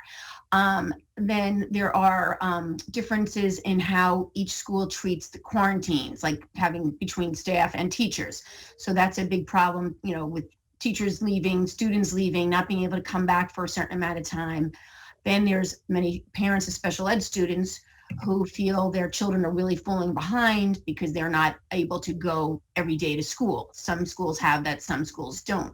So, you know, to me, it just seems like there should be a more consistent approach to alleviate some of these problems. And I just wondered if you could speak to that inconsistent approach, how you see it. I would say that that has been the most frustrating thing, the inconsistent approach to how we get this education program done this year. So a local Department of Health making a decision which doesn't go along with the State Department of Health has been most frustrating. We dealt directly with the governor's office on this because we even wrote a letter to Dr. Zucker the other day highlighting some of the issues where it's okay in one place and it's not okay in the next place. And in another school district, a student might be quarantined for 10 days, but in another district they're not. So we have been very frustrated by this process. We would like certain things to be statewide, right? And I think that that would have worked for us all from the beginning on this. You know, we had the 6 feet distancing. That was good from the Reimagine task force. That was good, but we never did get the mask mandate the way we wanted. Certain things like the tracing, it worked in some places, and then they were waiting 5 and 6 days to get the tracing done. So how do you keep those schools open when you can't even do the tracing? We don't even know who was contacted by the person that was COVID positive. So in some ways, we strongly support local control.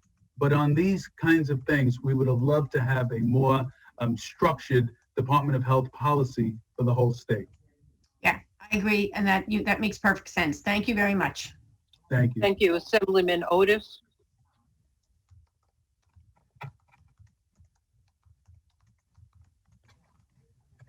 We go, hey, Andy, how are you doing? Hi, Assemblyman. So a question about, at first, again, thank you to all of your members in the impossible task of trying to teach in this environment. One question I have, just a brief answer right now, but to give us a little flavor of the difficulty of teachers in school districts who have underlying health conditions making a request to teach remotely. Some districts are receptive, other districts are not receptive, but this is a real career challenging position that we're putting teachers in. And are there ways that we can help in this regard to provide a little more uniformity? Thank you. We have been working on the accommodations since schools reopened in person in September, and we have taken those cases individually with districts. So we have local presidents working with superintendents, trying to work something out where if there is a remote position that someone with underlying condition can cover, that would be the accommodation that can be made for them. And if there's any other accommodations that need to be made, there's also some districts which were very difficult to deal with, right? So we've had our legal department work on those cases. And we've gotten a lot of satisfaction going that way too. But it's sad that there's so much confusion at this point of what is and what isn't a district able to do.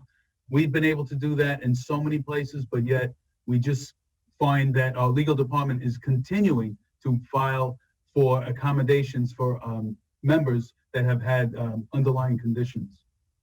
I think if there's an idea towards maybe asking SED to come up with some more general guidance to school districts that would help in this regard, or things that we can do in the legislature, I think it's an important issue. There's nothing sadder than for this temporary time period to have careers possibly end early against really the desire of the teachers. So thank you, Andy. Thank you for all that you do. Thank you. Thank you, Assemblyman. Thank you. Assemblyman Waller now, then Seawright. Thank you, Madam Chairwoman. Andy, good to see you. Thanks for all that you're doing on behalf of your members. I'm proud that my sister-in-law is one of your members. She's a special ed teacher in the Suffern School District, and she's also a union representative for her school. So I just want to re-highlight something that I talked about earlier when the commissioner was on. Rockland County, where I live and where my district is, we pay the second highest property taxes in the country. Obviously, as we all know, in the suburbs, certainly, it's primarily driven by our school taxes, and we have great schools, and we're proud of them, and we're happy to pay for the quality education that we get and the quality of teachers that we have. But the labor costs obviously are a big factor. The regional cost index treats Rockland County schools like upstate New York schools as opposed to Long Island and New York City. I've put in legislation to change that and to treat us the same as Long Island and New York City, because the reality is that our labor costs, along with Westchester, are on par with New York City and Long Island. And, this year obviously is a difficult budget. My county is projected to lose about $6.7 million in funding under the school aid runs in the governor's budget. My district is proposed to 5 out of the 6 are proposed to lose $2.4 million. And that's separate and apart, obviously, from the regional cost index, which needs to be changed. So really, I want to bring this to your attention because obviously you guys have a lot of influence with the majority and also with the governor at times. And I just want to put this on your radar. I think it would be great if NYSET would really partner with me and my colleagues in Rockland to advocate for a change to the regional cost index and make sure that Rockland County and Westchester, which is treated the same as Rockland, are treated like our counterparts in Long Island and New York City. So I just want to, bring that to your attention and hope that you will join us in advocating for that this year and beyond, because it really is something where we've been shortchanged dramatically. Correct. And I know you have great schools in Rockland and Westchester. My children went to school in Mount Pleasant schools in Westchester County. And last year we did Fund Our Future bus tour. We were in Westchester. We traveled throughout the state, and it wasn't just the urban areas that were having issues. It was the suburban. It was rural. It was every single place we went. And many of the same problems come from foundation aid not being paid by the state for all those years, given that basis, that foundation to schools. So we will continue to fight for that to be paid and also to have as much funding from the state going into the schools. That is our promise to you. Okay, thank you. Thank you. We have Assemblywoman Seabright, I believe is the last member from the Assembly or Senate to request time. Rebecca? Thank you. Thank you, Chairwoman, and thank you, President Pallotta. I'm aware there's a formula that takes square footage of a classroom into account when the decision is made on how many students would be allowed in during the hybrid model. With the rollout of the vaccine, more teachers and staff getting the vaccine, I'm just curious your position on, in terms, I know we all want the best in terms of safety for the classroom, the students, and the teachers, in terms of allowing more in to the classroom during this period where more and more are getting the vaccine. All right, well, we would definitely say, let's find what the medical experts, right, what the doctors are saying we should do. We were very frustrated when infection rates around the state surpassed 9%, right, in regions around the state. And what the Reimagine Task Force had come up with was at 9%, the school buildings would close. Education continues, right? It goes into remote, but the buildings would close. And that didn't happen. So that was very frustrating. So we want to make sure that whatever comes of from the Department of Health guidance to us all is actually followed. When that came out, I think the infection rate was like 1 or 2%. And we said 9%, we're waiting for 9% in a region. That was a long way off. And then we hit 9%, and in 4 regions of the state, it surpassed 10%. So that was a very frustrating experience for educators. Talk about stress and anxiety of going into buildings where the infection rate in the surrounding communities was so high. So As far as square feet in a classroom, let's make sure that the medical professionals are all in agreement before we agree on bringing back more students and making the density higher. All right, terrific. Well, thank you very much. Thank you. And Andrew, I want to thank you for being here. I think it took up more time than we thought, but I'm glad it worked out. A lot of members had questions, and I just want to reiterate what most just what everybody has said, and those who didn't speak want to say, which is we want to thank you, your members, Michael, the UFT members, for all of what you're doing during the pandemic. It is more than anybody thought we'd ever be needing to be called upon to do. So, just again, thank you for all your members' work and for being here today and sharing some of your thoughts with us. Thank you for your support. Dave Much from the appreciated. Senate. Thank you very much, Andy. Thank you. So now we move on to panel B, which is the Conference of Big School Districts. Jennifer Pyle, Syracuse City School District, Jamie Alicia, Buffalo Public Schools, Will Koretsis, Rochester School District, Dr. Leslie Myers Small, and Yonkers School District, Dr. Edwin Quezada, Superintendent. So if we can have those people all joining us, I think I see you all here. And just as a reminder, each member of the panel, 3 minutes. We'll go through the list, the order I mentioned, and then there'll be questions, I assume, from some of our members. So if Jennifer could start, 3 minutes, please. Thank you. Good observe the clock. afternoon. Thank you for providing us with an opportunity to testify today. The COVID pandemic has highlighted significant inequities in public education. Our districts have worked tirelessly to provide students and teachers with technology and support necessary, absent dedicated funding for these purposes. They've faced a plethora of pandemic-related expenses, including the acquisition of PPE, facility upgrades, and enhanced maintenance. While we recognize the economic devastation that the pandemic has inflicted, and we appreciate the governor's attempt to preserve funding for education, we remain deeply concerned about the executive budget's heavy reliance on non-recurring federal revenues. Our school districts will not have the capacity to survive the inevitable funding cliff the loss of the one-time federal support will result in.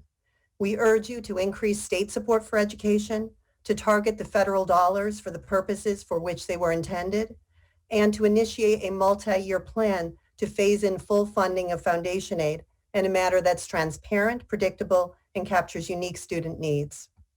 This executive budget services aid proposal should be rejected, as it could force school districts to divert scarce resources from the classroom in order to cover increases in areas such as transportation and charter school tuition. We appreciate the governor's recommendation to provide transportation aid for certain pandemic-related expenses. However, we call upon you to expand these provisions to authorize reimbursement for all transportation expenses incurred throughout the entirety of the pandemic. The executive proposal to reduce charter school tuition is a move in the right direction, but does not go far enough. Furthermore, supplemental charter school tuition reimbursement must be fully funded and accelerated to provide current year reimbursement. In addition, charter school expansion in saturated areas should be limited. We also call on you to invest in our highly successful CTE programs by increasing special services aid per pupil funding and including students beginning in grade 9. Our school districts also have some of the state's longest running and most successful pre-K programs. However, funding levels have not been adjusted to keep pace with actual costs. The state must commit to fully funding pre-K for high-need urban school districts. Lastly, critical health services aid has been frozen for many years, and Buffalo and Rochester will actually experience a reduction under the governor's plan. We urge you to restore this cut and provide additional targeted school health funding for all members. Thank you again for your support and affording me the opportunity to testify today. I will turn it over to Superintendent Alicea. Thank you. Reset the clock for 3 minutes, please. Thank you. Go ahead.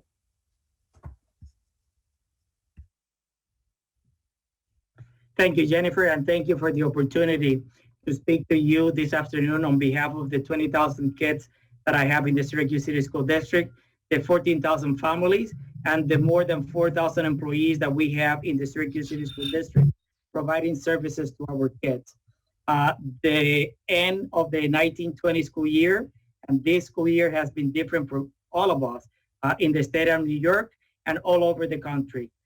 We are very proud of the work that our students did last year, and they were recognized when we achieved the highest graduation rate that we have achieved in Syracuse during the last 20 years. We achieved 70.7% of our kids graduated from high school. We have an increase, and we have almost eliminated the graduation gap between Black, Latinos, and white students in the district. And all that is to the work that our students are doing, but our great staff that we have in the district and the support that we receive from you every year through the budget. We are very concerned about the budget that was presented by the governor. The proposal lacked funding in critical educational services, and the over-reliance on one-time federal stimulus fund will have a long-term detrimental implication for the Syracuse City School District. I ask you to consider the following recommendation for changes to the budget. The foundation aid increases in the coming years will be critical for everything that we do in the district. Our kids are going to need extra academic support. They're going to need social, emotional support. We need to continue to support our families. So it is very important that you work with us and continue to support our initiatives in our district. We're also asking you to please reject the proposal to consolidate and cut expense-driven aids, in particular transportation aid, special services aid, and academic enhancement aid. If this takes place, we will continue to have problems in the future to continue to provide transportation to hire bus drivers for our students. We want you to reject the governor's proposal to permanently shift the Committee on Special Education expense to the school district. Also to please reject the proposal to include STAR in the school aid rounds. The Syracuse City School District, like other dependent districts, does not receive all the STAR collected. So it is very important that you reject that. We want you to continue to provide support for health services. And I know that my time is coming to an end. So I just want to say on behalf of our kids, on behalf of our families, I appreciate the support that you have provided us in the past. And I'm looking forward to continue to work with you and to continue to support our kids and families in the Syracuse City School District. So thank you for your continued support. Thank you. Buffalo? Good afternoon, honorable members of the Joint Committee. As I know you're aware, this is no typical budget testimony, and these are no ordinary times for you or for anyone with responsibility for all of our wonderful students.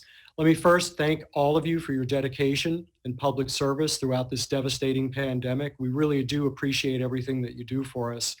In Buffalo, we're grateful to our delegation members who've closely supported us throughout these times. We're especially appreciative of Majority Leader Peoples-Stokes, our esteemed assembly member, who stood with us and made us so much stronger over the past year. The Buffalo City School District also stands united with Governor Cuomo as he leads New York State through these historic, challenging times. We're united with him in his call for substantial federal support to relieve the suffering endured disproportionality by taxpayers in New York State, and most disproportionately in our communities of color. But as a result of this devastating pandemic, we are facing budget shortfalls in each of the next 2 years that for us will be unrecoverable. In short, and at a minimum, the Buffalo City School District requests a 6.5% increase in foundation aid over the governor's proposed budget. This represents a critical $50 million increased investment needed to close our devastating budget shortfall. We request a permanent increase of at least $2.6 million in our health services grant. Now more than ever, we can't shortchange our nursing services to students. We ask that you take significant steps to address the proliferation and redundancy of charter schools to ensure that new approvals actually fulfill an unmet need in the district as the original charter school law intended. Otherwise, new charters are continuing to saturate our district with more general education K-8 seats when most of our elementary schools are in good standing. And finally, the Buffalo City School District asks that you reject the proposed block grant consolidation of expense-based aids. Unless this proposal is soundly rejected, our district will suffer a $20 million cut. So taken together, these requests are essential in order to meet all of the challenges that await us as a result of the COVID-19 pandemic. Now, we're very excited today because next week, we will be reopening our schools and safely welcoming our students back to their cherished classrooms. So on behalf of our superintendent, our Board of Education, and our entire community, we do thank you for embracing and sharing our mindset of excellence, high expectations for all of Buffalo's children. And thank you for joining us in supporting and lifting all children every day at every school, in every classroom. Thank you. Next, we go to Rochester. Good afternoon. I am Dr. Leslie Meyer-Small, proud superintendent of the Rochester City School District. It is certainly an honor to have the opportunity to address each of you, and more importantly, to thank you for your unwavering commitment to students across New York State and specifically our scholars in RCSD. Rochester is one of the highest needs school districts in New York State. Specifically, more than 22% of our student population includes students with disabilities. More than 50% of children in the city of Rochester live in poverty. Further, the district's extraordinary needs percentage is 92%, which is the highest rate of the Big Five. And finally, our district serves over 4,000 English language learners who speak 65 languages. A few weeks ago, we had our first group of scholars return to school for in-person learning, and by February 25th, all of our schools will be in the hybrid learning model. We have faced the adversity of this pandemic and equipped our students with the tools needed to continue learning both at home and in our schools. We face new financial challenges in the way of technology, sizable PPE, and facility expenses, just to name a few. Add to that the challenge of insufficient vaccinations to cover all educators in our state. RCSD is heavily reliant on state aid as local support from the city of Rochester has remained flat for the last 16 years at $119.1 million. And I worry about continued mid-year reductions that erode stability and are extremely disruptive to academic programs. Other concerns are as follows and mirror our Big Five counterparts. Proper weighting of foundation aid for poverty, students with disabilities, and ELLs, consolidation of expense-driven aids. The proposed $1.2 million cut to school health services must be restored and additional aid provided. Continued expansion of charter schools is not sustainable under the current funding model. The state should take action to require local approval of charter school growth in saturated school districts such as Rochester. Career and technical education funding through special services aid must be expanded to increase the $3,900 per pupil formula-based cap and aligned with current programs to provide funding for ninth grade pupils. Given the number of ELL learners we serve, we are requesting equitable funding. In closing, we have been working closely with our state monitor, Dr. Shelley Jallow, to address our academic and fiscal challenges. I am pleased to inform each of you that as of November 2020, our structural deficit budget is balanced. Educational inequities in Rochester City School District have existed far too long. We need a funding formula that recognizes and supports the dire needs of our children. Our scholars deserve an equal chance for a quality public education. I thank you for your time this afternoon. Thank you. Now we go to Yonkers Public Schools. Distinguished members of the Joint Legislative Fiscal and Education Committees, Thank you on behalf of the Yonkers City School District and our 31,000 urban students and 4,000 employees for the opportunity to speak to you this afternoon. My written testimony was submitted, and it is my hope that you will take a few minutes to learn about our significant accomplishments as well as visualize the striking disparity in state funding proposed for Yonkers. Yonkers students are 73% economically disadvantaged, 19% of our students are students with disabilities, 11% are English language learners, and 77% are Black and Brown children. Our students have significant academic and social emotional needs. In spite of their needs, in 2020, Yonkers was the first and only Big Five city district in the state to achieve a 90% on-time graduation rate. Yonkers Public Schools is perhaps the best urban school district of its size in the US. We actually opened for hybrid instruction in October of 2020, and we remain committed to keeping our children in school throughout this year. This level of great student academic success is unsustainable without reliable recurrent state funding. Yonkers continues to lag well behind other like cities in education funding. We annually fight for one-shot appropriations to hold off teachers, staff, and program reductions. This year, using an infograph format, we have illustrated Yonkers' inequitable funding when compared to our Big Four sister cities. Yonkers is proposed to receive significantly less in basic foundation aid, exponentially less building aid, less universal pre-K funding, and insufficient transportation aid.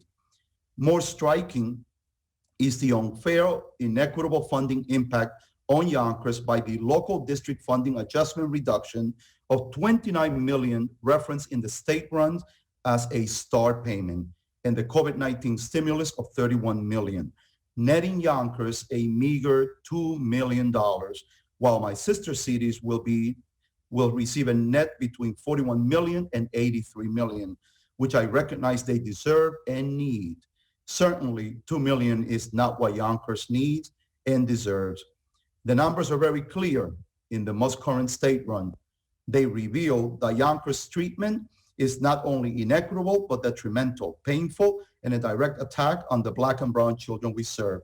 So as this group of incredible legislators work to amend the funding formulas, we offer 10 potential solutions that may permanently address the historical inequitable education funding for the Yonkers City School District. These solutions are within the testimony, and I urge you to consider them.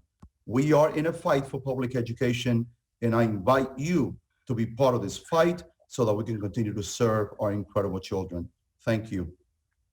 Thank you. We have a number of members who would like to ask some questions, I believe. So we're going to start with our education chair, Mike Benedetto, 3 minutes.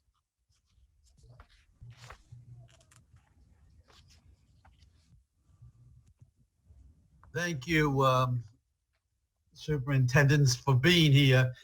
I just want to assure you that we've heard what you've said, and we know the good work you have done, and we appreciate your being here and giving us your testimony. And we will act upon it to the best of our ability. So continue to stand up and do what's best for our kids during these terrible times. Okay, and now I'll leave it to the your local assembly people to get you. Thank you. Okay, now back to the Senate then.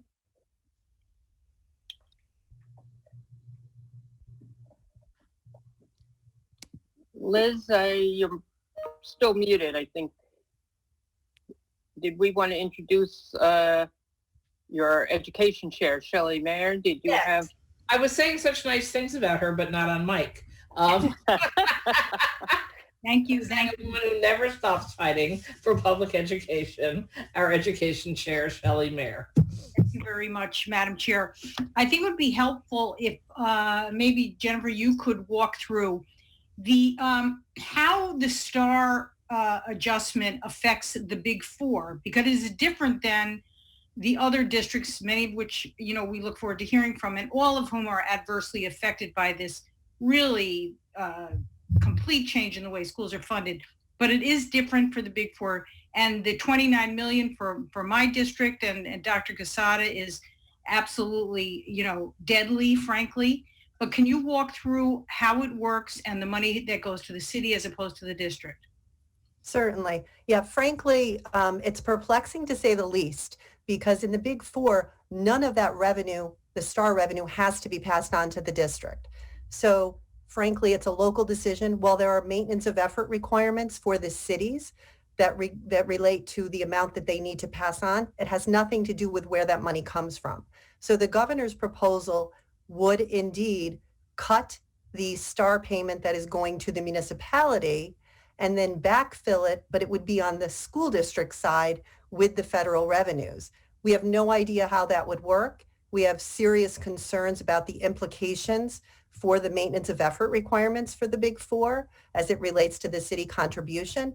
But it's something that we've brought to the attention of the Division of Budget.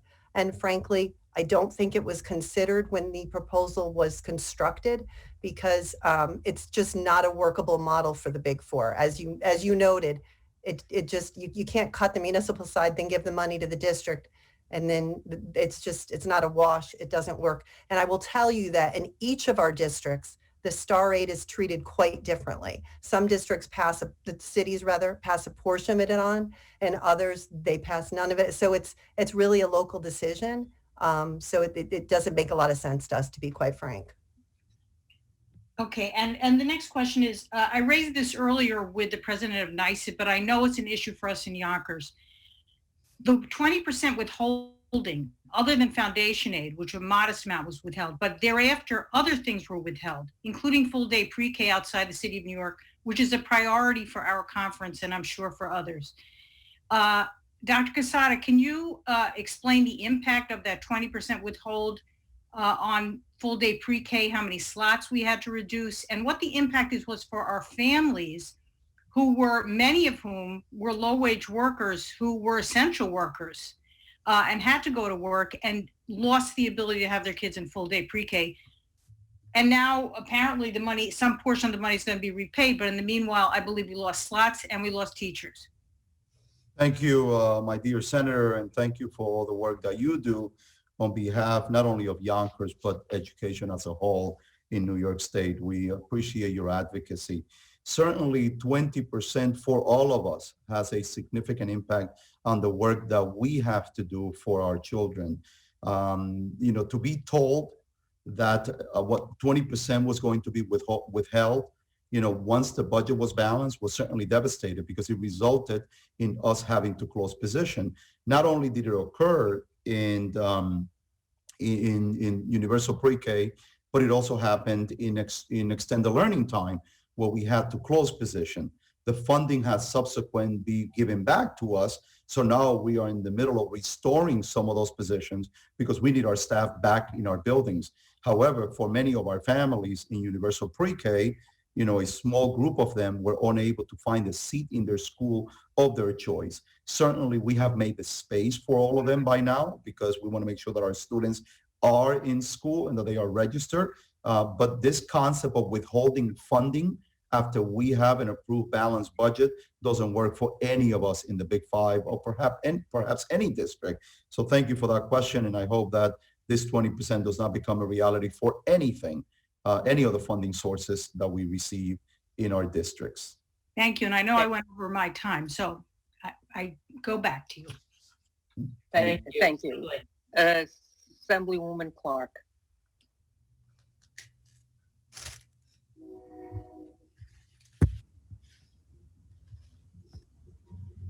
Sarah, you there? I There am you go. here. Sorry, Okay. it took a little while to pop up the video request. Thank you. My question is to Superintendent Dr. Myers-Small, who I first and foremost want to thank you for your commitment to the children in our Rochester City School District and the community at large. We are grateful to have you at the helm. You know, I am a proud graduate of East High, and how much this is also a priority for me. I have two quick questions that I'm going to just roll all out at once and let you answer, and we can also follow up offline. But first, I know we're talking a lot about the federal dollars and how important it is to make sure that it just supports for added cost of COVID. I had truly hoped in my old job that the CARES funding that was passed last year would have done that instead of offsetting budget cuts. So I would love to hear what you might have been able to do with that money if it had just been used to deal with the COVID challenges and some of the challenges you faced going into the school year this past year. And also, as we look to really address formulas and what we need to do to make sure you're getting the funding you need through special services aid increases and potentially the foundation aid formula itself, I'd love to hear some thoughts about how we could better capture some of the challenges students face in a high poverty district like Rochester, including things like homelessness. I brought this up earlier with the commissioner, but I'd also like to hear your thoughts. Thank you, Assemblywoman Clark. I appreciate it. And go East. As you know, we are a district of limited means. And just for background information, our reserves were fully depleted during the 2018-19 school year. So not only did we not have money in our reserves, given the needs of COVID-19 that they presented, we had to quote unquote borrow money from future state aid payments to continue our normal business operations in the Rochester City School District. So what would we have been able to do? Certainly to apply towards the full development of virtual curriculum. As you know, we have been in a fully remote environment up until January. So to really develop that very robustly and meaningfully would have been helpful for us in Rochester. And the other big area that many of my colleagues across the state have mentioned is to provide our students with the much needed mental and social emotional support for students. In Rochester, certainly our students deal with the triple threat of trauma, and that's the trauma of COVID-19, the trauma of racism, and the trauma of the ACEs, or the adverse childhood experiences. So really being able to robustly invest in the mental health support. We've done, I think, a wonderful job, but really important to move that forward. And then quickly, as far as poverty, this is a conversation that we have had for many, many years. The formula numbers must be updated to account for the extreme poverty in Rochester, and we would benefit from this adjustment. Thank you.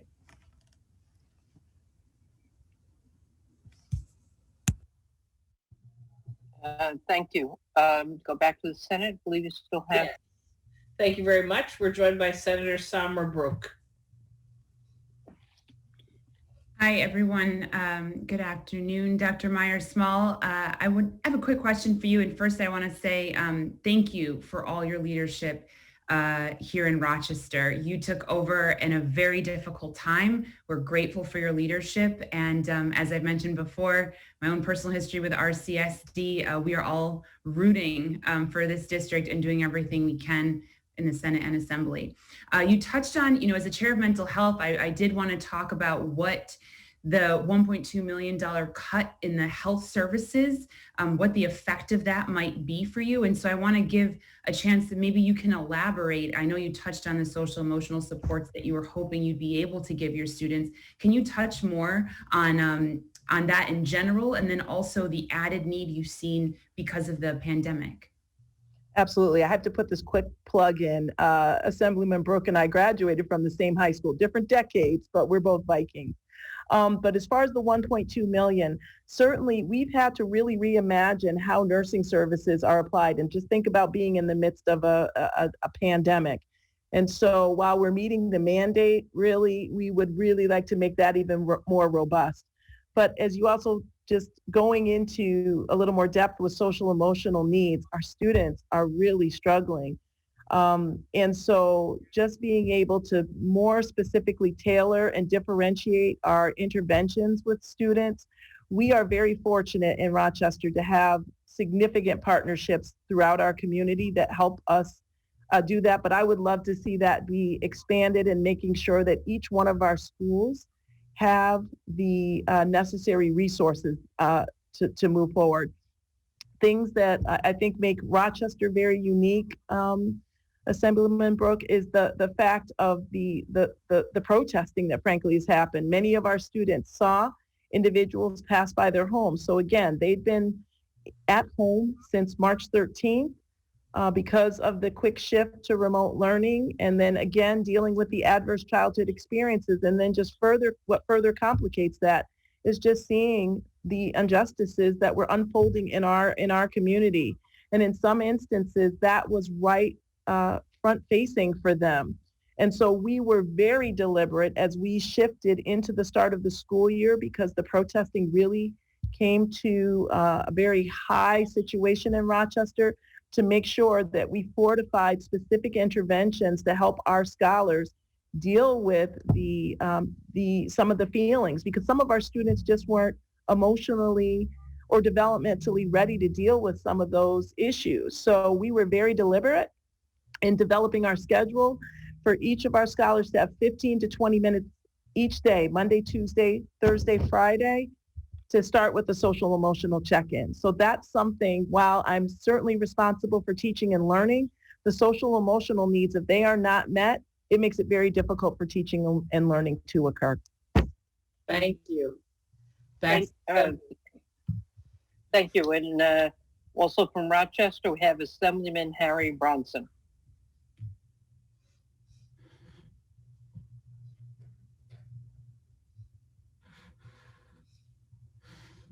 Good afternoon.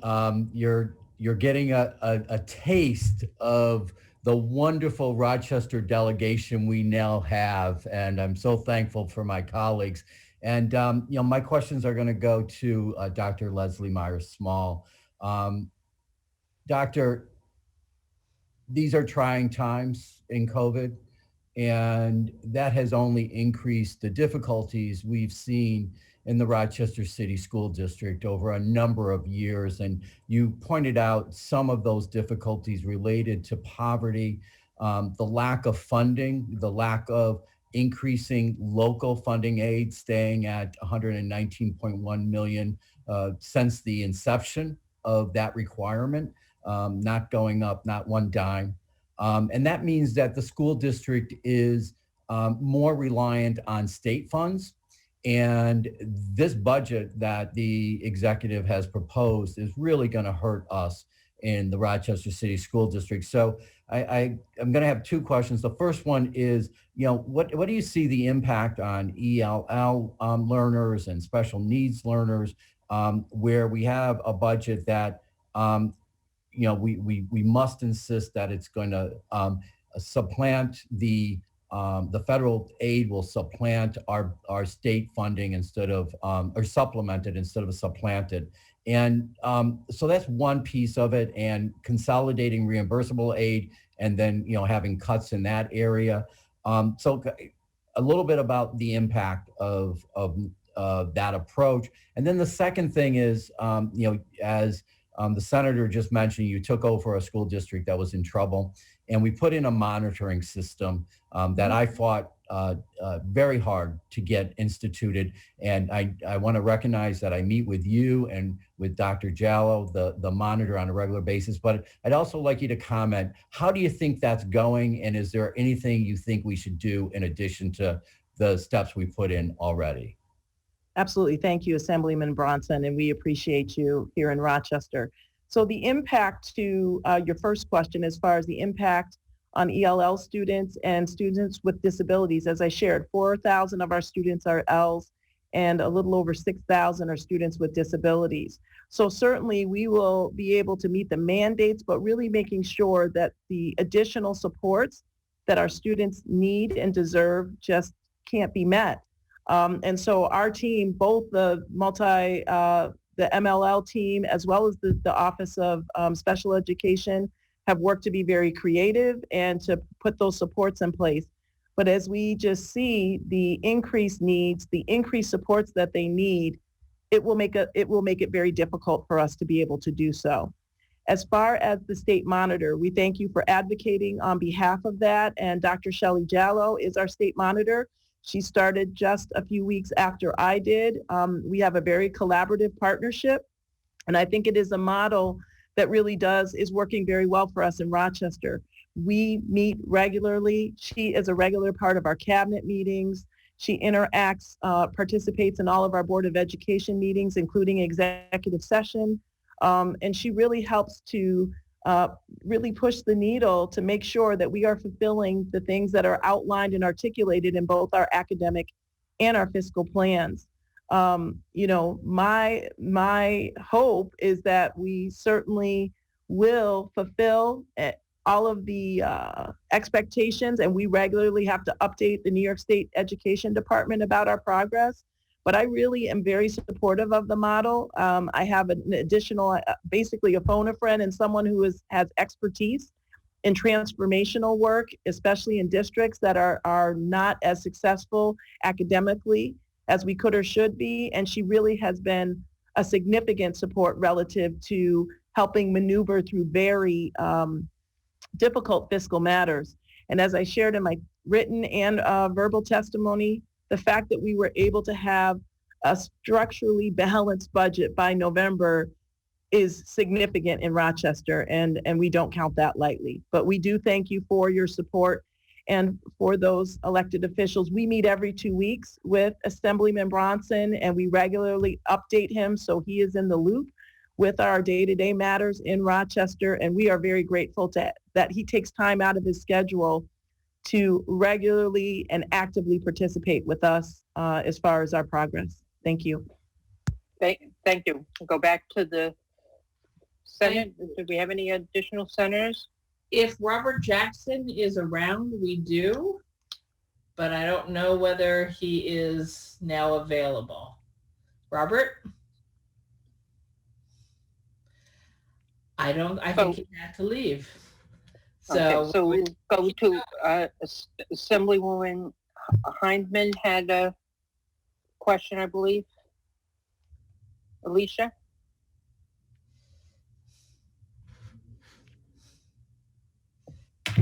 I'm here, Chair Weinstein. It's the technical difficulties. I know I'm not from any of the big five, but I just have a quick question.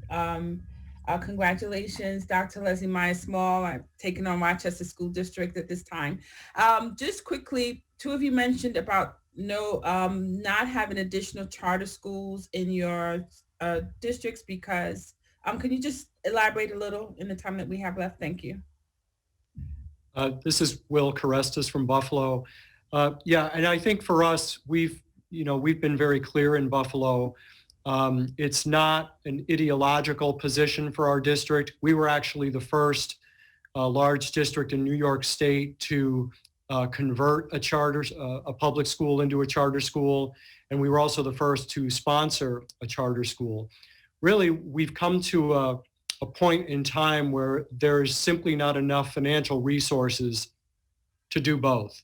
And we have a situation where we're pitting one group of students who are sitting in traditional public school seats against students that are in public charter seats. There just aren't enough dollars to fund the proliferation of charters as they exist. And then the other key thing to remember is that the original charter school law's intention was to have charter schools fulfill an unmet need in the district. What we have happening in Buffalo is a proliferation primarily of general education K-8 seats, when the majority of our schools or elementary schools are in good standing.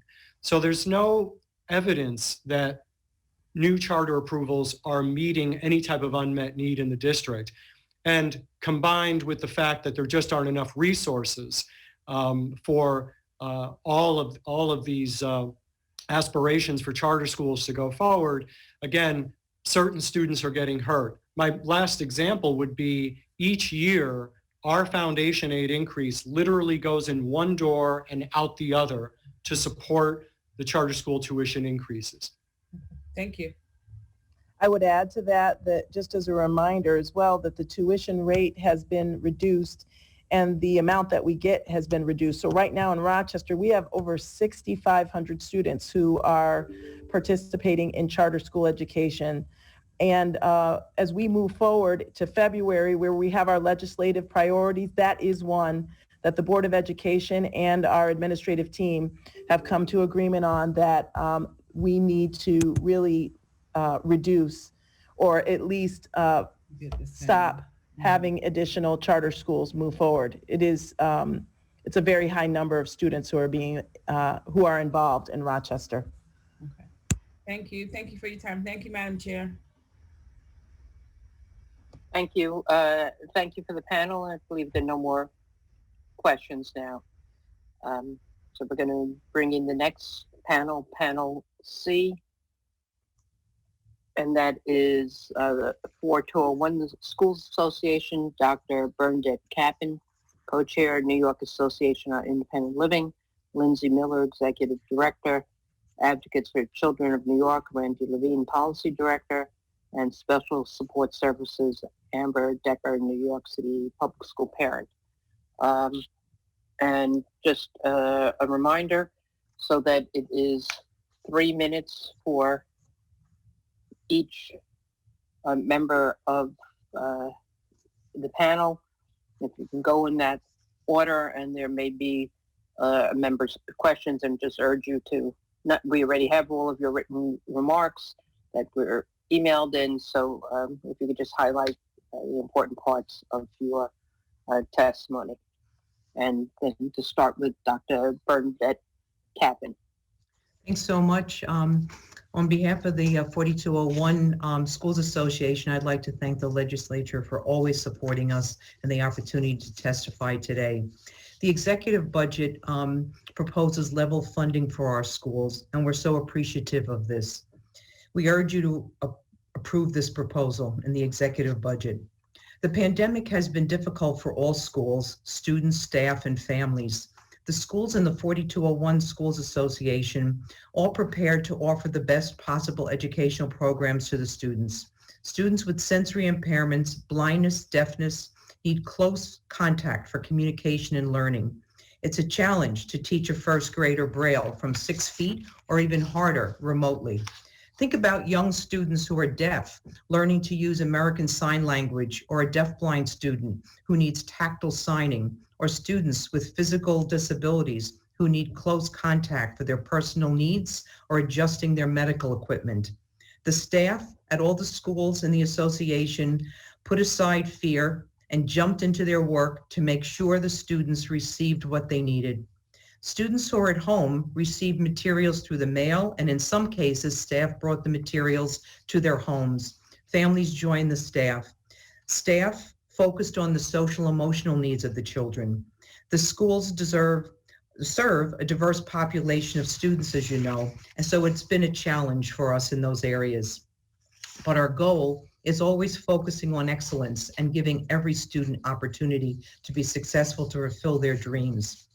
These things are possible because of the support we receive and continues to be necessary to offer the students what they need and deserve. And certainly thinking forward for the mental health needs of our students, we certainly need to plan for that. In our testimony, you see there that we're asking for support for the emergency assistance to non-public schools. We're requesting that the legislature set aside $2.25 million to support us in this area. We know that we're small and don't want to be caught in the bucket there of not being able to receive any funds. And as you can imagine, the pandemic has been a challenge for everyone at our schools, keeping the students safe with extra PPE, purchasing extra furniture, working on social distancing, extra cleaning supplies, and especially the technology area. Sensory impairments require additional support in the technology area, not just the computer or the iPad. Again, I want to express our gratitude for all your support. We know how difficult this budget year is, and we are thankful for how we've been treated in the executive budget.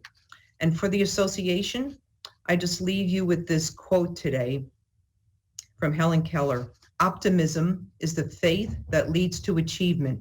Nothing can be done without hope or confidence. And I think that's our motto. Thank you so much. Next, please. Thank you. Hi, my name is Lindsay Miller. I'm the Executive Director of the New York Association on Independent Living.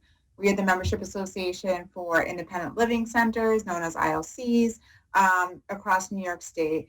We are not-for-profit community-based organizations that are run by people with disabilities for people with disabilities. So the majority of our board is comprised of people with disabilities, and the majority of staff is people with disabilities themselves. Our centers provide a wide range of services and supports, advocacy to individuals of all disabilities, of all ages, all focused on helping individuals with disabilities live independently in the community. Services such as employment assistance, benefits counseling, housing assistance, peer counseling, independent living skills training. There's a lengthy list. Over the past year, independent living centers have responded to the pandemic by helping form the first line of defense for people with disabilities, both in the community and in institutions. Despite being chronically underfunded, we were able to quickly shift our services in the new remote world and to meet the needs within our community, helping to provide wellness checks to individuals with disabilities, provide social support due to the isolation caused by the pandemic to people with disabilities, delivering meals, even providing iPads to residents in nearby nursing facilities. One of the core services of independent living centers has always been helping to transition individuals out of nursing homes and other institutions and back into the community. Obviously, we all know that based on the pandemic, how important this work is and how dangerous nursing facilities were.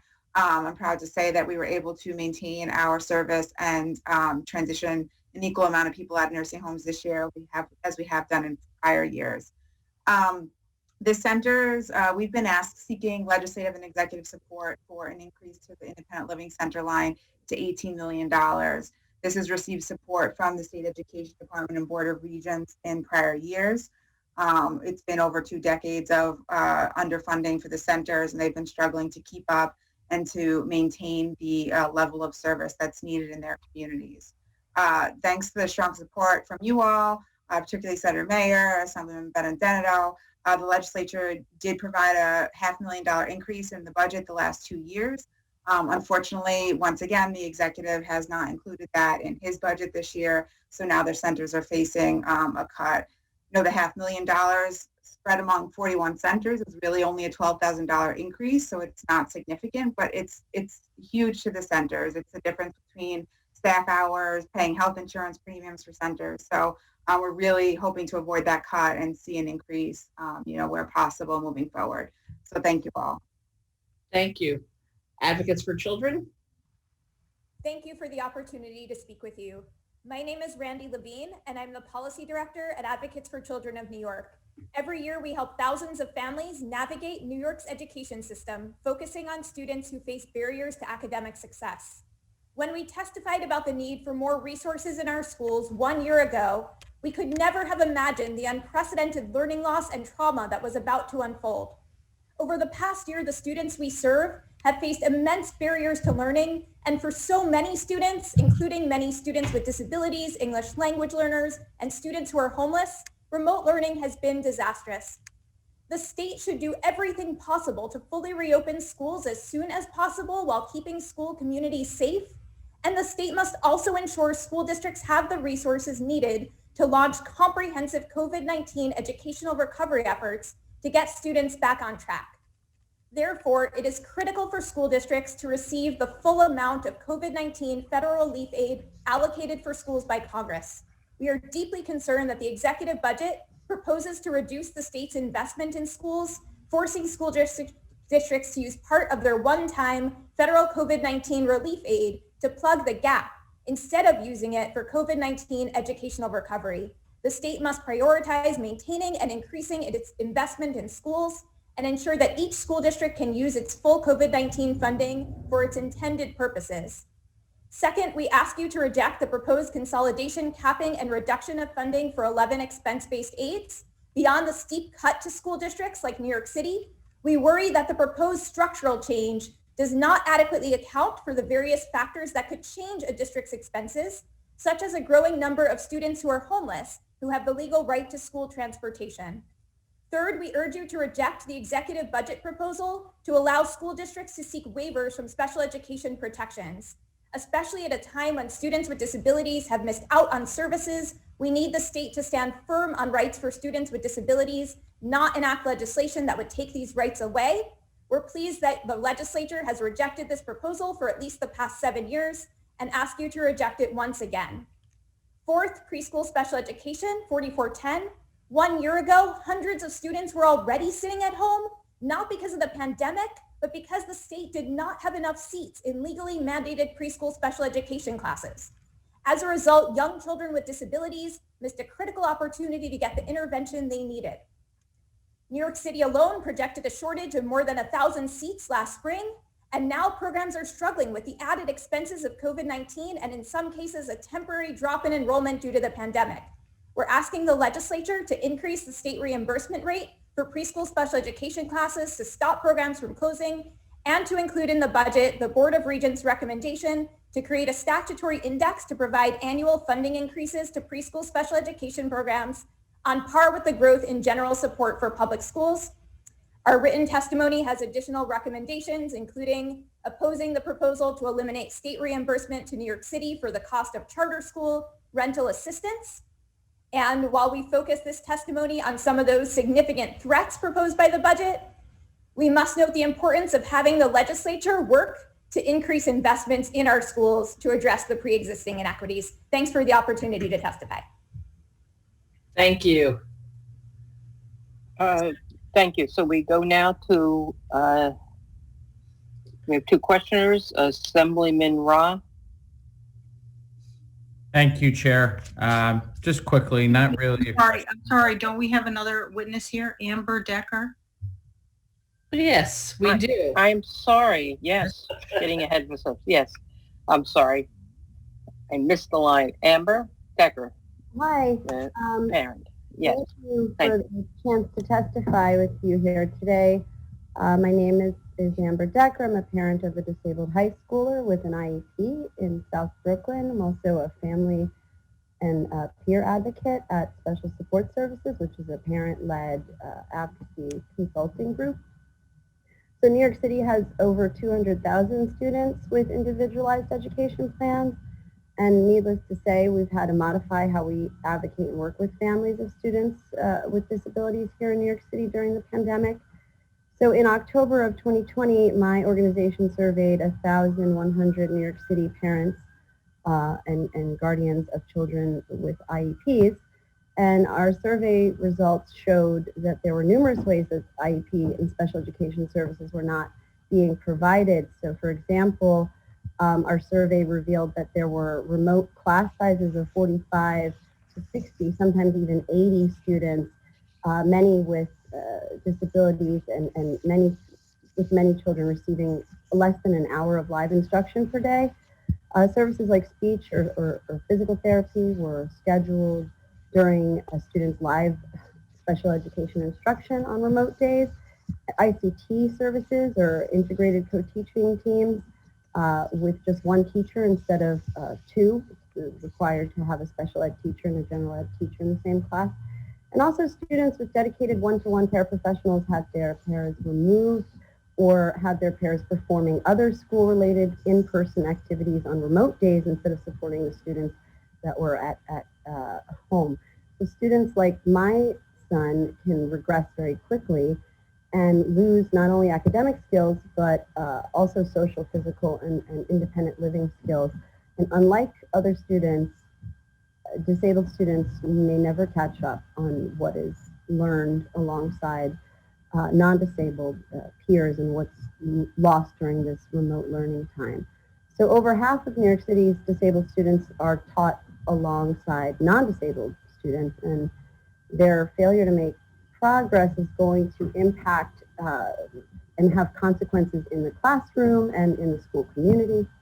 So some of the remedies that we're asking for is that we urge the governor and the legislature to develop a plan that includes the following recommendations. There was recommendations 1 through 5 in our written testimony.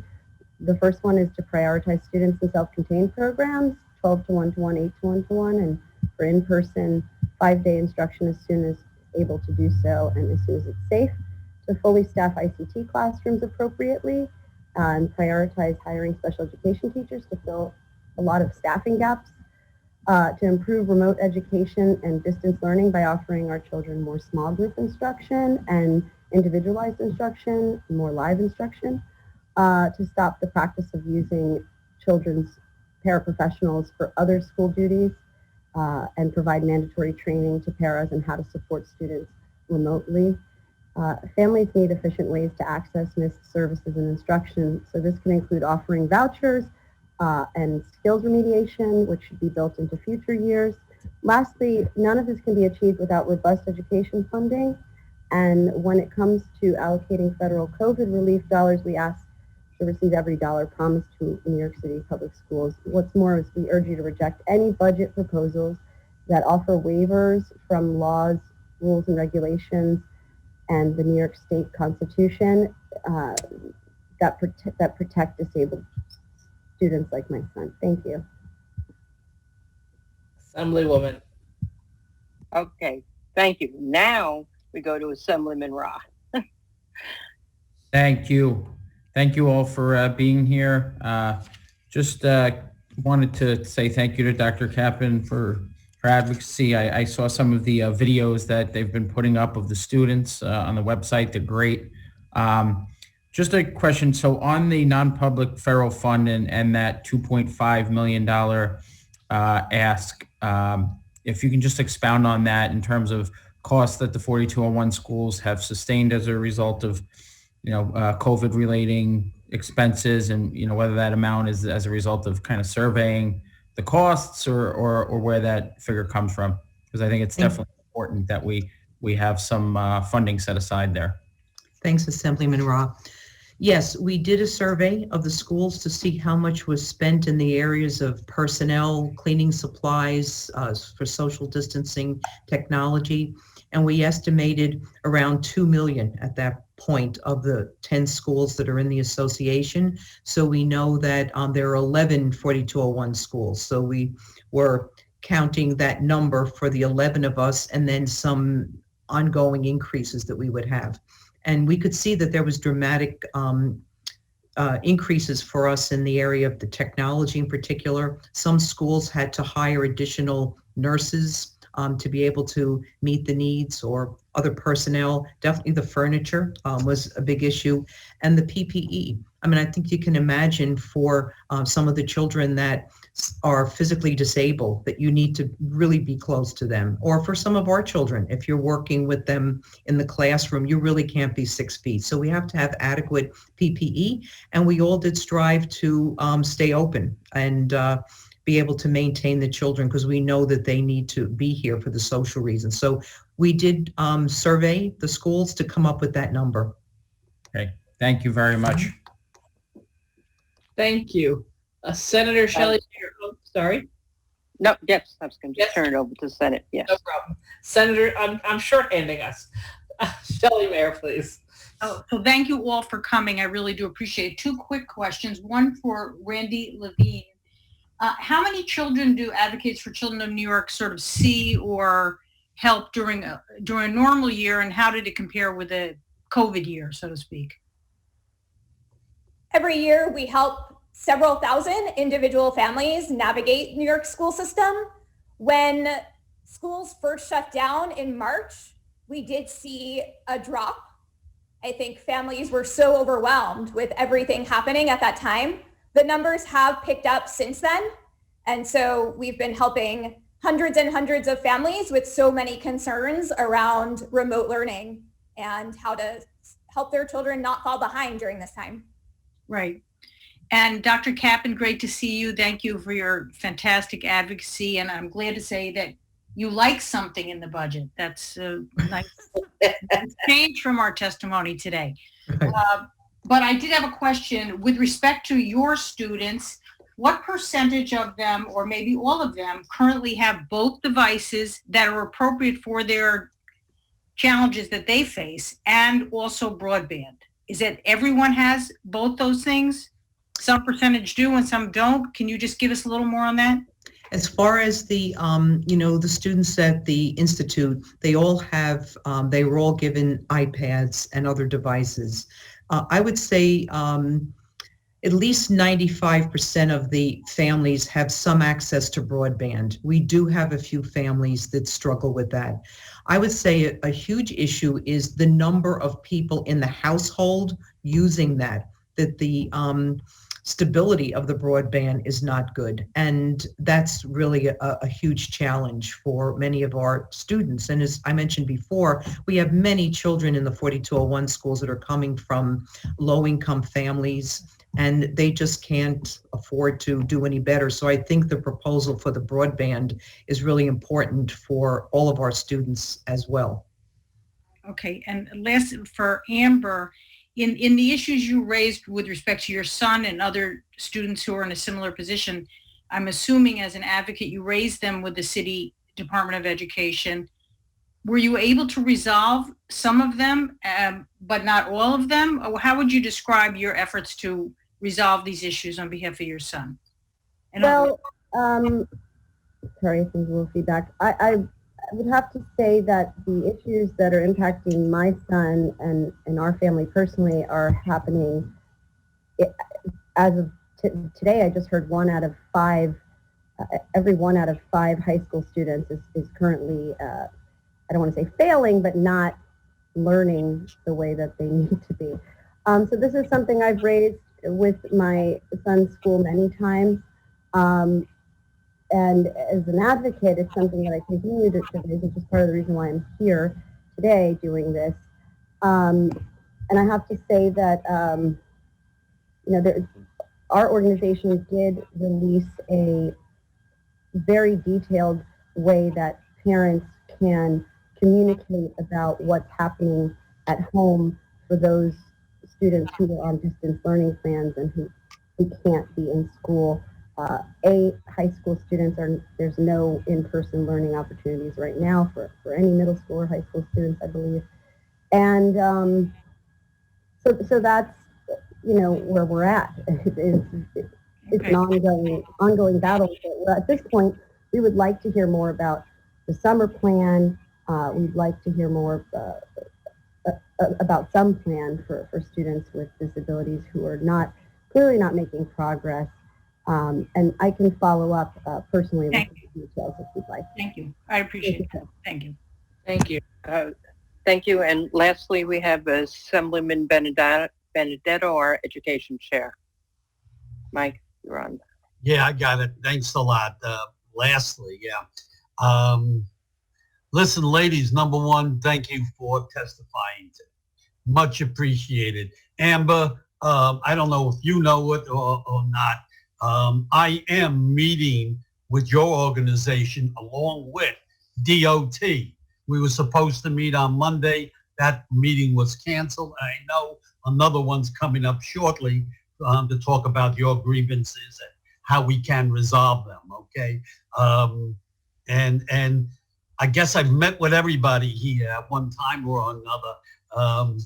Lindsay, let me tell you, I know Senator Mayer and was with me on this, how much we wanted to give you guys some more money a couple years ago and last year and so on, because you hadn't gotten anything in so many years. And it was disheartening that we only gave you a little bit. And now the governor is even trying to chop that away. So we're trying, okay? We really are. We hear. We know that. And Randy, I love your organization. I know what you guys do, and you're a constant advocate for so many people out there who need help. And quite often, you're the only one they have to go to.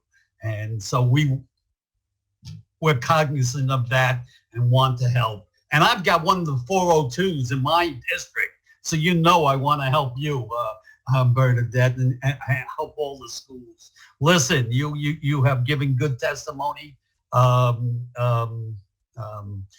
We want to help you, and hopefully we'll make some victories for you this year, and largely because it is good testimony that you've given today. Thank you.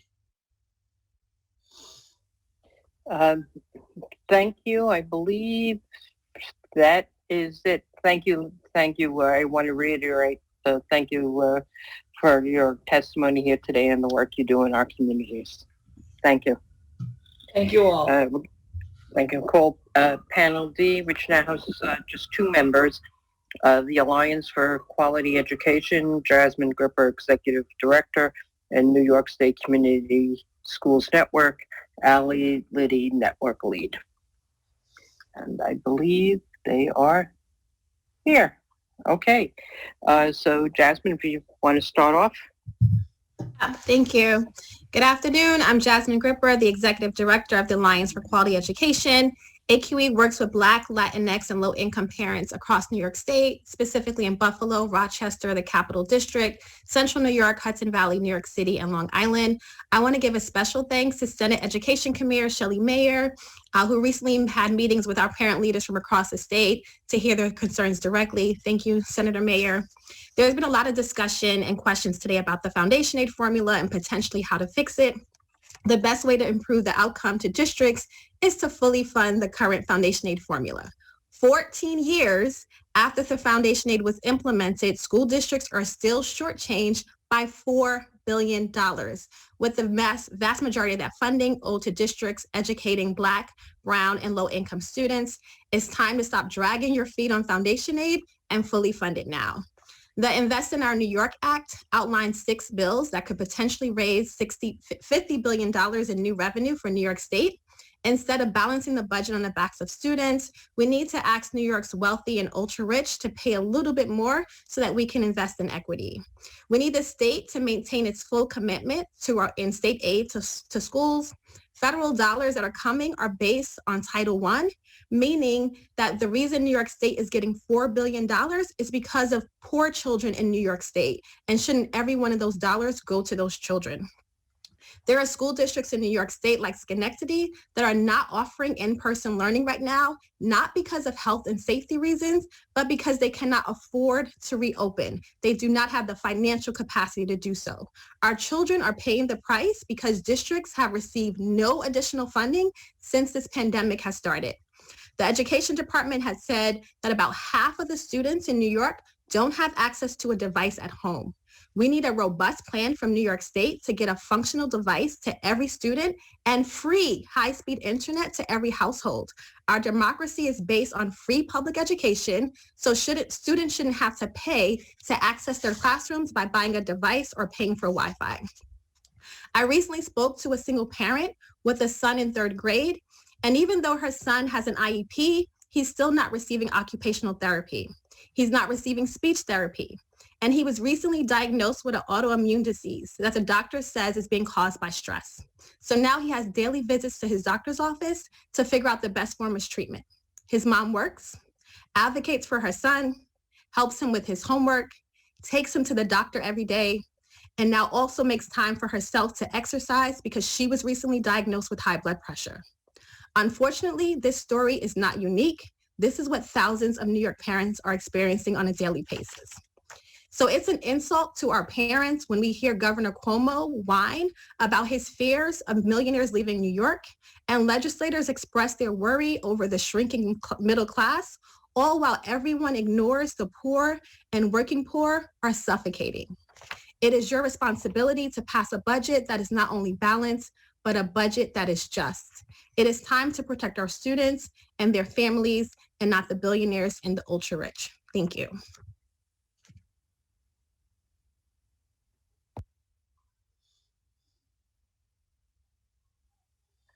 Ali, if you can proceed. Hi, I'm Ali Leidy, and I'm representing the New York State Community Schools Network. Thank you for the opportunity to present testimony. COVID-19 has presented unprecedented obstacles to student learning, health, and overall well-being. School closures amid this pandemic reveal that schools provide more than just academic support for students and accentuate how schools need all the support they can get. As an evidence-based effective strategy, community schools have continued to provide the critical support students and their families need, building on their robust relationships with community partners and awareness of specific community needs. The community school strategy emphasizes flexibility while maintaining a localized, customized, and collaborative approach to addressing student needs.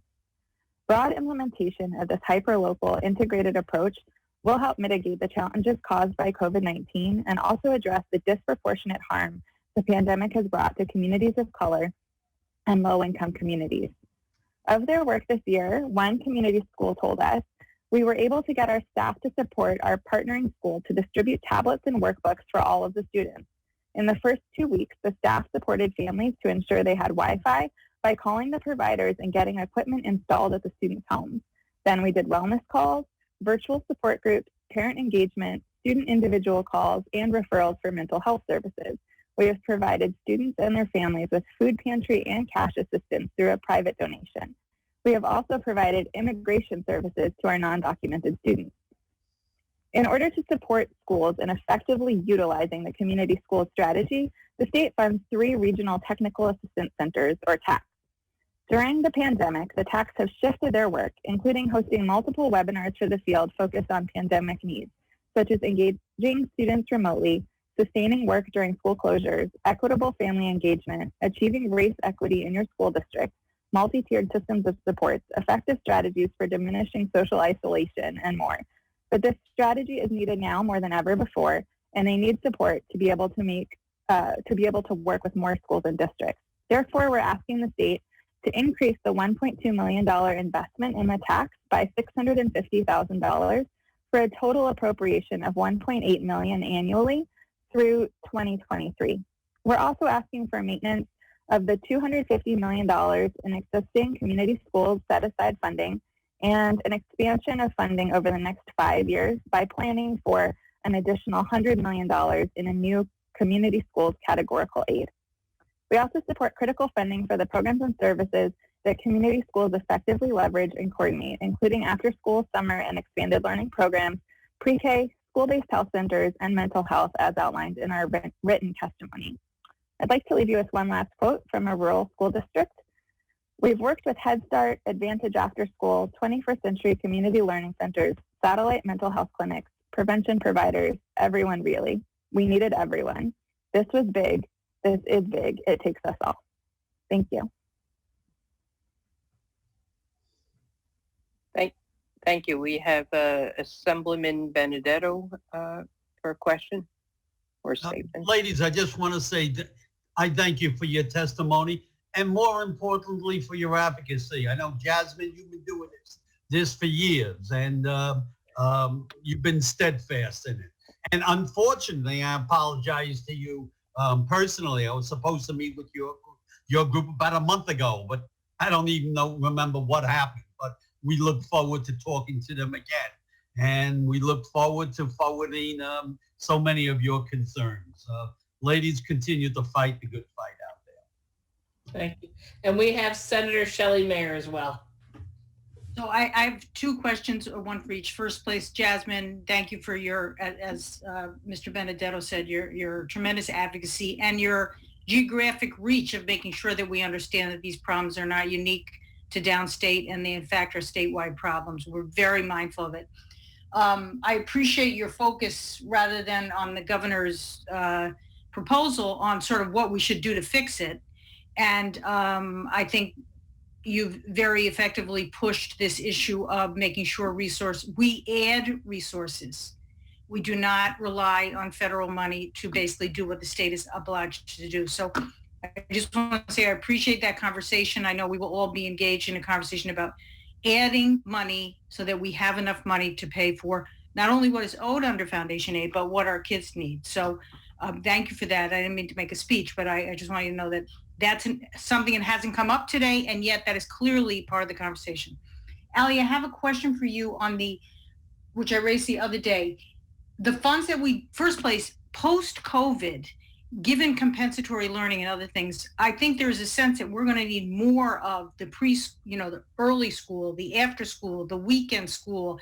The parents have to work overtime and they need a place where there is education and support. And I would wonder whether the network has yet begun to design what is going to be needed for compensatory, not just learning in a school environment, but compensatory experience for children to recover from this. And I wonder if you have any proposal on that, number one. Number two, one of the frustrations is that the agencies, when we allocate this money and we fight for it like heck in the budget, it doesn't get out the door quick enough. And I'm encouraging you, to the extent that you have specific administrative proposals, don't be shy about putting them on the table and saying they should do this better, so that the money that we fight for actually benefits the kids that we are fighting for. So I just encourage you. But on the first one, do you have any thoughts on that post-COVID recovery compensatory time? Thank you for that. Yes, I think there is a lot of space left to build. Right now, we just had a survey that came out of the whole country, but in New York, we found for after school that for every one student that has access to an after school, there are 4 students waiting to get in. So the need is 1.6 million students across New York. This year, we, on the after-school proposal, are looking for maintenance of funds and restoration for the cut proposed in the executive budget. But in the future, I think building on that will be incredibly important, which is part of why we've put in a proposal to dedicate revenue from new revenue streams towards after-school programs. Thank you. Thank you very much. Thank you, Madam Chair. Thank you. Thank you. We have Assemblywoman New has a question. Hey, just a quick question. Actually, this is just for folks on the panel, and particularly Jasmine, but, the executive budget proposed, I had asked this question earlier, but proposed cutting the entirety of the $1 million budget allocated to culturally responsive education last year. And I know that AQE actually suggests $50 million for truly responsive programming. I'm as concerned as AQE is about given our current political climate and the potential social and cultural development impact of learning from home, what is actually, needed for our students in holistic learning. So I just kind of wanted to, tap your brain on what we should be asking for in this budget and why. Yeah, I'll start with the why. You can be a student in New York State and go through elementary and middle school and never see yourself reflected in any of the books you read as a child of color, right? And so our students are more likely to read about an animal than they are to read about someone who looks like them, if they are Black, if they are Asian, if they are Latinx. And so we absolutely need to quickly address the problem. Our system is overwhelmingly children of color, and they do not see a positive reflection of themselves in the curriculums we use in our schools. As we build this democracy that's based on unity and respect for one another, we absolutely need to invest in a curriculum that uplifts every culture and isn't just white European centric. And so by taking away money from culturally responsive education, we are moving us backwards instead of moving us forward, which is why it's absolutely imperative that the legislature reject all of the governor's cuts in state aid, reinstate that money, and actually make critical investments, right? We can't just maintain the status quo. We have to move from what we had before to a system of equity and a system of balance and a system where everyone sees themselves reflected. Thank you for that. And, just because of time, I kind of wanted to ask you, one of the things that we had talked about before was a study that was done when children see educators and even administrators of color, even one in their school, their percentage in their grades change significantly, right? Absolutely. Students need to see themselves in the leadership of the school building, right? If the only person that looks like you is the person cleaning the floors, that sends a message to students. There's nothing wrong with cleaning the floors, but why is that the only person that looks like me is that person? It's a position of authority and power. And we definitely need to increase diversity in our educator workforce across schools across New York State. That's not just a New York City problem. That is a statewide problem we have that I think other legislators brought up during the hearing today as well. Thank you. And just because, I'm running out of time, but maybe you can answer this, but, because I'm sitting on the libraries committee, what are some things that you think that our libraries could be shifting to be doing if we're actually investing in them? Yes, libraries are crucial in this moment when you think about connectivity. Students were before going to libraries to access the internet when they didn't have it at home. Families were accessing these services. We need to get our libraries back open in collaboration with the community school model I want to uplift so that our libraries and schools can work together to meet the needs of students in the community. Thank you. Thank you. Thank you both for the work you do and the information you're able to bring to the legislature. It's very much appreciated. So we are going to move on to the next panel. This is going to be panel E. I think all the participants are here. I'll just read through the names. New York State Council of School Superintendents, Robert Lowry, Deputy Director, Council of Administrators, CSA, Mark Canzaro, President, School Administrators Association from New York State, Cynthia Gallagher, Director of Government Relations, New York State School Boards Association, Brian Fessler, Director of Government Relations, and ASBO New York, Brian Sichnicki. Hopefully I didn't mess that up too much, Executive Director. Just as a reminder, we'll go through the panel in that order. Each of you will have 3 minutes. Keep an eye on the clock. And then there may be questions from members. We already have everybody's prepared statements, so please summarize the high points. And if you take less than 3 minutes, it'd be much appreciated to those of us sitting here since 9:30 this morning. So if Robert Lowry, if you can begin, please. Good afternoon. I'm Robert Lowry from the New York State Council of School Superintendents, and thank you for this opportunity. I'll make 3 points. First, the 7.1% statewide increase in total state and federal funding shown on aid runs is not representative of what most districts would get. The new federal aid is heavily targeted to high poverty districts, so fewer than 1 in 10 districts would receive increases of 7% or more. Half the districts would get increases of 2.1% or less, including 1/4 that would see reductions in total funding, notwithstanding the one-time $3.8 billion boost in federal help. Second, the budget would make 2 cuts in state support that would entirely offset the federal aid for over 70% of districts. One would impose a $1.3 billion reduction in reimbursements to school districts for STAR property tax exemptions. The financial plan states that the cut is to be recurring. So that begs the question, what's supposed to happen to STAR when the federal money is gone? To replace that revenue, school districts subject to budget votes would need to cut spending by an average of 3% or raise local taxes by 5% or do some combination of the two.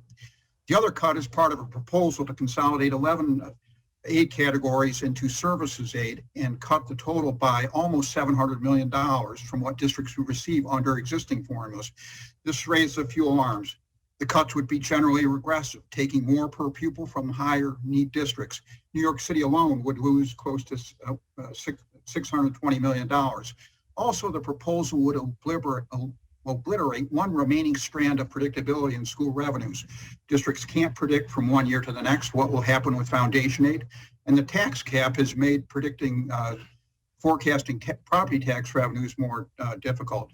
At least until now, districts have known that if they spent more on transportation or charter school transition or charter school tuition or BOCES services, they could expect to get more aid from those categories.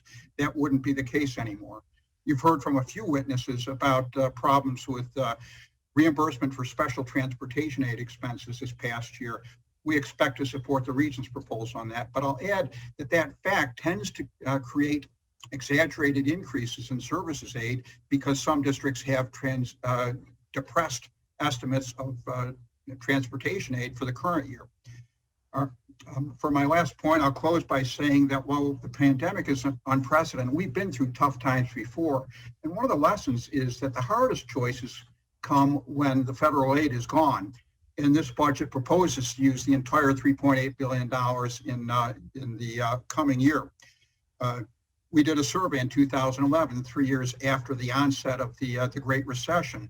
That was the year the federal aid was gone. And we found that 80% of districts eliminated teaching positions in their budgets that year.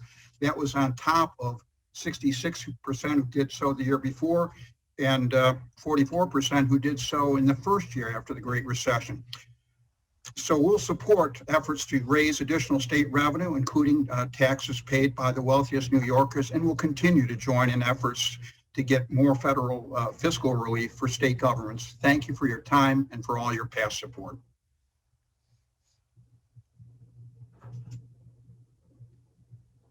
Thank you. Next. Good afternoon. Yes. Thank you. Thank you for hearing me today, and thank you for your endurance. I've been with you most of the day, so I understand what it's been like. You know, as most of you know, the incredible work that school leaders do across the state, and in particular from my perspective in New York City on any given year. This year, though, the work has been nothing short of phenomenal. They have opened their buildings while being faced with forcing to reprogram time and time again due to shifting students in and out, staff members maybe going out on accommodation and programming that required additional teachers that most of the schools still do not have. They've done it despite some poor communication that has been coming down from above and changing communication constantly. In fact, they haven't had a moment of downtime since back in March. They're up all night on evenings and weekends now, waiting for what we call the situation room to contact them and let them know whether their school will be closed for the next day. And when they get a call at 10:30 or 11 o'clock at night, they're up for hours after that trying to contact families and staff members to let them know that the school is either open or closed for the following day. Yet they show up in the morning with a smiling face and greeting the students and doing what they have to do to make sure that the kids are getting what they need. I know you've heard so much about school aid today, and you get it. It's obvious from hearing. You get all about don't supplement. You know the difficulties we're in, so I am going to assume you've got that and you're going to advocate for us. But keep in mind while you're doing so, come September, most of our students who show up in school buildings, and I hope they do show up in September in school buildings, most of them will not have been in a building in 18 months. So it's going to require more effort, more resources than ever before in order to reacclimate our students in many areas, not only academic, but social and emotional. And I'll close with asking you for your continued support for our Executive Leadership Institute. You have been there for us every single year, and our Executive Leadership Institute provides professional development for school leaders that is not found in most places, and most districts do not provide for the school leaders. Two of our major programs really need to be funded and funded well. The one that I want to concentrate on right now is our ALPAP program, which prepares experienced assistant principals for the role of principal. We're pretty certain we're going to experience greater than normal turnover, and we would like to double the size of that program, and we're going to need to be funded to do so. It is an extremely successful program. We have produced over 200 principals in the last 8 or 10 years from that program that are highly successful and have done a great job. So the data is there, the program works, and we're very proud of it. And we just hope that we're able to count on you again to keep us in mind when that opportunity comes. So thank you all so much. Thank you. Cynthia Gallagher.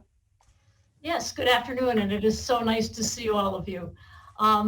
I thank you for the opportunity to present testimony. It is always a privilege to do that before this body. As you know, the School Administrators Association of New York State represents about 8,000 building administrators and program directors. At this time last year, I was momentarily citing a study that indicated that our principals were the most respected persons in their community, even outpacing clergy, ministers, and police officers. I'm here to say, for all the reasons that Mark just reiterated, that trust was well placed this year as our building leaders really led the way through this pandemic. As we have talked to our members this year, there are 3 things that they've at least brought up consistently regarding the fiscal picture. And that was they needed to be assured about reimbursement for all of the COVID-related expenses. 2, fear that 20% withholding, whether there was accurate information on it or not, there was still that fear that would in fact be enacted or worse, made permanent. And then 3rd, personnel costs.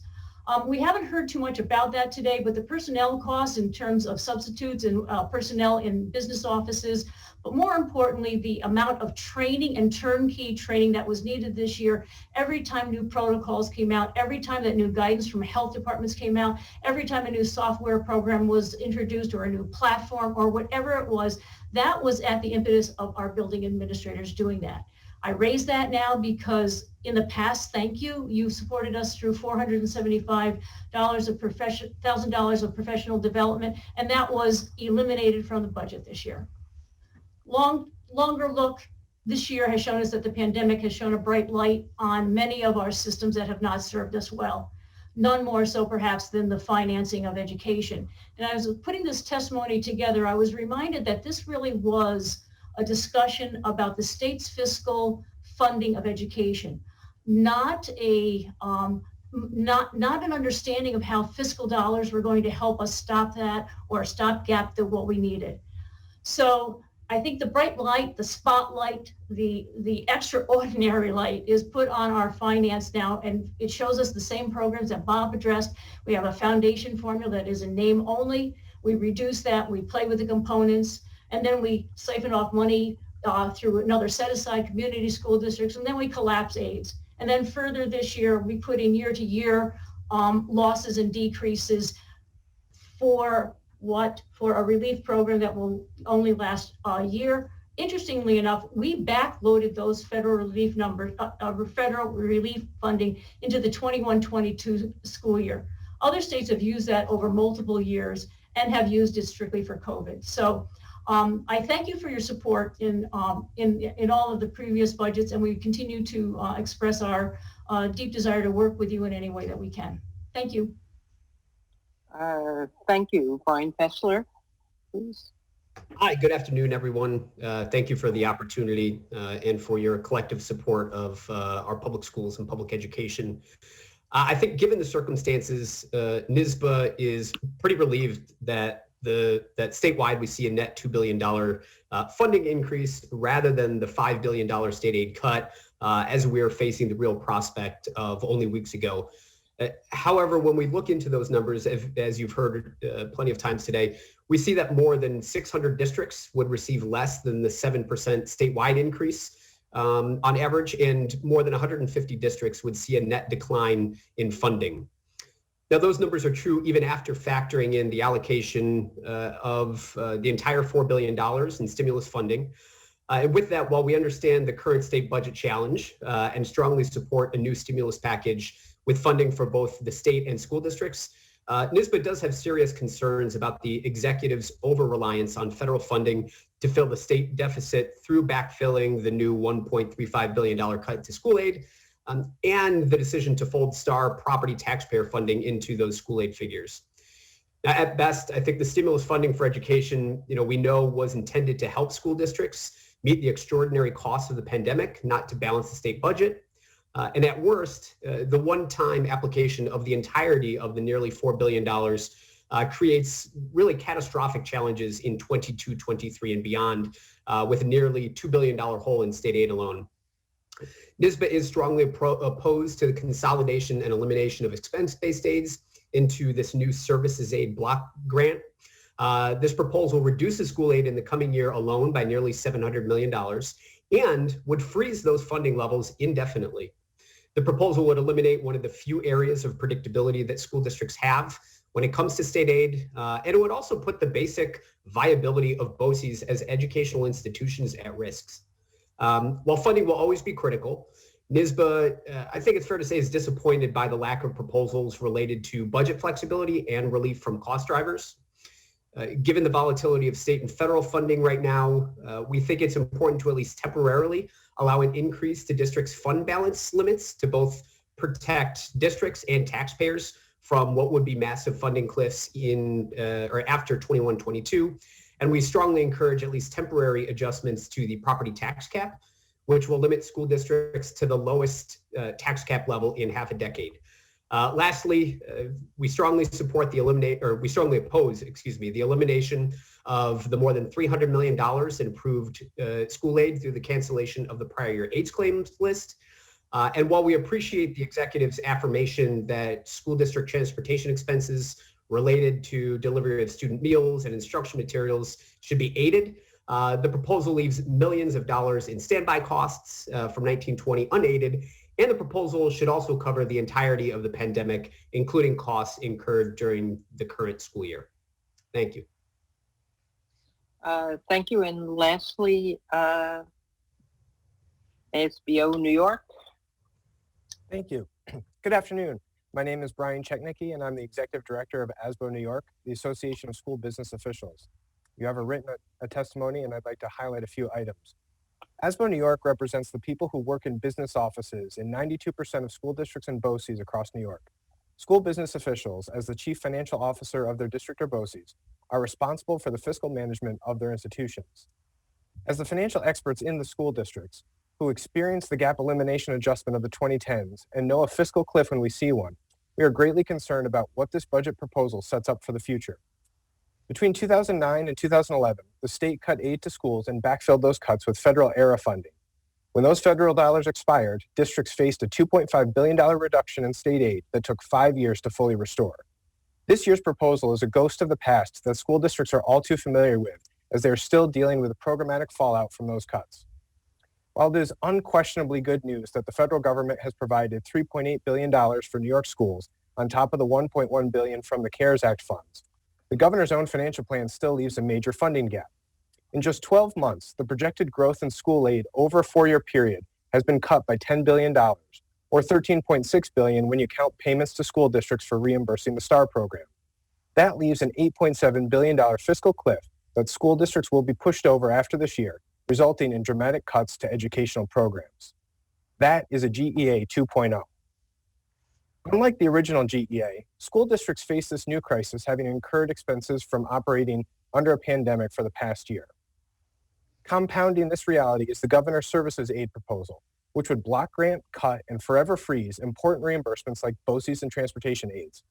Cutting $700 million from these aids and forever freezing their funding levels will decimate BOCES special education and CTE programs and create a cost shift from the state to schools for their fixed transportation costs, which will also ultimately lead to reductions in quality educational programming. Cutting state aid alone will have devastating consequences, but on top of that, school districts are facing a tax levy limit that is only 1.23%. The tax cap law should be amended to eliminate negative tax caps, make the growth factor the larger of 2% or the rate of inflation, and to exempt all of the costs of responding to the COVID crisis that the state is shifting to school districts as a result of this proposal. We would like to thank the governor and the Division of Budget for providing clarity on their plan to fully restore payments that have been withheld from school districts for the 2019-20 and 2020-21 school years. School business officials know the economic and financial challenges facing the state. We must face those challenges smartly and use the additional federal money that's already in hand wisely without creating a fiscal cliff that we can see coming. We look forward to working with you to ensure that school districts have the resources necessary to provide a high-quality education to all New Yorkers now and in the future. Thank you. Thank you all. We have a couple of members who have some questions and comments. Assembly Chair of Education, Assemblyman Benedetto first. Thank you. All I want to say is thank you for your testimony. It was enlightening. It's correct. And I personally want to say hello to my friend Mark Cannizzaro, who I haven't seen in such a long time because of all this. And it's kind of nice to see you, even if it is remotely. Thank you, folks, for your testimony today. Hi, before we go to the Senate, I just wanted to acknowledge that our colleague Inez Dinkins has been on with us and was leaving now, but I appreciate her diligence in being with the committee this whole time. Now to the Senate.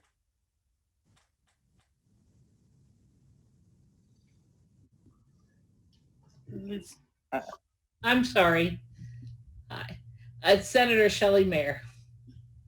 Thank you very much, Senator Krueger, and thank you to all of you. Special thanks to you, Mark and Cindy, for your members really under incredible pressure, but all of you who work in buildings or represent school boards, I think, we all know what a really tough time and what work you did.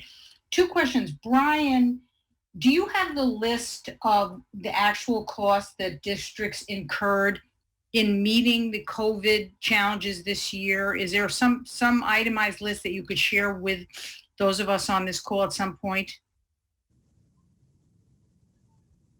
I don't know which Brian that is. Oh, I meant the ASBO Brian, sorry. Sure. Oh, well, thank you. Well, actually, the answer is we prior to my starting here at ASBO, ASBO and school boards had partnered on a paper to look into these. So we have some information. It was a survey based, and so it's not fully comprehensive, but we can certainly make sure that you get that information. Well, I think clearly it's quite important for us to be able to demonstrate that there were actual costs incurred, and they are, we can compute what they are, and that, in our understanding, is what these federal funds should be used for, rather than simply to, basically take the place of the state's responsibility. My other question for you, Mr. Lowry, one of the things in the governor's proposal is that these federal funds cannot be used in this current fiscal year. They're all allocated to the next fiscal year for the next group of federal funds. Whereas, as you're pointing out, many schools both incurred expenses and are having financial troubles now. Can you comment on, the sense that this is all put off until the next fiscal year as opposed to right now when you could use the money? Yes, that was an interesting point that one of the earlier speakers made. The federal law actually allows the money to be spent over 3 years. This would, as you say, put it off until next year and spend it all next year. One of the things that we saw among superintendents, we did not attempt to survey superintendents about the cost, but we heard that districts were basically spending whatever it took to open schools safely. And in some cases, that meant millions of dollars of expenses for, PPE, for plastic barriers, for reconfiguring classrooms, and so forth. And on top of that, we have the effects of the pandemic and the disruptions on students' learning and on their well-being. So we don't have an estimate of the dollar cost, but it's been significant. And one concern is that how do districts pay for that? They used up reserves, so they may not have money to deal with any cuts going forward in years to come. So, as I say, we don't have solid dollar estimates, but we know that it was significant. And again, districts typically were spending whatever it took this year to open safely. Thank you very much. Appreciate it. Thank you. Thank you. We go to Assemblyman Rah. Thank you, Chair. Thank you guys all for being here. Definitely a very knowledgeable and experienced group of people on this panel. So we thank you for your advocacy and all the information you're able to provide to us. I just wanted to see if you could expound a little bit. So with regard to the consolidation of the expense-based aids categories, in particular BOCES aid, 2 falls ago, our conference held a series of roundtables around the state talking about our Learn for Work initiative. And we heard from lots of local BOCES in all different parts of the state. And one of the issues that in particular came up on Long Island was, the ability of getting students into those programs and dealing with obviously the expense of it. And so my issue or concern last year when this came up, and again now, is what does consolidating an aid category in that do to your ability within your local districts to, send a student to a BOCES program when you feel that's the best fit for them?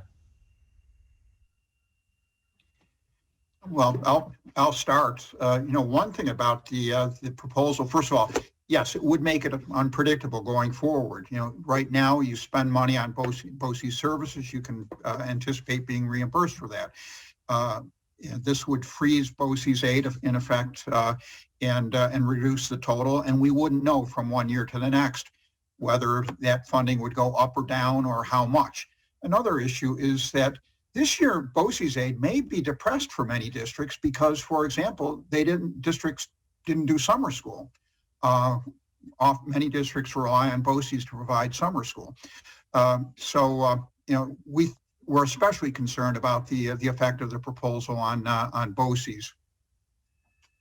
If I may, also, it struck me through listening to this morning's presentations that it reduces students' options. It's CTE programs for sure, but as the state ed department tried to increase the number of options for different graduation pathways, whether it be art, music, we see through the pandemic just how a much reduction in optional programs offered by districts really affects student involvement and student engagement.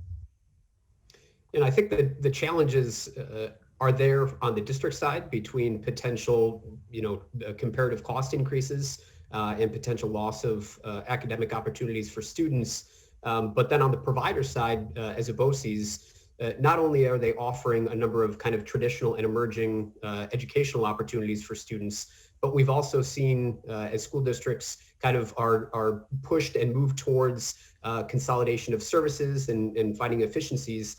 They've been able to tap into their BOCES to provide non-instructional services and back office functions. And this proposal would kind of threaten, as I noted, the viability of BOCES as institutions.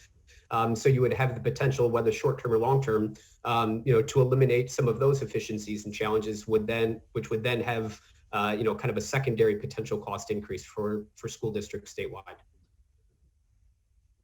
Thank you. Thank you. If I can continue with, yes.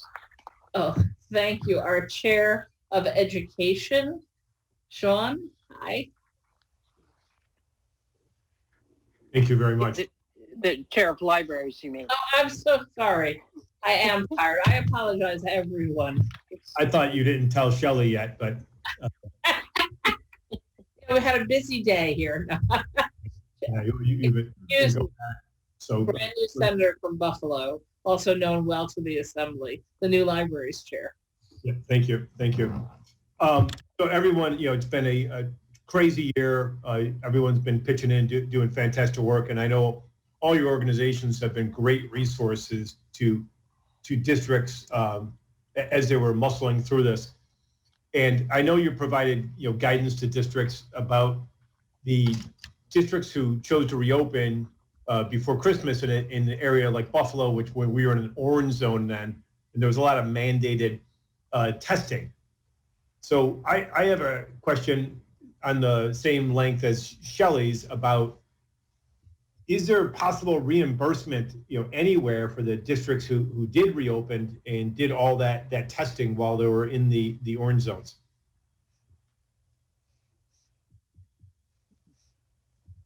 If I may jump in, I think that's part of the intent behind that additional $3.8 billion that we're receiving from the federal government, right?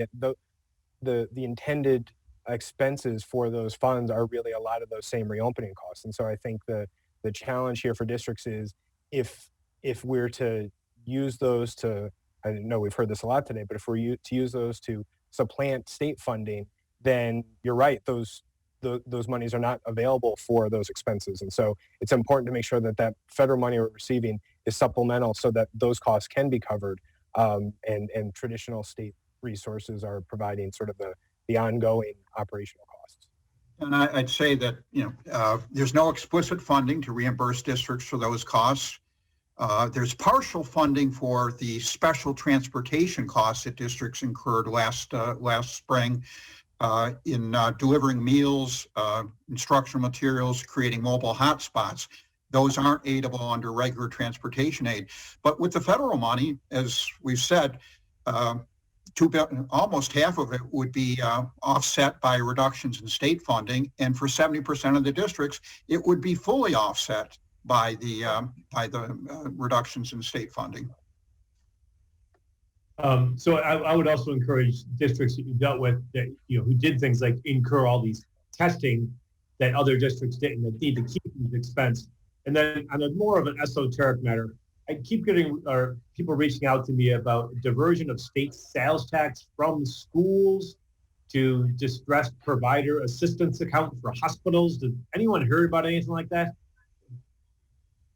Well, I'll reserve that one offline, and I'll send it to Bob in an email to see if you can make head or tails of it for me. Thank you. Thank you. Thank you, Sean. Good to see you. Go back now to the Assembly. Assemblyman Otis.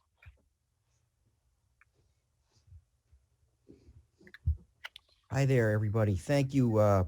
Thank you for the good testimony. And I think this is one of the most important panels that we hear from today. And that's because since this is a budget hearing, the key components at issue that we have to try and fix in the budget are outlined in your highlights of your oral testimony and your written documents.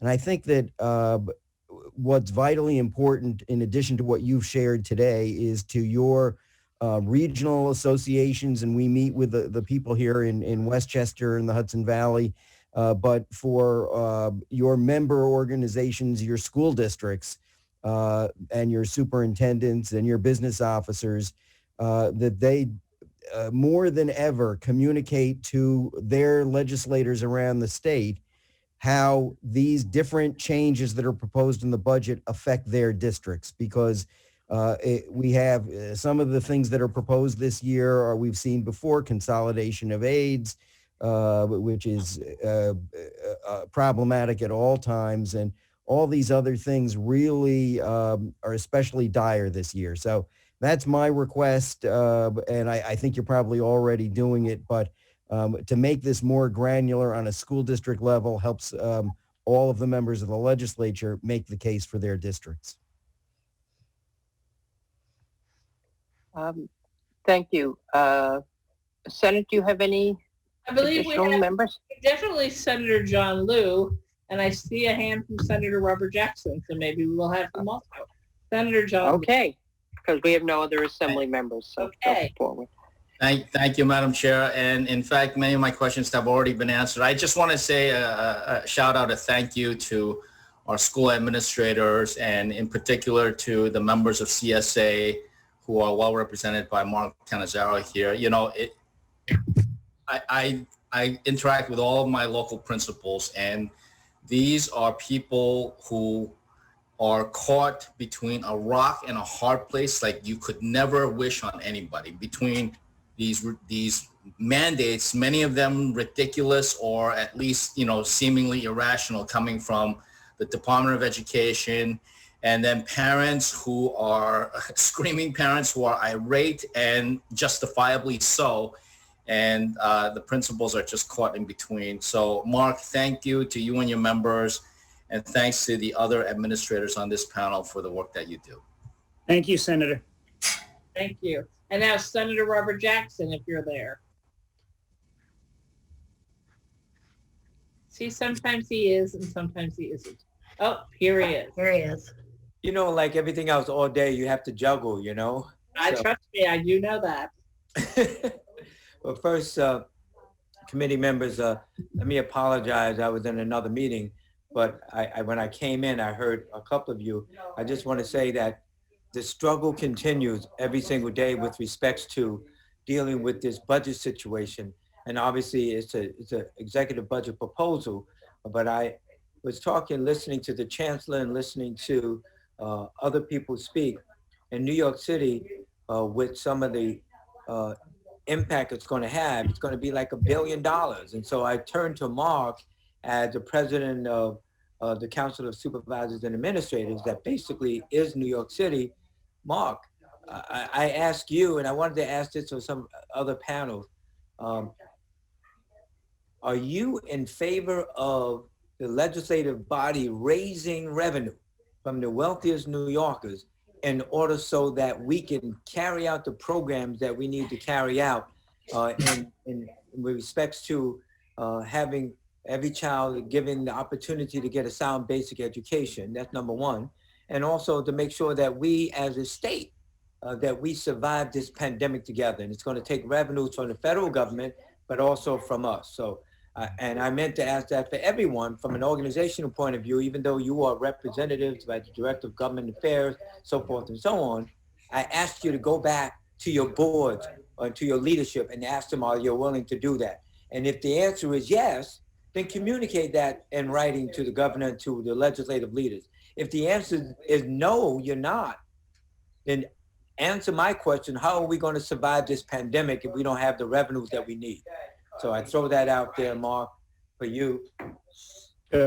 We sent you a letter of support last year on that, Senator. Happy to do it again, and happy to happy to continue to advocate. Look, we cannot operate on level funding, let alone $1 billion loss. The needs next year are going to be far greater than ever before, and we've been struggling along. And I heard some folks talk about spending any type of surpluses down. We have 60% of our schools right now are scheduled to be in a deficit rollover for next school year. There is no way that any school can start next year behind the 8 ball, let alone not have the increases they need in order to serve the students that we need. Again, I said before, it'll be 18 months before approximately 80% of our students are back in school, right? So 80% of our students will have been out for 18 months if we get back in September. There is no way we can do it without the funding. So anything that needs to be done, on a temporary basis or a permanent basis, we need to do, because it's going to cost a hell of a lot more later if we don't fund education now. Thank you. And also, Thank you. Are there any other comments from anyone else, even though my time is up? Your time is I ask up. you to consider Your that. time is up. I know. Senator. I ask you to consider that and take it back to your board and then put it in writing. Thank you, Robert. Thank you. I also, just in closing, I have to share John Liu's view about, if you're from New York City, as I am, you know that if there's ever an issue in your schools, you have the parents and the children and the teachers. And if you want it to work, you get great principals in there. And if you have great principals, you don't actually have problems in your schools. So thank you and your members so much for all that they do. And I don't know how anybody's kept their head on straight this year, given that Thank you, Senator. rolls the road every single day, it feels like. So, I want to second Senator Kruger's comments. Say thank you on behalf of all our members for what you've been able to do this year under such trying circumstances. Thank you all. We're ready for the next Thank you. panel, which is panel F, New York Charter School Association, Yamika Bennett, Charter Parent Council, Maria Cruz, New York City Charter School Center, James Merriman, Charter Parent Council of New York State, Sabrina Skelton, and Students First New York, Crystal McQuinn Taylor. I wonder what the subject matter is of this panel. Good afternoon. Hi. Hi. So if we can go in that order, Yamika Bennett. Sure. Thank you. Thank you. Sorry. Thank you. Thank you for the opportunity to provide testimony today. My name is Yamika Bennett. I'm the Executive Director of the New York Charter School Association. We represent the interests of public charter schools, students, and families across the state. Throughout the pandemic, charter schools, like many schools, have worked tirelessly to provide meals, drop-in child care resources, access to technology, and more. And at the same time, of course, schools went above and beyond to continue to deliver quality education for their students. Families delivered in adjusting to new learning environments and supporting students. And I'm so glad to see the empowered parents of charter school students here ready to testify today. As you negotiate the final terms of the budget, we ask that you ensure funding parity is maintained for all public schools, upstate and downstate, district and charter, including ensuring charter tuition formula is fairly and equitably provides funding for charter school students. Public school student deserves an equitable level of resources regardless of the type of public school they attend or where the school is located. And I'll add, of course, that a holistic view of funding and recovery is needed. And it has to include all sectors: education, transportation, environment, and more. We need an all-out effort to stimulate the state's economy. And we need the funding not only for education, but for our families who lost jobs, loss of income, who will struggle to recover from the crisis as well. As we look ahead to the school year, post-COVID-19 recovery is, of course, the primary focus. Two priorities are supporting students return to schools full-time, safely, and ready to engage and learn with their friends, peers, and teachers, as well as equity and resources to help achieve successful recovery, including addressing learning loss and trauma for all students, regardless of race, needs, or zip code. We support the proposal to reissue charters. The FAIR proposal will allow educators to start good schools and provide diversity and innovation in education for the benefit of children in the state. As you know, too many students are in schools that are not meeting their academic, cultural, social, and emotional needs. And we also know, right, that Black and brown students and other students of color are likely to be more successful in schools when educators look like them, understand, respect their culture, and foster culturally responsive and academically rigorous educational spaces. Similarly, attention to fostering anti-racist, culturally responsive workplaces can help attract and retain educators of color. Public charter schools offer the unique and powerful opportunity for people of color to start schools and change the trajectory of education for many Black, brown, and other students of color in New York State. We urge you to facilitate and encourage the establishment of new public charter schools that serve the diverse needs of all students. Education is a civil rights and a social justice issue. School leaders and parents across the state stand in solidarity to fight these issues and provide great schools. Charter schools are ready. We all know even before the pandemic, the inequity in education was painfully evident, right?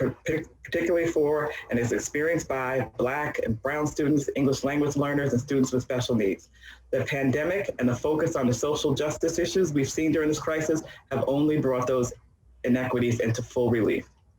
We know that you have been in this fight for years, members of the legislature. We trust that all students and families can count on your support to help address these inequities.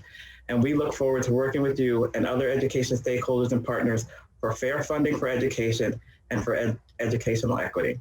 Thank you, and I'll take any questions you have.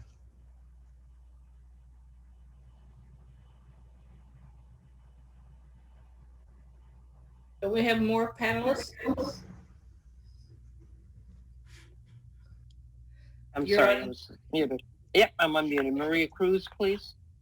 I thank you for having us. Thank you for this opportunity. Thank you for your patience and time. I know it's been a very long day. My name is Maria Cruz, and I wear many hats in my community, but today I'm wearing my mommy hat. There's no doubt that there's a need for funding education, especially now that at the time of crisis. But as a shattered parent, I'm very concerned about funding equity, as COVID came to teach us that learning is different for every child. I don't want to address why we should raise the fund for education. I just want to ask why. Why are we sending the message that children are worth different amount based on the type of public school that they attend? We know that there is not a one-size-fits-all in education. So why are we boxing children in a one-size-fits-all type of education and forcing parents to choose between a fully funded education and what works best for the child? For 8 years, I struggled with my district that was looking at my daughter's ability to learn and totally ignoring her needs. For 8 years, my cries fell on deaf ears. After making no progress in the district, I decided to keep my children home and make myself responsible for their education. Homeschooling continued for 2 years until my daughter received an offer from Young Women's College Prep Charter School in Rochester. I chose to enroll my children in charter school because I understand that charter school curriculums have more to offer my children than academics. Charter schools are making a difference in our inner cities communities, allowing our children to receive the type of education that few parents can afford. The support my daughter received from YWCP is immeasurable. YWCP takes care of the whole girl, socially, emotionally, physically, and academically. Failing is not an option at WCP. My daughter and her peers are surrounded by trusting and caring adults that not only care about their academics, but also make sure that their needs are met. They really go the extra mile for them, and I am particularly grateful for one specific teacher. Her name is Miss Senecal, who is an amazing educator. Because they recognize the importance of in-person education, YWCP began to bring the young ladies in the building, starting with those with IEPs, but only when they were confident that they could do so in a way that was safe and supported for everybody. Teachers are risking their lives in the middle of a pandemic to educate and support my child. And the least thing that I can do is advocate for them and for every child they feel is worth risking their lives for. It amazes me how Rochester charter schools do so much with so little resource. These excellent schools, their educators, and their students deserve to be fully funded. There are 3 things that we should consider when making decisions about education funding. That all children deserve it, that all children are worthy and that is only fair for all children. Thank you for this opportunity. God bless you.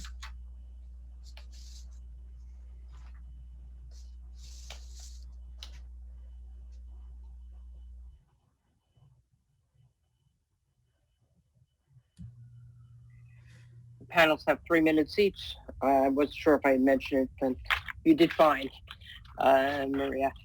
Next, James Merriman. Good afternoon, everyone. Thank you, and thank you to the chairs. I've been here all day, heard all of it.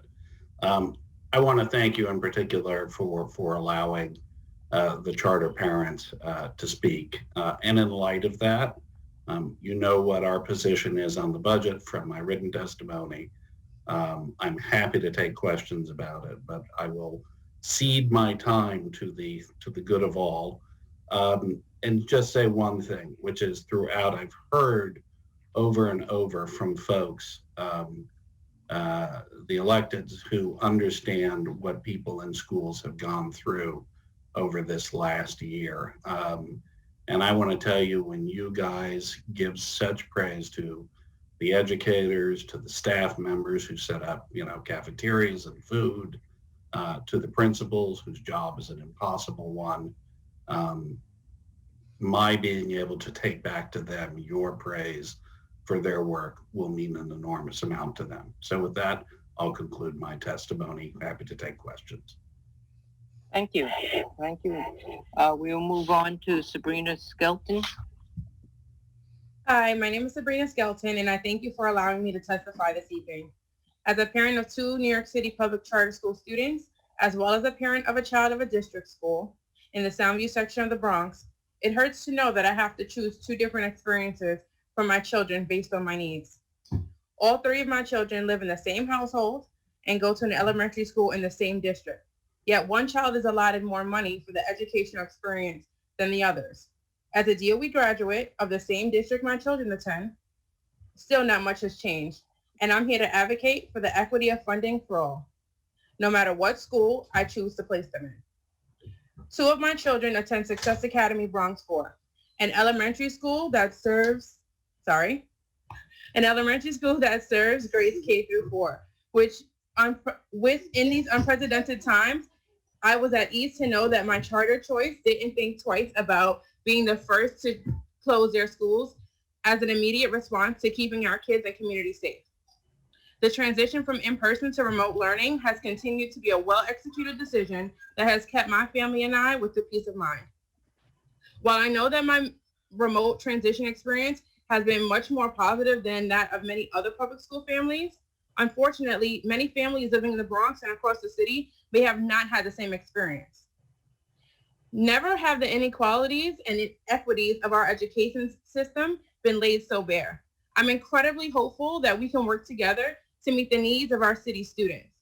As a constituent and member of the New York State Charter Parent Council, I ask that you consider a fair and equitable budget that allows me not to choose which child gets more. Would you?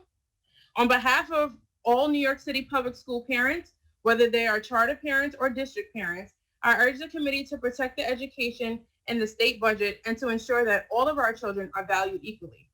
This is the time to put politics aside and make real, meaningful change for all of our children, maybe some of yours. Thank you for your time.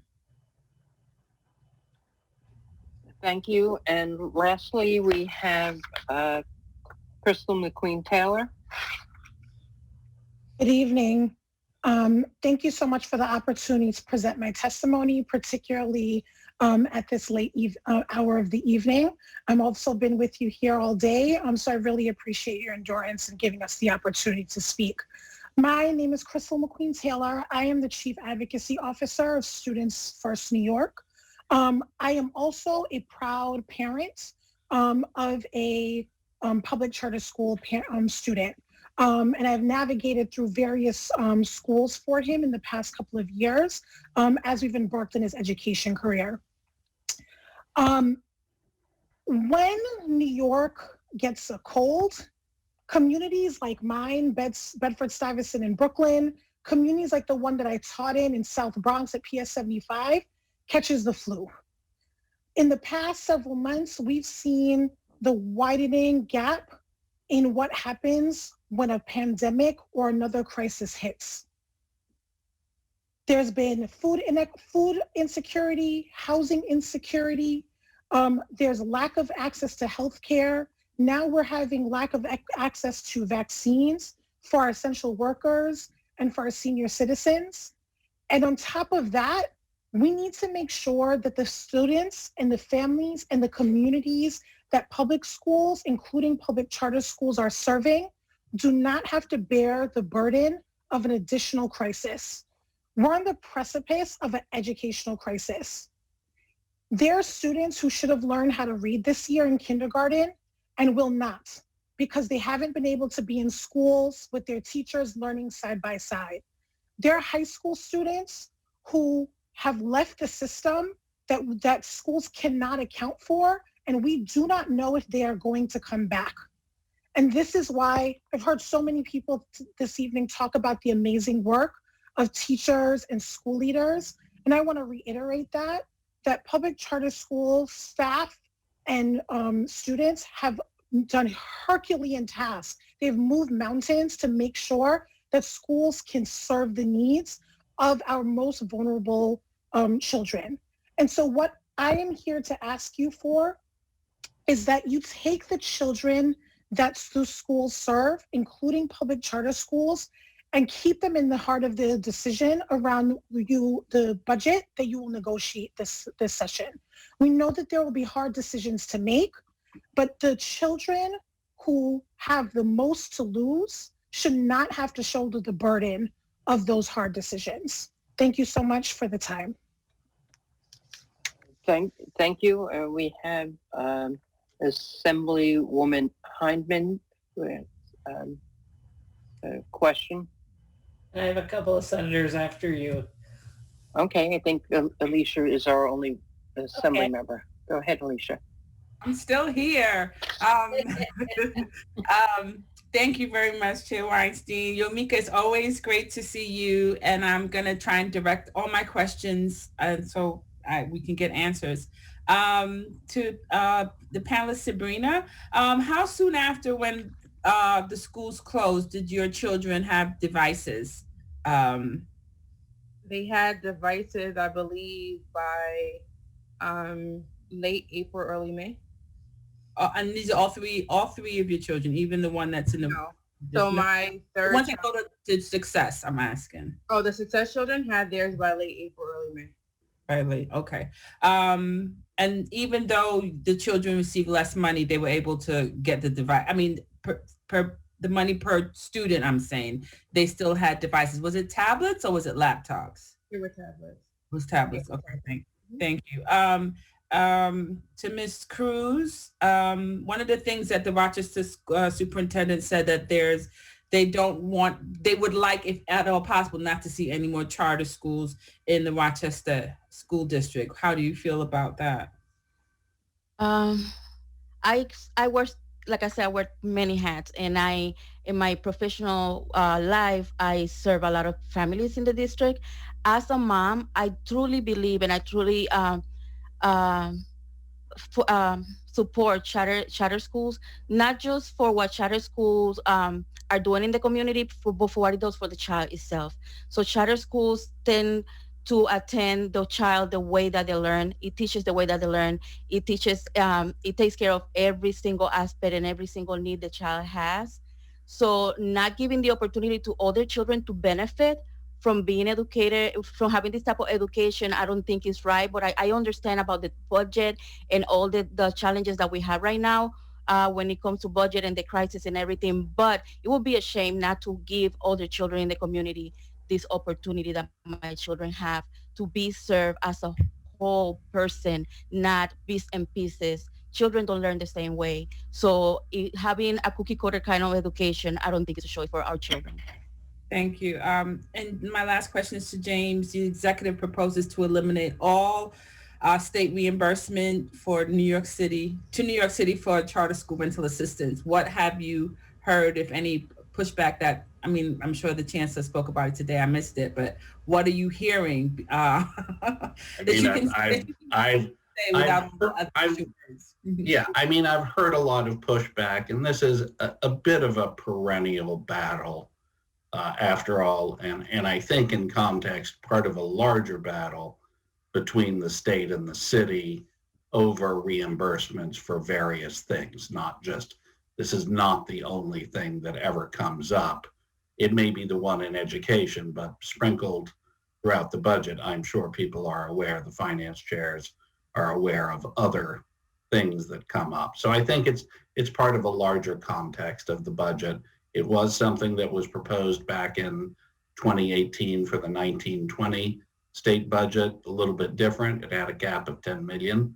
And then the state stopped paying after that. That was not enacted into law. Okay, thank you. That's my time. Thank you, Chair Weinstein. Thank Good you. to see you, Senator Bowman. Senator Shelley Mayer. Thank you very much. And thank you to all of you, particularly parents. Thank you for being here and being so passionate for the education your kids are getting. That's really, that is what matters. I had a question for Ms. Skelton. So your two children that are at Success got a device, you said in end of April, right? Around that, either. Yeah, sometime. And your child that's in public, also elementary school, right? Yes. When did that child ever get a device? She ended up, so at that time, no, she didn't have a device because she was in a different school at that time, at that particular time. But did the New York City public schools ever get her a device? Yeah, she had a device when she entered school, when she was in school now. Yeah. Okay. And your two children that are in Success Academy, that has been remote the whole time since March, as I understand, right? Yes. And your child that's in public school, is that in person? No. Oh, it's remote as well. So how have you felt that the remote education has worked? I mean, you're speaking so highly of a fully remote education for younger children, and I'm interested in your experience that it's worked so well. What do you think is the success of it? Well, first and foremost, having the safety and well-being of our children is most important.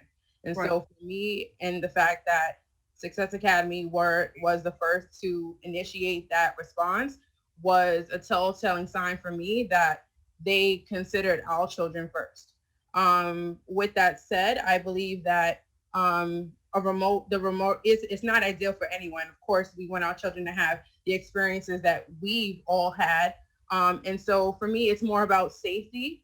That's the main concern for the population that, we have. I think remote learning is a dual process. It's not just children alone. It's not just teachers alone. It's also the input of parents and support with that. And I think with Success Academy, as they have been great in the conversation and having the communication that's needed for an education process that's been working remotely. I think that's their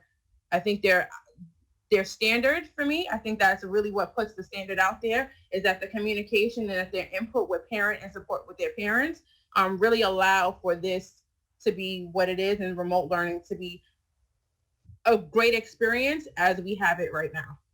Yeah, that's remarkable. I mean, we've heard that before. Ms. Cruz, is your child in a fully remote situation?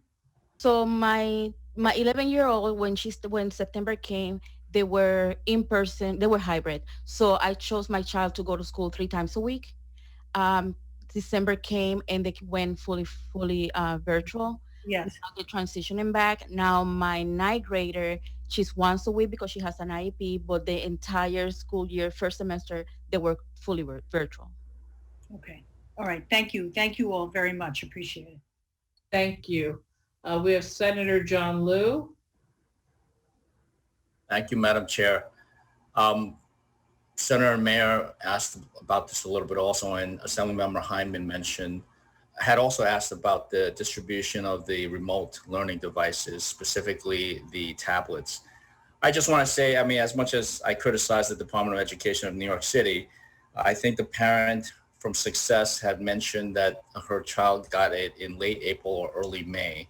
And the Department of Education in New York City by April 30th of this past year, had already distributed 250,000 iPads to students. And by their count, it was everybody who had requested one at the time, or at least two weeks before that April 30th cutoff. And they continue to provide devices. So, the argument that charters are more nimble or agile, you could maybe choose some isolated measures here or there, but the public school system can match many of those measures just as well. I do appreciate these parents for staying with us all day. And James, we appreciate you being here also, as you are every single year. My favorite day of the year. Well, look, the night is young. We still have 4 more panels after this, so please stay with us. I have aware. Mostly for James, because I appreciate the parents' input, but James has a long history with charters, and my questions are a little bit technical. I'm wondering if, because we talk with people who work at charter schools, and there's more than once I've heard that, they can't tell us certain things because they've signed non-disclosure agreements. Does that happen with charter schools? Do they have employees, including teachers, sign NDAs before they can get hired? I'll be honest, I've not heard much of that. It is certainly possible. I wonder how legal they are. Okay, I question that also myself, because I feel like NDAs can't be a normal operating procedure for employers, including charter schools.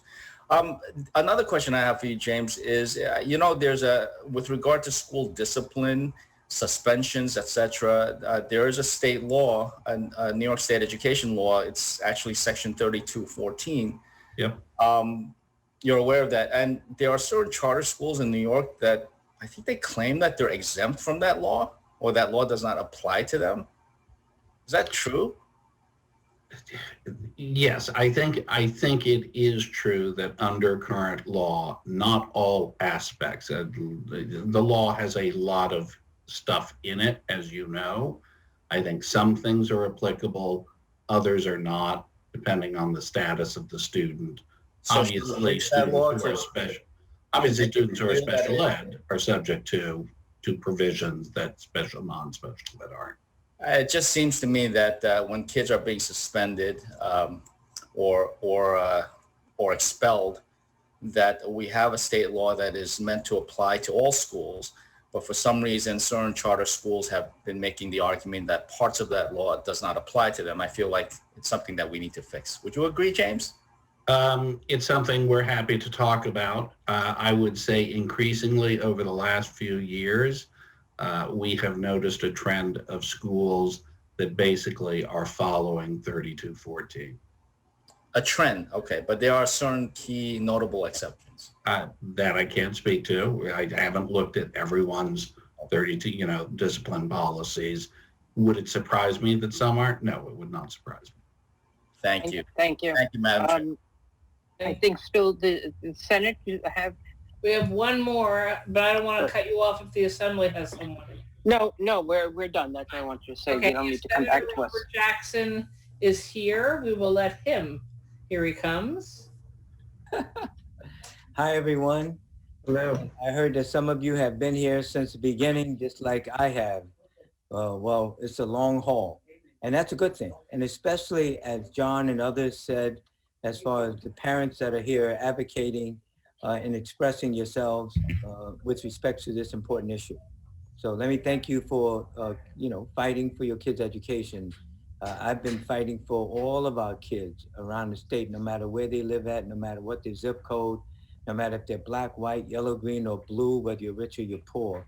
All of the children deserve a good education, and the state has not lived up to its obligation in accordance with the highest court in the state of New York in the lawsuit to campaign for fiscal equity versus the state of New York. And I'll say to you that in listening to the State Board of Regents, the president, and also the chancellor, as far as the budget, this is the budget hearing. And so with the budget hearing, as you know, there's certain monies that are going to be cut and supplanted with federal monies. And in the long run, New York City could be out a total of $1 billion more than anyone else. And that's going to hurt everyone. So in the last panel, if you were watching and listening, I asked some of the leaders of the various organizations that if they believe that we need more money in order to make sure that every child gets a good education, I asked them to go back to their boards and ask the board to take a vote to say that, yes, we are willing to tax the wealthiest New Yorkers a little bit more so that everyone can survive this pandemic. That's the same question I asked of all of you, quite frankly, because if we don't act in concert in that respect, then everyone's going to lose. And quite frankly, I want to make sure that every child, no matter where they live at, where they live outside of 50 miles outside of Buffalo or down in New York City or Long Island and Westchester County, Rockland County, Suffolk County, I want to make sure everyone has what they need to get a good education. And so that's what really the fight is going to be about. And so I hope that we have you in this fight together. And so if you belong to a parents association or any other organizations, I ask you to consider whether or not they will write a letter to the governor and our two leaders, Andrew Stewart-Cousins, the majority leader of the New York State Senate, and Carl Heastie, the Speaker of the New York State Assembly, that we need to raise revenue from the wealthiest New Yorkers to help everyone else survive. If you're willing to do that, then you're in it with me. If you're not willing to do that, that means to tell me that you, when I say you, not you individually, but the collective you, are not willing to fight to make sure everyone survives. So with that, I want to thank you. I didn't really have a question. I just wanted to say that I meant to say it earlier in earlier panels, but I didn't say it. But that's what this fight is about. And so I'm in it to win it on behalf of all of our children. Thank you, Senator Jackson. You got it in now, and that will be it for this evening with that speech. Thank you. Assembly. Yes, we are complete with this panel. Thank you all for being here and spending the time with us today. Next, we go to panel Thank you so much. G. Thank you. Thank you. Panel G, New York Library Association, Brian McName, Director of Government Relations Advocacy, Association of Public Broadcasting Stations of New York, Christopher Gokin, Executive Director. Good evening. Brianna? Yes, Yeah. my name is Brianna McNamee, and I had the privilege of serving as New York Library Association's Director of Government Relations and Advocacy. NYLA represents our state's local public school and academic libraries and their systems and the more than 10 million New Yorkers who hold library cards. This year, once again, the governor's executive budget aggressively attacks local libraries and their library services. These proposed cuts fail to acknowledge the crucial role that libraries serve in our communities and the contributions that our librarians make to our state's education system. The State Library Aid Program is the primary source of funding for New York's library systems, which provide shared services and resources to each library in New York. These system services ensure that every community and every New Yorker, regardless of relative wealth, has access to the quality library materials and services that they need. This program makes up for less than 0.1% in the state budget. Yet, year after year, it's eroded. This year, the governor has proposed an $87 million appropriation for library aid. This is 7.5% less than the enacted budget from 2020. I should also note that this is $16 million less than what is required by our state's education law. In regards to our construction aid, the governor has called for flat funding from 2020. While for many, this would appear as a victory, this program was cut by $20 million last year. The State Division of Library Development estimates that library renovation and construction needs are $1.5 billion statewide. Over 50% of public libraries in New York State are 60 years old or older, and an additional 31% are 30 plus years old. Investment in the library construction aid program must be increased to address aging infrastructure, energy inefficient buildings, and the evolving ways people use their libraries. At $14 million, I want to remind everyone on the panel today that this program can address less than 1% of the community's needs. The executive budget also includes a proposal to consolidate multiple expense-based and categorical aids into a new services aid category for 21 and 22. Amongst the 11 categories are instructional materials that include textbooks, software, computer hardware, and library materials. In addition to the consolidation of the 11 aid categories, the governor has proposed to drastically reduce the newly formed services aid, a topic that many of my peers here today have spoke to you about. School library materials include audio, visual, and printed materials. Under current law, library materials may be purchased and reimbursed to a school district at the rate of up to $6.25 per pupil. The rate was last increased 14 years ago. While consolidation is often viewed as a measure to promote efficiency, this act is anything but.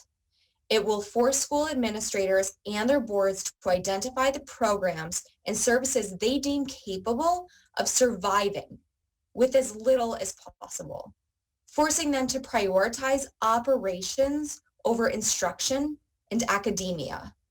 Last but not least, I'd like to highlight the library's role during the ongoing pandemic.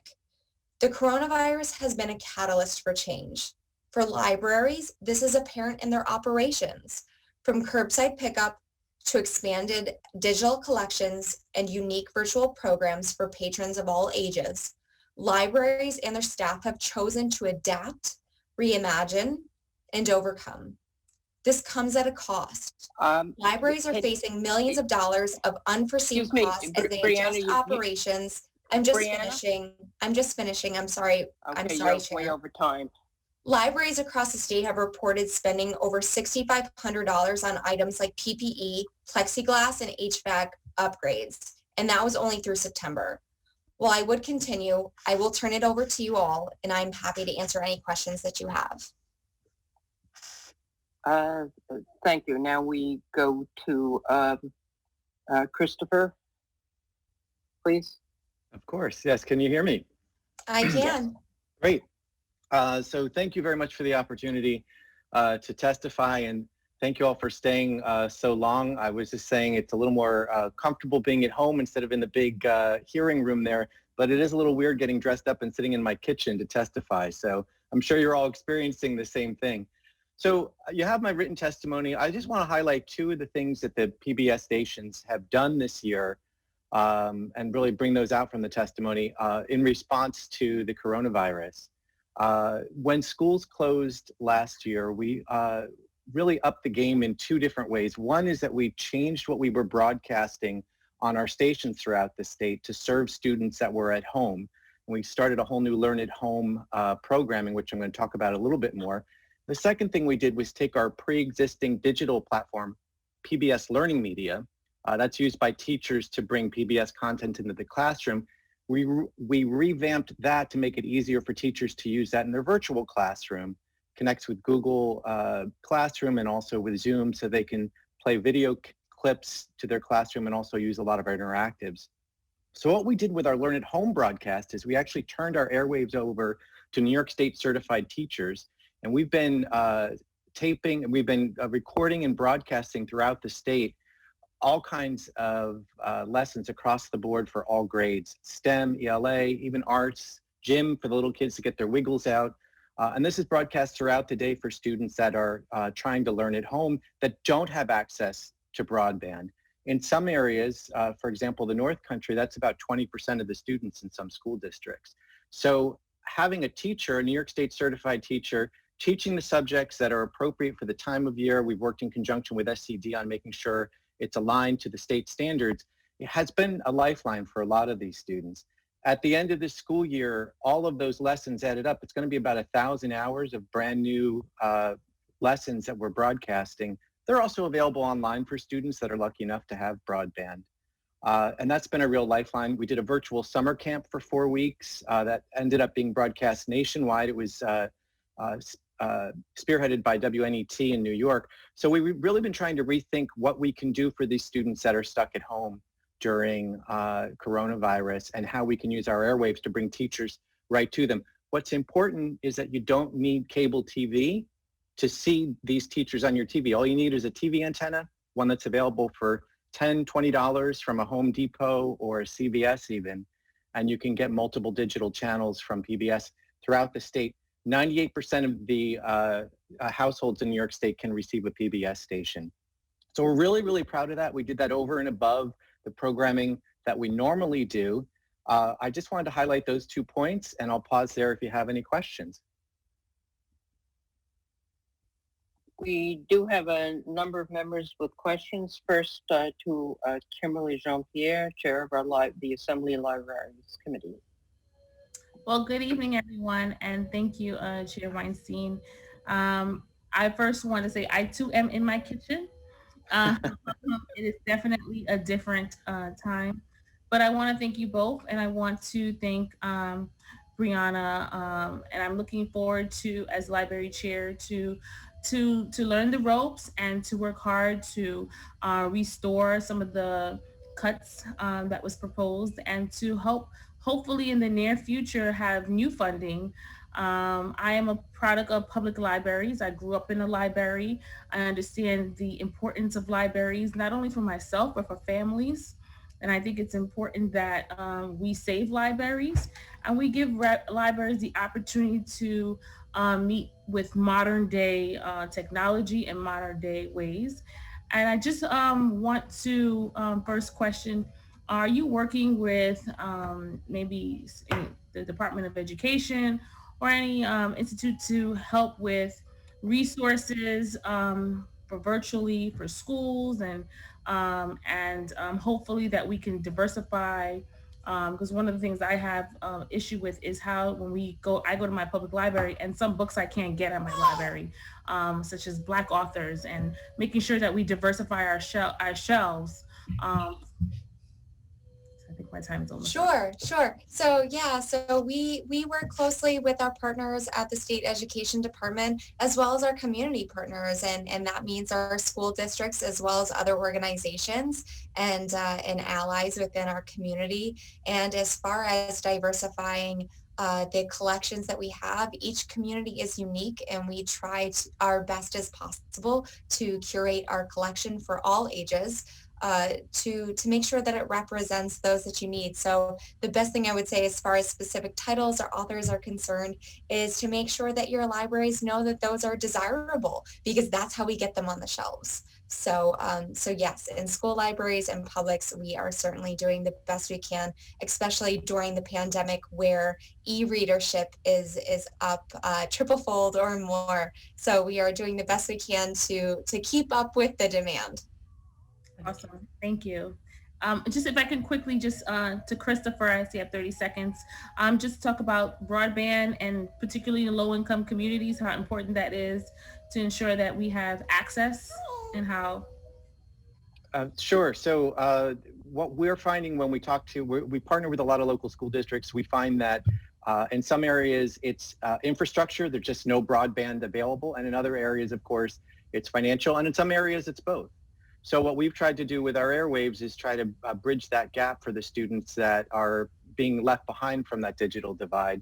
And with some of the school districts, what we've been able to do, partnering with actually libraries, is to work with teachers in the school districts to get PDF files printed out and delivered to local libraries. And then parents would go pick those packets up for their students so that they can actually do work while there's a teacher on the screen telling them, oh, okay, here, fill out your answers here, fill out your answers there. And then the teachers in their local school district, knowing that that student can't Zoom in, is still able to reach them somehow. Thank you. Our Senator Shelley Mayer. I didn't mean to get ahead of Chairman Ryan, but he'll forgive you. Okay. I tried to give him your education chair before. That's true, you did. Well, thank you to both of you. And before we had a libraries committee, it was my pleasure to work with both of you and fight for you. And thank you for being here and fighting for it. I did want to acknowledge, Christopher dressed up multiple times as characters in events that I did in my libraries for free for children with public television characters. And they were huge hit with a very diverse group of parents. This is pre-COVID and kids. And so I'm very appreciative. And also I want to thank you for focusing on the TV accessibility, because that is one of the sort of secret things that we have in our power that is not broadband. And so thank you for increasing your attention to that, because for many students in my district, I know TV is the much more reliable way to get information. And Brianna, on the library front, I hope you continue to fight for capital for libraries. One of my complaints is that, and I wondered your experience, is when we get capital, it is too hard to get it out the door for our libraries, which are desperate. So again, if you have suggestions for how to push the process along, as much as fighting for the money, we want to see the money get there. So I wonder if you had any comments on that. Yeah, absolutely. This past year has been difficult, just like for anyone. But as far as construction is concerned, we have made some progress, and we're continuing to do so over the next year. Last year during the pandemic, we were able to extend the construction aid program eligibility over an additional 12 months. We will actually be seeking for that eligibility to continue over a permanent amount of time, at least for the foreseeable future, just because, again, given the current circumstances, construction is running a bit slower, and as is the process. And we will also be seeking a policy initiative that will open up the eligibility for libraries to be able to partake in the program at a lesser dollar amount. So we are working with our chair, Senator Ryan, now, moving forward in 21 and 22 in that way. So we're hoping, and we're very grateful for what projects we can commence over the next 12 to 24 months. Great, thank you very much. Assembly? Yes, our next member is Assemblyman Jensen, who is the ranker on libraries, for 3 minutes. Thank you, Madam Chair, and thank you, Chris and Brianna, for joining us. I'm very disappointed, as are probably a lot of my colleagues, about that $4.6 million cut, and I'm looking forward to working with Chairwoman Jean-Pierre to help restore that, increase that number. And my first job as a 16-year-old was actually as a library page at the Greece Public Library. So certainly I have an affinity in my heart for libraries. Just want to ask 3 quick questions and give you time to expand on those. The first one is, could you tell us a little bit more about this costs that libraries have had to incur dealing with the effects of the pandemic? Secondly, do you see the need for more coordinated federal or state guidance when we talk about reopening our libraries and welcoming back to 75, 100%? And when we talk about capital aid, construction aid, maybe expand about how critically important it is that aid, people just don't think it goes to more books or more shelving, but really expanding on the whole experience. Maybe it's more interactive areas for children, maybe it's more career learning, guidance for people who are taking civil service exams, for tutoring. So if you could really expand on those questions, I'd appreciate it. Sure, I'll try to remember in order. And the first one that comes to mind is, of course, like the importance of the capital aid, because that just pinged in my brain.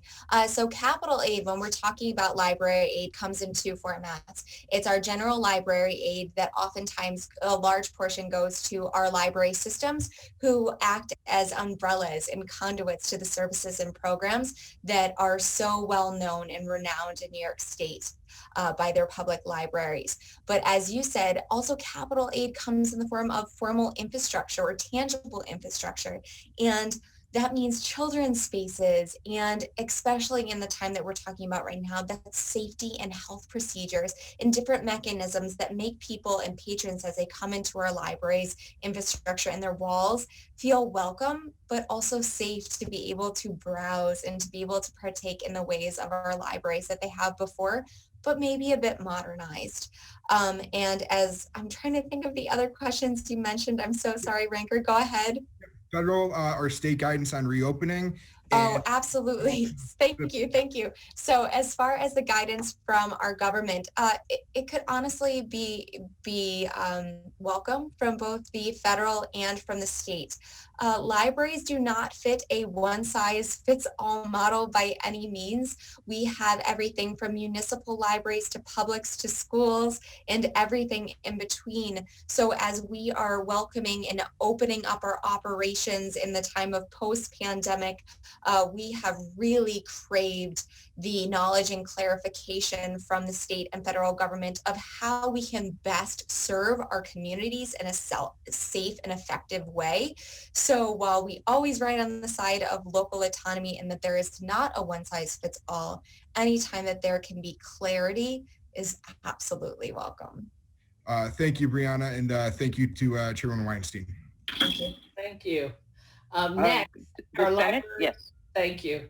Our library chair, Sean Ryan. Thank you very much. And I'm really happy to see my friend Kimberly Jean-Pierre over in the libraries corner. Do great work over there, and congratulations to you on your growing family. So great work. Look forward to working with you. So the libraries have done just a terrific job during the pandemic all over my community. They have done so many creative things to keep kids engaged, waive all back fees, allow people to get their library cards going again, book club online, young adult book club, and so many things. It's been really amazing and really widely received by my community, especially during the lockdown. So thank you so much for that.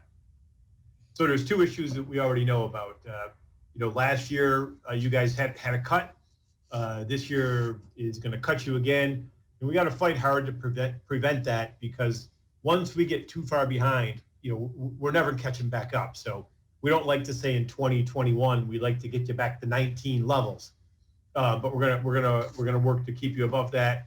And the second, in terms of capital, I agree with Chair Mayer. We need to find ways to keep this library capital flowing. So I would like to work to increase the library capital, because I view it as a stimulus program. We need people back to work. We need construction contracts. We need architectural services, and we can do that through our libraries. This is just a good way to do it, because every community in New York State has libraries.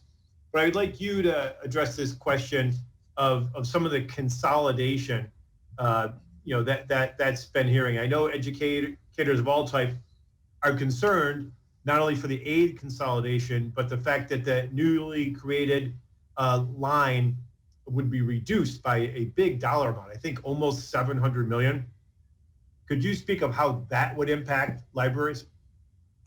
Sure. So right now, we have each of the school districts could receive up to $6.25 per pupil for library aid reimbursement. And what those would go towards is materials like tangible books, ebooks, equipments, maps, visual aids, anything up and beyond. So the concern is that by consolidating that aid into a singular category, as I mentioned in my testimony, you're really asking the superintendents and the school administrators and boards to prioritize operations over instructional needs and academia, really over the students, over things that are needed just to operate their school district. It is also the singular aid category that assists librarians and the school library to have the most recent and modernized equipment and material that reflects their student body at that time. So again, just like I said in former answers, there's not a one size fits all. Every school district is different. Every student population is different. That means every school district and school library looks different. And without this, I would say, singular line, the fear is that perhaps operational needs overpower those that are instructional. And we understand the need, especially when you're crunching dollars, but not on the backs of our students, not at their education, not at their expense. That's great. Thank you. And then look forward to continuing with you on ideas about how to streamline and grow the construction fund.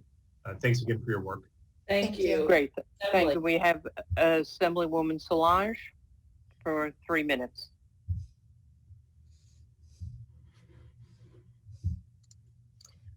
I want to first thank Chris and PBS for being such a great resource for parents, including myself during the pandemic. Your TV classroom shows were really essential and got us some reprieve during a difficult time. So thank you, and we should support PBS for their requests. As a former library employee, I know that libraries are education, and we should be fully funding these public institutions as so. And the governor's executive budget cuts funding again now for the 5th straight year by attempting to cut the budget, like you said, aggressively, 7.5%. And those cuts mean that they're undercutting opportunity for all New Yorkers. And libraries are doing more with less. But I have just 2 general questions. The first question is, have library directors reported an increase in internet usage because of the pandemic? Yes, they absolutely have. So for our public libraries especially, not only have they increased some of their high speed access, but they've also moved their routers so that it can span the radius to which that internet access is available. And for some of our public libraries across New York State, they have actually created, I would say, external opportunities. So they are going to town parks and different public areas during the week and allowing their patrons to access that high-speed internet. So whether it be for general searching capabilities or for our students to be able to access their curriculum and do some homework. And now that libraries have been forced to expand their digital collection because many people are choosing to use ebooks, we know that a publisher, and I'm going to be nice, and a publisher recently have changed the way that ebooks are only exclusively sold to libraries nationwide. So did that hit the budgets of libraries this year especially? Oh, absolutely. Our digital readership is up over 300% across the board. And while you may be able to go onto a private site like Amazon or another partner and publish a title for $25, for a library, they are purchasing that license by double or triple that amount. Average, we have heard as of September, was $45 per license. And that only allows a circulation at once, like one at a time. So again, it's increasingly difficult to provide to the demand that we are seeing, but we're going to keep rising to the challenge. And have many of the libraries reported that they had to use capital monies or extra fund monies to upgrade HVAC systems and other systems that purify the air? Yeah, we've seen everything from $6,500 to some of our larger, more urban libraries go up to $15,000 or above for different upgrades to ensure the safety and the health of their staff and their patrons. Thank you. We should be fully funding our libraries. Thank you. Thank you. Senator Pete Harckham. Thank you, Madam Chair. Good evening, everybody. And thank you, Brianna and Chris, for sticking this out. The hour is late. Just wanted to make a comment in support of construction aid. In my district, many of the libraries are either old or older. And the 2 areas that they're primarily expanding are the teen sections and the technology sections. Why? Because they've become the stopgap for the digital divide. They're staying open later so that teens can come in, students can do homework. Many people who are out of work do their job search in the library. So it's vital that we get that construction aid flowing. Really, really important. I look forward to working with Chairman Ryan on that. It's got my full support. And just want to say hi to Chris. We used to work together when I was on the county board, different capacity, but great to see you. Feel free to call if you need anything. Thank you, Madam Chair. Thank you. Assembly?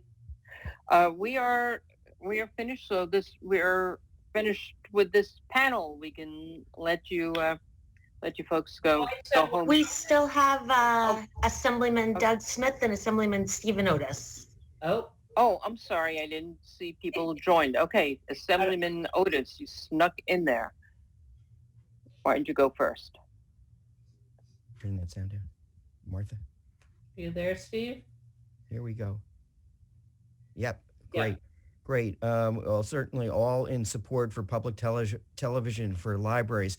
I want to just ask a question of Brianna because having followed the library scene for a while, and one of the things that we're hearing is the financial stress of libraries around the state, and with layoffs, with lower revenues coming in. And so our state funding programs are more important than ever. But if you can give a little more detail about hearing from your members that are on the edge in terms of really survival and being able to maintain services, that would be a good assist in terms of sending the message today.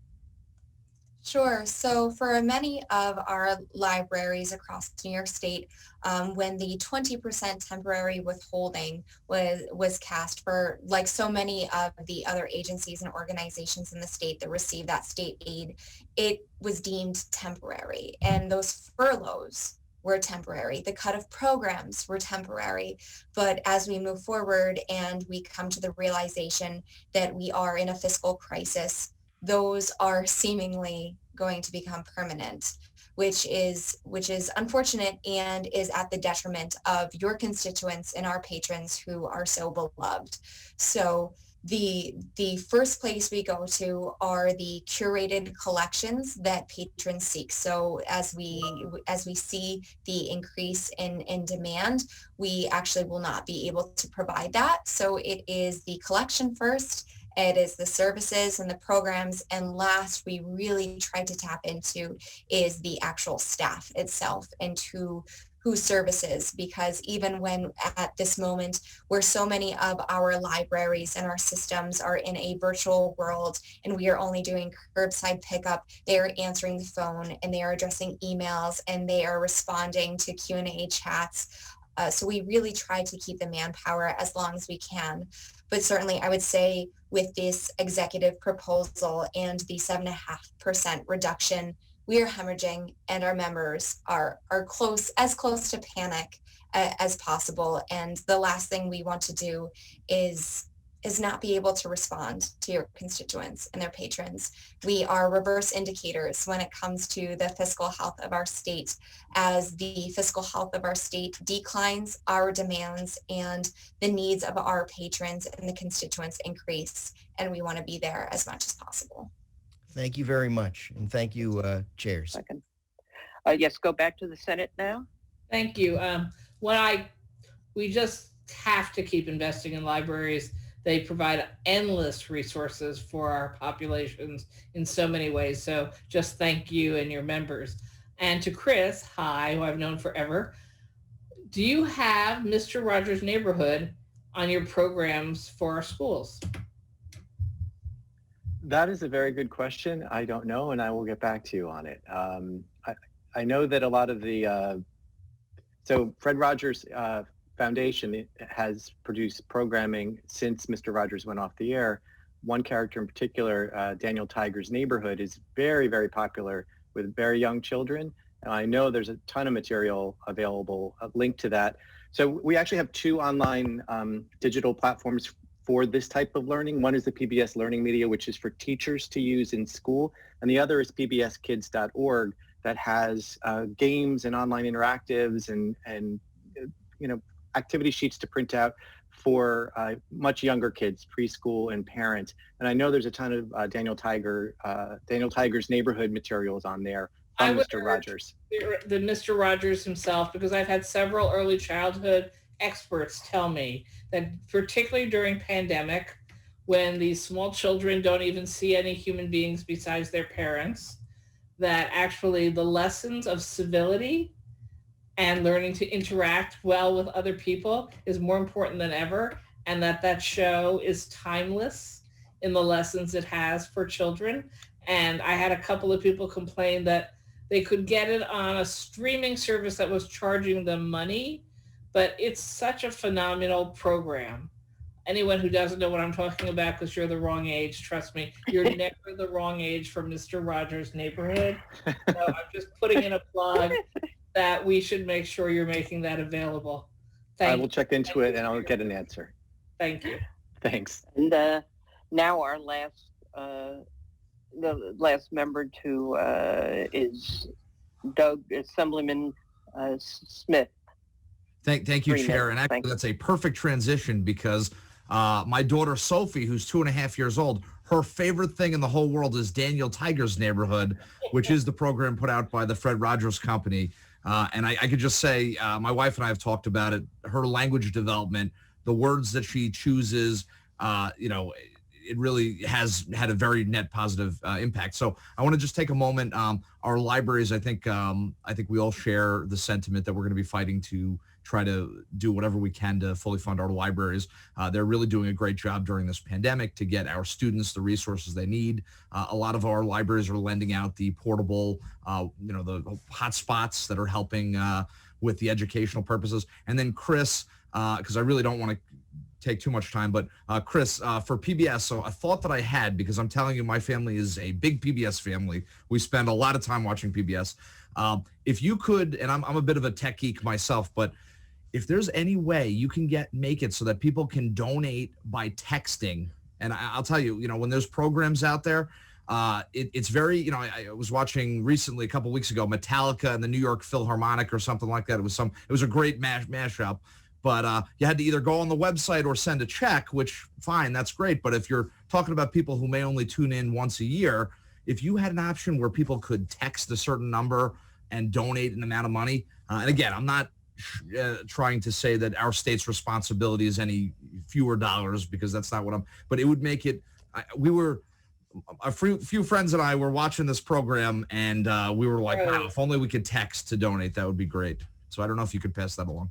I will pass that along. I know some stations are trying that. So I don't know what region, what station you were watching it on, if it was NET or WMHT. Yeah, I'm down WLIW 21. So LIW, I'll check into it. So yeah, if you can, I just think it might be, it might be something, and you could have event codes, and God, all of us do it with political things. So it's easy enough to do. If we can figure it out, I'm sure you guys can. Thank you so much. Thank you. Thank you. Thank you to this panel. I think we're ready for panel H.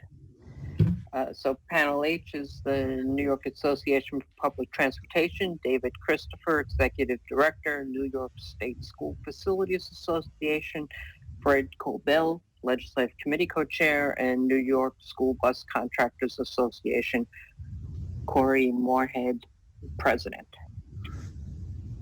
So if you're all here, we can start with David. Thank you, Madam Chair. My name is David Christopher, and I'm the Executive Director of the New York Association for Pupil Transportation. I want to thank the committee for sticking with us today and giving us an opportunity to share some recommendations regarding the executive budget as it relates to school transportation services. I'm here today on behalf of the members of the New York Association for Pupil Transportation, who are responsible for the safe and efficient transportation of 2.3 million school children across our state, whose primary purpose is to provide access to education for our children. We appreciate the legislature's continued commitment to our school districts and to school transportation operations. There are two areas of concern in the executive budget that affect school transportation that I'd like to share with you tonight.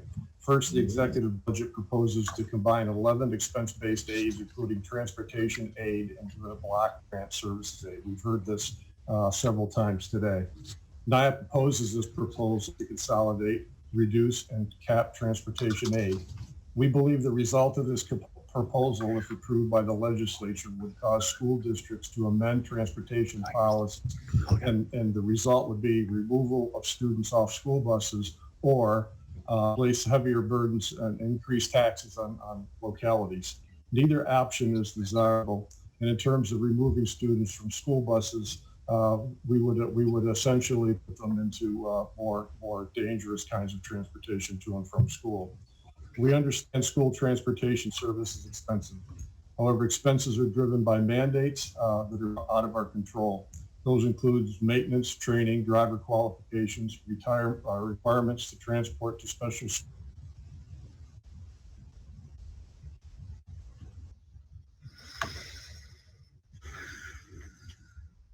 supports them. However, they come at a cost.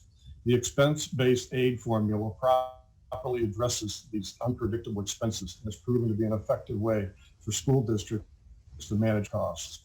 We urge you to reject the executive proposal to combine expense-based aids into a new service aids category and retain expense-based aid in its current form in the interest of safety for our school children. Next, I would like to speak to the executive budget proposal that allows state aid reimbursement for expenditures incurred for the delivery of food, instructional supplies, and Wi-Fi during the spring 2020 executive ordered pause.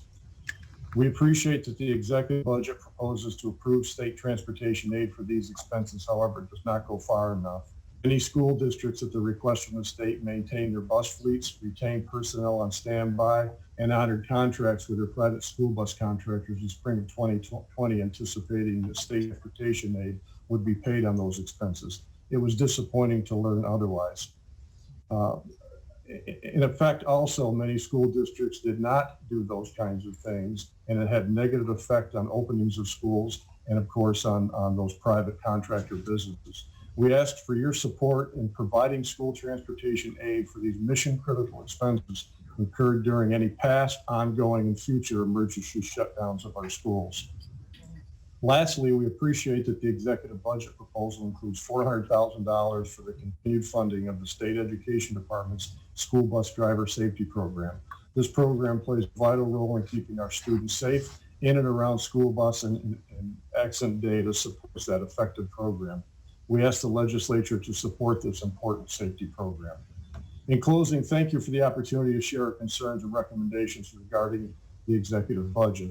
The school transportation industry has stepped up, like many other industries in our state, in these unprecedented times to provide a valuable service for our communities and our school children.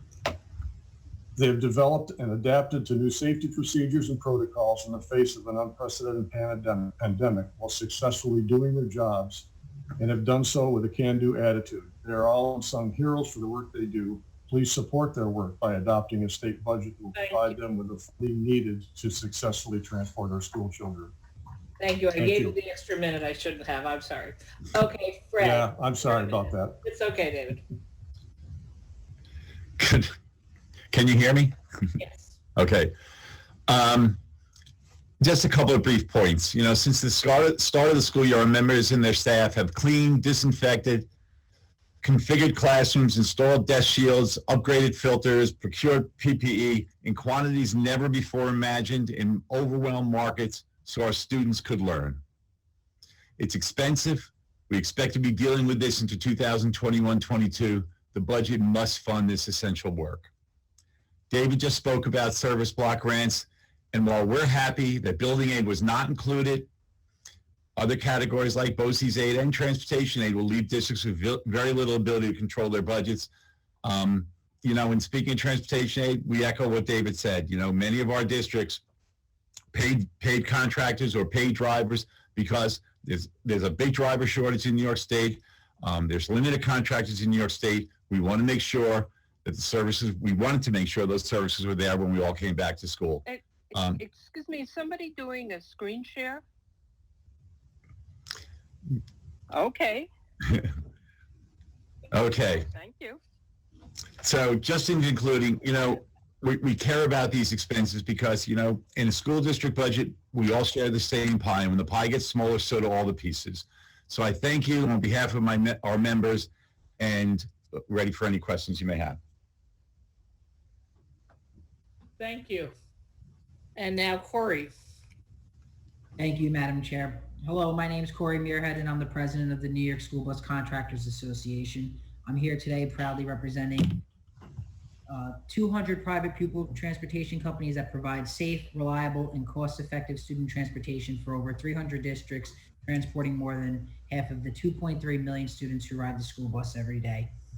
Under the executive budget proposal, transportation expenses incurred by districts during the period of schools when were required to go remote mid-March for the end of June 2020 would not be eligible for transportation. This is due to a loophole in the state education law that requires students to be physically transported to and from school in order for expenses incurred to be reimbursable. While we appreciate that the executive budget proposal would make costs related to delivery of school meals, instructional materials, and internet connectivity during the 2020 school closures eligible for transportation aid, this only addresses a small part of the problem. The executive proposal is calling for a cut of approximately $500 million to pupil transportation services statewide. School bus transportation is a vital part of the education system, and before cuts are made to pupil transportation, an essential government service, we need to think about the downfalls and unintended consequences of that decision. High-need, high-aid districts are significantly more impacted than others. I understand that there are financial concerns at the state level, but this multi-million-dollar retroactive clawback will disproportionately hurt districts with high state aid ratios. They are the very communities that are underserved and least able to fill the fiscal hole that will be created. The situation in them will then be more severe next year with the potential transportation cuts or increasing the mile limit so that children may have to start walking to school, directly relating to the reduction in state aid. 180-day contracts. School bus contracts are competitively bid for 1 to 5 years based on the school calendar of 180 days. In addition to our costs being predominantly labor related, a central piece of our costs are directly connected to keeping our operations ready, willing, and able to conduct business. This includes vehicle maintenance and inspections, employee training and certifications, insurance requirements, utilities, and other services. Every school transportation contract is approved by New York State Education Department, and school districts expect reimbursement from the state for these transportation costs per the 180-day contracts. This has been a process and understanding for quite some time. In conjunction with maintaining our state of readiness so that there is no lapse in transportation services when called upon, we must meet stringent regulatory agency requirements by New York State. We must provide 19A medicals, New York State Department of Transportation physical performances, 19A road test, blood pressure and diabetes follow-up, physical performance, annual and monthly abstracts, CPR first aid training, 13 county background checks, and other courses regulated by the New York State Department of Education. How are the regulatory compliance not services provided to the school districts? If these are not done, there is no transportation to be provided. Let me put this into context. For example, my company transports over 2,500 school buses. Now, if we were to just shut down all operations as to the governor's budget proposals back in March and did not inspect 2,500 school buses or keep 2,500 driver certification compliance from March until today, then none of my buses or drivers would have been able to operate in September. This means that 55,000 students my company transports would not have been able to get children to school. That's simple. The Board of Regents is seeking to push legislation that will allow districts to be reimbursed for costs associated with keeping transportation contractors and employees on standby between last March 18th and May 1st, and for costs incurred to maintain the infrastructure necessary to have transportation services available to support in-person education. While this is better than the executive budget proposal, to not support transportation expenses from May and June is to suggest that the school bus transportation system could have been completely shut down, leaving banks to repossess vehicles, insurance payments to lapse, and employees to go non-compliant, as well to linger without wages or benefits, including health insurance. All the while, this industry has had to remain ready for summer school, and while the New York State DMV was closed and not tested for drivers. Mattering of honoring the 180-day transportation contracts is simply not about wages and benefits, but retaining experienced and highly trained professional bus drivers, mechanics, and matrons, all unionized, and the collective bargaining agreements many times call for a guarantee of 40 paid weeks throughout the school year. We are here today spending for school transportation. Instead, Can you sum up, Corey? That's my last sentence, and I apologize for running over. We are here today. The school transportation industry remains the backbone of the educational system, and this important industry must be protected. We are here today not asking for an increase in spending for school transportation. Instead, we are merely asking to be paid for the services that were provided to our school districts. I'm happy to answer any questions and thank you for the time. Thank you. So we will go to our ranker on Ways and Means, Assemblyman Roth, for a question, then to the Senate. Thank you. Thank you all for your testimony. Certainly the transportation aid piece is concerning, and I think, oftentimes we use the term infrastructure to talk about, roads and bridges and stuff, but certainly school buses are a very essential part of the infrastructure that gets students to and from schools. And, many districts, as you talked about, had to adapt last year and utilize them in different ways with the, kind of idea and assurances that they were going to be able to be reimbursed, and then were surprised when they weren't. But my question is specific to, as we got into this year, do you know what, are there districts that are continuing to utilize them in that similar way, or that were spooked from doing that because all of a sudden they found out, hey, they're not going to reimburse us? So I think I think not just taking care of it from last year, but it might be something that is a continuing need. Yeah, there are numerous of our members who are doing delivering food, supplies, et cetera, this year as well. Yes. And I could give you that information. Okay, I'd appreciate that. Thank you. Thank you to all your members for, like so many others, they are out there trying to help make sure, our kids are still getting educated. So thank you. Thank you. So go to the Senate. Senator Shelley Mayer, Chair of the Senate Education Committee. Thank you. I have a question for David and Corey. I think it's a follow-up on Assemblyman Ra's question. Of those that companies that continue to operate from March till, or we're anticipating operating from March till the end of the school year, how many companies would not be, or districts would not be eligible for reimbursement under the governor's proposal, since you have to have transported food or these other essentials? There's a lot of bus companies that were not doing that, and districts who are at risk of not being reimbursed. Do you know how many districts would not be reimbursed if the governor's proposal were adopted? I don't have data on those districts, but I can tell you that any district that was open stayed, any operation that was open stayed open so they could continue meeting the mandates on maintenance, driver qualification, et cetera. And most districts did that.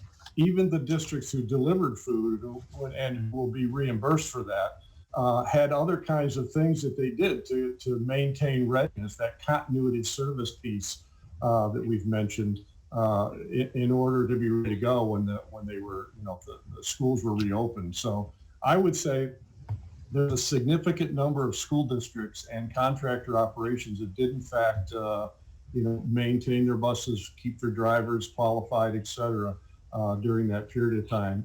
And many did deliver food, supplies, et cetera, which they'll get reimbursed for. It's, that other state of readiness is certainly a concern. The expenses associated with those, we're also concerned about that we're not included.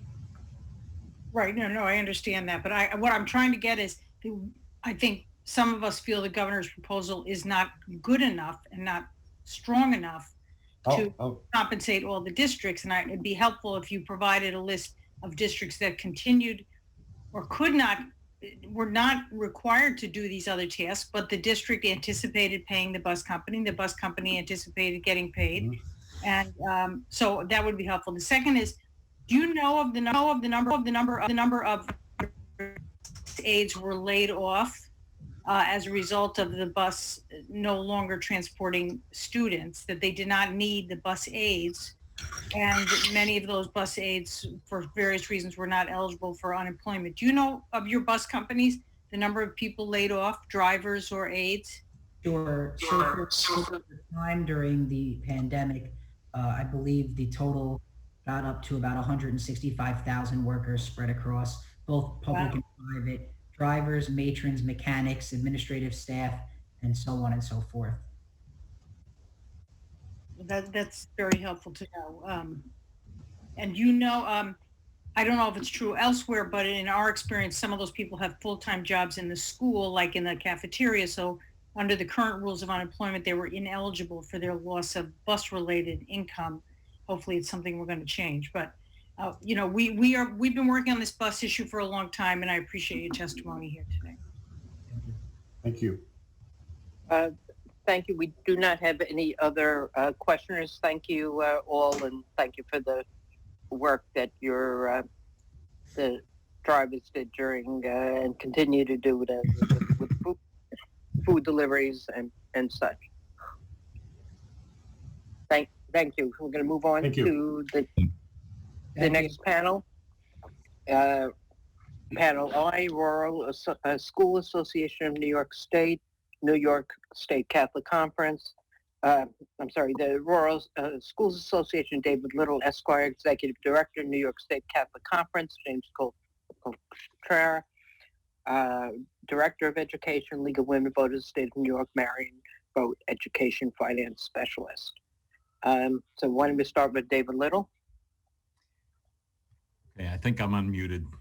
Thanks for your determination today, everybody. I appreciate it. It's taken a lot just to watch it, let alone participate. And I probably appreciate you guys hanging in there with us today for this long.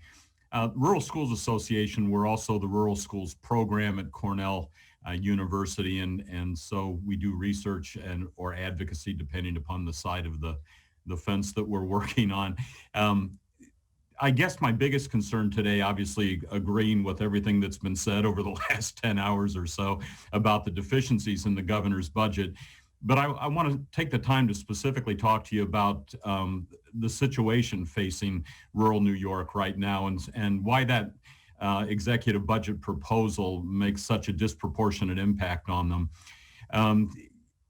It's 300 school districts, and you know, almost half of the school districts in the state, about a third of the students. And yet over 4 days of the governor's State of the State messages and his budget presentation, he mentioned rural New York exactly twice. One was to talk about the Whiteface Mountain Ski Lodge being renovated, and the other time was in talking about a solar farm to be put in Washington County so that he could transmit low-cost power to New York City. So, you know, we have this orientation, I guess, in rural New York that over the past decade, the census in USA Today has documented that 1.5 million New Yorkers have left. And as a result, we have an increasingly impoverished population in rural New York.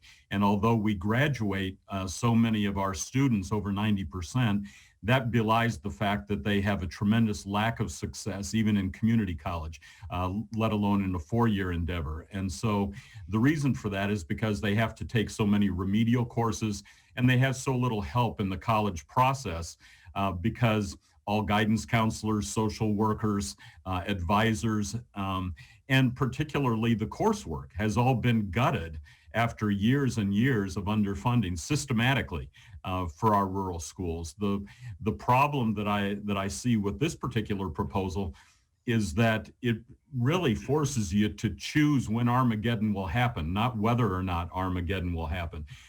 The phrase I've used is, you know, it's not whether the storm is coming, it's how we weather the storm, because you know, the governor can backfill all of the federal money he wants, but we've been through this before.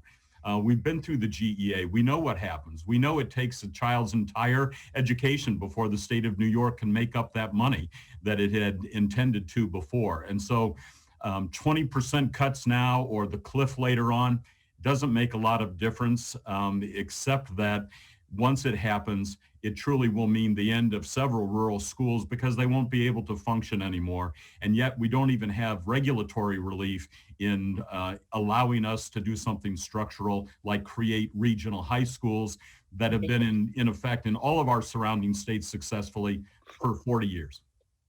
So thanks for the opportunity and happy to talk about your concerns. Thank you. Let's move on to Jim. Thank you. And even though it's on a computer screen, I'm glad to see all of you. So nice to see you. So let me briefly summarize the impact of the pandemic on Catholic schools, and the same can really be said of all religious and independent schools, and how the executive budget relates to that. So in short, our income dropped dramatically, from tuition income to charitable giving. Support from our parishes and faith communities dropped dramatically. On the flip side, as we went to faithfully implement the health department's protocols, our costs skyrocketed, right? So a drop in income, skyrocketing costs, and that's why you saw more than 30 schools closed, 30 Catholic schools closed.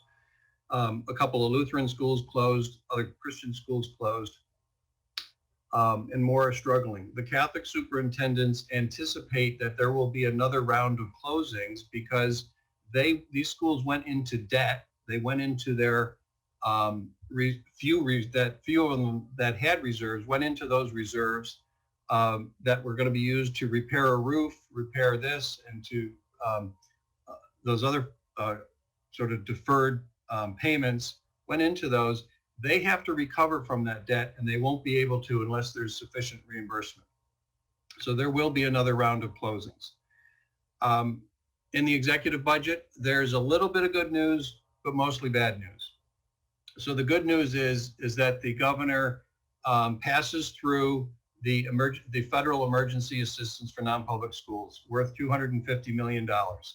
But in total, we're estimating that the religious and independent school community has at least $750 million in costs. That's at the minimum. The other good news is that the governor is going to do administratively, he's going to hold harmless last year's mandated services aid that you gave us. As a result, we would have had a $30 million cut from the cancellation of the state tests, and he's going to hold us harmless. Here's the bad news. The governor is permanently limiting the state's liability under the mandated services aid program to whatever appropriation happens to be that year. That is going to gut the program, and that must be rejected. Other bad news is he's does not fund the immunization program. Our colleagues at Agudath Israel fought hard for that. That's reimbursement for complying with immunizations in our schools located in Buffalo, Rochester, and the city of New York. And we support Agudath Israel in that request and join them in that request for restoring those funds.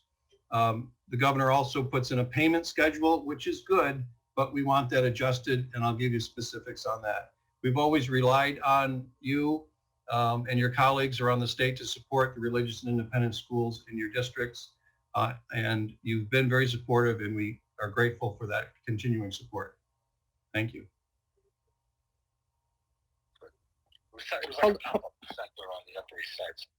So next we have the League of Women Voters of New York State. Marion? You have to unmute yourself, please. Okay. How are you? Good evening. So I've been testifying for these hearings for about 23 years now, and as I approached trying to figure out what to talk about, I asked myself, is this as bad as a budget has ever been? And so the logical comparison was 2008, 2009, and then there was 2001. Those are the other years where there were just drastic gut punches to our budgets. And at first I didn't really know what I could do because the League does not have a strong, explicit position on the revenue raising measures that probably a lot of the other advocacy groups with whom we usually lobby are strongly in favor of.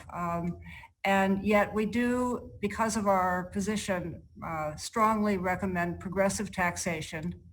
And we strongly also recommend, when it's possible, to export the burden.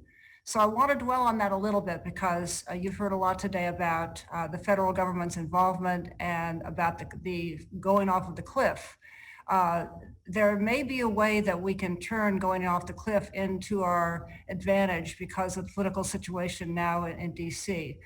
We've long needed an adjustment to some of the factors in the Title I funding formula. We now have a 2020 census. We don't know exactly what the data will look like, but we do know that you have to be a lot poorer, for example, in a New York City school to be a Title I funded school than elsewhere in the state. And likewise, comparing New York State to other states, there's just always been a political fix on the formula. So in order to alleviate some of the concerns about falling off the cliff, we should aggressively as a state look towards the next year or so as an opportunity to take a look at the Title I formula, the underlying components of it, how poverty is measured, and how our children stack up. So that's my biggest and most important comment, because everything else is so depressing. The little comments that I wanted to make, the services aid consolidation, no one seems to like it, but the one part that I like about it is that it includes high tax aid. And many of you have heard me testify and provide tables and documents about high tax aid. So much of that aid goes to relatively wealthy districts in Long Island. It's not a category of aid that's well spent. The STAR program, the league does not like STAR anyway. We should still be working on a long-term basis on a property tax adjustment that makes more sense for individuals. The last comment is that the Smart Schools Bond Act, we thought it was strange that the executive states that fund distribution will be expedited. What's that all about? I mean, Smart Schools Bond Act money is essential to what we're going to be doing, hopefully to provide equitably the broadband services that our kids need. So whatever is not being expedited should be expedited. So you've heard enough today. Very, very happy to testify, and thank you, all of you elected representatives, for all of your service during this very, very challenging time. Thank you, Marion. We do not have an assembly member. We do have two senators, however. Okay, so then take it away, Senator Krueger. Shelley Mayer first. I'm sorry to be so persistent, but I have questions for everyone or comments. Okay. So first, thank you, David Little, for being here and speaking on behalf of rural schools. And we know we need to pay attention this year particularly. And I look forward to seeing your written testimony. I did not see it yet. And to James Coltrera, thank you very much. And thank you for being a partner and working with me on many issues. I appreciate it. I would ask, given what you said about likely closure of additional Catholic diocese schools, that there be some notice given in advance, or at least conversation with the parents of these schools, particularly those that are sort of successful as opposed to those that are struggling, to give the parents a chance to have a heads up. And I hope we can move towards better communication on that front. That being said, I know these issues of the proposals, a number of the proposals in the governor's budget are very adverse, and that you've faced tremendous economic challenges. So we look forward to working on those together and continue to be supportive. But it's fascinating to hear you, Marion, say that it's the worst budget. I sort of think it is the worst and most complicated, because there's new things that were never in there. And your interest in reviewing a Title I formula, is that has that come up in prior years? That, I mean, because the last CARES Act also had a Title I distribution that was after our hearings, it's true, that we came up with using the CARES Act to replace the foundation aid and the distribution by Title I. But I wonder if this is something that you or the league has ever reviewed before. I have, in my capacity as Dr. Bott. I did a huge paper on Title I back in 2001. And the flaws that were in it at that time are still the flaws that are in it now. The way that fits into our usual league testimony is that we're concerned about inaccurate or inadequate poverty measures in the state funding formula. Yes. What this adds to it because let's face it, most of our money does come from the state and local governments. But in this case, we're looking to increase the share of our total educational expenditures that are going to be paid for in the next 4 to 8 years by the federal government, because unless we're crazy, we realize that we've been shortchanged, not just with some of the other tax measures that came into being, the inability to deduct state and local payments, et cetera. But so we need to really get at the details of the Title I and the Individuals for Disabilities Education Act monies by researching what our current census population of poverty looks like, and trying to recommend to those on the national committees for education and finance ways that they could make the funding formula fairer. Okay. And it's not so hard to do. I mean, you go out, you get the old data, and you show what the distribution is, and you point out the flaws of it. It just takes time to do, and I'm more than happy to help work with any other organizations. I had reached out to SED, by the way, and I haven't heard back in time for this hearing. Well, thank you. That if we have the bandwidth to take on something extra, thank you.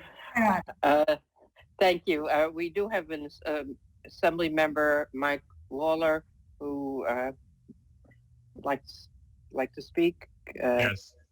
3 minutes, yes. Thank you.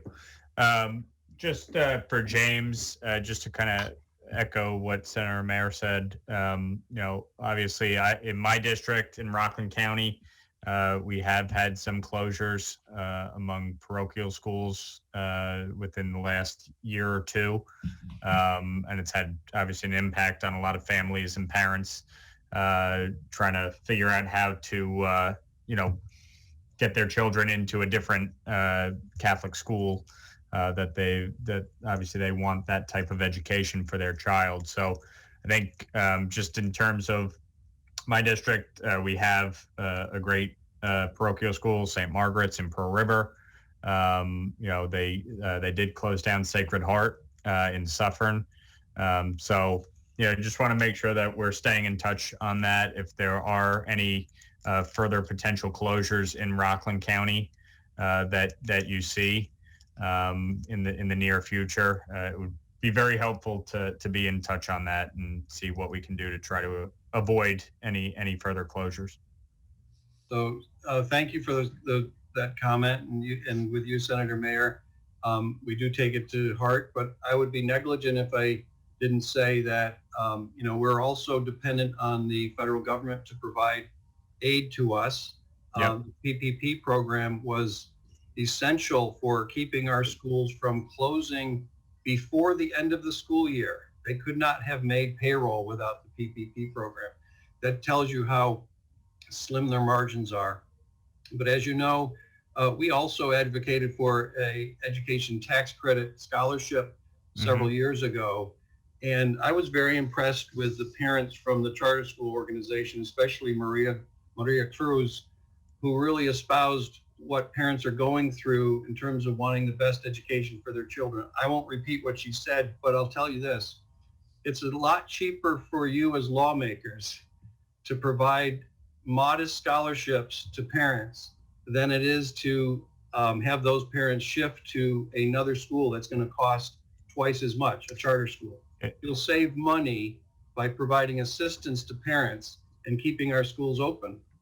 Because the 30 schools that we closed, right, not only did it disrupt their lives of those children, it's now costing taxpayers more money because those children, if they can't go to a neighboring private school, they're in public school at a higher cost. And James, not to cut you off, but since my time is running out, I would just say to you, I am a big believer in school choice. I do believe parents have the right to send their child to a school of their choosing, whether that's a parochial school, a yeshiva, a private school, a charter school. I believe in our public school system. We have one of the best public school systems in the country, but it couldn't educate all of the children. And so the private schools do play a role. The Catholic schools do play a role. And I certainly want to work with you to ensure that those parents, certainly in my district, that want to send their child to a private Catholic school have the opportunity to do that. Thank you. To Senator Kruger now. Thank you. Just to start with Marion, following up on your analysis. So I would say I think I've tried to read everything you give us every year, but perhaps I wasn't reading in 2001. Although I was almost a senator. But I would certainly like to follow up with you on that, because if the federal government has been giving New York State short shrift in the way they do their formula calculations for Title I, that's potentially an enormous amount of money we're not getting for both our urban poor and our rural poor schools, because Title I follows where the kid is. And so we definitely want to look into that. And frankly, you know, this thing about Chuck Schumer being the majority leader of the U.S. Senate, he's very competitive on behalf of New York State. Don't do sports with him, and don't mess with him. Brooklyn people will get it. And don't mess with him by pointing out that the federal government has been giving New York its fair share. So I'm very excited about following up on that with you. So thank you.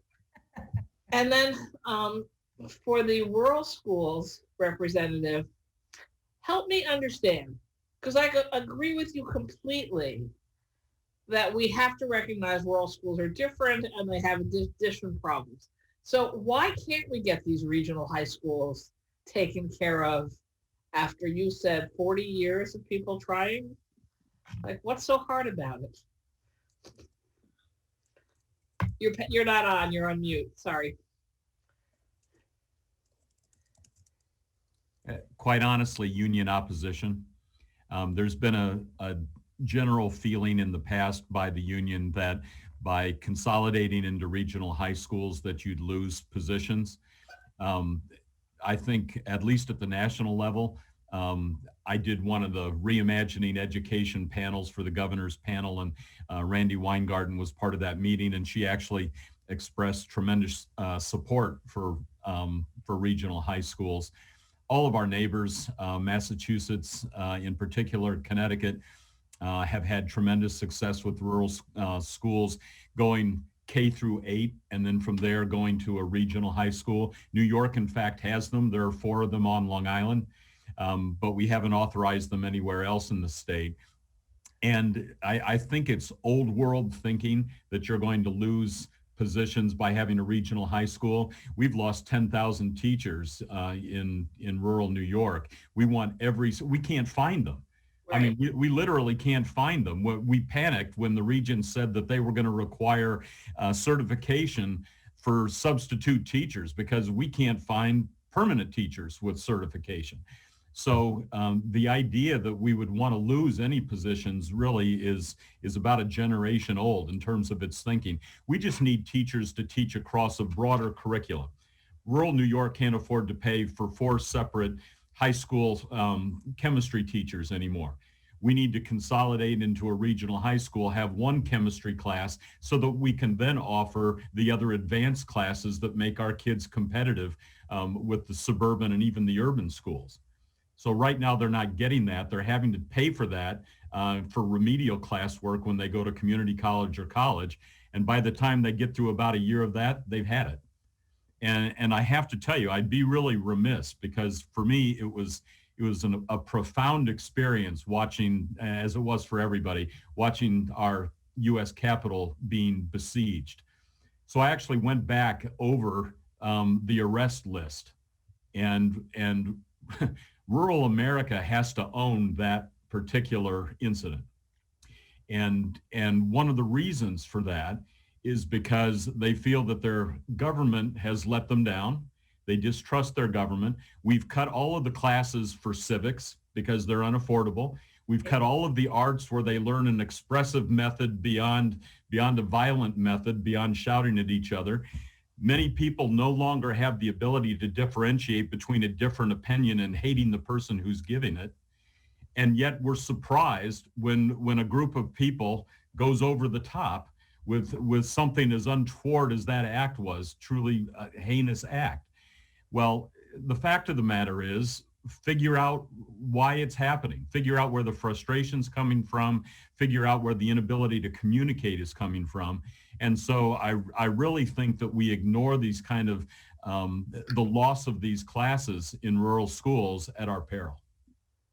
I had the exact same reaction when I was watching that event that day. So we will talk more offline. I would really like to talk more with you about how we can accomplish these things, because we're failing our state, and it's putting our entire democracy at risk. So thank you very much for your work.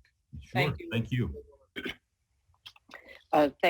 Thank the three of you for being here and sticking with us so much of the day, and for the work you, the various work you do in our communities. We are up to our last panel of the day, evening. Panel J. We appreciate people being here with us. Greater Rochester Parent Leadership Training Institute, Kirsten Brown, Member Education Committee, and Lower Hudson Education Coalition, Karen Bellinger, Administrator. So if we can make sure those people, there they are.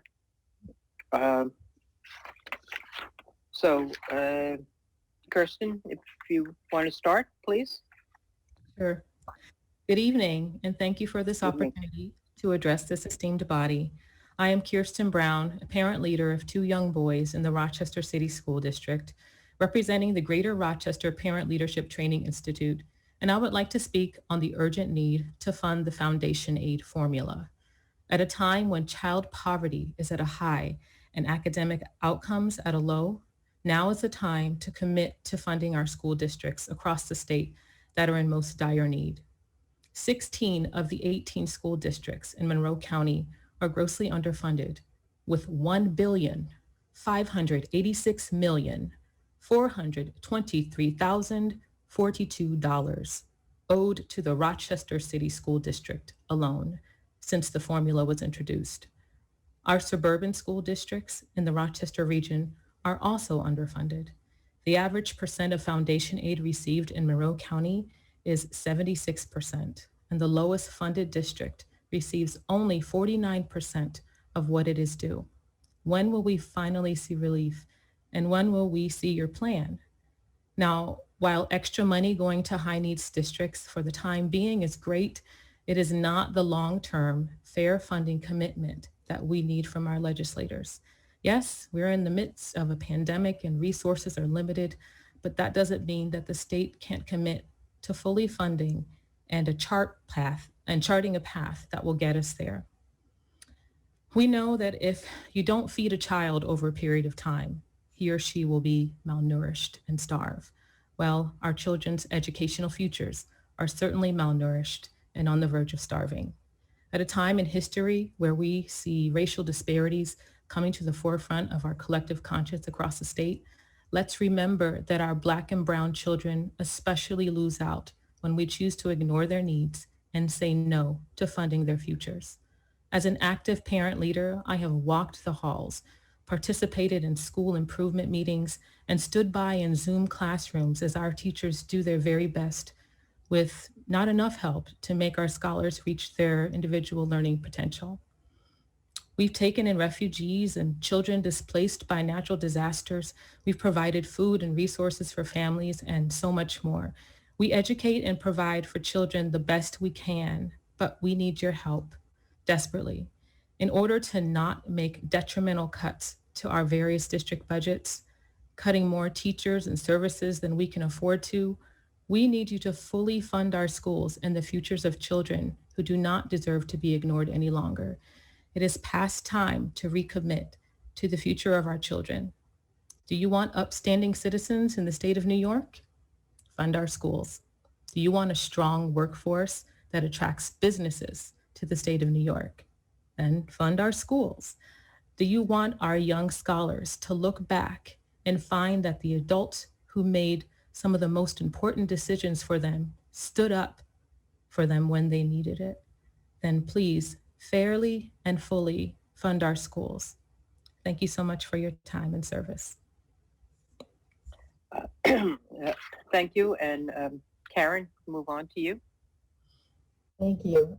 Greetings, Chairs Weinstein, Kruger, and Education Committee Chair Benedetto and Mayor, and everyone else who's managed to stay on and last till the end of today's hearing. I'm Karen Belanger, the Executive Director of the Westchester Putnam School Boards Association, and I'm here representing the Lower Hudson Education Coalition, which is a joint project of the school board members and school superintendents of 4 counties in the Lower Hudson Valley. We join with a chorus of voices today who are fearful of a financial cliff if all federal pandemic relief funds are used to supplant state aid instead of the intended use for districts to manage the extraordinary costs of the pandemic and recovery. More than half of the 67 districts in the LHEC region will be receiving less aid than last year, according to the executive budget aid run. We also ask you to reject the proposed consolidation of expense-based aids and the reduction in those needed aid categories. In addition to the proposed aid cuts, the proposed permanent cost shift of the state's share of costs related to special education residential placements is a significant cost factor for local districts and does not serve our neediest special education students well. While the LHEC applauds the executive budget recommendation to permit transportation aid for school bus runs to deliver meals or devices to students, we believe transportation aid should be provided for standby costs as districts were faced with significant uncertainty last spring and for this entire school year on whether in-person instruction would happen from week to week. Freezing levels of foundation aid for 2 years has put many more districts behind on fully funding the formula. 25 of the LHEC region's 67 school districts are projected to be at less than 60% of full funding of foundation aid in the coming school year, according to the executive budget. We also asked for a revised and updated formula that includes updating the regional cost index to ensure the index reflects the higher cost structure of districts in all the New York City commuter communities. Property tax revenues are also critical to funding schools. The State Comptroller's Office has announced a 1.23% allowance. Additional cost of providing school programs and services during the pandemic. We propose the allowable growth factor for the coming year be set at 2%. This would permit school board members who live and pay taxes in their local community the flexibility to ask local voters to approve a budget based on up to a 2% growth factor. We have some proposals for increasing the management flexibility of school districts that you can read in the written testimony. And I would be remiss if I didn't bring up the needs of specialized school districts that are public school districts providing specialized services to some of New York State's most challenged students. The fiscal and programmatic stability of SASDs can be enhanced through permitting reserve funds, designating COVID-19 expenses as direct care costs, and ensuring an interim plus rate is provided at the start of each year. We call on legislators to make significant resources available for the mental health services of our students. And the LHEC does support measures to ensure affordable, accessible home broadband. All school districts have been providing students and families with devices and Wi-Fi hotspots. We look forward to a more permanent solution to the digital divide. Thank you for your ongoing support of public education throughout New York State and all you do to assist educators in public school districts to provide academic, extracurricular, social, and mental health programs and services for the young people of our state. Thank you both for being here. We have a couple of assembly members. First, I'd like to call upon Mike Lawler, Assemblyman Mike. There he is. Okay. Thank you, Chairwoman. Karen, I appreciate you being here today and testifying and all the work that you and the Lower Hudson Valley Education Coalition are doing on behalf of our districts, especially here in Rockland, where I represent. And as you may know from the state school aid runs, 5 of the 6 districts in my assembly district are receiving cuts, and 7 of the 8 school districts in Rockland County are receiving cuts. The only reason that the one school district is not is because of the work that Senator Schumer was able to do in December to get federal assistance for the East Ramapo School District. And we need to make sure that that money stays in that school district and is not diverted by the governor through this budget process in any way. But as I spoke about earlier, when the commissioner was on, as well as when Andy was on from NYSET, you know, Rockland County and Westchester, and I know Shelley knows this well, you know, we're severely shortchanged when it comes to the regional cost index. You know, our labor costs in Rockland and Westchester are undoubtedly equal to, and in some cases greater than Long Island and New York City. And yet we're treated like other parts of the Hudson Valley and upstate New York when it comes to the regional cost index. And so I've put in legislation to change that, to make sure that we are receiving parity with Long Island and New York City for both Westchester and Rockland. And certainly would appreciate your help and support in advocating for a change on that. Frankly, I'd be happy if the whole Hudson Valley got changed, but certainly I think it's important for Rockland and Westchester, given that we pay the highest property taxes in the country, which is primarily driven by school taxes. So I put that out there for you. Look forward to working with you, but certainly as you're doing your work, I want to partner with you on that and see what we can do to get that fixed. Thank you so much. I really appreciate your support of our districts, but also your work on their behalf. I think we are very much in favor of a change to the regional cost index, reflecting the fact that the way we framed it is more around the entire MTA commuter region. Mm-hmm. So that any county that has commuters into New York City has essentially a different cost structure to their labor costs and so on than what you would see from counties that are outside that particular region. Yep. And just to note as well what you were saying in terms of the lack of support, shall we say, that is in the executive budget for most of the school districts in our region. Yes. When we look at the Lower Hudson Education Coalition, all the districts, despite the fact that the governor has been announcing a 7.1% increase in state aid statewide, once you take out the extraordinary amount that is given to East Ramapo under the CRISA funding, we're looking at a total for the Lower Hudson Education Coalition, all the rest of the districts, of only a 2.9% increase. And as I stated earlier, more than half of those districts are receiving less state funding than last year. No question. And I want to work with you and certainly Senator Mayer and others from the Hudson Valley to try and fix that. Thank you. And with that, we go to the Senate and to Senator Mayer. Thank you very much. Kirsten, I want to first say thank you. I know Senator Jackson is not here, and our two new Rochester senators in our conference are not here. But let me assure you that last year, working with SED and the representatives of Rochester and certainly Mr. Bronson as well, and this year, we are very committed to helping address the issues in Rochester that you described. So I appreciate that you stayed this long. And I know you've been talking to my staff as well. And we know how serious the situation is in Rochester. So thank you for identifying it and making it real about the students, because that's what it's about. And to my friend Karen, thank you for being here and waiting so long.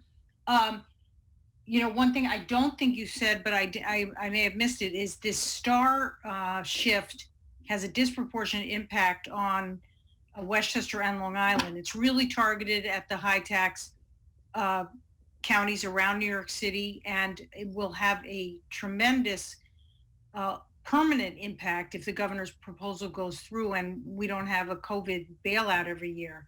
So I look forward to working with you on that. I'm quite worried about that completely new idea, which I don't think has ever been in the conversation about school aid before. But I am very worried about our districts, both the ones that are poor and the ones that are not so poor, all of whom have faced really big challenges this year.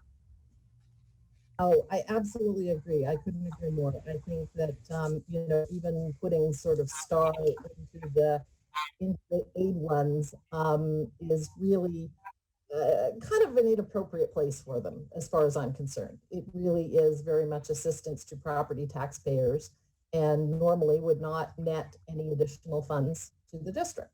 But But the way that they have been pulled out and the disproportionate impact that had on some of our districts, particularly Yonkers, when you take a look at the amount of the CRISA funding that was essentially clawed back on the basis of the level of their STAR funds, it's just hard to imagine that that is in any way equitable.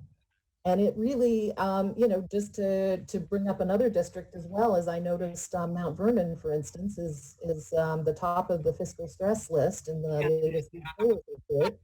And once again, they have the entire system was all taken away, clawed back by state aid, and they're going to receive no additional funds. So, yeah.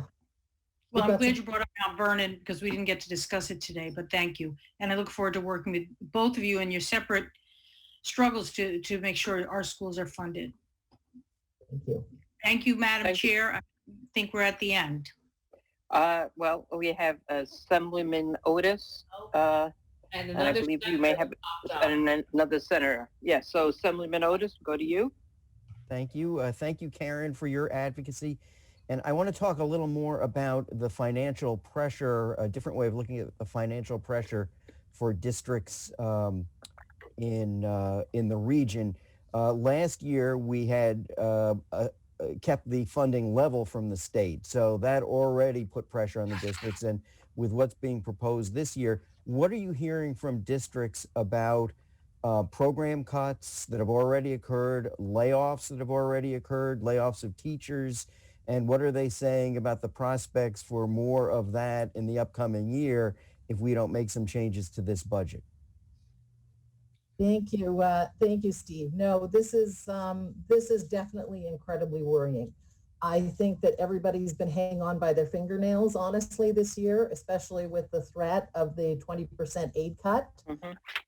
So the aim has been to try and, in the words of a superintendent the other day, preserve and protect, doing their best to preserve and protect the programs that they've got. And I don't see that this particular low level of funding is sustainable. And if the cuts are to come next year, when federal funding may no longer be available, given it was all used in this particular budget, everybody's exceptionally worried about a new iteration of the GEA and the kind of cuts that could do. We saw in our region 10, 12 years ago when the GEA was first instituted, and the kind of dramatic layoffs and cuts that were required of school districts all around our region. And we certainly don't want to see that happen again, especially when, right now, I think we've honestly seen the tip of the iceberg when it comes to pandemic costs. We've seen the PPE and cleaning supplies and devices and so on. In the coming years, we're going to have to deal with mental health issues. We're going to have to deal with learning loss. We're going to have to deal with permanently closing that digital divide. Those are not going to be either easy or cheap. Well, thank you. And I think that's the message about that there's a hurt and that we're seeing layoffs and program cuts. So thank you very much, Karen. Thank you, Helene, for the time. Appreciate it. Thank you. Back to Senator Krueger, if you have an additional senator. Yes, we did. I see that Rochester Senator Samra Brooke, earning her first year's salary, has joined us again. Hi, everyone. Thank you for welcoming me back. I can't leave my girl Kirsten here without Rochester representation, especially as we go into, I lost the number of hours, but as I started today, I do think this is one of the most important conversations we're going to have all year. And so you have surrogate senators, Kirsten, both in Senator Mayer and Senator Jackson, who have been fighting the fight. And as they mentioned, you now have two fighting the fight here locally. And so I want to thank you for taking the time out today. You are fighting on all sides of this as a parent, as part of the Institute, which helps with, I know parents all over Monroe County and the greater Rochester area. So I wanted to give you a chance. You talked a lot about the effect that this is having on our students, right? And our teachers. And I also think it's important to know that this is also, it affects families, because it affects a parent's ability, this lack of funding and the lack of actually fulfilling the foundation aid formula. Do you want to speak on it all, the effect that it has on you as a parent and on families? If I may speak about the effect it has on my children mostly, that's why we're all here, for our children. I didn't know about the foundation aid formula until December of 2019. I'm pretty new to Rochester, came from Fairfax County, Virginia, where I used to teach and live there.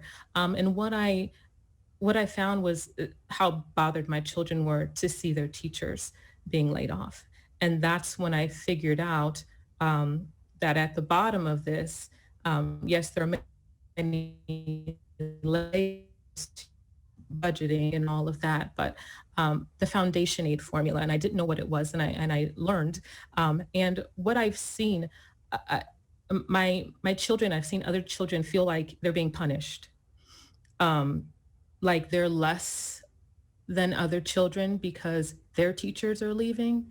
I was also in the school building when some of our teachers were being laid off. I did volunteer where I could. I have the privilege to do that as a parent with a flexible work schedule. Not all families do, but I literally held up teachers in the hallway who just had to cry in my arms and pointed into their classroom. Like, do you see her? Do you see how she's working with our children? They're going to lose that and they're going to fall behind. And so I knew that we couldn't have that and we can't have it again. We can't afford, we are at our low. We cannot afford to lose any more teachers, any more funding. And so, Summerbrook, I am just so very happy that you were there. And I am looking forward to your commitment to Rochester children and children all over Monroe County and the state of New York. And thank you so much for your advocacy. Thank you, Kirsten. And please send a message from their senator that your kids do matter and that we will continue to fight for them. Thank you. School 12 loves you. Thank you. On that happy note, we are concluding the education hearing. The advantage of it being virtual is that we were able to have representatives, have people from come speak to us from around the state. So happy that we were able to have so many people from Rochester in particular here with us tonight. So this. Thank you, Helene, for your endurance, for leading us today in this extensive and intense hearing. Oh, thank you, Liz. Madam Chair, I was hopeful that we'd break last year's record, getting through midnight, but I guess not this year. No, we have broken last year's record. So these are not records. Stay on for the rest of the night. We're going to sign off, but you could use your Hollywood Square to do whatever you wish. We are. Oh, you want to stay on? No. Yeah. Well, no. Right before we sign off officially, sign off, I just wanted to announce for anybody who is listening, this will conclude our third day of joint budget hearings between the Assembly and Senate. Our next joint budget hearing will be on February 2nd, next Tuesday, starting at 9:30 with housing and 1 p.m. with workforce. So with that, everybody stay warm. It's going to be a cold weekend. And for my colleagues who've been with us these past 3 days, get some rest. Thank you. Thank you, chairs. Good night. Good night. The hearing is concluded. Good night, everybody.